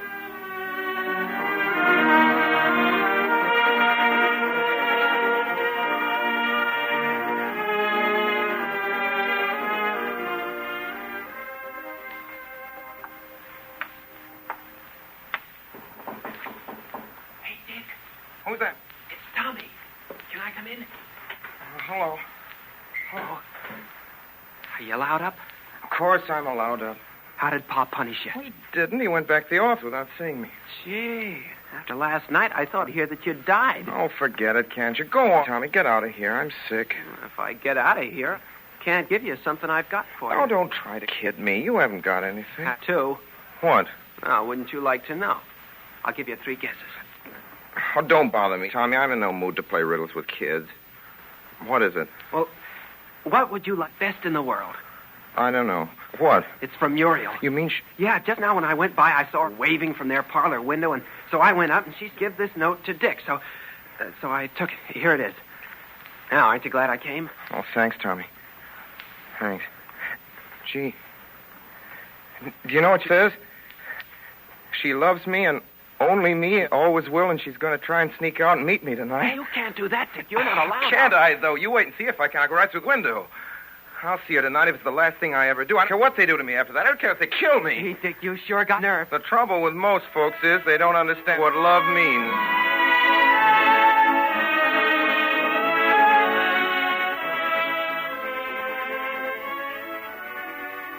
Oh, Dick. Dick. Oh. Hello, Muriel. Is it not already? Gosh, time passes when you're thinking. I thought you'd be waiting right here at the end of the path. I'll bet you'd forgotten I was even coming. Oh, no, I hadn't forgotten, Muriel, honest, but I got to thinking about life. You might think of me for a change after all the risk I've run to see. Oh, gosh, you're pretty tonight, Muriel. Seems age since we've been together. If you knew what I've suffered. I did, too. Gosh, Muriel. Well, gosh, it sure is wonderful to be with you again. I'm glad it makes you happy, Dick. I'm happy, too. Muriel, can't I... Won't you let me kiss you now? Please. No, you mustn't. Don't. Oh, why can't I? Because I'm afraid. Oh, that's what you always say. You're always so afraid. Aren't you ever going to let me? I will sometime. When? Soon, maybe. Tonight, will you? I'll see. Promise? I promise maybe. All right. Remember, you promised. Now, don't let's stand here. Come on out. We can sit on the bench in the moonlight. Oh, it's so bright out there. No one will see you. There's no run around the park at night. I know there isn't. That's why I thought it would be the best place. But there might be some. Well, there isn't a soul. What's the use of a moon if you can't see it? If it's only a new moon, that's not much to look at. But I want to see you. I can't here in the shadow. I want to drink in all your beauty. I bet I look a sight, don't I? Oh, you do not. You look wonderful. Muriel, you don't realize what I've been through, what that letter of yours made me do. What did my letter make you do? Oh, it's too long a story. Let the dead past bury its dead. No, tell me, Dick. I want to know. Begin at the beginning and tell me. Well, after your father gave me a letter, Muriel, I figured your love for me was dead, and I thought you'd never love me. You'd only been cruelly mocking me, torturing me. Oh, Dick, I'd never. You know I'd never. I wanted to die, and I sat and brooded about death, and finally I made up my mind I'd kill myself. Dick, you didn't. I did, too, and I thought when I'm dead, she'll be sorry she ruined my life. Oh, if you ever had, I'd have died, too. Honest, I would. But suicide's the act of a coward, and that's what stopped me. And anyway, I thought to myself, she isn't worth it. Well, that's a nice thing to say. If you meant what was in that letter, you wouldn't have been worth it, would you? But I've told you. So I said to myself, I'm through with women. They're all alike. I'm not. And I thought, what difference does it make what I do now? I might as well forget her and drown all my sorrows and lead the pace that kills. So after it was dark, I sneaked out and went to a low dock I know about. Oh, Dick Miller, I don't believe you ever. You ask him down at the Pleasant Beach House if I didn't. They won't forget me in a hurry. You went there? Well, that's a terrible place. Pa says it ought to be closed by the police. Well, I said it was a dive, didn't I? And they let me into a secret room behind the bar room. Wasn't anyone there but a Princeton senior, and he had two chorus girls from New York with him, and they were all drinking champagne. Oh, Dick Miller, I hope you didn't. Oh, you ought to have known Pa made me write that old letter. One of them was called Belle. Yellow hair, Belle. Had a kind that burns and stings you, you know. I'll bet it was dive. And then what happened? Oh, we just kept drinking champagne, all of us, and she said she'd fall in love with me at first. And, you know, came and sat on my lap, kissed me. Oh. It's all in fun, and then we just kept on drinking champagne, and... And did you kiss her? No, I didn't. Oh, you did, too. You're lying, and you know it. Oh, I hate you. I wish you were dead. I'm going home this minute. I never want to lay eyes on you again, and this time Now, Muriel, wait, listen. I don't want to listen. Let me go. Muriel. If you don't, I'll bite your hand. I won't let you. You've got to let me explain. Ouch. You did bite me. Well, all right. Go if you want. If you haven't the decency to let me explain, I hate you, too. I'll go and see Belle. Well, go and see her if that's the kind of girl you like. What do I care? You can't explain. What can you explain? You owned up. You kissed her. I did. I said she kissed me. And I suppose you just sat and let yourself be kissed. Tell that to the Marines. All right, if you're going to call me a liar every word I say. I didn't call you a liar. I only meant it sounds fishy. Don't you know it does? I don't know anything. I only know I wish I was dead. You ought to say that. It's wicked. I suppose you'll tell me you didn't fall in love with her. Oh, I should say not. Fall in love with that kind of a girl? What do you take me for? How do you know what you did if you drank so much champagne? Well, I kept my head. I'm not a sucker, no matter what you think. Then you don't love her. I hate her. She wasn't even pretty. And anyway, how could I love her? I love you. Huh. Well, then, I still love you. Then come back here, why don't you? It's getting late. It's not past yet. All right. Only I'll have to go soon. Gosh, I'm sorry I hurt your hand. Well, that was nothing. It felt wonderful even to have you bite. There, I'll kiss it. That'll cure it. You shouldn't waste that on my hand. You said you'd let me. I said maybe. Please, Muriel. You know, I want it so. Will it wash off her kisses and make you forget her for always? Oh, I should say so. I never remember anything but it. Never want anything but it ever again. Then, all right. The moon is beautiful, isn't it? Not as beautiful as you. Nothing is. Won't it be wonderful when we're married? Yes.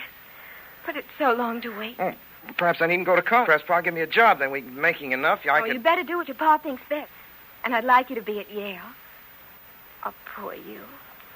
Do you think he'll punish you awful? I don't know. I don't care either. Gosh, but I love you. Oh, gosh, I love you. Darling, I love you, too. Sweetheart, where are we going on our honeymoon, Dick? To Niagara Falls? That dump where all the silly fools go? I should say not. Oh, no, we'll go some far-off, wonderful place, somewhere out on the long trail. The trail that is always new. On the road to Mandalay.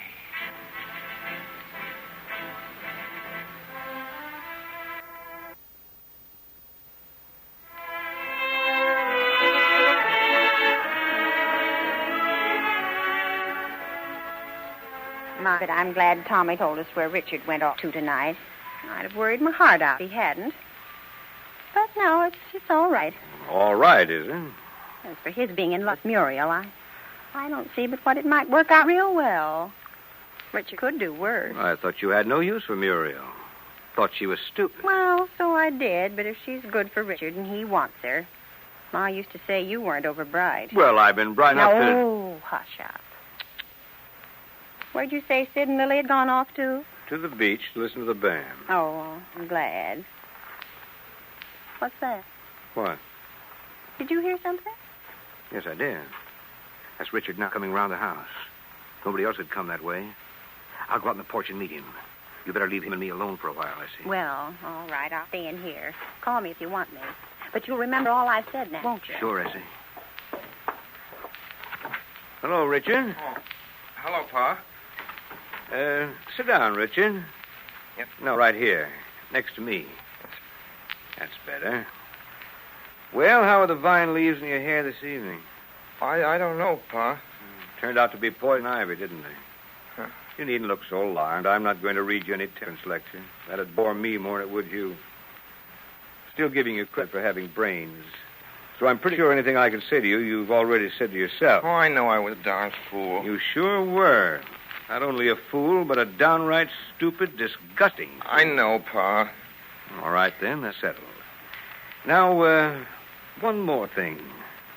This girl at the Pleasant Beach House. Oh, Pa, if they've told you about her down there, they must have told you there wasn't anything in it. Honest, Pa, there wasn't. I wouldn't do a thing like that to Muriel, no matter how bad I thought she treated me. Honest. How'd you happen to meet this lady, anyway? I can't tell that, Pa. I have to snitch on someone. You wouldn't want me to do that. No, I suppose I wouldn't. Well, I believe you. And I guess that settles that. There's nothing more to say, and we'll forget it, huh? How are you going to punish me, Pa? Oh, I was sort of forgetting that, wasn't I? Well, I'd thought of telling you you couldn't go to college. Don't I have to go, honest? Oh, gee, that's great. Muriel thought you'd want me to. I was telling her I'd rather you give me a job on the paper because she and I get married sooner. Oh, gee, Pa, you picked a lemon. That isn't any punishment. You have to do something besides that. And you'll go to college and stay there till you graduate. That's the answer to that. Muriel's got good sense, and you haven't. Now, we're finished. We'll call your ma. Essie. Here she comes. Hello, Ma. Hello, Richard. My, it's a beautiful night. Moon's way down low, almost setting. Yes, I don't believe I've hardly ever seen such a beautiful night. Such a wonderful moon. Have you, Richie? No. It was wonderful down at the beach. I can only remember a few nights that were as beautiful as this. They were long ago when your mother and I were young and planning to get married. Yeah. I bet those must have been wonderful nights, too. Sort of forget the moon was the same back then and everything. You're all right, Richard. You're a good boy, Richard. Better get to bed early tonight, son, hadn't you? Oh, sleep. I couldn't sleep. Can't I stay out here on the porch and sit for a while until the moon sets, please? All right. Then you'd better say good night now. I don't know about your mother, but I'm going to bed right away. I'm dead tired. Oh, so am I. Good night, Ma. Good night, dear. Good night, Pa. Good night.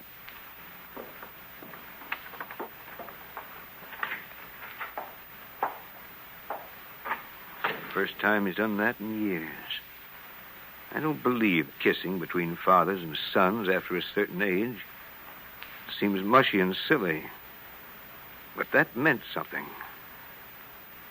I don't think we'll ever have to worry about his being safe from himself again. I guess no matter what life will do to him, he can take care of it now. Oh, my darn feet are giving me fits. Why do you bother unlacing your shoes now, big goose? We're going right up to bed. Yeah, I guess you're right. You mind if I don't say my prayers tonight, Essie? I'm certain heaven knows I'm too darn tired. Don't talk that way. It's real sinful. Oh, that isn't you all over. Always looking for an excuse to... Oh, you're worse than Tommy.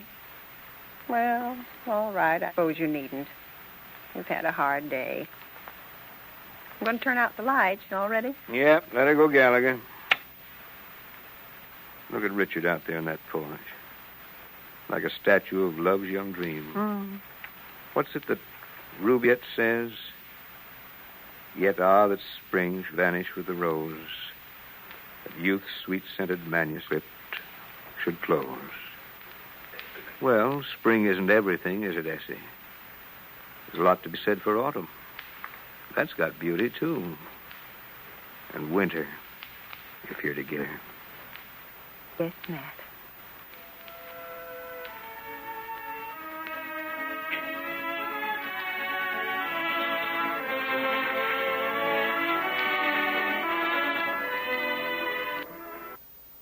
Well, speaking as producer, the worst I can say for our guest tonight is that he doesn't always approve of my productions. Speaking as a citizen with the vote, the least I can say for George G. Nathan is that I always approve of what he writes. I didn't say agree, mind you. Heaven and the entire personnel of Actors' Equity forbid that I should recite for you a catalog of Mr. Nathan's unmentionably numerous virtues. I needn't remind you of the magazine which he founded with Mr. H.L. Mencken, a magazine from which my theater took its name, and both which should be nameless, nor of the list of his books, which don't need what I'd like to say about them. It's not for me to celebrate the celebrated Nathan prose, that blend of richness and astringency against whose infinite variety time and custom seem to be getting nowhere. But let me say this much. Eugene O'Neill's dedication on the first page of Our Wilderness reads as follows. To George G. Nathan, who also, once upon a time, wore peg-top trousers and went the pace that kills along the road to ruin. Tonight, ladies and gentlemen, the Campbell Playhouse rededicates Our Wilderness to George G. Nathan, and we have our own good reasons. They are, among other things, his love of theater, as much as the gift and intelligence with which he served it. Mr. Nathan. O'Neill affectionately dedicated Our Wilderness to me, and it's only in the present tradition of close friendship that I should now return the compliment by saying uncomplimentary things about him. I've known the scoundrel intimately for more than 20 years, and I should like to take advantage of this occasion to tell you confidentially that the popular idea of himself, which he has so cleverly built up through his plays, books which he has had written about him, and the expensive photographs of himself which he has spread around the world, is a whopping fraud. What picture have you got, O'Neill? He is, you believe, a fellow persistently gloomy and morbid, that if a funeral passes his house, his wife joyfully mistakes it for a Mardi Gras carnival. But if O'Neill is gloomy and morbid, all I can say is that someone has got the Scandinavian weather report mixed up with the dictionary. He is so gloomy and morbid in point of fact. Once, while I was staying with him on Sea Island, I had to bribe him with one of my best new Hawes and Curtis neckties to quit singing Rosie, You Are My Posy at top of his lungs after midnight so I'd get a little decent sleep. He roars with delight over Damon Runyon's stories of mugs who go around shaking hands with pieces of Limburger cheese concealed in their palms. He thinks Jack Benny is a scream and worth all the Ibsen actors this side of Stockholm. He wrote, don't forget, this Our Wilderness, which is not only approximately as gloomy and morbid as Charlie's Aunt or the Beer Barrel Polka, but which, I may tell you, had to have 21 consecutive minutes of howling low comedy cut out of the dinner table scenes so following sentimental scenes might stand a chance of getting over. O'Neill, you further believe, given to a large, steady, and copious indignation. In other words, a combination of ingrowing toenail, boil, and second act of the Valkyria. Well, as I say, I've been pretty close to the fellow for almost a quarter of a century. And the one and only time I've ever seen him indignant about anything, it was 3 years ago, was when I argued with him that he was a jackass in not believing Joe Louis a top-notch fighter. Prize fighting, incidentally, interests him more than almost anything else, except for sauerkraut. He loves sauerkraut. I've seen him down 6 big dishes of it in half an hour. He revs being a painfully slow and laborious worker. You've heard that it takes him 2 years even to get to the profound point of putting down the line, Act 1, the curtain rises. It's true he's a laborious worker, but so far as the painfully slow stuff goes, it's often a lot of bunkum. This Our Wilderness, for example, he wrote in exactly 26 days. So you also think that O'Neill, from what you've heard, must be a quick-tempered and nasty rooster in his dealings with the stage directors that he plays. I'll give you an illustration in a minute. During the rehearsals of Our Wilderness, Philip Muller, the director, came down to the footlights and suggested to O'Neill, sitting huddled in the third row, that he thought it would be a grand idea if O'Neill permitted him to alter one line in the serious scene then being tried. Why, O'Neill wanted to know. It would, answered Muller, telling how he changed the line, be a beautiful, relieving laugh. Well, quietly mumbled O'Neill, it's funny, all right. In fact, it's pretty darn funny. In fact, it's fine, but, and here our friend gently squinted at Muller, it would be a whole heap funnier if you yourself played the role facing the audience, and then, very, very slowly, while speaking the line, turned around and showed him a large chromo of William Jennings Bryan fastened to the seat of your pants. Muller had no more to say. The scene proceeded as O'Neill had written it, and that's the scene and that's the play that you have heard tonight. The makers of Campbell's Soups join Orson Welles, inviting you to be with us at the Campbell Playhouse again next Sunday evening. Meanwhile, if you have enjoyed tonight's Campbell Playhouse presentation, won't you tell your grocer so tomorrow when you order Campbell's Chicken Soup? This is Ernest Chappell saying thank you and good night. My sponsors, the makers of Campbell Soups, and all of us on this program remain, as always, obediently yours. Well, Silver, wait those daring days of yesteryear with the Lone Ranger up next.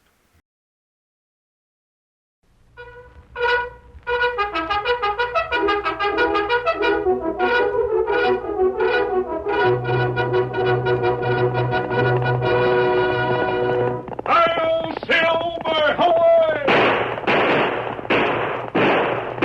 A fiery horse with the speed of light, a cloud of dust, and a hearty hi-yo, Silver, the Lone Ranger.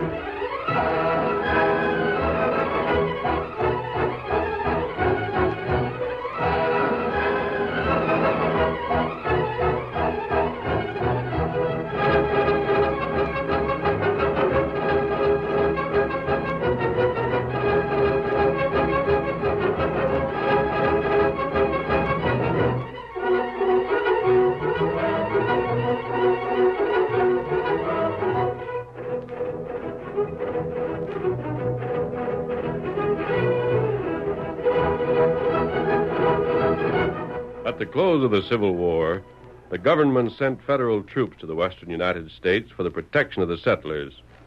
But the officers in charge had no experience with the frontier. And if it had not been for the masked rider of the plains, they might never have brought the Indians and outlaws under control. It was the Lone Ranger's strength and courage, and above all, his knowledge of the country that made possible the winning of the West. Return with us now to those thrilling days of yesteryear. From out of the past come the thundering hoofbeats of the great horse Silver. The Lone Ranger rides again. Come on, Silver! We're on the trail of the Gary gang! There's going to be trouble! Hail, Silver, away!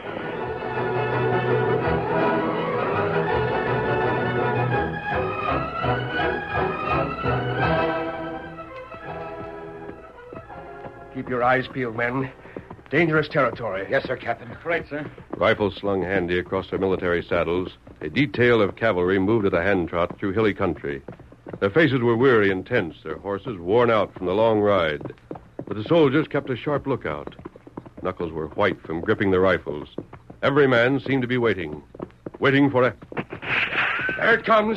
Dismount. Captain, it's an ambush. Down, all of you, down. Pull down your horses. Down, boy. Quick, down.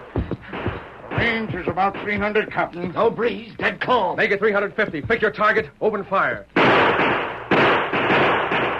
Can't see nobody to shoot at, Captain. It's an ambush. Get down, Brandon. They'll get us sure. We'll all be killed. I said get down. No, we won't live. None of us will live. Heaven's sake, stop sniveling. Use that carbine. It's the Gary gang. There they are on the hill. We should have had skirmishers. Make those bullets count. Yes. Yeah. Hard, lift your sights. Your shots are hitting the dirt. Can't whip anybody that way. Let me out of here. Brandon, you'll get the guardhouse for this. We'll all be killed. Get down before they get... Oh, I'm shot. Here, let me see. I'm shot.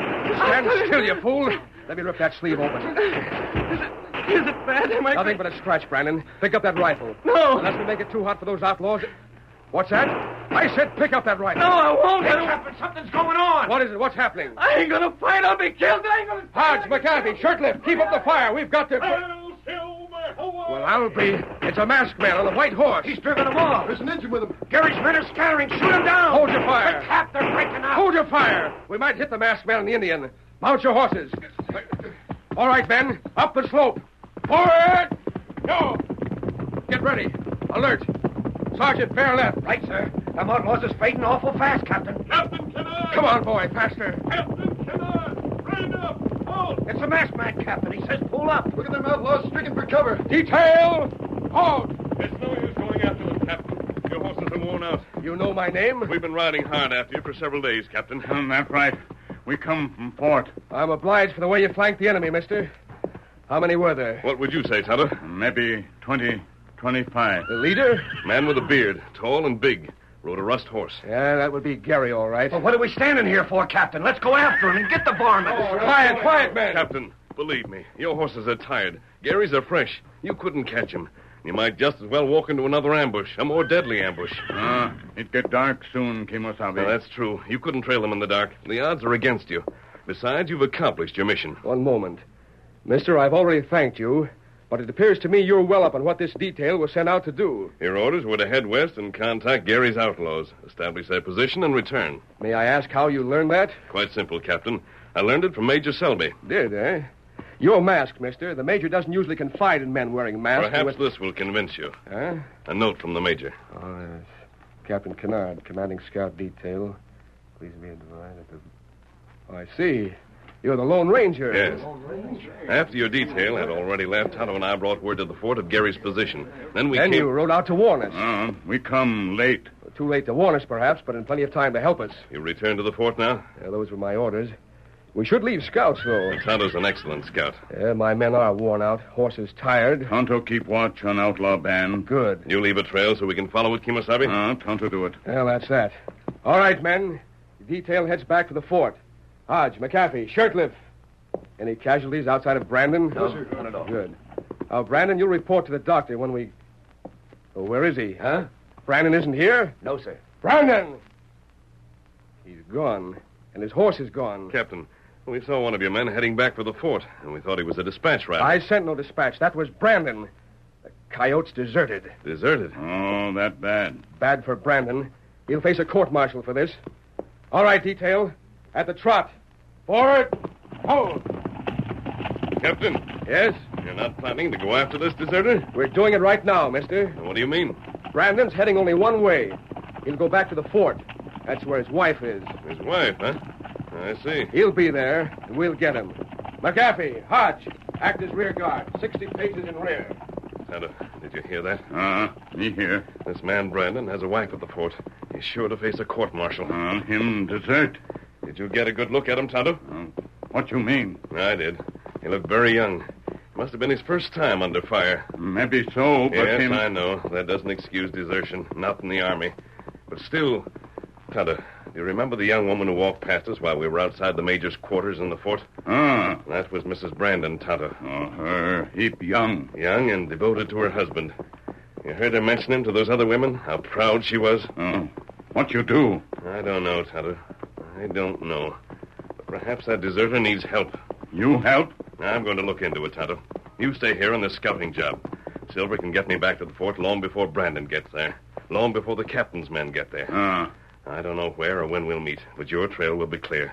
Take care of yourself, Kimosabe. You watch out. Nothing can happen. I'll head for the fort now. If Tonto feel maybe you meet danger, you watch out. All right, Tonto. Pick up Gary's trail before it gets cold. Adios. We meet soon. Get him up, Scout. Get him up. Well, Silver, Tonto thinks we're heading for trouble. Perhaps we are. This deserter isn't our affair, and yet... Come on, Silver. We're heading for the fort. Come on, boy. Hail, Silver! Away!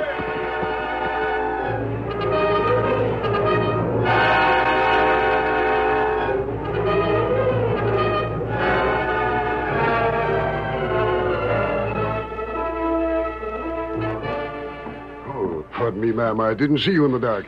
Could the Major tell me? Oh, it's you, Mrs. Brandon. Is there any word? Same question, eh? Same question and the same answer. Sorry, ma'am, no word from Captain Canard's detachment. But your husband will be safe, all the men will be safe. No word yet. Don't worry.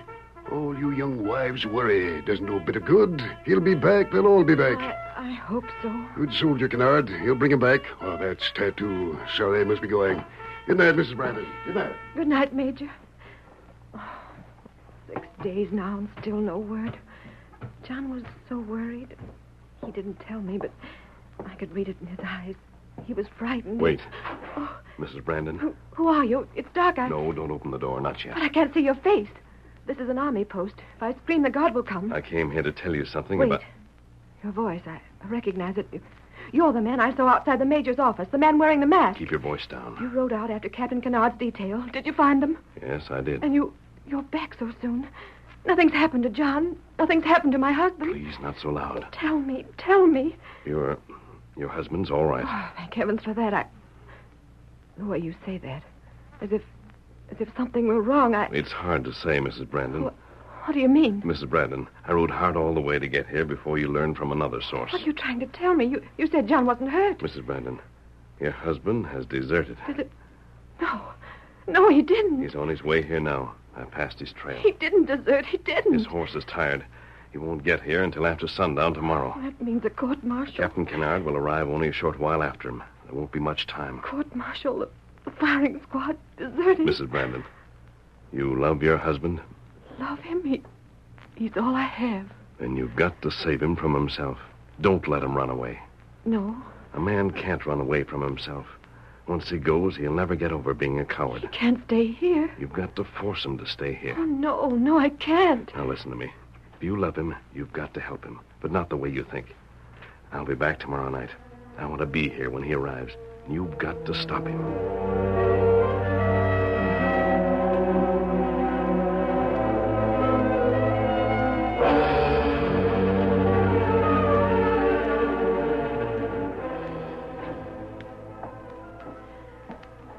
He should be here. Masked man said after sundown he should be... What's that? Back door. Someone walking. John. John? John! Oh, John, it's you. Hello, you. darling. Oh, my arm. Your arm. You're wounded. Oh, it ain't nothing, just a scratch. Honey, I gotta tell you something. No, just let me hold you. Same time, I can't stay. See, something happened out in the detail. John, if you're trying to tell me you deserted, don't. I already know about it. I didn't mean to. Them rifles banging. I got panicky. I had You're to... not a coward. You couldn't help it. I love you. Oh, I knew it. I was riding away. Mary, how'd you know what happened? Huh? How'd you know about it? I came as fast as my horse could travel. The captain, he beat me to the fort. He's here now? John, they'll court-martial you. The captain got here first, huh? Mary, I gotta get away. The captain isn't here, John. He ain't? And how did you know? How did you... I told her, Brandon. What the... Never mind her gun. I'm here as a friend. The masked man. You came after me. Brandon, you've got to listen. I've already told your wife you can't run off. It would brand you as a coward forever. Stay here. Redeem yourself. Your wife will tell you it's the only thing to do.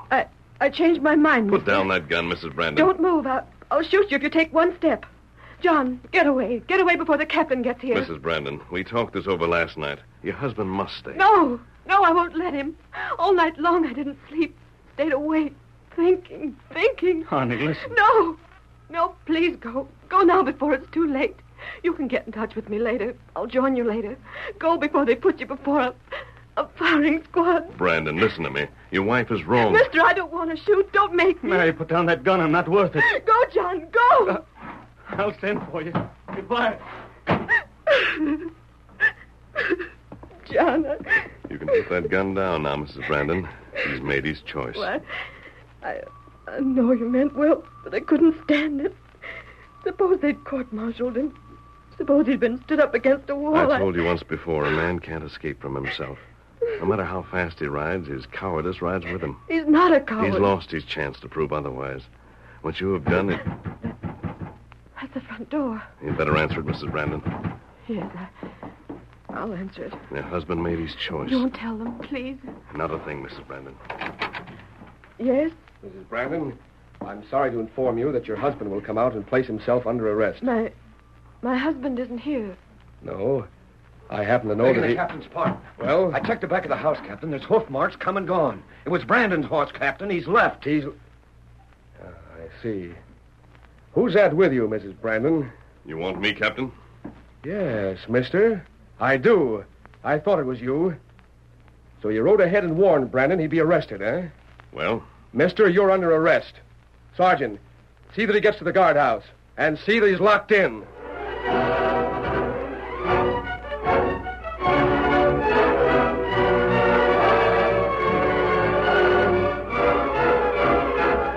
The curtain falls on the first act of our Lone Ranger story. Before the next exciting scenes, please permit us to pause for just a few moments.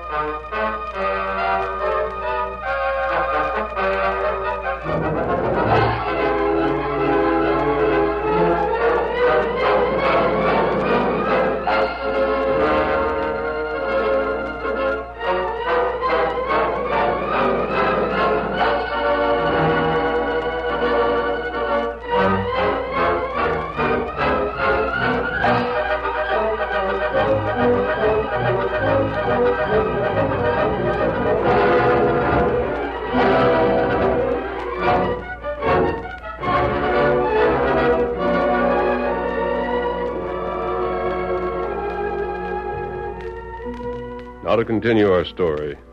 Found in Brandon's home by the captain, the Lone Ranger was arrested for aiding in the deserter's escape. Meanwhile, Brandon rode toward the west, putting as much distance as possible between himself and the army post. Come on, boy. You gotta make miles. They'll be after me. Boy, don't stumble now. Oh, I know I've been driving you hard all night and all day, but steady, boy, steady. Keep your head up. Get across this arroyo. Get across it. Look out! Ah!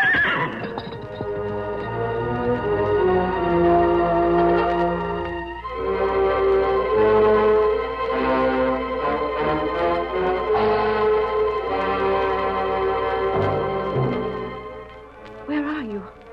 Hello? Mister, where are you? Who's that? Over this way, mister. I'm at the window. Who? Mrs. Brandon. You shouldn't be here at the guardhouse. It's all right. Nobody saw me. Have you heard about your husband? No, I haven't heard a word. The patrol that went after him, I came back last night. The regiment's getting ready to ride against Gary's outlaws. I should have listened to you before, mister. My husband did the wrong thing. You're worried about him. I got a funny feeling. Quiet. Something must have Quiet. happened. Someone's coming. I don't hear anything. Someone's coming. Turn away from the window. All right, but... Do not make noise. An Indian. We're white friend. Tonto hear him in jail. Tonto, is that you? Me come when Any me... sign of Gary's men? Them make camp far off. Me come here like you say. You learned that I was in prison. What trouble? Never mind it now, Tonto. I gotta get out of here. Tonto, do it. Will you help find my husband? We'll do what we can, Mrs. Brandon. Tonto, come back later on. The guard detail. Get back out of sight. Hurry. Tonto, get away. Come back in 2 hours. We have work to do, and I can't do it in jail.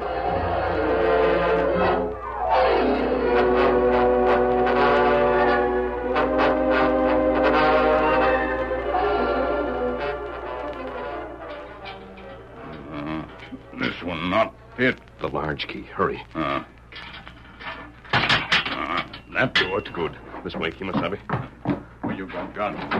Must be in here someplace. On the desk. Here they are. You've got the horses?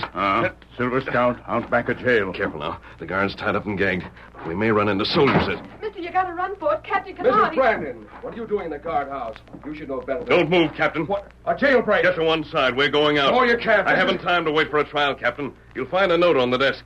It gives the exact location of Gary's band. You realize what you're doing, mister? Military right law. Right now, that doesn't matter. Come on, Tonto. Halt or I'll fire. Sorry, Captain. If you don't move, I'll have to make you. This way. Here, Scout. Silver. Here, Silver. Pull out the guard. Jailbreak. Pull out the guard. Steady, boy. Them come fast. Silver, come on. Get him up, Scout. Hold the saddle, Tonto. Ride Get him up, Scout. We're going to locate that deserter. This way, Tonto. Head west. I'll Silver. Away.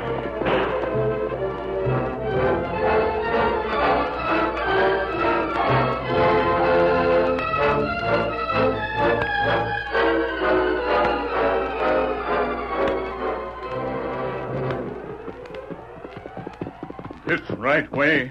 It's as clear as a blazed trail. Keep on, Silver. Brandon's horse can't travel fast. Oh, we find them. Maybe 4 sun high in sky. Then... What that? Tonto, look. Oh. The storm's coming up. Looks like a bad one. Unless we locate Brandon soon, his trail will be washed out entirely. Rain bad. We hurry. Come on, Silver. Wherever Brandon is, we'd better get there.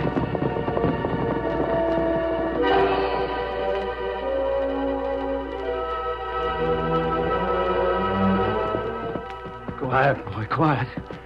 That's Gary's outlaws right below us. We almost stumbled into them. Gonna rain mighty soon. Ain't got no food. Oh, my leg. You and me both, huh, boy? We both got game legs. Just a couple of lame deserters. Only you ain't to blame. You don't know what you was doing. Just let me hang on to the stirrup for a while. Oh, I wonder how long I was lying on that royal. I'm worn out as a newborn here. Ain't good for nothing. Yeah, she's gonna pour. Reckon there ain't but one thing to do. We'll join up with them outlaws. We gotta eat, don't we? What in... Brandon. Well, I'll be the masked man. Takes a long time to locate you, Brandon. Don't get too close to the edge of that cliff, mister. That's Gary's camp down below. Yes, so I see. Him in the wrong place. How does it feel to desert, Brandon?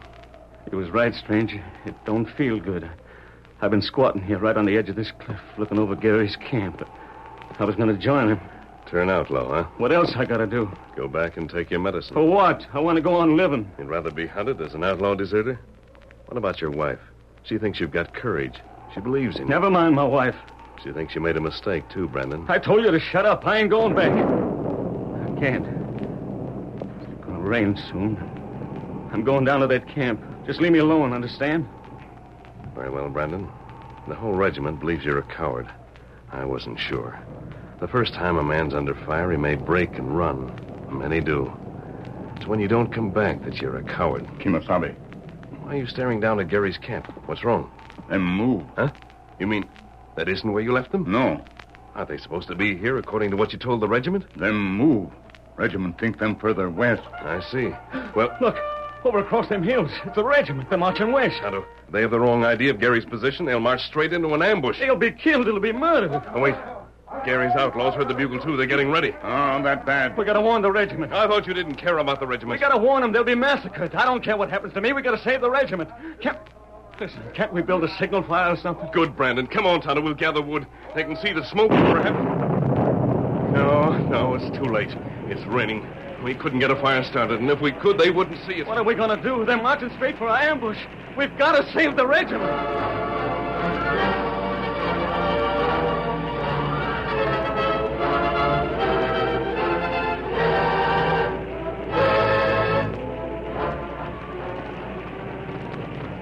Captain Cantor. Cantor. Yes, Major? Give the order to close up. This rain is so heavy we can't see where we're going. It won't last long. Let it rain, we'll keep close formation. Right, sir. Bugler, sound close order march. Close order.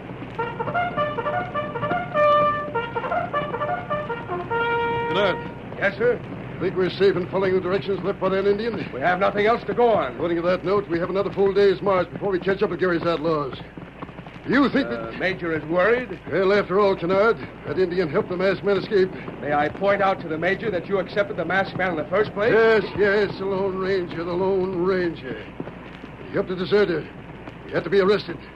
Of course, he would have released him, but these civilians need discipline, Canard. Helping a deserter.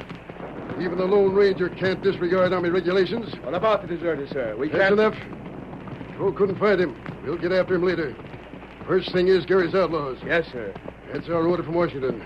Band of bad men have terrorized this whole territory. Must be stopped once and for all. The Major's right. Slippery as an eel. This time we'll grab the whole crowd. Can't fail. Captain. Yes, sir? Which way do we go? Huh? Use your eyes, man. The rain's heavy, but not that heavy. Heading straight for a bluff. Can't go over it. The regiment turns which way? Oh, we turn left, sir. There's a little pocket at the base of the bluff.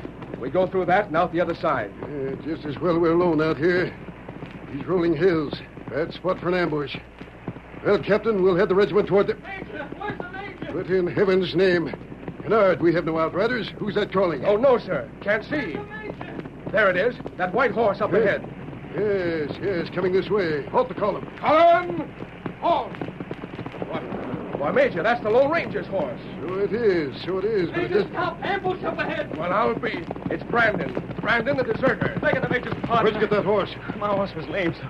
You got to turn the regiment. You can't go this way. Brandon, as a deserter, you should be dealt with right here. Captain, sure I deserted, but that don't matter now. The Lone Ranger gave me his horse to come warn you. Him and the engine stand on guard so Gary don't place his men without they can do something about it. Gary? Yes, sir. His whole crew is right ahead in that hidden pocket. Impossible. You're crazy. Gary's a full day's march ahead. I tell you, he ain't. He moved. You got to believe me. Believe a deserter? Major, I tell you, there's only one thing to do. Take the column around this way. You can surprise Gary and get him from behind. The masked man, the engine, will keep him busy on this side. How do we know you're not with Gary yourself? Thank you, Fleury. This your idea, Brandon? No, sir, it was the masked man, but I had to warn you. That's enough. Captain. Yes, sir? Get the column moving. Close order. Keep them as quiet as possible. Column by fours. Left wheel. We'll close with Gary's outlaws in less than an hour. Tell the men to look to the rifles. Major, can I go along? I gotta make up for deserting. I got it.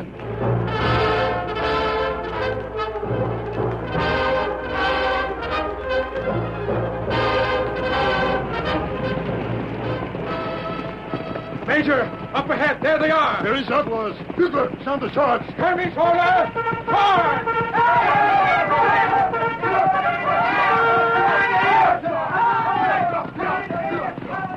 Fire when you see a target.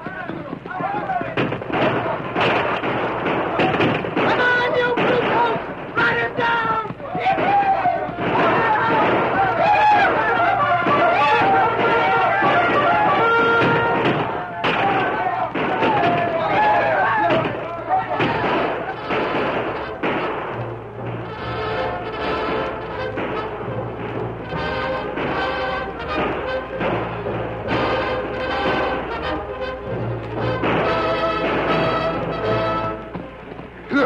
Ceasefire! They surrender! Ceasefire! Ceasefire! You men, round them up. Place them under arrest. That engagement, Captain. Fine work. We've got Gary and his whole outlaw band. Why, here comes a masked man, Major. Yes. Major Selby, I see that Brandon warned you in time. Mister, you and this Indian have done the government a real service. Thank you. Now, by the way, this is Brandon's horse. He's a trifle lame, but he'll recover. Here's your horse, mister. He's sure a wonder. Good boy, Silver. This was one time you carried another rider. Silver, him take rider when you tell him to. That why. Brandon, one moment. I wasn't going no place, Major. I guess you want to put me under arrest. I'm ready to take my medicine. Captain Canard, how did this deserter fight? Brandon, sir? Like a wildcat. Brandon, you deserted. I ain't trying to get out of it, sir. Your nation, man, let me finish. I said you deserted, but you made up for it by your gallant conduct today. Captain, we're going to forget the whole business. I hoped you'd feel that way, sir. A breach of discipline, but after all, well, today you proved what you were made of. Major, I don't know how to think. Stop it. Note one thing. All the Army wants is bravery and courage. And we're getting it from you. You can tell your wife I said so. Well, as for you, mister, Captain, where is he? He was here a minute ago. Who, sir? Who do you think? The Lone Ranger, the masked man. Want to thank him, too. He and the Indian are gone, sir. See them out there? I don't think they want thanks, sir. Not the Lone Ranger.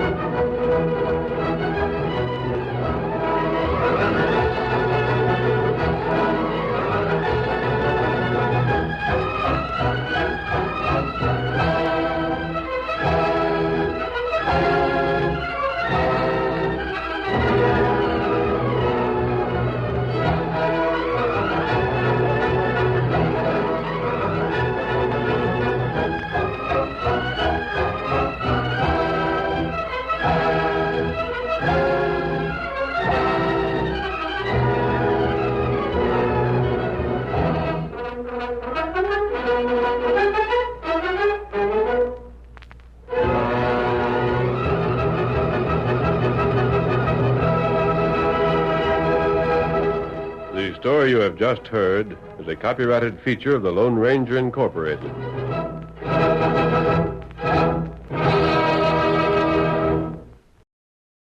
Up next on Nightly Old Time Radio Shows, enjoy the adventures of Nick Carter, Master Detective.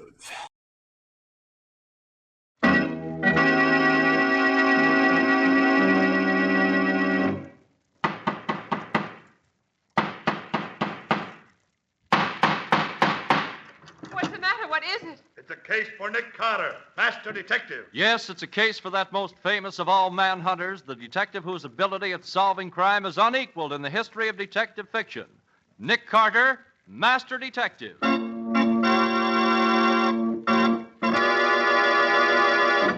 Continuing the curious adventure called Kidnapped for Sale. For Nick Carter and the mystery of the missing babies.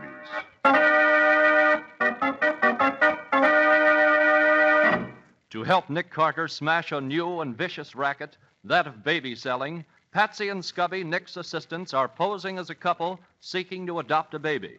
They get into the headquarters of the baby-selling ring, but there Patsy's disguise is ripped off by the man known as the Chief.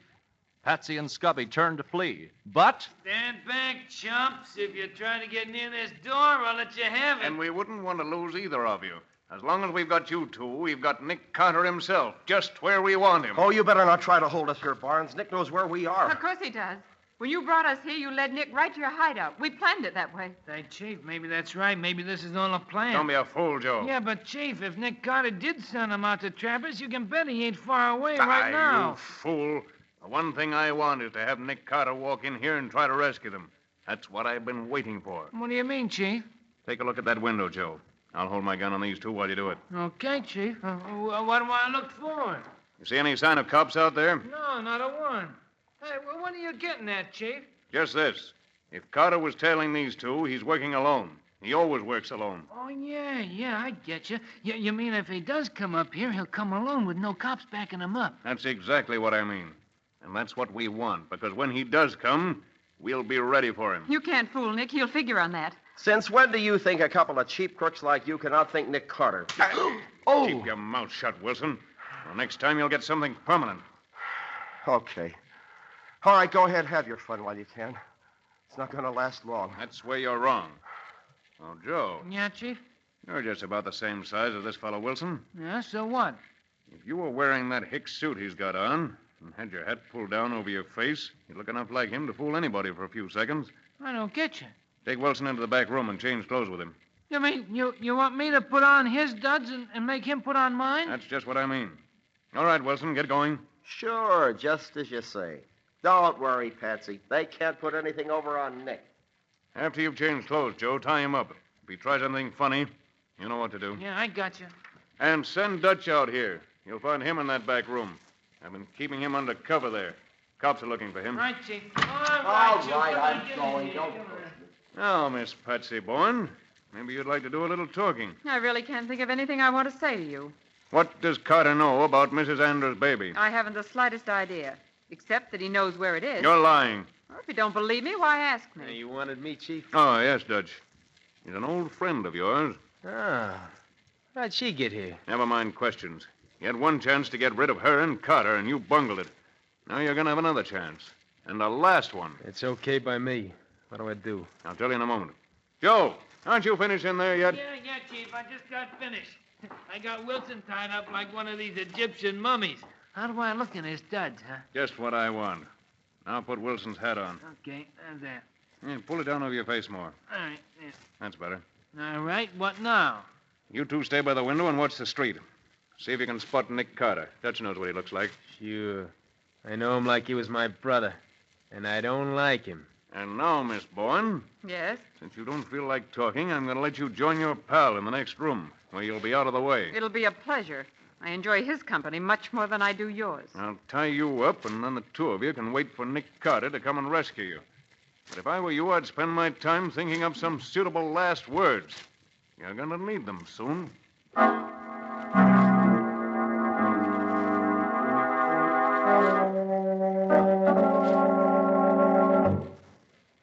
Scubby, Yeah, Patsy?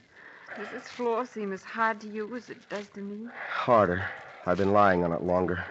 My hands are tied so tight my fingers feel numb. I can't seem to budge the knots in this rope, not even using all the tricks Nick taught me. No, neither can I. I can't seem to get even a bit of slack. I guess we'll just have to wait. What do you suppose they're up to? Oh, Barnes has some trick in mind to trap Nick, obviously. Do you think Nick was really following us? Gosh, Patsy, I don't know. He didn't say he would. Oh, Scubby, if only I'd kept my own hair pushed up under that wig. Oh, wait. Yeah, I think one of these knots is starting to give, Patsy. Wait a minute. No, Oh, it's still tight.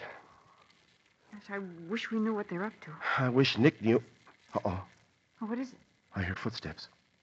Someone's just come into the outer office. Listen. All right, where are they? That's Nick's voice. Listen. They're in this room, Carter. I'll show them to you. Open the door, Dutch. Sure, Chief. If you harm them, you'll regret it. There they are, and no damage done. Oh, Nick. You all right, Patsy? Yes, Nick, yes. Oh, Nick, I was never gladder to see anybody in my whole life. All right, Barnes, untie them. Untie them? Why, what do you mean, Carter? Gee, the Carter's sure acting goofy, ain't he? Yeah, it sounded just like he said to untie him. You heard me. Untie them. He said if I let you capture me, you let them go. Oh, Nick, you didn't make any bargain with these men, did Under you? the circumstances, Miss Bowen, your friend Carter had little choice. Oh, Nick. Sorry, Patsy. Afraid I was a dud as a rescuer. Well, really, Carter, you might give us credit for being just a little too clever for you, don't you think? It isn't everyone who can trick Nick Carter with a borrowed suit of clothes and some red ink on a handkerchief. Put it any way you like. But you said you were going to release them. So go ahead and do it. I didn't say so. Dutch said so. I'm afraid I can't let Dutch make up my mind for me. It was just a slip of my tongue, Carter. Yeah, Dutch didn't know what he was saying. He was excited. Oh, that's how it is, huh? Well, I'm excited, too. Yep. Let's grab him. I got him. Nick, the other one's got a gun. Oh, Trying to fire shoot. your pole out into him. Chief, he's getting my gun out of my hand. I'll fix it. Nick, look out! Oh, Scubby, he broke that chair right over Nick's head. Yeah, knocked him out cold. Yes, he asked for it. Now, tie him up, Dutch. You bet I will, Chief. Come near busting my wrist. Hey, give me a hand, Joe. Yeah, sure, Dutch. You almost broke my jaw, too. I'll let him keep you company until this evening, Miss Bowen and Mr. Wilson. At that time, I have some very interesting plans for all three of you.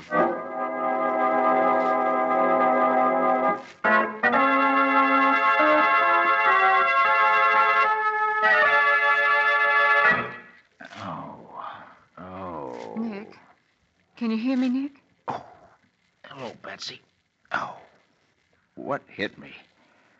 The ceiling fall in? Barnes hit you with a chair. Is that all? Oh. Whew. How long was I out? About half an hour. Nick, what happened? How did they trap you? Oh, it was so simple, Patsy. I'm ashamed of myself.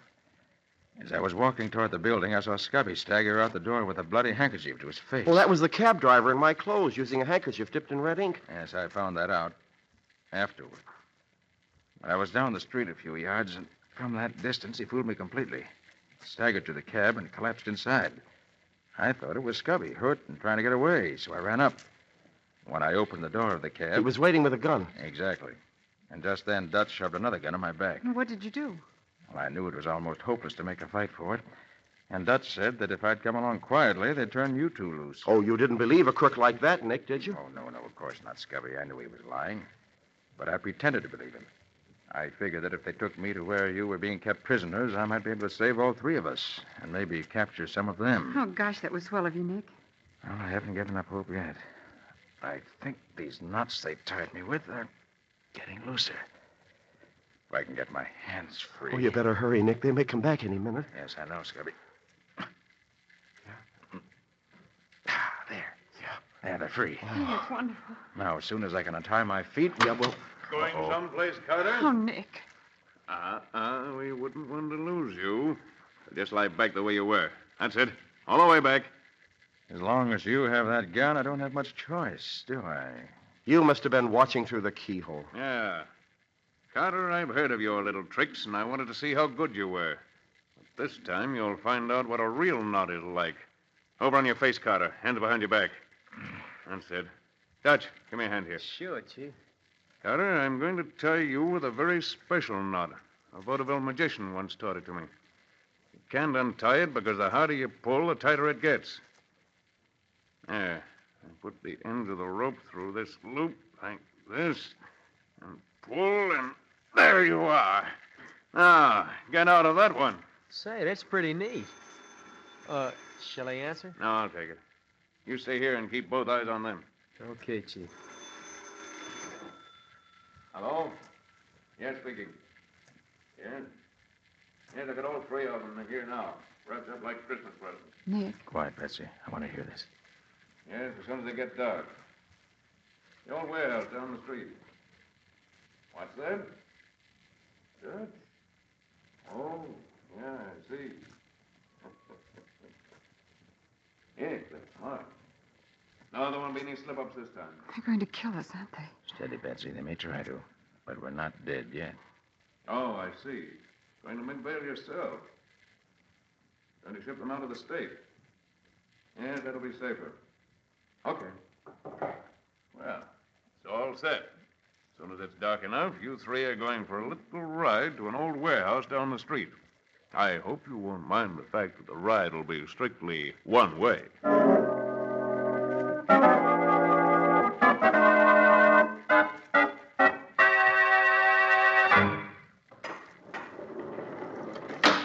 All right, you three. Go on in. Line them up against the far wall, Dutch. Right. Go on, you. Over against that wall. Nick, what should we do? Obey their orders, but move as slowly as you can. Right. Okay. Come on, move. All right, turn around now. Shall I give it to him now? Just a minute. I'm going out and make sure the street's clear. Oh, I get it. Wait till you hear me knock 3 times on the door. That'll mean everything's okay. Trust me, Chief. When you hear me knock 3 times, bump them off. But wait for the knocks. You understand? Gotcha, Chief.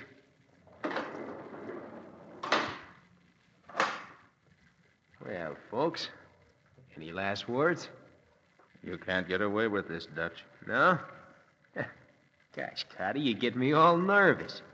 Maybe I better let you have it now before my hand begins to shake so bad I can't aim straight, huh? Nick, he's really going to shoot us. Nick, he's not fooling. You're right. I'm not fooling. You kill me, Dutch, you'll have every cop in the country on your neck. Yeah. But if they can't find your body, Carter, they can't prove you've been killed, can they? And they ain't gonna find it. Because just as soon as you're dead, the chief and I are gonna light a candle and set it up in the middle of a pile of this old waste paper that's all around here, see? And When we're a long, long way from here, the candle's going to set the paper on fire, and this old warehouse is going to burn up like a box of matches. A 3-alarm fire. Oh, Nick. Why, you But dirty... you folks won't mind by that time, huh? There's the chief's signal. Well, Carter, I got a feeling this gun is going to go off just as soon as I count 3. Like this. 1, 2...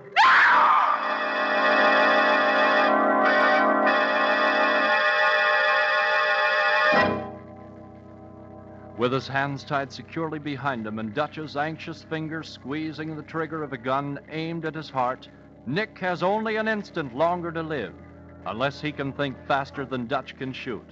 And what stratagem can Nick possibly devise on the spur of the moment that can save the lives of himself and his 2 assistants? Listen Monday.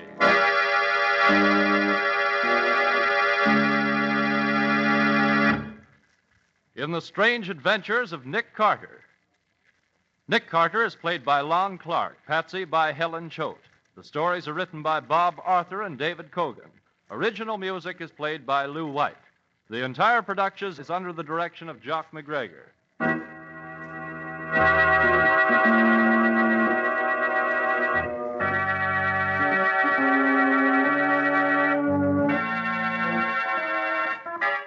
Monday night at the same time, listen to the further adventures of Nick Carter in the case entitled Kidnapped for Sale, or Nick Carter and the Mystery of the Missing Babies.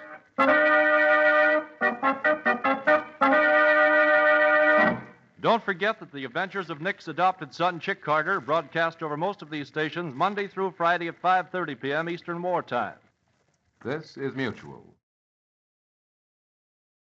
Organized crime doesn't stand a chance against the gangbusters, who are up next.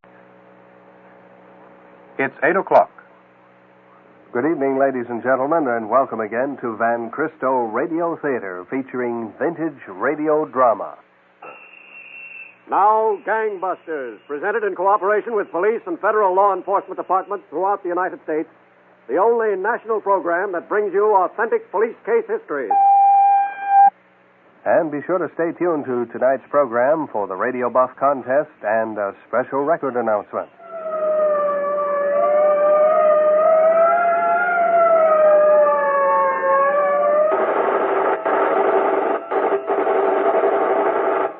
Tonight, Gangbusters presents the case of the Bandit brothers who rode a crooked trail of death and robbery over the plains until vigilant and fast-shooting Western peace officers straightened them out. Gangbusters has asked the Honorable Homer Casey, former sheriff of McLennan County, Texas, to narrate by proxy tonight's case. Thank you, and good evening, Gangbusters listeners. Let's start tonight's case in a small town in the ranch country of Colorado a few years ago. It was late on a Saturday night, and most of the ranch hands in for entertainment had headed home. But in front of a small house just off the square, a man dressed in boots and Levi's leaned against a streetlight smoking a cigarette. Finally, he threw the cigarette into the street and walked up the front porch.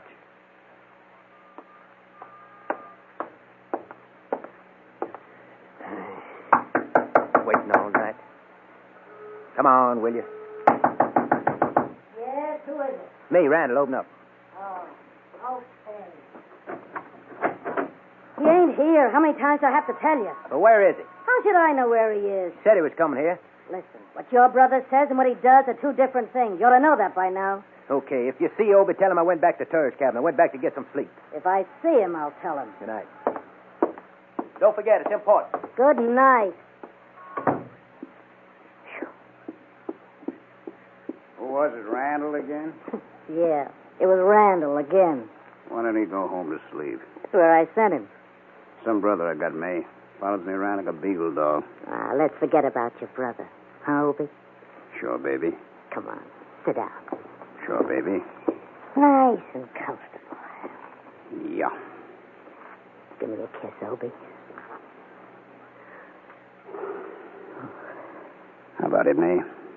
Suppose we forget Randall, you and me. We're starting traveling right now. No, honey, that wouldn't be any good. Why wouldn't it? It'd be swell. Oh, you wouldn't want me to get mixed up in your business now, would you? You wouldn't want me to get too involved in anything. No. Guess it wouldn't. Wouldn't be fair. So, like I was saying, you just go out with Randall and do what you have to do. I'll be sitting and waiting for you to come back. There's nothing else for me to do. Just sit and wait. Oh, no, it ain't that bad, May. This ain't such a bad town. What's good about it? Well, I got an idea. What, honey? Home. How'd you like to go back to Texas? You'd have plenty to do there. You mean you'd send me? Sure, I'd send you. Take a little visit. You come back here to Colorado. Then everything's okay. Oh, but visits take money. Well, I got money. And I need money for clothes and everything. If I'm going to visit home, I got to have good clothes. Well, you got pretty good clothes, haven't you? Yeah, but, you know, there's all kind of expenses. How much do you think you'll need, May? Oh, I don't know, honey. $500 or $600. Well, we're kind of low ourselves right now. Randall and me, we only have about $400 altogether. We ain't been out on the job in a couple of weeks.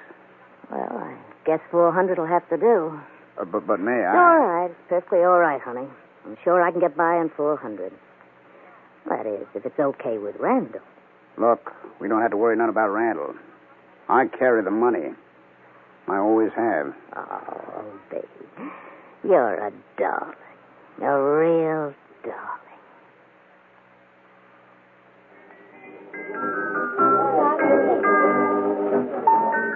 Frank Henderson. Yeah? Telephone. In the booth there. Who is it? Long distance. Colorado. Some town out there. Okay. Colorado. If she... Hello? Frank, darling? I thought I told you not to waste any more dough on long-distance calls, May. Frank, honey, I'm coming back. I'll be there in Waco the day after tomorrow. Hey, now, let's get something straight, baby. If I gotta pay your way, you stay up there. Oh, I got my way paid all right and plenty to spare. Yeah? Who's the chump? A guy named Obie Throneberry. Will you meet me at the train, honey? You know where to find me. I'll see you when you get in. Oh, please. I said I'll see you when you get here. All right, honey.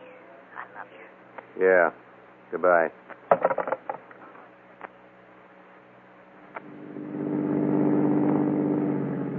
Yeah, but every cent you got to give her. Will you shut up about it, Randall? Half of it was my dough. You could have thought of that. Listen, brother, no, brother. I'd just as soon throw you out of this car as look at you. Okay. And to top it off, we got to put our guns in silk to buy gasoline. I told you to shut up. Well, okay. What happens now? We got no money. We got no guns. What happens? I'll tell you what happens. Yeah, you tell me. I heard some talk about an old sheep herder lives out there near Hayden. What do we want with a sheep herd? He gets good pay every month.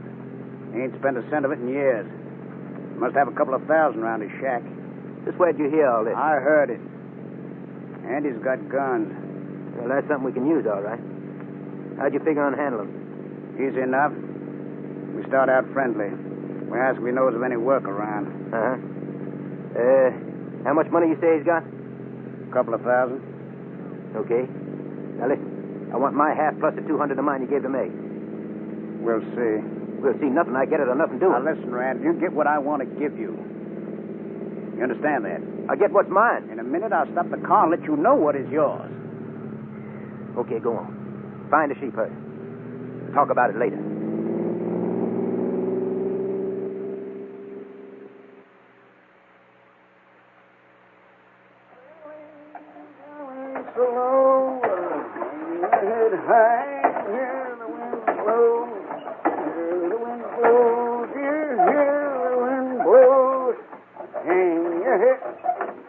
Hello, mister. Howdy.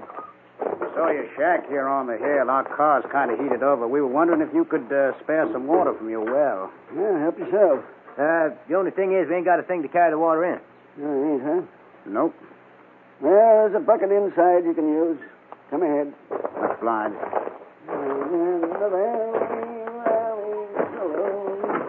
Well, go on in, stranger. Yeah, thanks. There's the bucket hanging. Okay, I'll get it. You boys from around here? No, we're Texans. No, Texans. Yeah, we're looking for work. You won't find much work in this part of Colorado. You don't know any of your friends can use a couple of hands. Sheep men don't have no friends. Rather, a sheep man don't want no friends. Well, you got your bucket. Get your water, and don't forget to bring the bucket back. Yeah, we'll bring it back. Thanks. Grab him. Hey, I got it. Turn me loose. Turn me. Shut up, old man. Rotten, good-for-nothing prairie dog. Shut up. Now, you shut up. All right, listen to me, old man. Where's your money? You got no money. You got thousands. Let me go. Hold still. Where's your money? I got no money except what's in my pocket.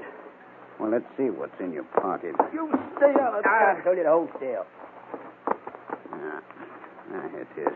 How much? How much is it? 20. $40. Where do you keep it, old man? That's all I got. Set him down over there. Come on, old man. Come on. Turn me loose. You turn me loose, will you? Now, sit down. There's some rope over there. Get it. Yeah, okay, I'll get the rope. Now, listen to me, old man. Where's your money? You got it. The real money. Where'd you hide it? I ain't got no more. Oh, you ain't. This rope you wanted? Hey, what do you want to knock him out for? Don't ask me questions. Get him tied up. And we get what we came for.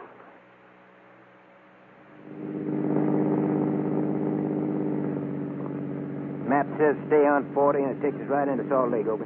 I don't think I want to go to no Utah. No? Where do you want to go? Back to the tourist camp. Are you kidding? No, I'm not kidding. Might be a wire there from May saying whether she got home okay. She got home okay. She could get any place on $400. We're going back to the tourist camp, Randall. Honest.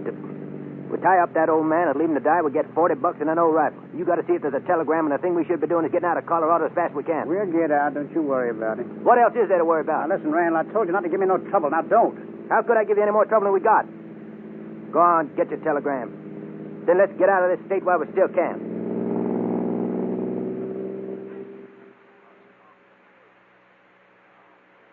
Well, gangbusters listeners, these brutal killers, the Thornberry brothers, felt secure on the assumption that they left no clues for the authorities. But when they left their victim to die, the most important clue of all they took with them.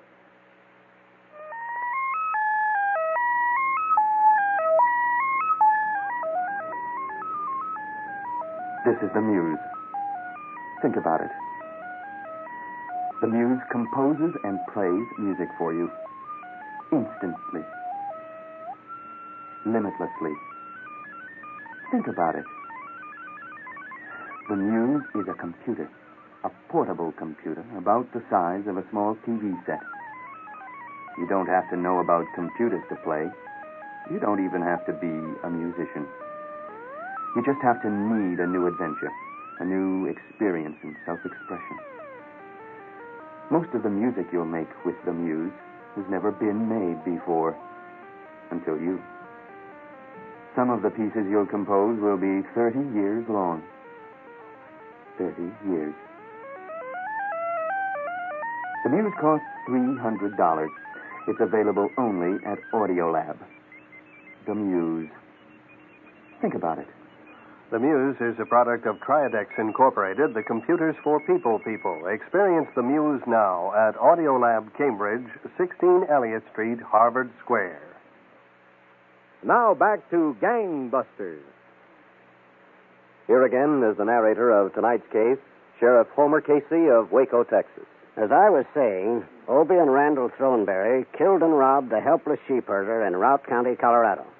By the time the crime was discovered and the alarm spread, the two killers had left the state of Colorado and crossed into Wyoming, where they appeared in the town of Rawlins. The two brothers had parked their car in front of a hardware store and were walking to the door carrying an old rifle. We ain't far enough away, Obie. Wyoming's not near far enough. What are you scared of? What do you think? Shouldn't have wasted all that time going back to get a wire that wasn't there. Now, don't give me no more headaches. I got enough. Go on in. Okay. Ought to wait a while. Morning, fellas. Howdy. Can I get you something? Yeah, I'll tell them. We want some cartridges of this here rifle. 3 or 4 dozen. What caliber? It's a 32-40, I think. You think? Yeah, we just bought it. Off an oil man out near Saratoga. Uh-huh. What make rifle is that? Winchester. Let him see it, Randall. Okay. Uh-huh. Well, I can get you something to fit it. Hey, this is an old-timer. How do you like that homemade sight? Couldn't have paid too much for this rifle. No, not too much. Well, can you fit it with cartridges, or do we have to go someplace else, huh? No, you don't have to go anyplace else. Yeah. Here's some of it. All right, the two of you get your hands in the air. Hey. Get 'em up.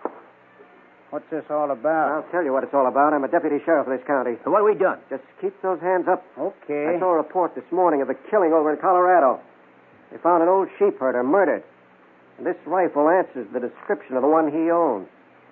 You two are going to spend a little time in the county jail till we find out for sure. Now, look, Just mister. keep them up. Now, both of you march out that front door. Go on, march.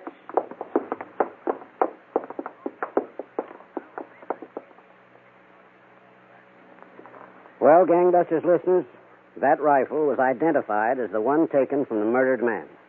Obie and Randall Throneberry were charged with murder and taken from Wyoming to the Routt County, Colorado jail in the basement of the county courthouse at Steamboat Springs. A few weeks later, while they were waiting their trial, the two brothers were in their cell. Randall, on his cot, was reading a magazine as Obie walked over to him. Randall. What? Give me that magazine. I'm reading it, can't you see? You had it long enough. Give it here. Listen, I had enough of your bossing around. You see where it landed us, don't you? I want that magazine. Why don't you go read the letter you didn't get from me? That's enough, Randall. Sure, we're in jail. They're going to try us for murder. She'd send us the money because we're in trouble. She didn't get my letter. She got it all right. She's nothing but a rotten little Okay, Randall, you asked for it. Get your dirty hands off me. You asked for it. Lay off. I'll show you. Get away from me, Obie. Get away from me. Get away. Oh. Hello, Sheriff Parker. Matter? Can't you two get along? Well, we get along all right. I want to be moved out of here, Sheriff. Put me someplace else. Well, We're all right, Sheriff. Just a little family argument. Now, listen, Obie. Everything be okay. Believe me, Sheriff. okay, boys. Don't give me any more trouble. We won't, Sheriff. What's the idea, Obie? Now, listen. Whatever's between us, we can settle later. Just figured out how we can get out of here. Yeah? How? We start a big fight. The sheriff will come in to break it up. I'll grab him. You slug him. Yeah, but how we get outside? Two deputies are going out on a call. I heard them leave. The sheriff's all by himself. All right? Yeah, guess so. Then let's go. Give me that magazine. Lay off! Lay off me, will you? Magazine. Give it here. Come on, give it here. Lay off, Obie. I'm going to kill you. He's just tried. Let me loose. I'll show you. Okay. Break it up. I'll turn him loose. Jump him, Obie. What are you doing? Let go. Slug him. Yeah. Again. Hit him again. Yeah. He's out. Let's look for his car keys. Got a .45 automatic. Good. And some money. Here's a roll of money. Yeah, and his car keys. Let's get a move on. Now, wait a minute. Come on, if we're going. Those deputies won't be back for a while. We lock him in. Lock it with the key. No need to. Snap lock. Go on. Usually parks his car right out in the yard there. Okay. So listen, Obie. What? We ain't going to Texas. What's the matter with Texas? Because if you go to see May, we'll wind up right back here in a jailhouse. Texas is an awful big place. We'll settle it later. Let's get out of here first. Come on.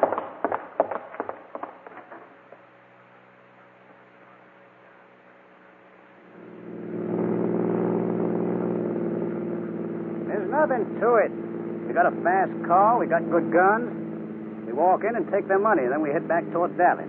We ought to head out of Texas. I didn't want to come back to Texas in the first place. Well, we're here. You know, I begin to think something. What? You didn't drag me down this way to pull no job at all. You drug me down here so you could see May.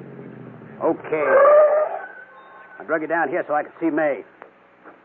What are you going to do about it? We're going to get this settled right now. You bet we are. Go on, get out.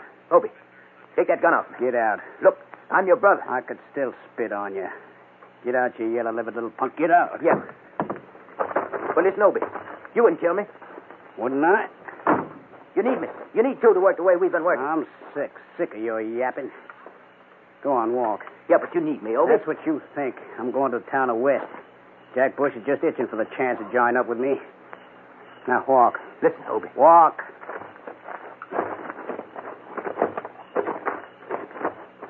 Straight into them woods. Obie, Shut up. you give me a chance, won't you? You wouldn't kill your own brother without a chance. Okay, you got a chance. Start running. Obie. Start running before I change my mind. Yeah. Yellow-livered punk. Brothers, huh?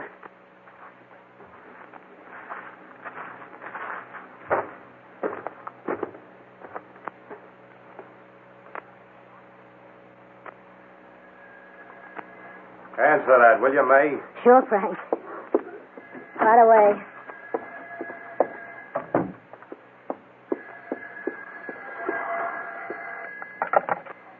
Hello? May? Yeah. Who's this? It's Obie. Obie. Yeah, baby. Did you hear about me breaking out? Yeah, I heard. I got a surprise for you. I'm back in Texas. I'm right here in Waco. Yeah? Yeah. How about me coming over? Oh, you better not do that. I think the police are watching the place. Uh-oh. Well, where can I meet you? Look, you know that chili parlor over in West? Yeah, I know it. Well, we'll make it there. How's 3 o'clock? Okay, I'll be there. I missed you awful, baby. When you didn't answer my letter from the jail. Listen, Obie. Better not talk on the phone too long. Yeah, honey.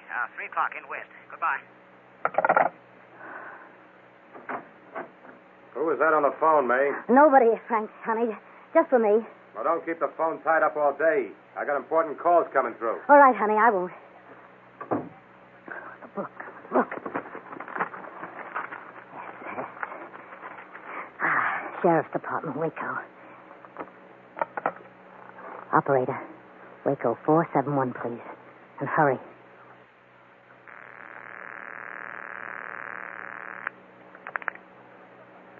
Sheriff's Department, Waco. Sheriff Casey speaking. Look, you want a tip? What kind of a tip? You ever hear of Obie Throneberry? You'll have to speak up louder, lady. I can't talk any louder. Obie Throneberry. They want him in Colorado for a killing. What about him? He's going to be in West, 3 o'clock at that chili parlor, Ellis's. Who is this talking? Never mind who. I did you a favor. Ain't that enough? Well, that's that. We'll return for the finale of tonight's exciting episode of Gangbusters in just a few moments. But right now, how'd you like to be able to turn on some of the great moments in radio whenever you chose? Moments like this. What evil lurks in the hearts of men? The shadow knows. Yes, sir, one of the most famous characters from the golden days of radio. Or perhaps if you were turned on by some of the music of the past, you might enjoy listening to this fellow. Linger a little longer in the twilight with me. We'll dream our cares away. Somehow in the twilight. The Vagabond Lover, as he was called, Rudy Valley. There are so many great moments in radio available to you through a special collection of records that Van Christo is offering for the special price of just $3.98 each. You can choose from great moments in radio in 2 volumes. Jack Benny is your narrator in some of the marvelous times that were spent by families all over America before their radios are recreated in actualities on these recordings. Also, you can pick up W.C. Fields on radio with Charlie McCarthy, some of the funniest moments that ever happened on the air. And there's a wonderful collection of old-time radio which features such great moments as the Rudy Valley song to which you were listening. Any of these 4 recordings are available to you at $3.98 each, or all 4 of them that you like at the special price of just $3.98. So send your check or money order in the amount necessary, $3.98 for each recording, and specify which recording, or all of them if you like, to Van Christo Radio Theater, 18 Newbury Street, Boston 02116. Remember to specify which recordings you want, or all 4 if you choose. They are Great Moments in Radio, Volumes 1 and 2 with Jack Benny narrating, W.C. Fields on radio with Charlie McCarthy, and Old Time Radio. Any one of the 4 at $3.98 each, or all 4 if you like, again at $3.98 each. Send your check or money order to Van Christo Radio Theater, 18 Newbury Street, Boston 02116. Now back to Gangbusters.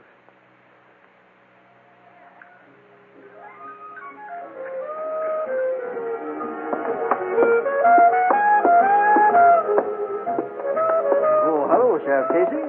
I ain't seen you in the cafe for some time. And Deputy Owen. How are you, Mr. Ellis? Mr. Ellis? Yeah, fine. How about you two sitting down for a nice lunch? Nettie's cooked up some awful good chili today. Well, we don't have time today, Mr. Ellis.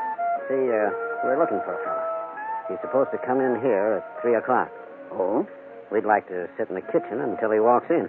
Why, sure, fellas. Is it anybody I know? No, I don't think so. This is a guy from out of the state. A guy named Obie Throneberry. Did you say Obie? That's right. There was a fella in here a while ago. Huh? He asked could he use the phone to call Waco, and I said sure. I heard him say his name was Obie. That's so. He rushed out of here as mad as a Brahma bull. Is this a picture of that man? Why, yeah, Sheriff. That's him. He rushed out of here mad, huh? That's right. Said he had a date for later. He wanted to use the phone to call his girl to ask her to come earlier. I think he called her and got a man on the phone. How long ago? Oh, not 15 minutes back. Which way to go, do you know? No, he didn't. Hey, his car was parked right out in front. What make was it? A Pontiac, I think. Yeah, a maroon Pontiac with Oklahoma plates. Thanks a lot, Mr. Ellis. Owen. Yes, Sheriff? Get the car started. I'll phone in a radio alarm, then we'll take out after it. Sure thing.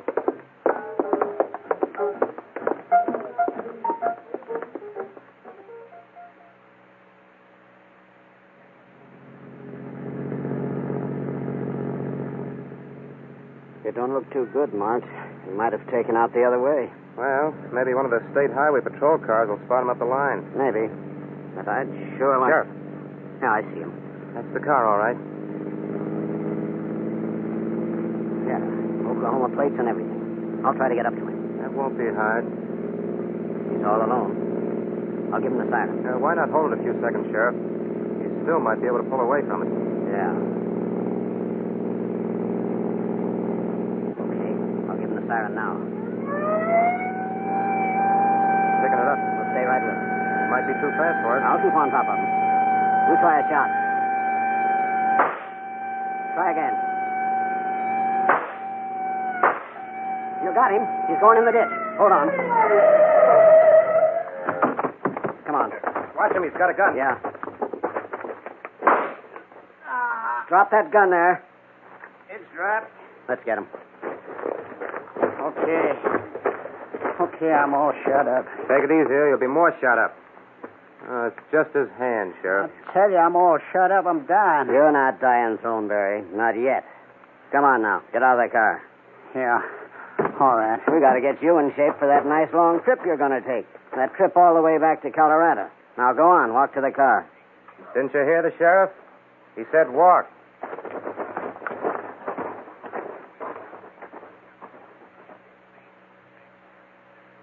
Well, Gangbusters listeners, that was how the killer Obie Throneberry was apprehended. His brother Randall was arrested by FBI agents later on a farm where he'd gone to hide. Each of these murderers is now serving a term of 43 years imprisonment at the Colorado State Penitentiary in Canyon City. Well, thank you, Sheriff Homer Casey, for this case history. And Gangbusters, congratulations to all the law enforcement officers who participated in putting these notorious Throneberry brothers behind bars. It's time now for our Radio Buff Contest of the Week. Each week, following our presentation of Gangbusters on the Van Cristo Radio Theater, we hold a special Radio Buff Contest. The winner receives a copy of Orson Welles' famous production of The War of the Worlds. And last week, we asked you a question about the straight man working with W.C. Fields in an excerpt from a great moment in radio that we played for you. That was none other than Don Amici. And our winner was Mr. Walter Curley of Border Road in Natick, who will soon be receiving his copy of Orson Welles' famous production of The War of the Worlds. Congratulations, Mr. Curley. Now, you may be the winner of a copy of this famous production, so listen carefully to tonight's Radio Buff Contest. We want you to listen closely to this theme music which we're going to play. It introduced a daily radio drama dealing with the medical and marital adventures of an attractive young woman and her adopted son. Ann Shepard starred in the title role. Please identify either the show or this music.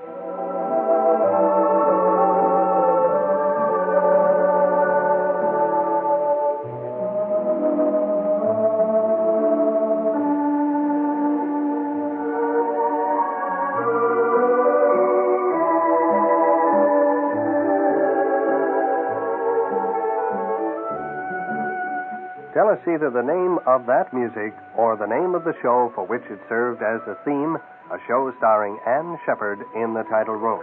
Mail your answer before this Tuesday midnight to Radio Buff, Van Cristo Radio Theater, 18 Newbury Street, Boston, 02116.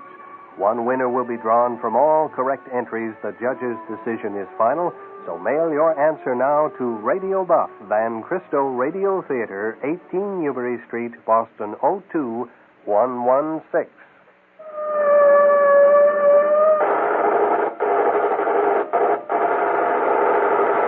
Tonight's Gangbusters case was dramatized by Stanley Niss and directed by William Sweet, with Ralph Bell and Art Carney in leading roles. Don Gardner speaking. Gangbusters is a Phillips H. Lord production. And it comes to you every Sunday night at 8 o'clock on the Van Cristo Radio Theater on WCRB. Have Gun, Will Travel is up next on Nightly Old Time Radio Shows.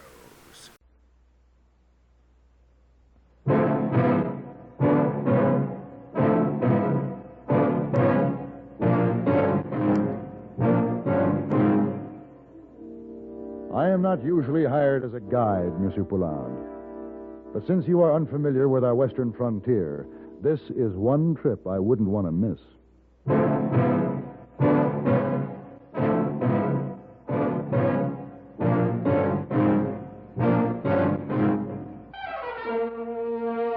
Have Gun, Will Travel. Starring Mr. John Daner as Paladin. San Francisco, 1875. The Carlton Hotel, headquarters of a man called Paladin.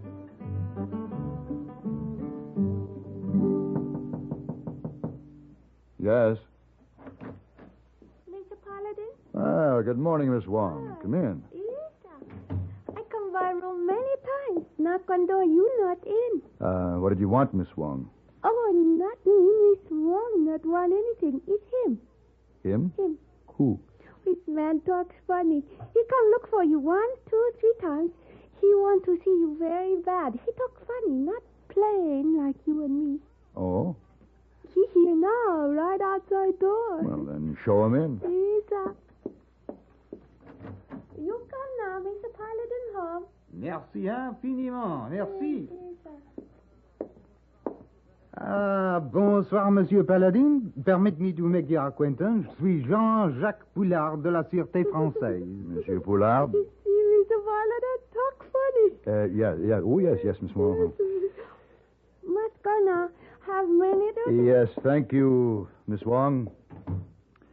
So, Mr. Poulard, you're with the French Secret Service, huh? Oui, monsieur. What can I do for you? Oh, Monsieur Paladin, I need help. What kind of help? I need a guide. A guide?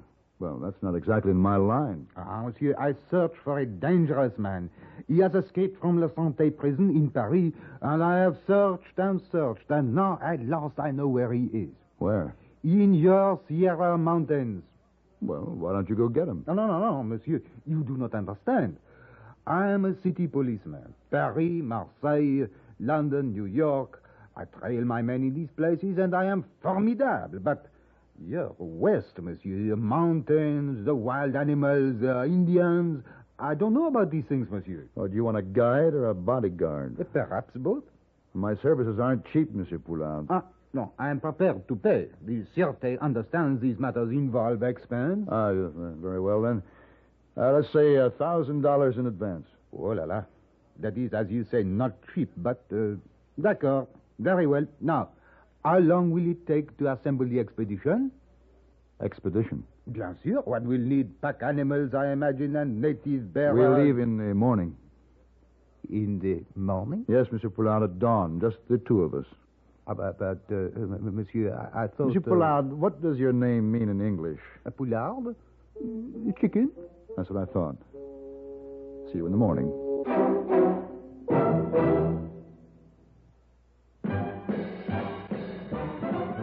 Are you smoking more now, but enjoying it less? Have a real cigarette, have a Camel. The best tobacco makes the very best smoke. Have a real cigarette, have a Camel. Are you looking for flavor and mildness? Have a real cigarette, have a Camel. The best tobacco makes the very best smoke. Have a real cigarette, a real cigarette, a real cigarette, have a Camel. Again, for the 11th straight year, Camel outsold every other cigarette, filter, king size, and regular. The best tobacco makes the best smoke. So if you're smoking more now but enjoying it less, change to Camels. Get more real satisfaction every time. Start to really enjoy smoking again. Have a real cigarette, a real cigarette, a real cigarette, have a Camel.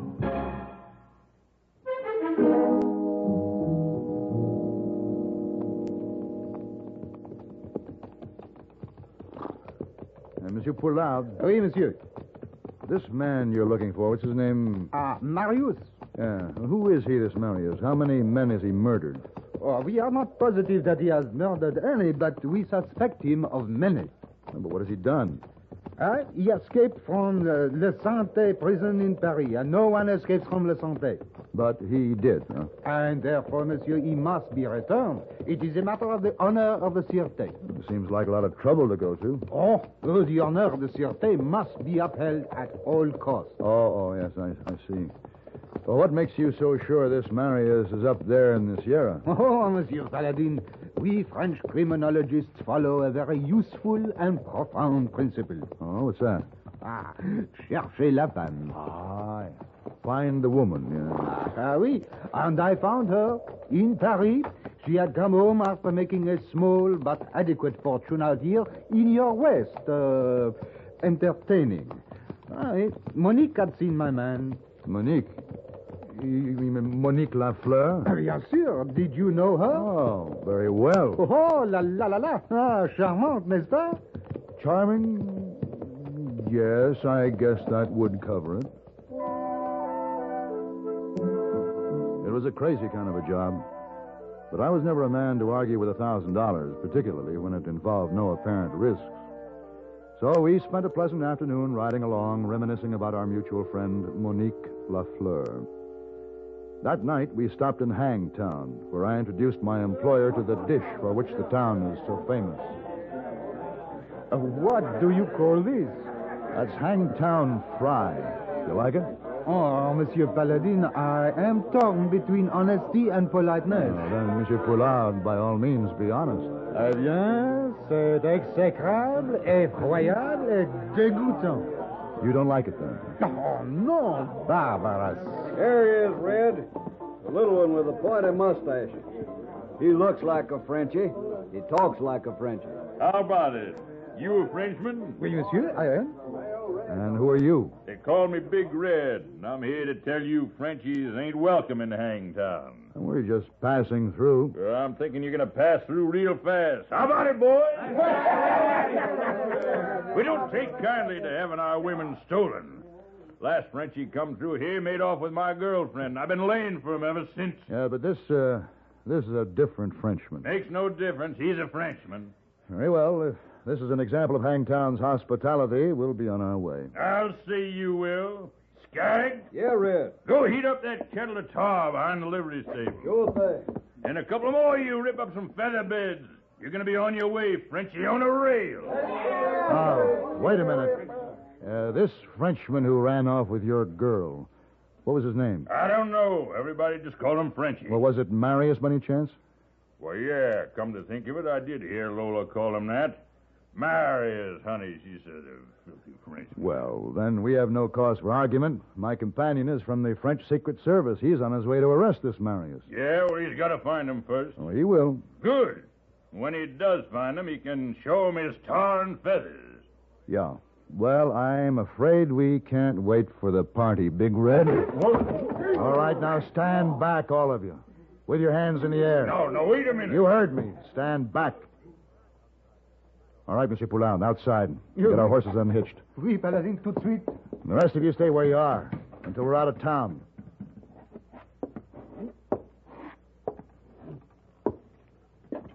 Now, I'll shoot the first man comes through this door.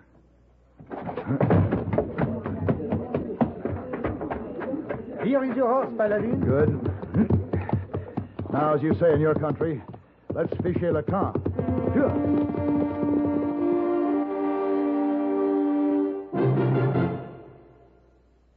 Constipation can be a problem for anyone, even doctors.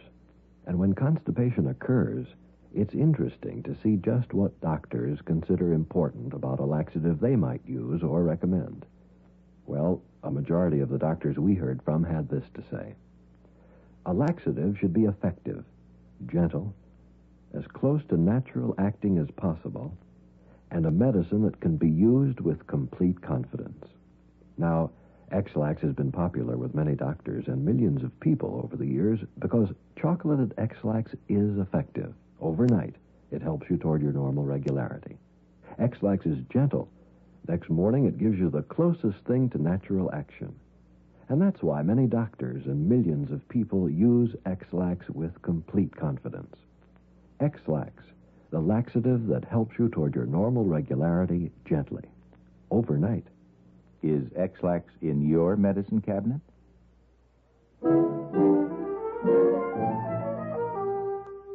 On a bright night, you can see your way by the stars in the Motherlode country. We took advantage of this ghostly illumination to put a number of prudent miles between ourselves and the vengeful and unreasonable citizens of Hangtown. At last, we pulled up on the banks of a little stream and made a cold and cheerless camp. The next morning, the sun was up first. Then, quite a bit later, I got up. The little Frenchman was still curled up in a pitiful ball, twitching from time to time with nightmares of tar and feathers. I looked around and saw a bearded, red-shirted miner working his way up the stream, panning the river sand for gold. Hey, Monsieur Poulard. Come on, time to get up. Come on. Bonjour, Paladin. Sleep well? Oh, please do not mention it. I don't think I can ever move my arms and legs again. We have company. Oh? Howdy. Hello. Say, we're a little uncertain of our whereabouts, friend. Could you tell us where we are?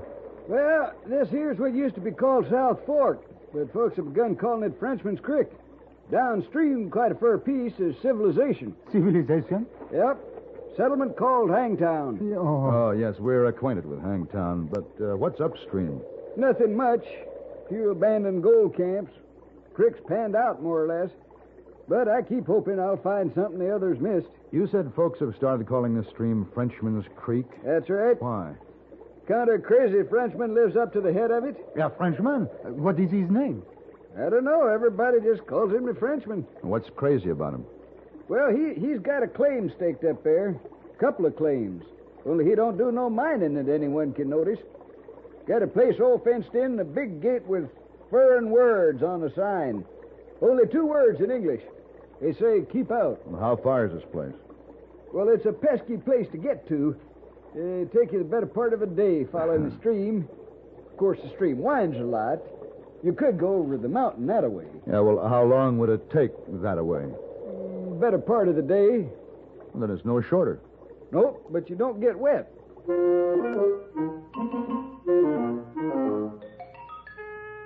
We went over the mountain, and it did take the better part of the day. Towards sundown, we came back once more to Frenchman's Creek, and there below us lay a well-built cabin surrounded by cleared land. We spurred our tired horses toward it, and a few moments later drew up before a rail gate on which hung the imposing keep out sign the miner had told us about. Marius must have put up that sign. His guilty conscience is haunting him. Perhaps. Well, shall we go in? Paladin, I am tired, and I am hungry, and I am unafraid of these Marios. Come, we go in. Come on, boy, move. Get in. Stop! What? Put your hands in the air. I will relieve you of your weapons, messieurs. Throw them to the ground. Eh bien? Is it that you cannot read my sign? We read it. You made no effort to hide yourselves. I have watched your approach since you started down the mountain. We have nothing to hide, but it appears that you do. You are hiding your little derringer, Monsieur Paladin. Give it to me. How did you know me? Your derringer, please. Here. Merci. We have a mutual friend, Monsieur Paladin. Monique Lafleur. Oh, yes, Monique. She pointed you out to me once in San Francisco. And she told you about the Derringer. It was indiscreet of you, monsieur, and dangerous to reveal to her the whereabouts of the Derringer. Under the circumstances, there was nothing else I could do. Naturellement, of course.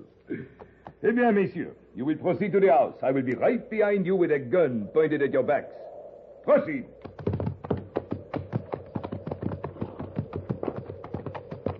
Paladin? Huh? This is Marius.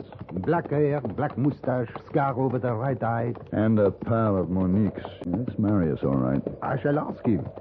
Hey, monsieur. Oui. Appelez-vous Marius? Marius? Qui est Marius?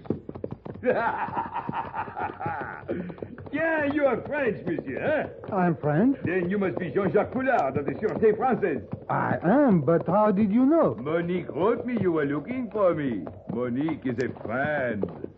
Everybody's friend, it seems.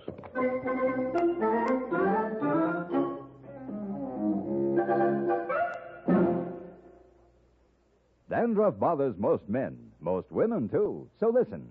Today, you can get rid of embarrassing dandruff in just 3 minutes.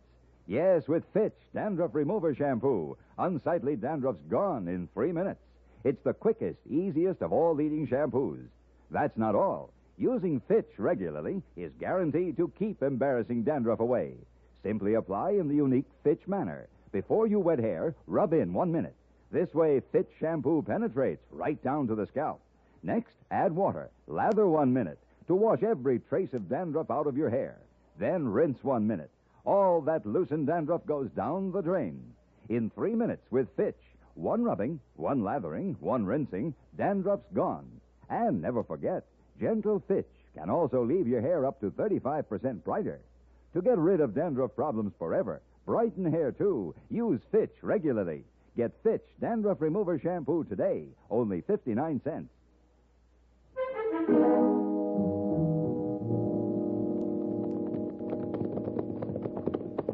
All right. Oh. Yeah, we are here. This is Chez Marius. You may dismount, gentlemen. You will stay to dinner, no? Yes. Oh, we'd be delighted, as we seem to have no choice. Bien, it is settled. I shall tell my wife. Come with me.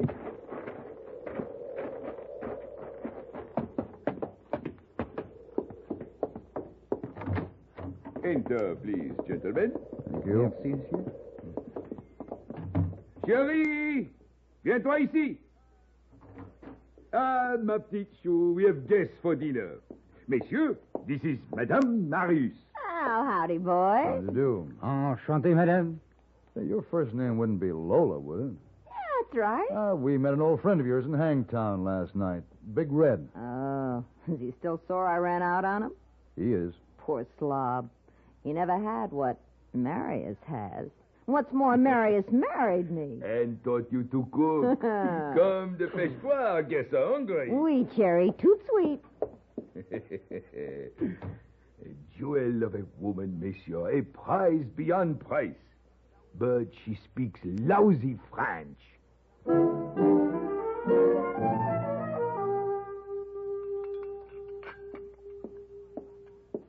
Some more coffee, Monsieur? No, thank you. It was an excellent dinner. Superb. Oh, not since I left Paris have I eaten so well. Oh, thank you, Monsieur. Imagine to find escargot in this wilderness. They are not quite as fine as our snails de Bourgogne, but they fatten well on my vine leaves. You have a vineyard? Oh, yes. I shall make my own wine in another year. And this fromage de chèvre? From my own herd of goats. Ah. Oh, yes, my friend, we live well here. I regret that I must take you away from all this. But you are not going to. I must. I have a warrant for your arrest. And you have no guns. But don't you see, I cannot return to Paris without you. It would be a disgrace. To me, to the Sûreté. Quel dommage. Oui, you see the position you place me in? Regrettable. But consider the position of France. In what way? If you insist on being obstinate, you can ruin France. Impossible. No, listen a moment. You insist on arresting me. I refuse. Oui. You demand that the American authorities extradite me. I refuse. The American authorities recognize my rights to freedom from persecution. You return to Paris and report this to the Sûreté. The Sûreté brings it before the National Assembly. The Paris newspapers make it a cause célèbre. France has been insulted. The headlines scream. War is declared. A French fleet sails to invade the United States. It is repulsed at great loss at Washington, New York, and Boston. The flower of French manhood falls upon the Atlantic beaches. France is defeated and forced to pay huge indemnities, which weaken her economically until she sinks to the position of a second-class nation, thus unhinging the balance of power in the Grand Alliance and exposing Europe to such dangers of general war that the mind reels at the prospect and at last refuses to look upon the chaos it portends. Oh, no. Are you willing, Monsieur Poulard, to be responsible for such a course of events? No, I cannot accept such a responsibility. Of course you cannot. You must think of France. Yes, I am. I shall never see her again. I shall become an exile in this savage country where they fry oysters and eggs together. No. That far I cannot go. I will not condemn a Frenchman to that fate. What else is there for me? Stay here with Madame and me. Help me tend the vines and herd the goats and raise the chickens and the snails. Can you think of a nobler activity than growing good things for the table? Only sitting down at the table and eating them, monsieur.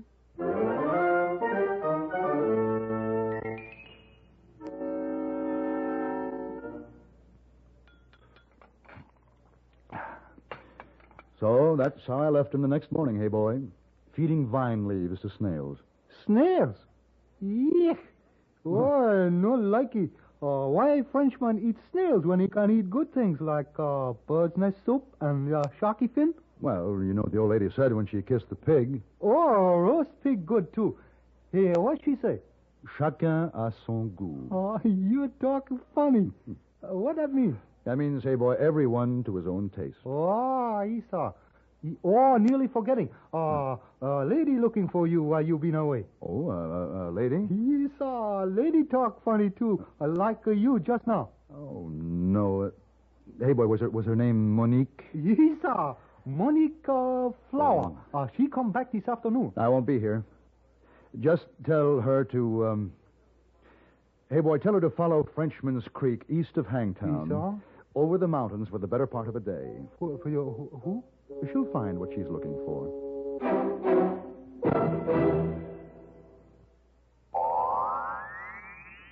Oh, this miserable cold. And my sinuses. Haven't you heard about Dristan? Dristan decongestant tablets for real relief from cold's misery and sinus congestion. Dristan is the revolutionary 3-layer tablet which for the first time makes it possible to unite certain medically proven ingredients into one fast-acting uncoated tablet. Dristan not only helps drain all 8 sinus cavities, critical areas of cold's infection, but circulating through the blood, Dristan's congestant reaches all congested areas, shrinks all swollen membranes, relieves pressure and pain. An exclusive anti-allergent helps keep breathing passages dry and clear. Pain relievers reduce body aches, fever. Vitamin C helps build body resistance. This is Dristan. Today, Dristan is widely imitated. But the exclusive Dristan formula cannot be duplicated. There's nothing like Dristan decongestant tablets.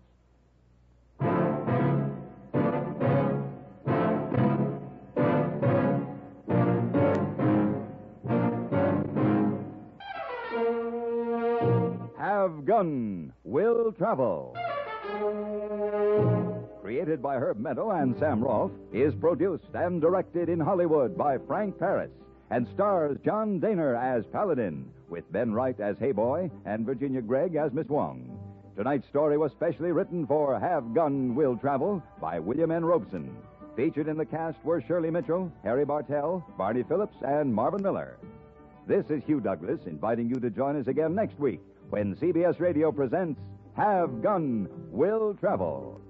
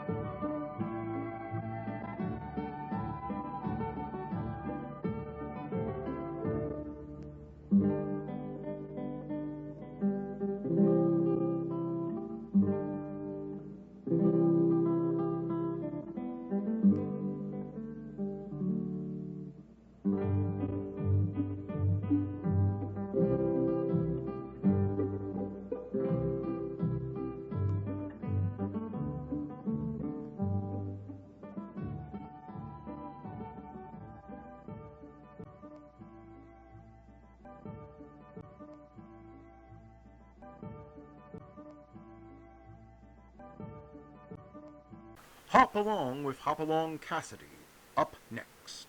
Along Cassidy and Andy Clyde as California. Well, Hoppy, what about our story? We call this one blackgrass fever. Some folks don't realize it, but in the early days of the Great West, cattle ranchers had a great responsibility to the big cities in the East to keep the stock moving to the packing houses on time so they could handle it all right. Now, once in a while, if a rancher didn't have the cattle he promised to deliver, he'd try to buy or borrow it from some friend of his. But sometimes, on account of drought or rustling or freezing winter, that might be hard to do. I remember one time California and I were finding it that way. Have nothing but bad luck, and we'd been traveling a hard trail, a long, long way from the Bar 20. Doggone it. How much longer are we going to be eating this alkali dust, Hoppy? See that blue sky straight ahead of these twin buttes we're riding through? Yeah. Well, as soon as we get there, we drop down into one of the sweetest little cattle ranches in all Montana. We've seen plenty of ranches in this strip, Hoppy. What we need is the right folks to do business with. Now, who... Old Matt Blaine, one of the finest guys anywhere. Matt told me when he started his spread that if things ever got tough, to just come over and borrow a few hundred head. Well, I reckon things just stay tough, all right. Hadn't been for me, we probably could have bought all we needed clear back in Cheyenne. Oh, sure. Whatever got into you, California? Well, the first thing I knew, you had your six-shooter out, and there you were, making that poor fella dance to that lady piano player's music. How was I to know it was the sheriff? What did you think that star was, his gallus buckle? Well, no, but Hoppy... forget it. All the world loves a lover. Say, look at that there. Look at her. There she is, California, right below us. What a layout. Never did see anything so pretty. Be kind of nice to own a spread like that someday. Mm-hmm. You'd be so lonesome for the boys at the Bar 20, you'd be back in a month. Look, what do you make of that? Oh, don't see nothing except a nice ranch house and some of the greenest grass in the world. Over there to the right. What about those steers? Huh? Where? I'll be dead ratted. They ain't moving. None at all. Must be about 100 of them. All laying down like they was asleep. They aren't sleeping in the hot sun. They're dead. Come on. We got here just in time because it looks like old Matt Blaine's in trouble.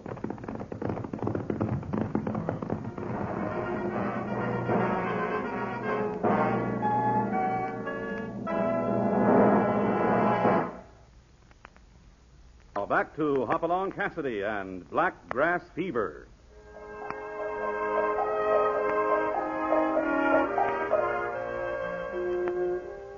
Hoppy and California have come a long, hard trail to old Matt Blaine's place to borrow some badly needed cattle for the Bar 20. But when they get to Matt Blaine's, they find tragedy has struck at the beautiful spread, and more likely they'll be trying to help Matt than asking a favor of him. That is, help Matt if they can. Hey, Hoppy! Hello, Matt. Oh, it's mighty good to see you. This is California. Well, how are you, California? Hoppy's told me lots about you. You're a friend of Hoppy's, sir? That's all I need to know. Hoppy, you don't know how glad I am to see you. Things are bad here. Oh, excuse me. This here's Mr. Lathrop. He's a veterinarian.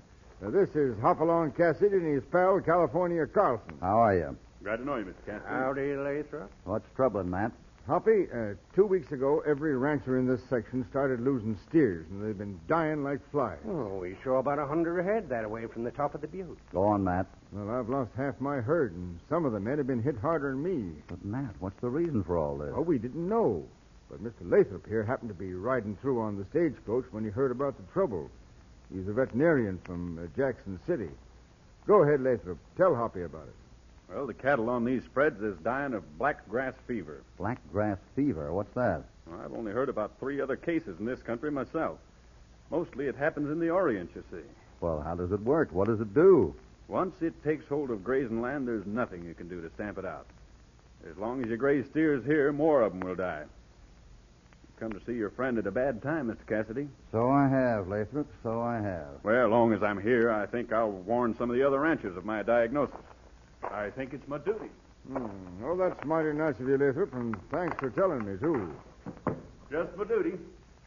Goodbye, men. You aim to stay in town, Mr. Lathrop? Yes, I probably will for a few days. Why? I'll probably see you then. Professionally, I mean. Anytime, Cassidy. Oh, it ain't no use, Hoppy. About seeing him, I mean. Matt, what would you say if I told you I came here to take you up on your offer to let me buy a couple of hundred head any time I needed them to meet a delivery contract? My cattle are all dying here. If you want to take and drive them off, or you might be able to save them. You're plumb welcome. Guess we'd be plumb grateful, too, Hoppy. Not so fast, California. Matt, I need those cattle, and I need them bad. I need them fast. But not so fast that I'm going to leave you here thinking you're wiped out and you have to give up this beautiful spread. But what's the use, Hoppy? Facts is facts. Matt, have you got a book on cattle diseases in the house? I reckon I have, yeah. I'd like to see it. And then, Matt, I'm going to give you a few facts to think about. Facts I think prove there's a fighting chance for you to save your spread.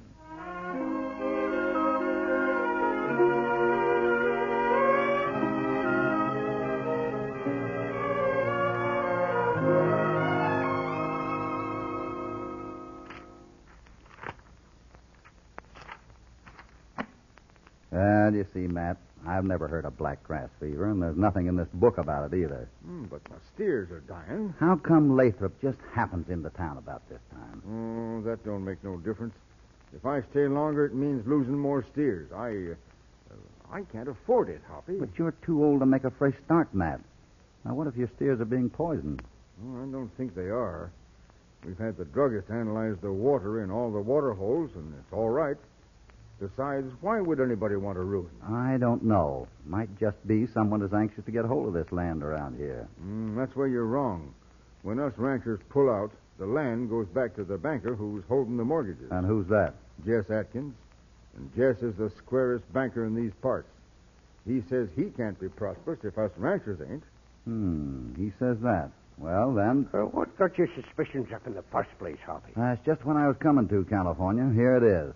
Matt, think of that vet, Lathrop. What are you driving at, Hoppy? All the vets I've seen were tanned from being out in the open with the stock. Hoppy's right, man. And did you notice his hands, Matt? A vet doesn't keep his nails long. They'd get in his way. Maybe so, Hoppy. Think, Matt. Who does keep his nails long here in the West? I'll tell you who. A gambler. Now, Matt, does that give you anything to think about besides just pulling up stakes? Maybe, Hoppy, maybe. Give me in California 48 hours. Maybe I'm all wrong. But before you decide to quit, just give us a chance to look into things for you. What if it don't do any good? Well, the offer still goes. If we fail, we'll buy your stock outright for the bar 20. If we succeed, we'll just borrow them. You keep your spread until we return the loan after the fall roundup.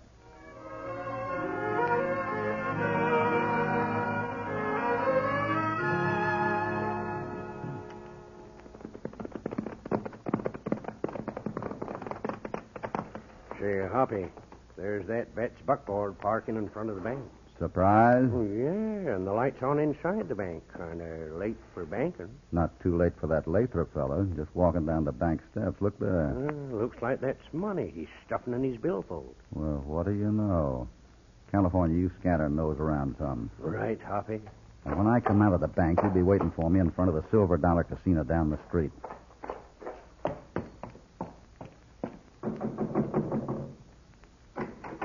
Are you Jeff Atkins, the banker? Who wants to know? My name's Along Cassidy. I'm a stranger here, but... glad to know you. Bank's closed for business, though, Cassidy. It is? Yeah, about time it was, anyway. I did accommodate another stranger a minute ago, but I've locked up the vault now. Well, all I want to know right now is if you have any land to sell. I might want to buy some. No, I haven't a thing. And I don't think you'll find much anywhere else in these parts either. How come? With all these ranchers pulling out and you holding the mortgages, I'd think you'd have a lot of land to sell. Oh, I see you've heard about the black grass fever, Cassidy. That's right. And I see you've met Mr. Lathrop, the veterinarian. Yeah, so I have. Well, if everyone pulls out, I'll have some land. Lots of land. But I'd hate to see you buy it and try to sell it to some unsuspecting poor devil. Why not? You'd have nothing to worry about. Well, just my conscience. Well, thanks for the information anyway. That's all I wanted to know. All right. Good night. Good night, Atkins.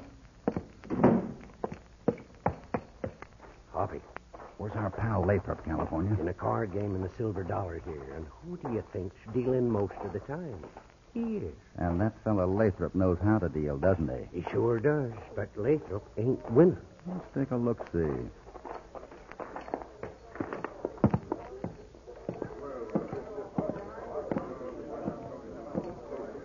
There's the game over there. Let's stop and watch from the bar here.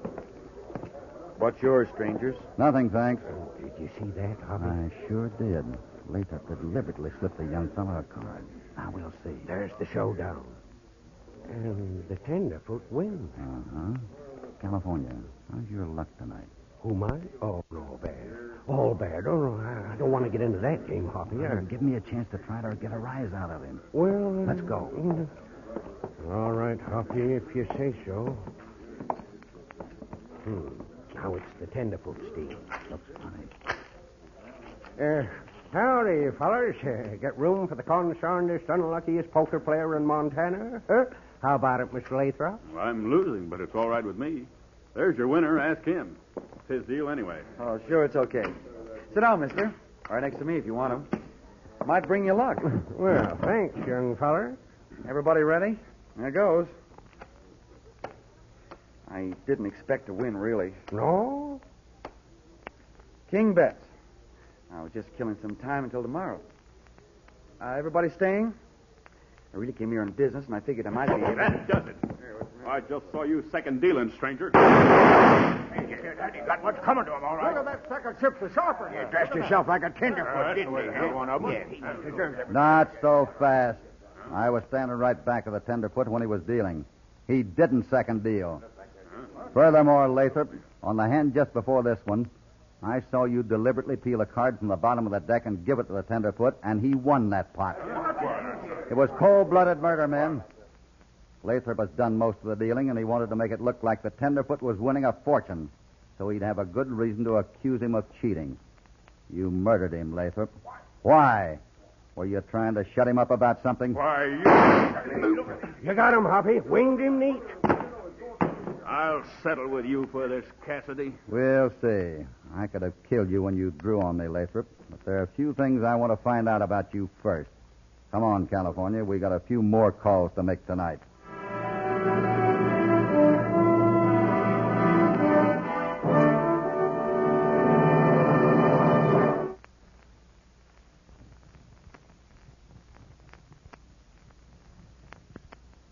Now, back to Hop Along Cassidy and our story, Black Grass Fever.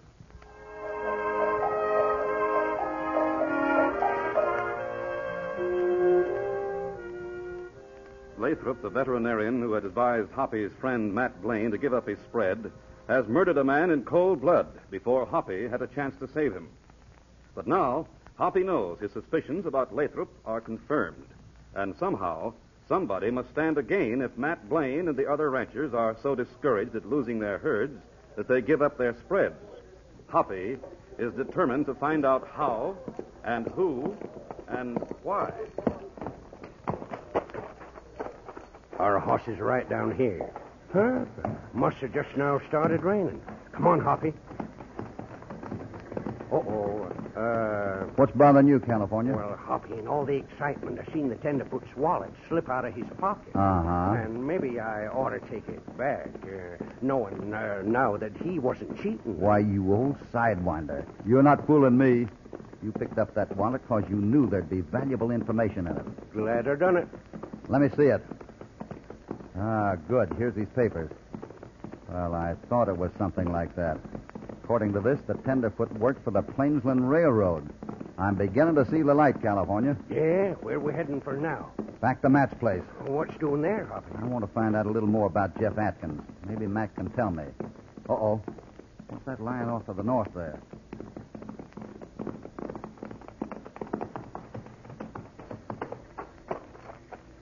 Why, it looks like a big, fresh block of salt for the salt lick. Right. Now, here are the footprints going from the buckboard to the salt lick. They're deep, see?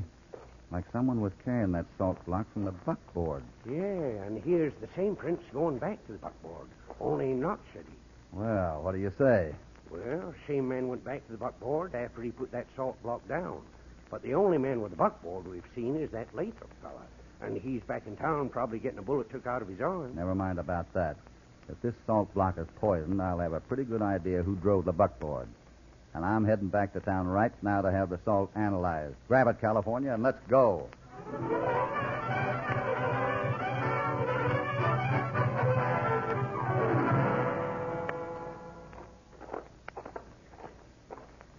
coming into the drugstore with you, Hoppy. Maybe you ain't so popular around here. You better wait here with the horses. Cassidy. Well, Lathrop, I might have guessed this is where you'd be. Now, no shooting in here, man. I'm just trying to bind up this arm, stranger. This ain't no place. Take it easy, mister. Go ahead and fix up your patient. I just want to have this salt analyzed. Any objections, Lathrop? You must have come here right after the shooting. Well, what if I did? I just want to be sure. How long's he been here, druggist? Oh, about 5-10 minutes, I guess. Then you loaned your buckboard to somebody tonight, Lathrop, before you went to play poker.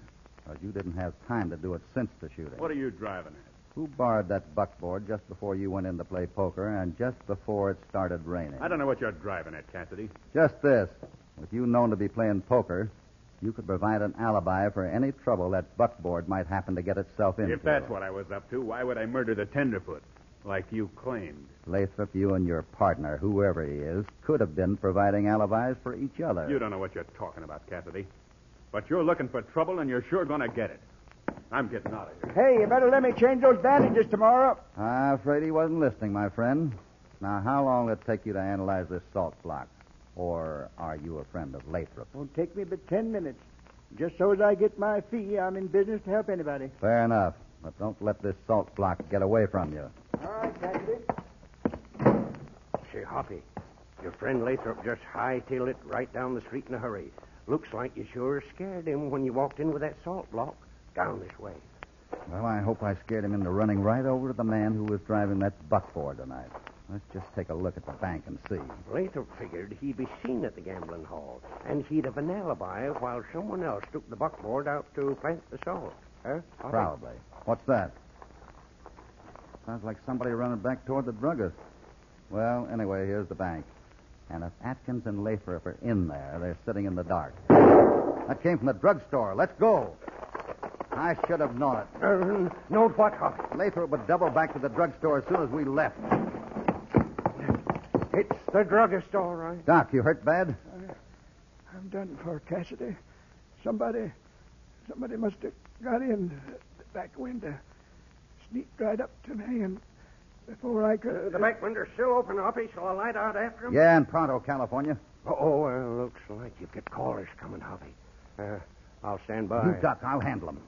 Hey, what's going on here? Somebody plugged the druggist here, Sheriff. How'd you get here so fast, stranger? I was standing outside the bank when I heard a shot. I ran right over. Outside the bank at this hour? Maybe he was, and maybe he wasn't. Well, Lathrop... I heard Cassidy having an argument with old Doc just 10 minutes ago. He knows I did. Don't you, Cassidy? So you were here earlier tonight, Cassidy, huh? Sure I was, but I just brought a block of salt to have it analyzed.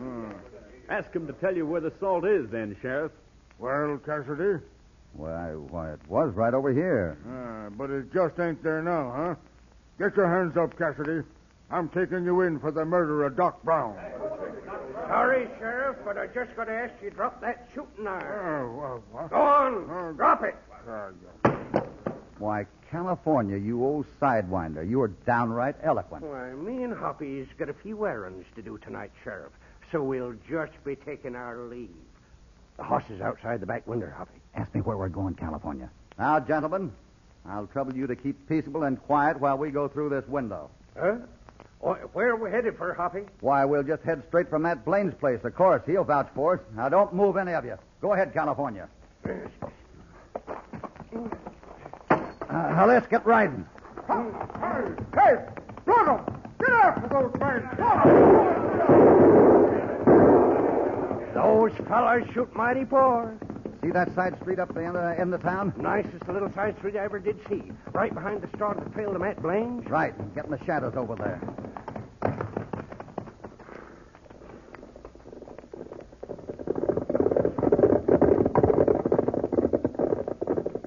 They figure over that next rise. They heard us all right. They're headed for Matt's place. They sure are, Hoppy. And where, might I ask now, are we really headed for? That tenderfoot who worked for the railroad told you he came here on business. That's right, Hoppy. But what could that business be? Well, tying into the play Lathrop made can only mean one thing.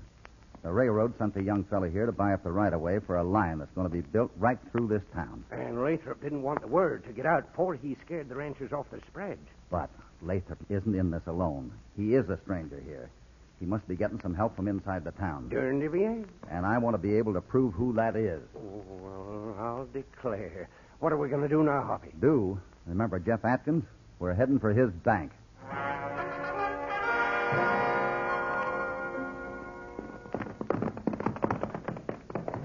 Bank's dark, Hoppy. Atkins ain't here. Fine, we're going in anyway. Well, I see the poor old druggist wasn't the only one who leaves these windows unlocked around these parts. Come in, California. Yeah. What's the idea, Hoppy? There's only one safe place so close to the drugstore Lathrop could have taken that salt after he plugged the druggist. I got you, Hoppy. But if we're wrong and we blast that vault and the salt ain't inside... Then we'll really be hogtied. They'll be wanting us for murder and bank robbery. Hoppy, I sure wouldn't want to put a lot of money in that vault. It don't look very strong. Stand back. I think I can shoot that handle off. That last one did it. Hoppy, there's your poison salt block. Sure, and that means that Atkins and Lathrop were in this together. Don't move, either of you. Well, Atkins, nice of you to join the party. I had an idea you'd be heading back here once you figured out the salt was poison, Cassidy. So I've just been waiting for you to blow the vault door off. We didn't have to blow it off. We just fired 3 shots at it, and it fell off. When the posse comes back to town, they're going to find 3 bullet holes in my vault door. 3 bullets missing from your gun, and 2 dead bank robbers. I'm going to kill you both.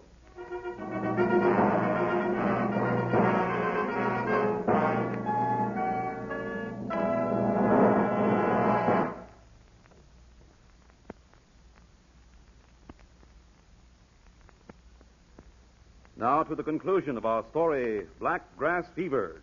What a perfect setup, Cassidy. To be able to kill you because you're robbing my vault. But it's not quite so easy. Think it over. You got 1 gun. There are 2 of us. Do you think you can kill us before we close in? Maybe I'd better start with one of you right now. Don't be a fool, Atkins. You may get one, but the other will get you.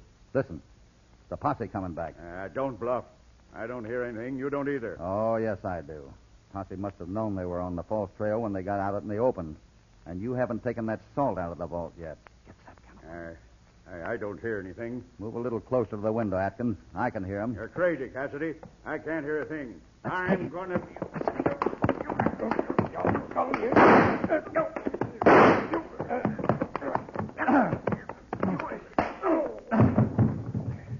You didn't get hit, did you, California? Nope. You all right, Harvey? Sure. And Banker Atkins wasn't hit either by anything harder than the heel of my shooting iron. By the time he comes to, the sheriff will really be back. And all we have to do to get a confession out of Mr. Atkins is just leave that poison salt block sitting right in his safe, where it's nice and dry.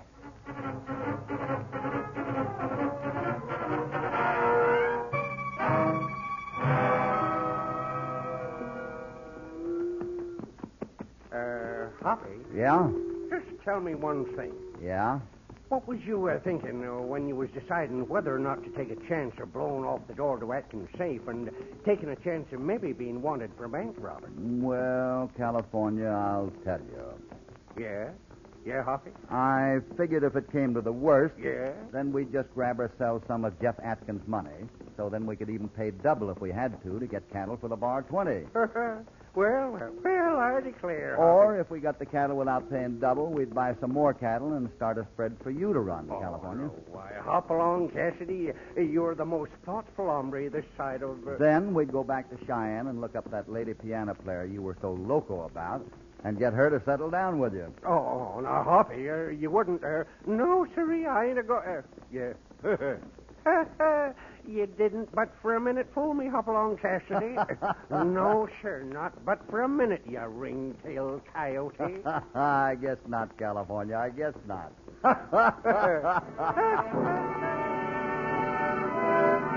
Well, Hop... Lights Out is up next on nightly old-time radio shows. Metacom presents Arch Obler's Lights Out, Everybody.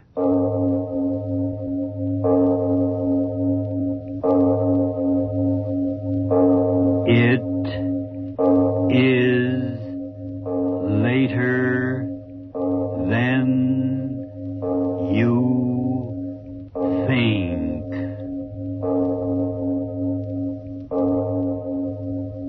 This is Arch Obler bringing you another in our series of stories of the unusual. And once again we caution you, these lights-out stories are definitely not for the timid soul.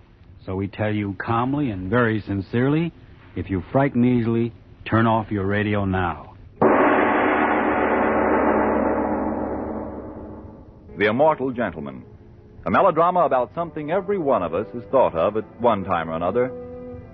If I could only live forever. Our star, Mr. Francho Tone, in Arch Obler's newest radio drama, The Immortal Gentleman.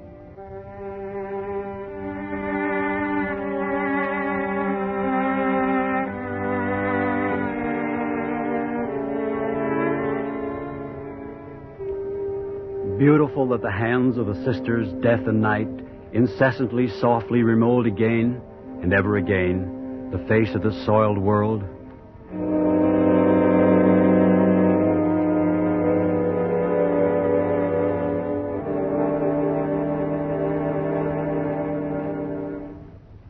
Now, don't be frightened, Joan. Please, don't be.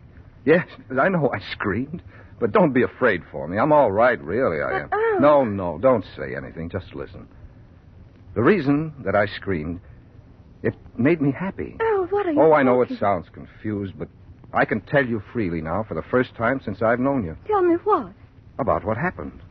Tell you about myself, and then you'll understand, and then we'll both be happy. Remember, you once said you never could be happy with me. Oh, please. No, please, don't say anything. If you do, I want to hold you in my arms. And I've got to talk this thing out first. Talk it out from the time before I knew you until a few moments ago when I screamed and frightened you. You know, you were right. I've been a coward, but not of men or things or living, just of not living. You don't know what I mean, do you? Must I say it? Must I say the word? All right, I will. I've been afraid of death. Yes, believe me, Joan, all my life it was that way. Even as a boy, I couldn't be happy because of him. So one thought was in me all through life. If I could only live forever, if I wouldn't die, if I could only live forever. The thought chasing itself in a never-ending circle. So there was no happiness. And the fear in me was in my face and in my work, and you knew it, and everyone knew it, but they didn't know why. No. Tonight, the echo of it is still in my ears. I cried out in fear in front of everyone. And I'm going to tell you why I cried out, and then you'll understand me. And why, I say, I'm free and happy for the first time in my life. And, Joan, if it's too strange to believe, just listen patiently. We were sitting in the auditorium, you and I, the politician up on the stage, talking. In this coming election, I repeat again, the issue will be clear. An issue made clear by our glorious party. You young men and women... Sitting there, you next to me, I wasn't listening to him on the stage. I was thinking the same infernal thoughts I thought all my life whenever I was alone. Of him. Him. And then... Yes, to you. To every one of you here. A challenge that we must accept, face and challenge in turn. Speaker's voice wasn't the same. I looked up. No, not the same. The other one, an old man, this one young. Couldn't quite see his face, so dark in the hall. Had something happened to the lights? I turned toward you, said, Joan, when did the lights... I stopped. You weren't there. Believe me, not there. Another woman. Did you speak to me? She said that. I said, where's Joan? Joan? Well, she was sitting right next to me. You have her chair. Where did she...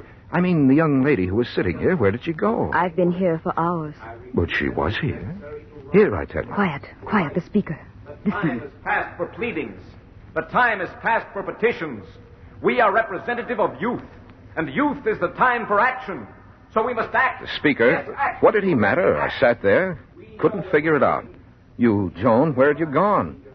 Could I have dozed off and you slipped out and this other woman taken your place? Yet, how strange you're leaving without a word. And then, wind. Wind in the auditorium. I looked up. The sky. No roof. A single star and clouds. No roof. Sleep? No. Awake. I got up to go. No, sit down. No one can leave. But my friend... You have sworn to stay. You must. I sat down. Sworn to stay? What in the world... I sat down. You know there can be no compromise. There will be no compromise. For if we compromise, we are doomed as they have always doomed us. Speaker, what did he matter? No roof on the place. Crazy. How could a roof disappear in a moment without... I said to the girl, "Where's the roof? What's happened to this place? Where are we?" You know. No? What? Well, I'd get out of the place. I'd find you, Joan. Started to go again, but the girl's hand tight on my wrist. No, don't. You swore to stay. Swore? You swore. They swore. He speaks the truth. But what? Listen. Good, then now, good friends. Let us put an end to words. This meeting of ours was destined. For 500 years destined. What was he saying? For 500 years destined? For what? None of us can say we have moved quickly. For in the meditation of these 500 years has come the essence of truth. A truth that burns bright in the hearts of all of us. What kind of a political speech was that? And so an end to words. In this meeting we have spoken words which none dare question.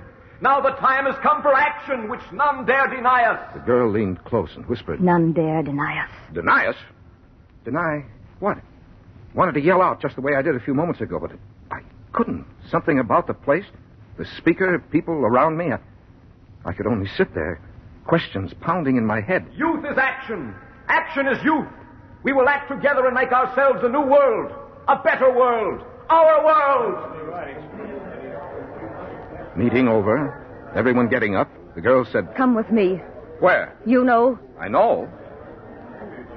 Crowd pressing around me, dark, strange faces, young, angry faces. None of my friends. My friends? Well, where were they? Joan, where were you? The auditorium in ruins. As she led me out, I saw that. It was madness, yet a strangely intriguing madness, so I walked with her. Led me through a door. I could hear voices. She said, "Stand here a moment. I want to talk to you. Tell me, why do you act so strangely? Don't you want to go through with it?" "Through with what?" "There, that's what I mean. You talk as if you don't know." I couldn't speak. Stood there. It's a glorious morning for all of us. We've waited 500 years, some of us, for this. 500 years? What was she... I said, 500 years? Well, perhaps not you, but I've waited 350 myself. What did you say? 350 years, and now I can't wait another moment. The thought of another empty day suffocates me. Am I insane or you? Insane? I don't know the word. Out of your head. You or I? You are a strange one. And yet you came here. Why? Well, to hear a speech? So, to hear but not to act, eh? You will. You will. All of us will. And then... the moonlight from under a cloud, and then... her face. I saw her face clearly for the first time. Hers was a loveliness beyond the word. 16, 17, she couldn't have been more. Freshness of the morning. And yet her eyes, old, bright, wise, so strange, her old eyes in that young face. I stood there, staring at her. I tell you this, if one of us fails, we all fail, and that can't happen. Remember that. Now come. They're waiting. Followed her. A room, quite dark. Many people in it. Quiet, please. Quiet. There is little time to waste. We will now draw lots. Each of you take a paper as the box is passed. Most of the slips are blank. Only 24 are numbered. Whoever draws a numbered slip stays. The others go. Slips? Draw lots? What was this? Draw lots for what?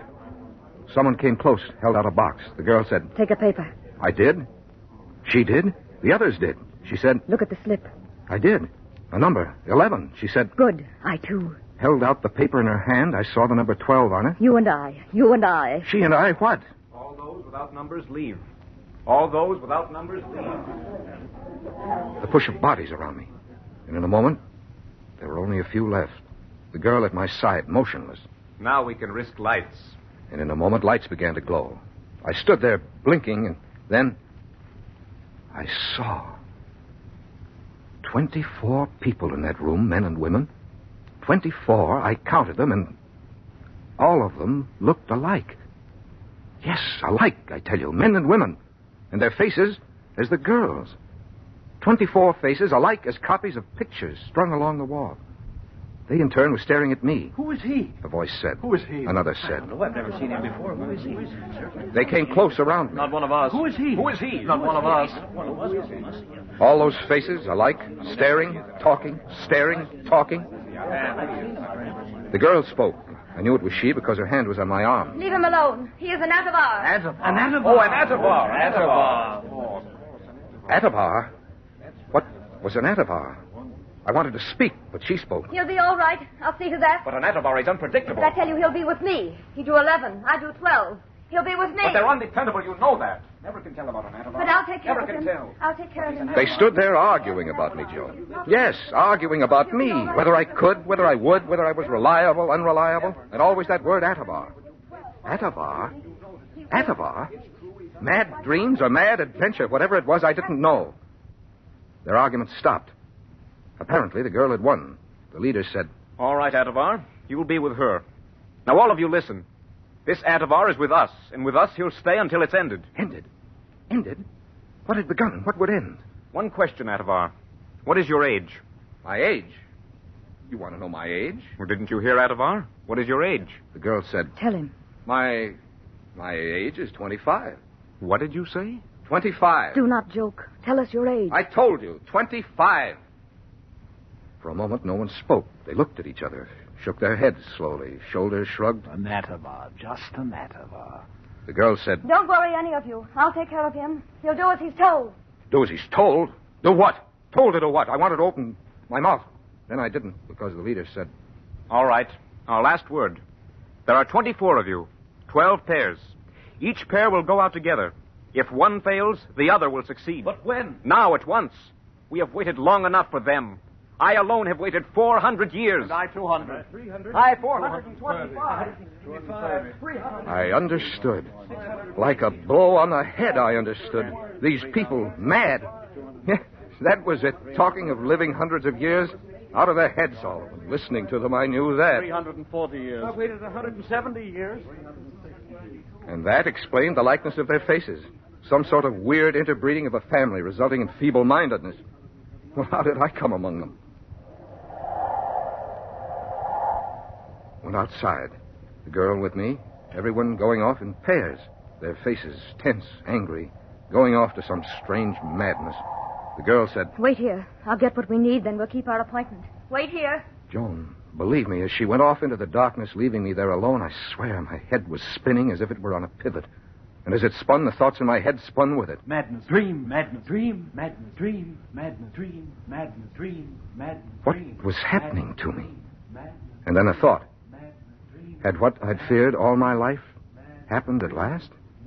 Had I died?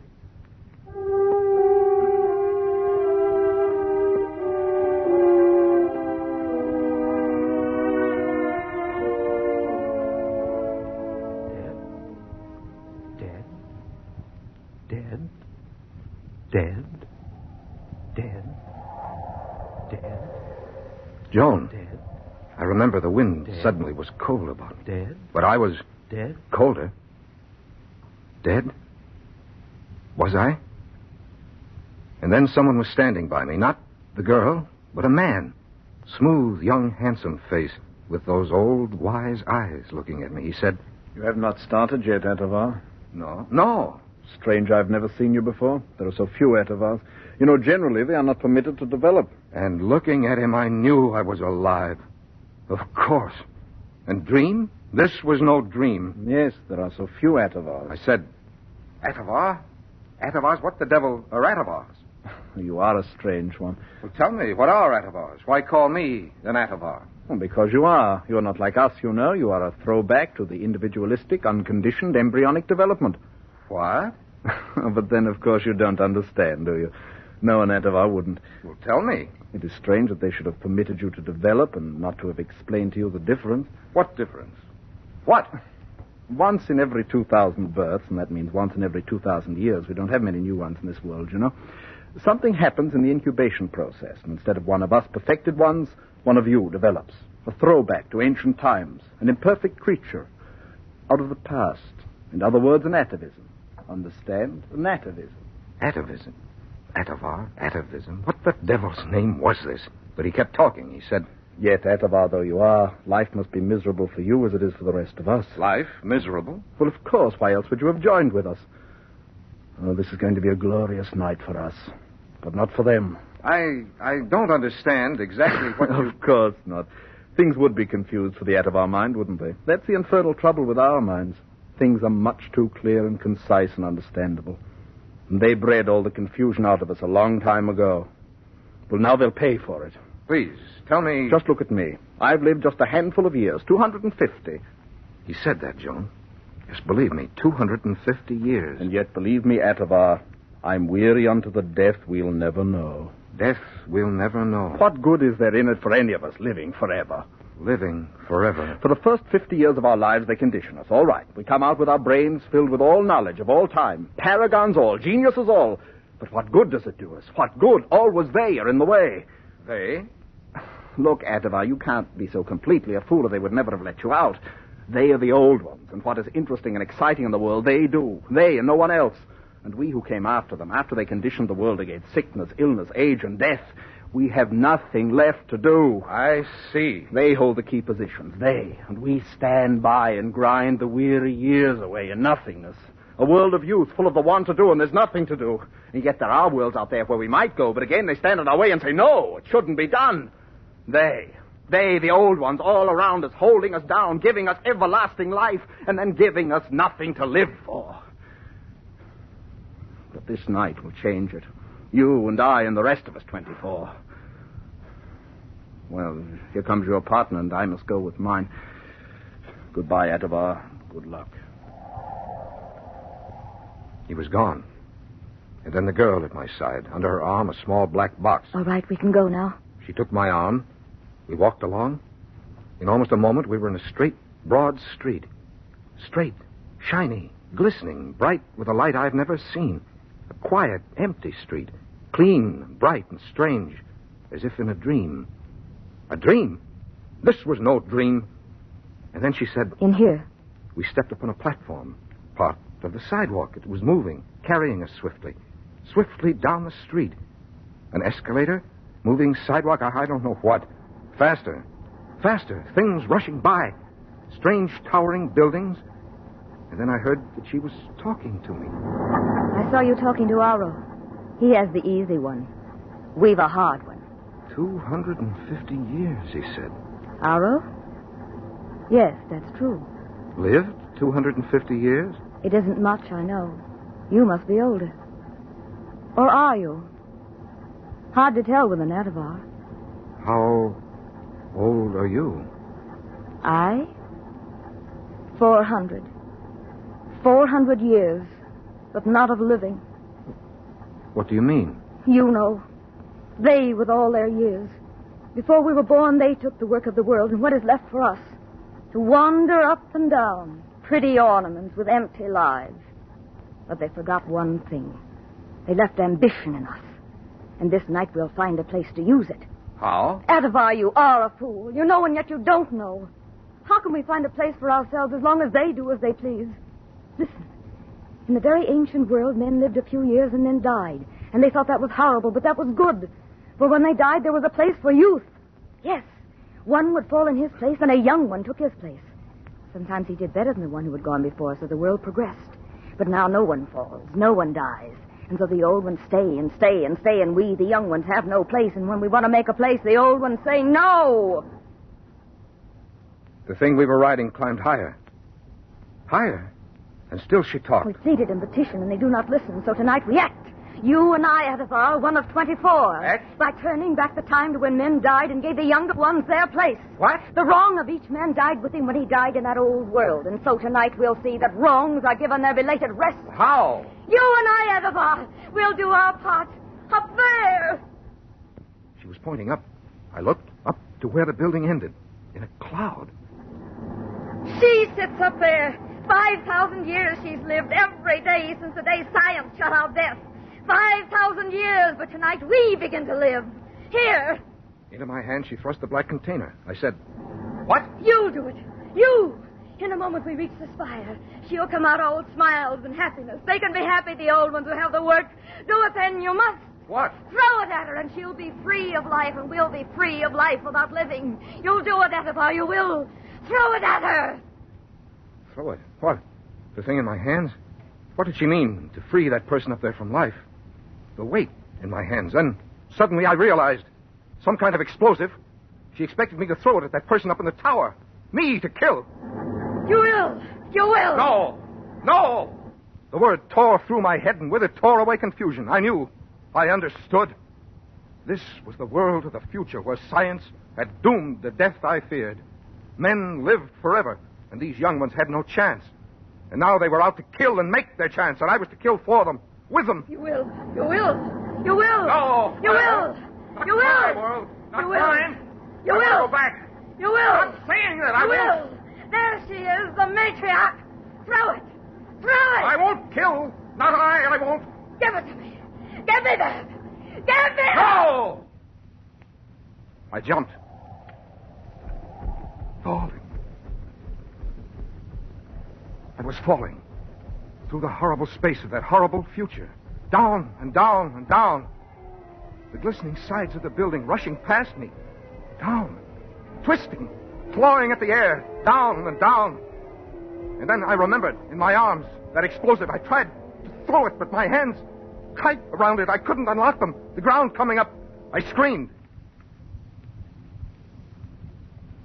And there I was, sitting next to you, in the hall where I'd been before, the politician up on the stage, my friends around me, you next to me, frightened at my cry, and the roof quite intact above me. So here it ends, Joan. Sitting there, I stepped ahead in time until a day when men had conquered death. And so somehow I'm not afraid of him, the one at my shoulder anymore, because I think it's good that men should live, then die, and so end the evil in them and give their place to others. Tell me, Joan, do you agree?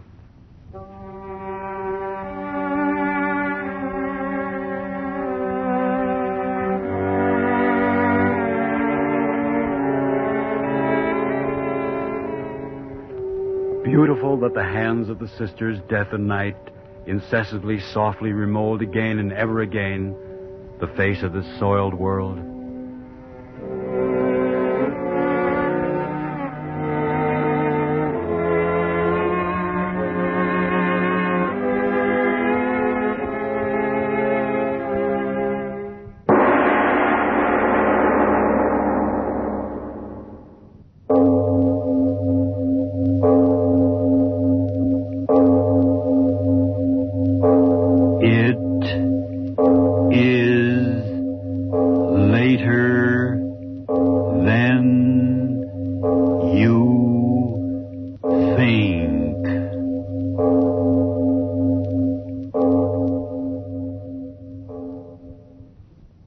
And now you will hear the rest of the story with Paul Harvey up next.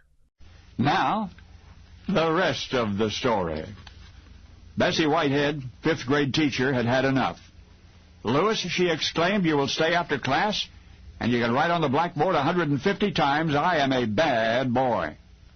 And he did.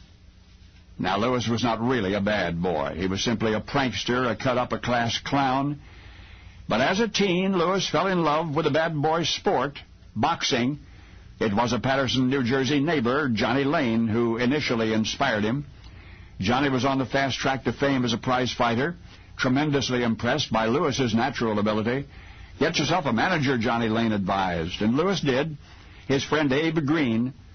And then Lewis picked a striking new last name for himself and started training. Conservative parents would disapprove of his career move, so Lewis beseeched everybody he knew who knew not to tell Mom and Dad. And through 10 triumphant professional fights, nobody did. Then one day, Lewis's Uncle Mike went to Lewis's father. Uncle Mike said, "Hey, I have tickets for the big boxing match in Ringwood tonight." Lewis's father, Sebastian, shrugged, "So?"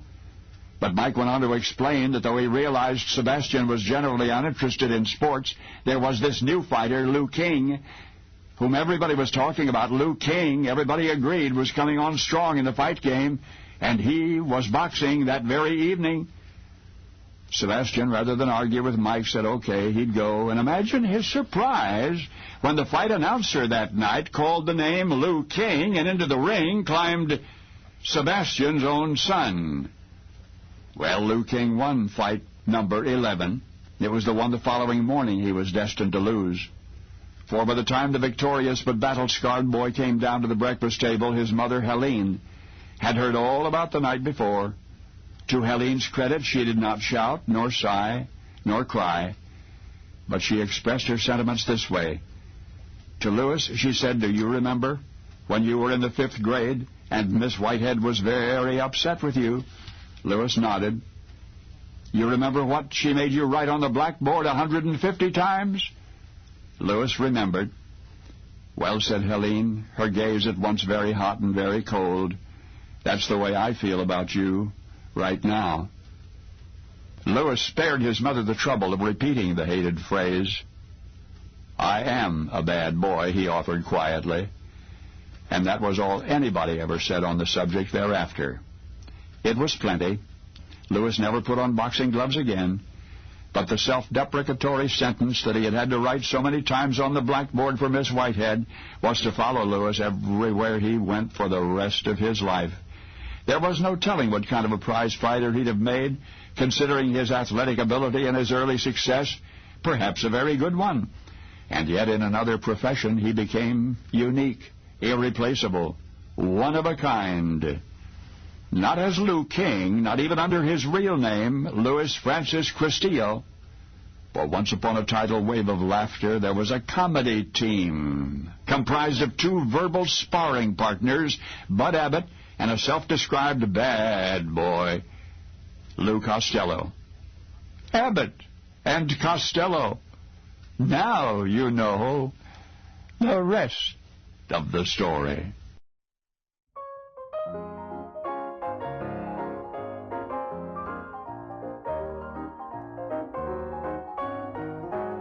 Well, it is that time of day again. It is time for the Trivia Minute. And here we go. The name of the nation's capital, Washington, D.C., may confuse some with Washington State. To avoid this, the name of the state was to change, and instead the territory was to be named Tacoma. However, the proposal failed to garner support, and the name remained unchanged. Washington happens to be the only state in the U.S. that took its name from a past president. Locals pride themselves on the name itself. It also happens to be the first president of the United States. He served as the president of the country between 1789 and 1797. He has also been called the father of the country. The state also has a city named George. Seattle was named after the Indian leader Sylph. A town in Washington State was supposed to be named Arta, but it was misread and the name Arctic was registered. And that was the Trivia Minute. I hope you enjoyed this stream, and until I see you next time, have a great day, and God bless.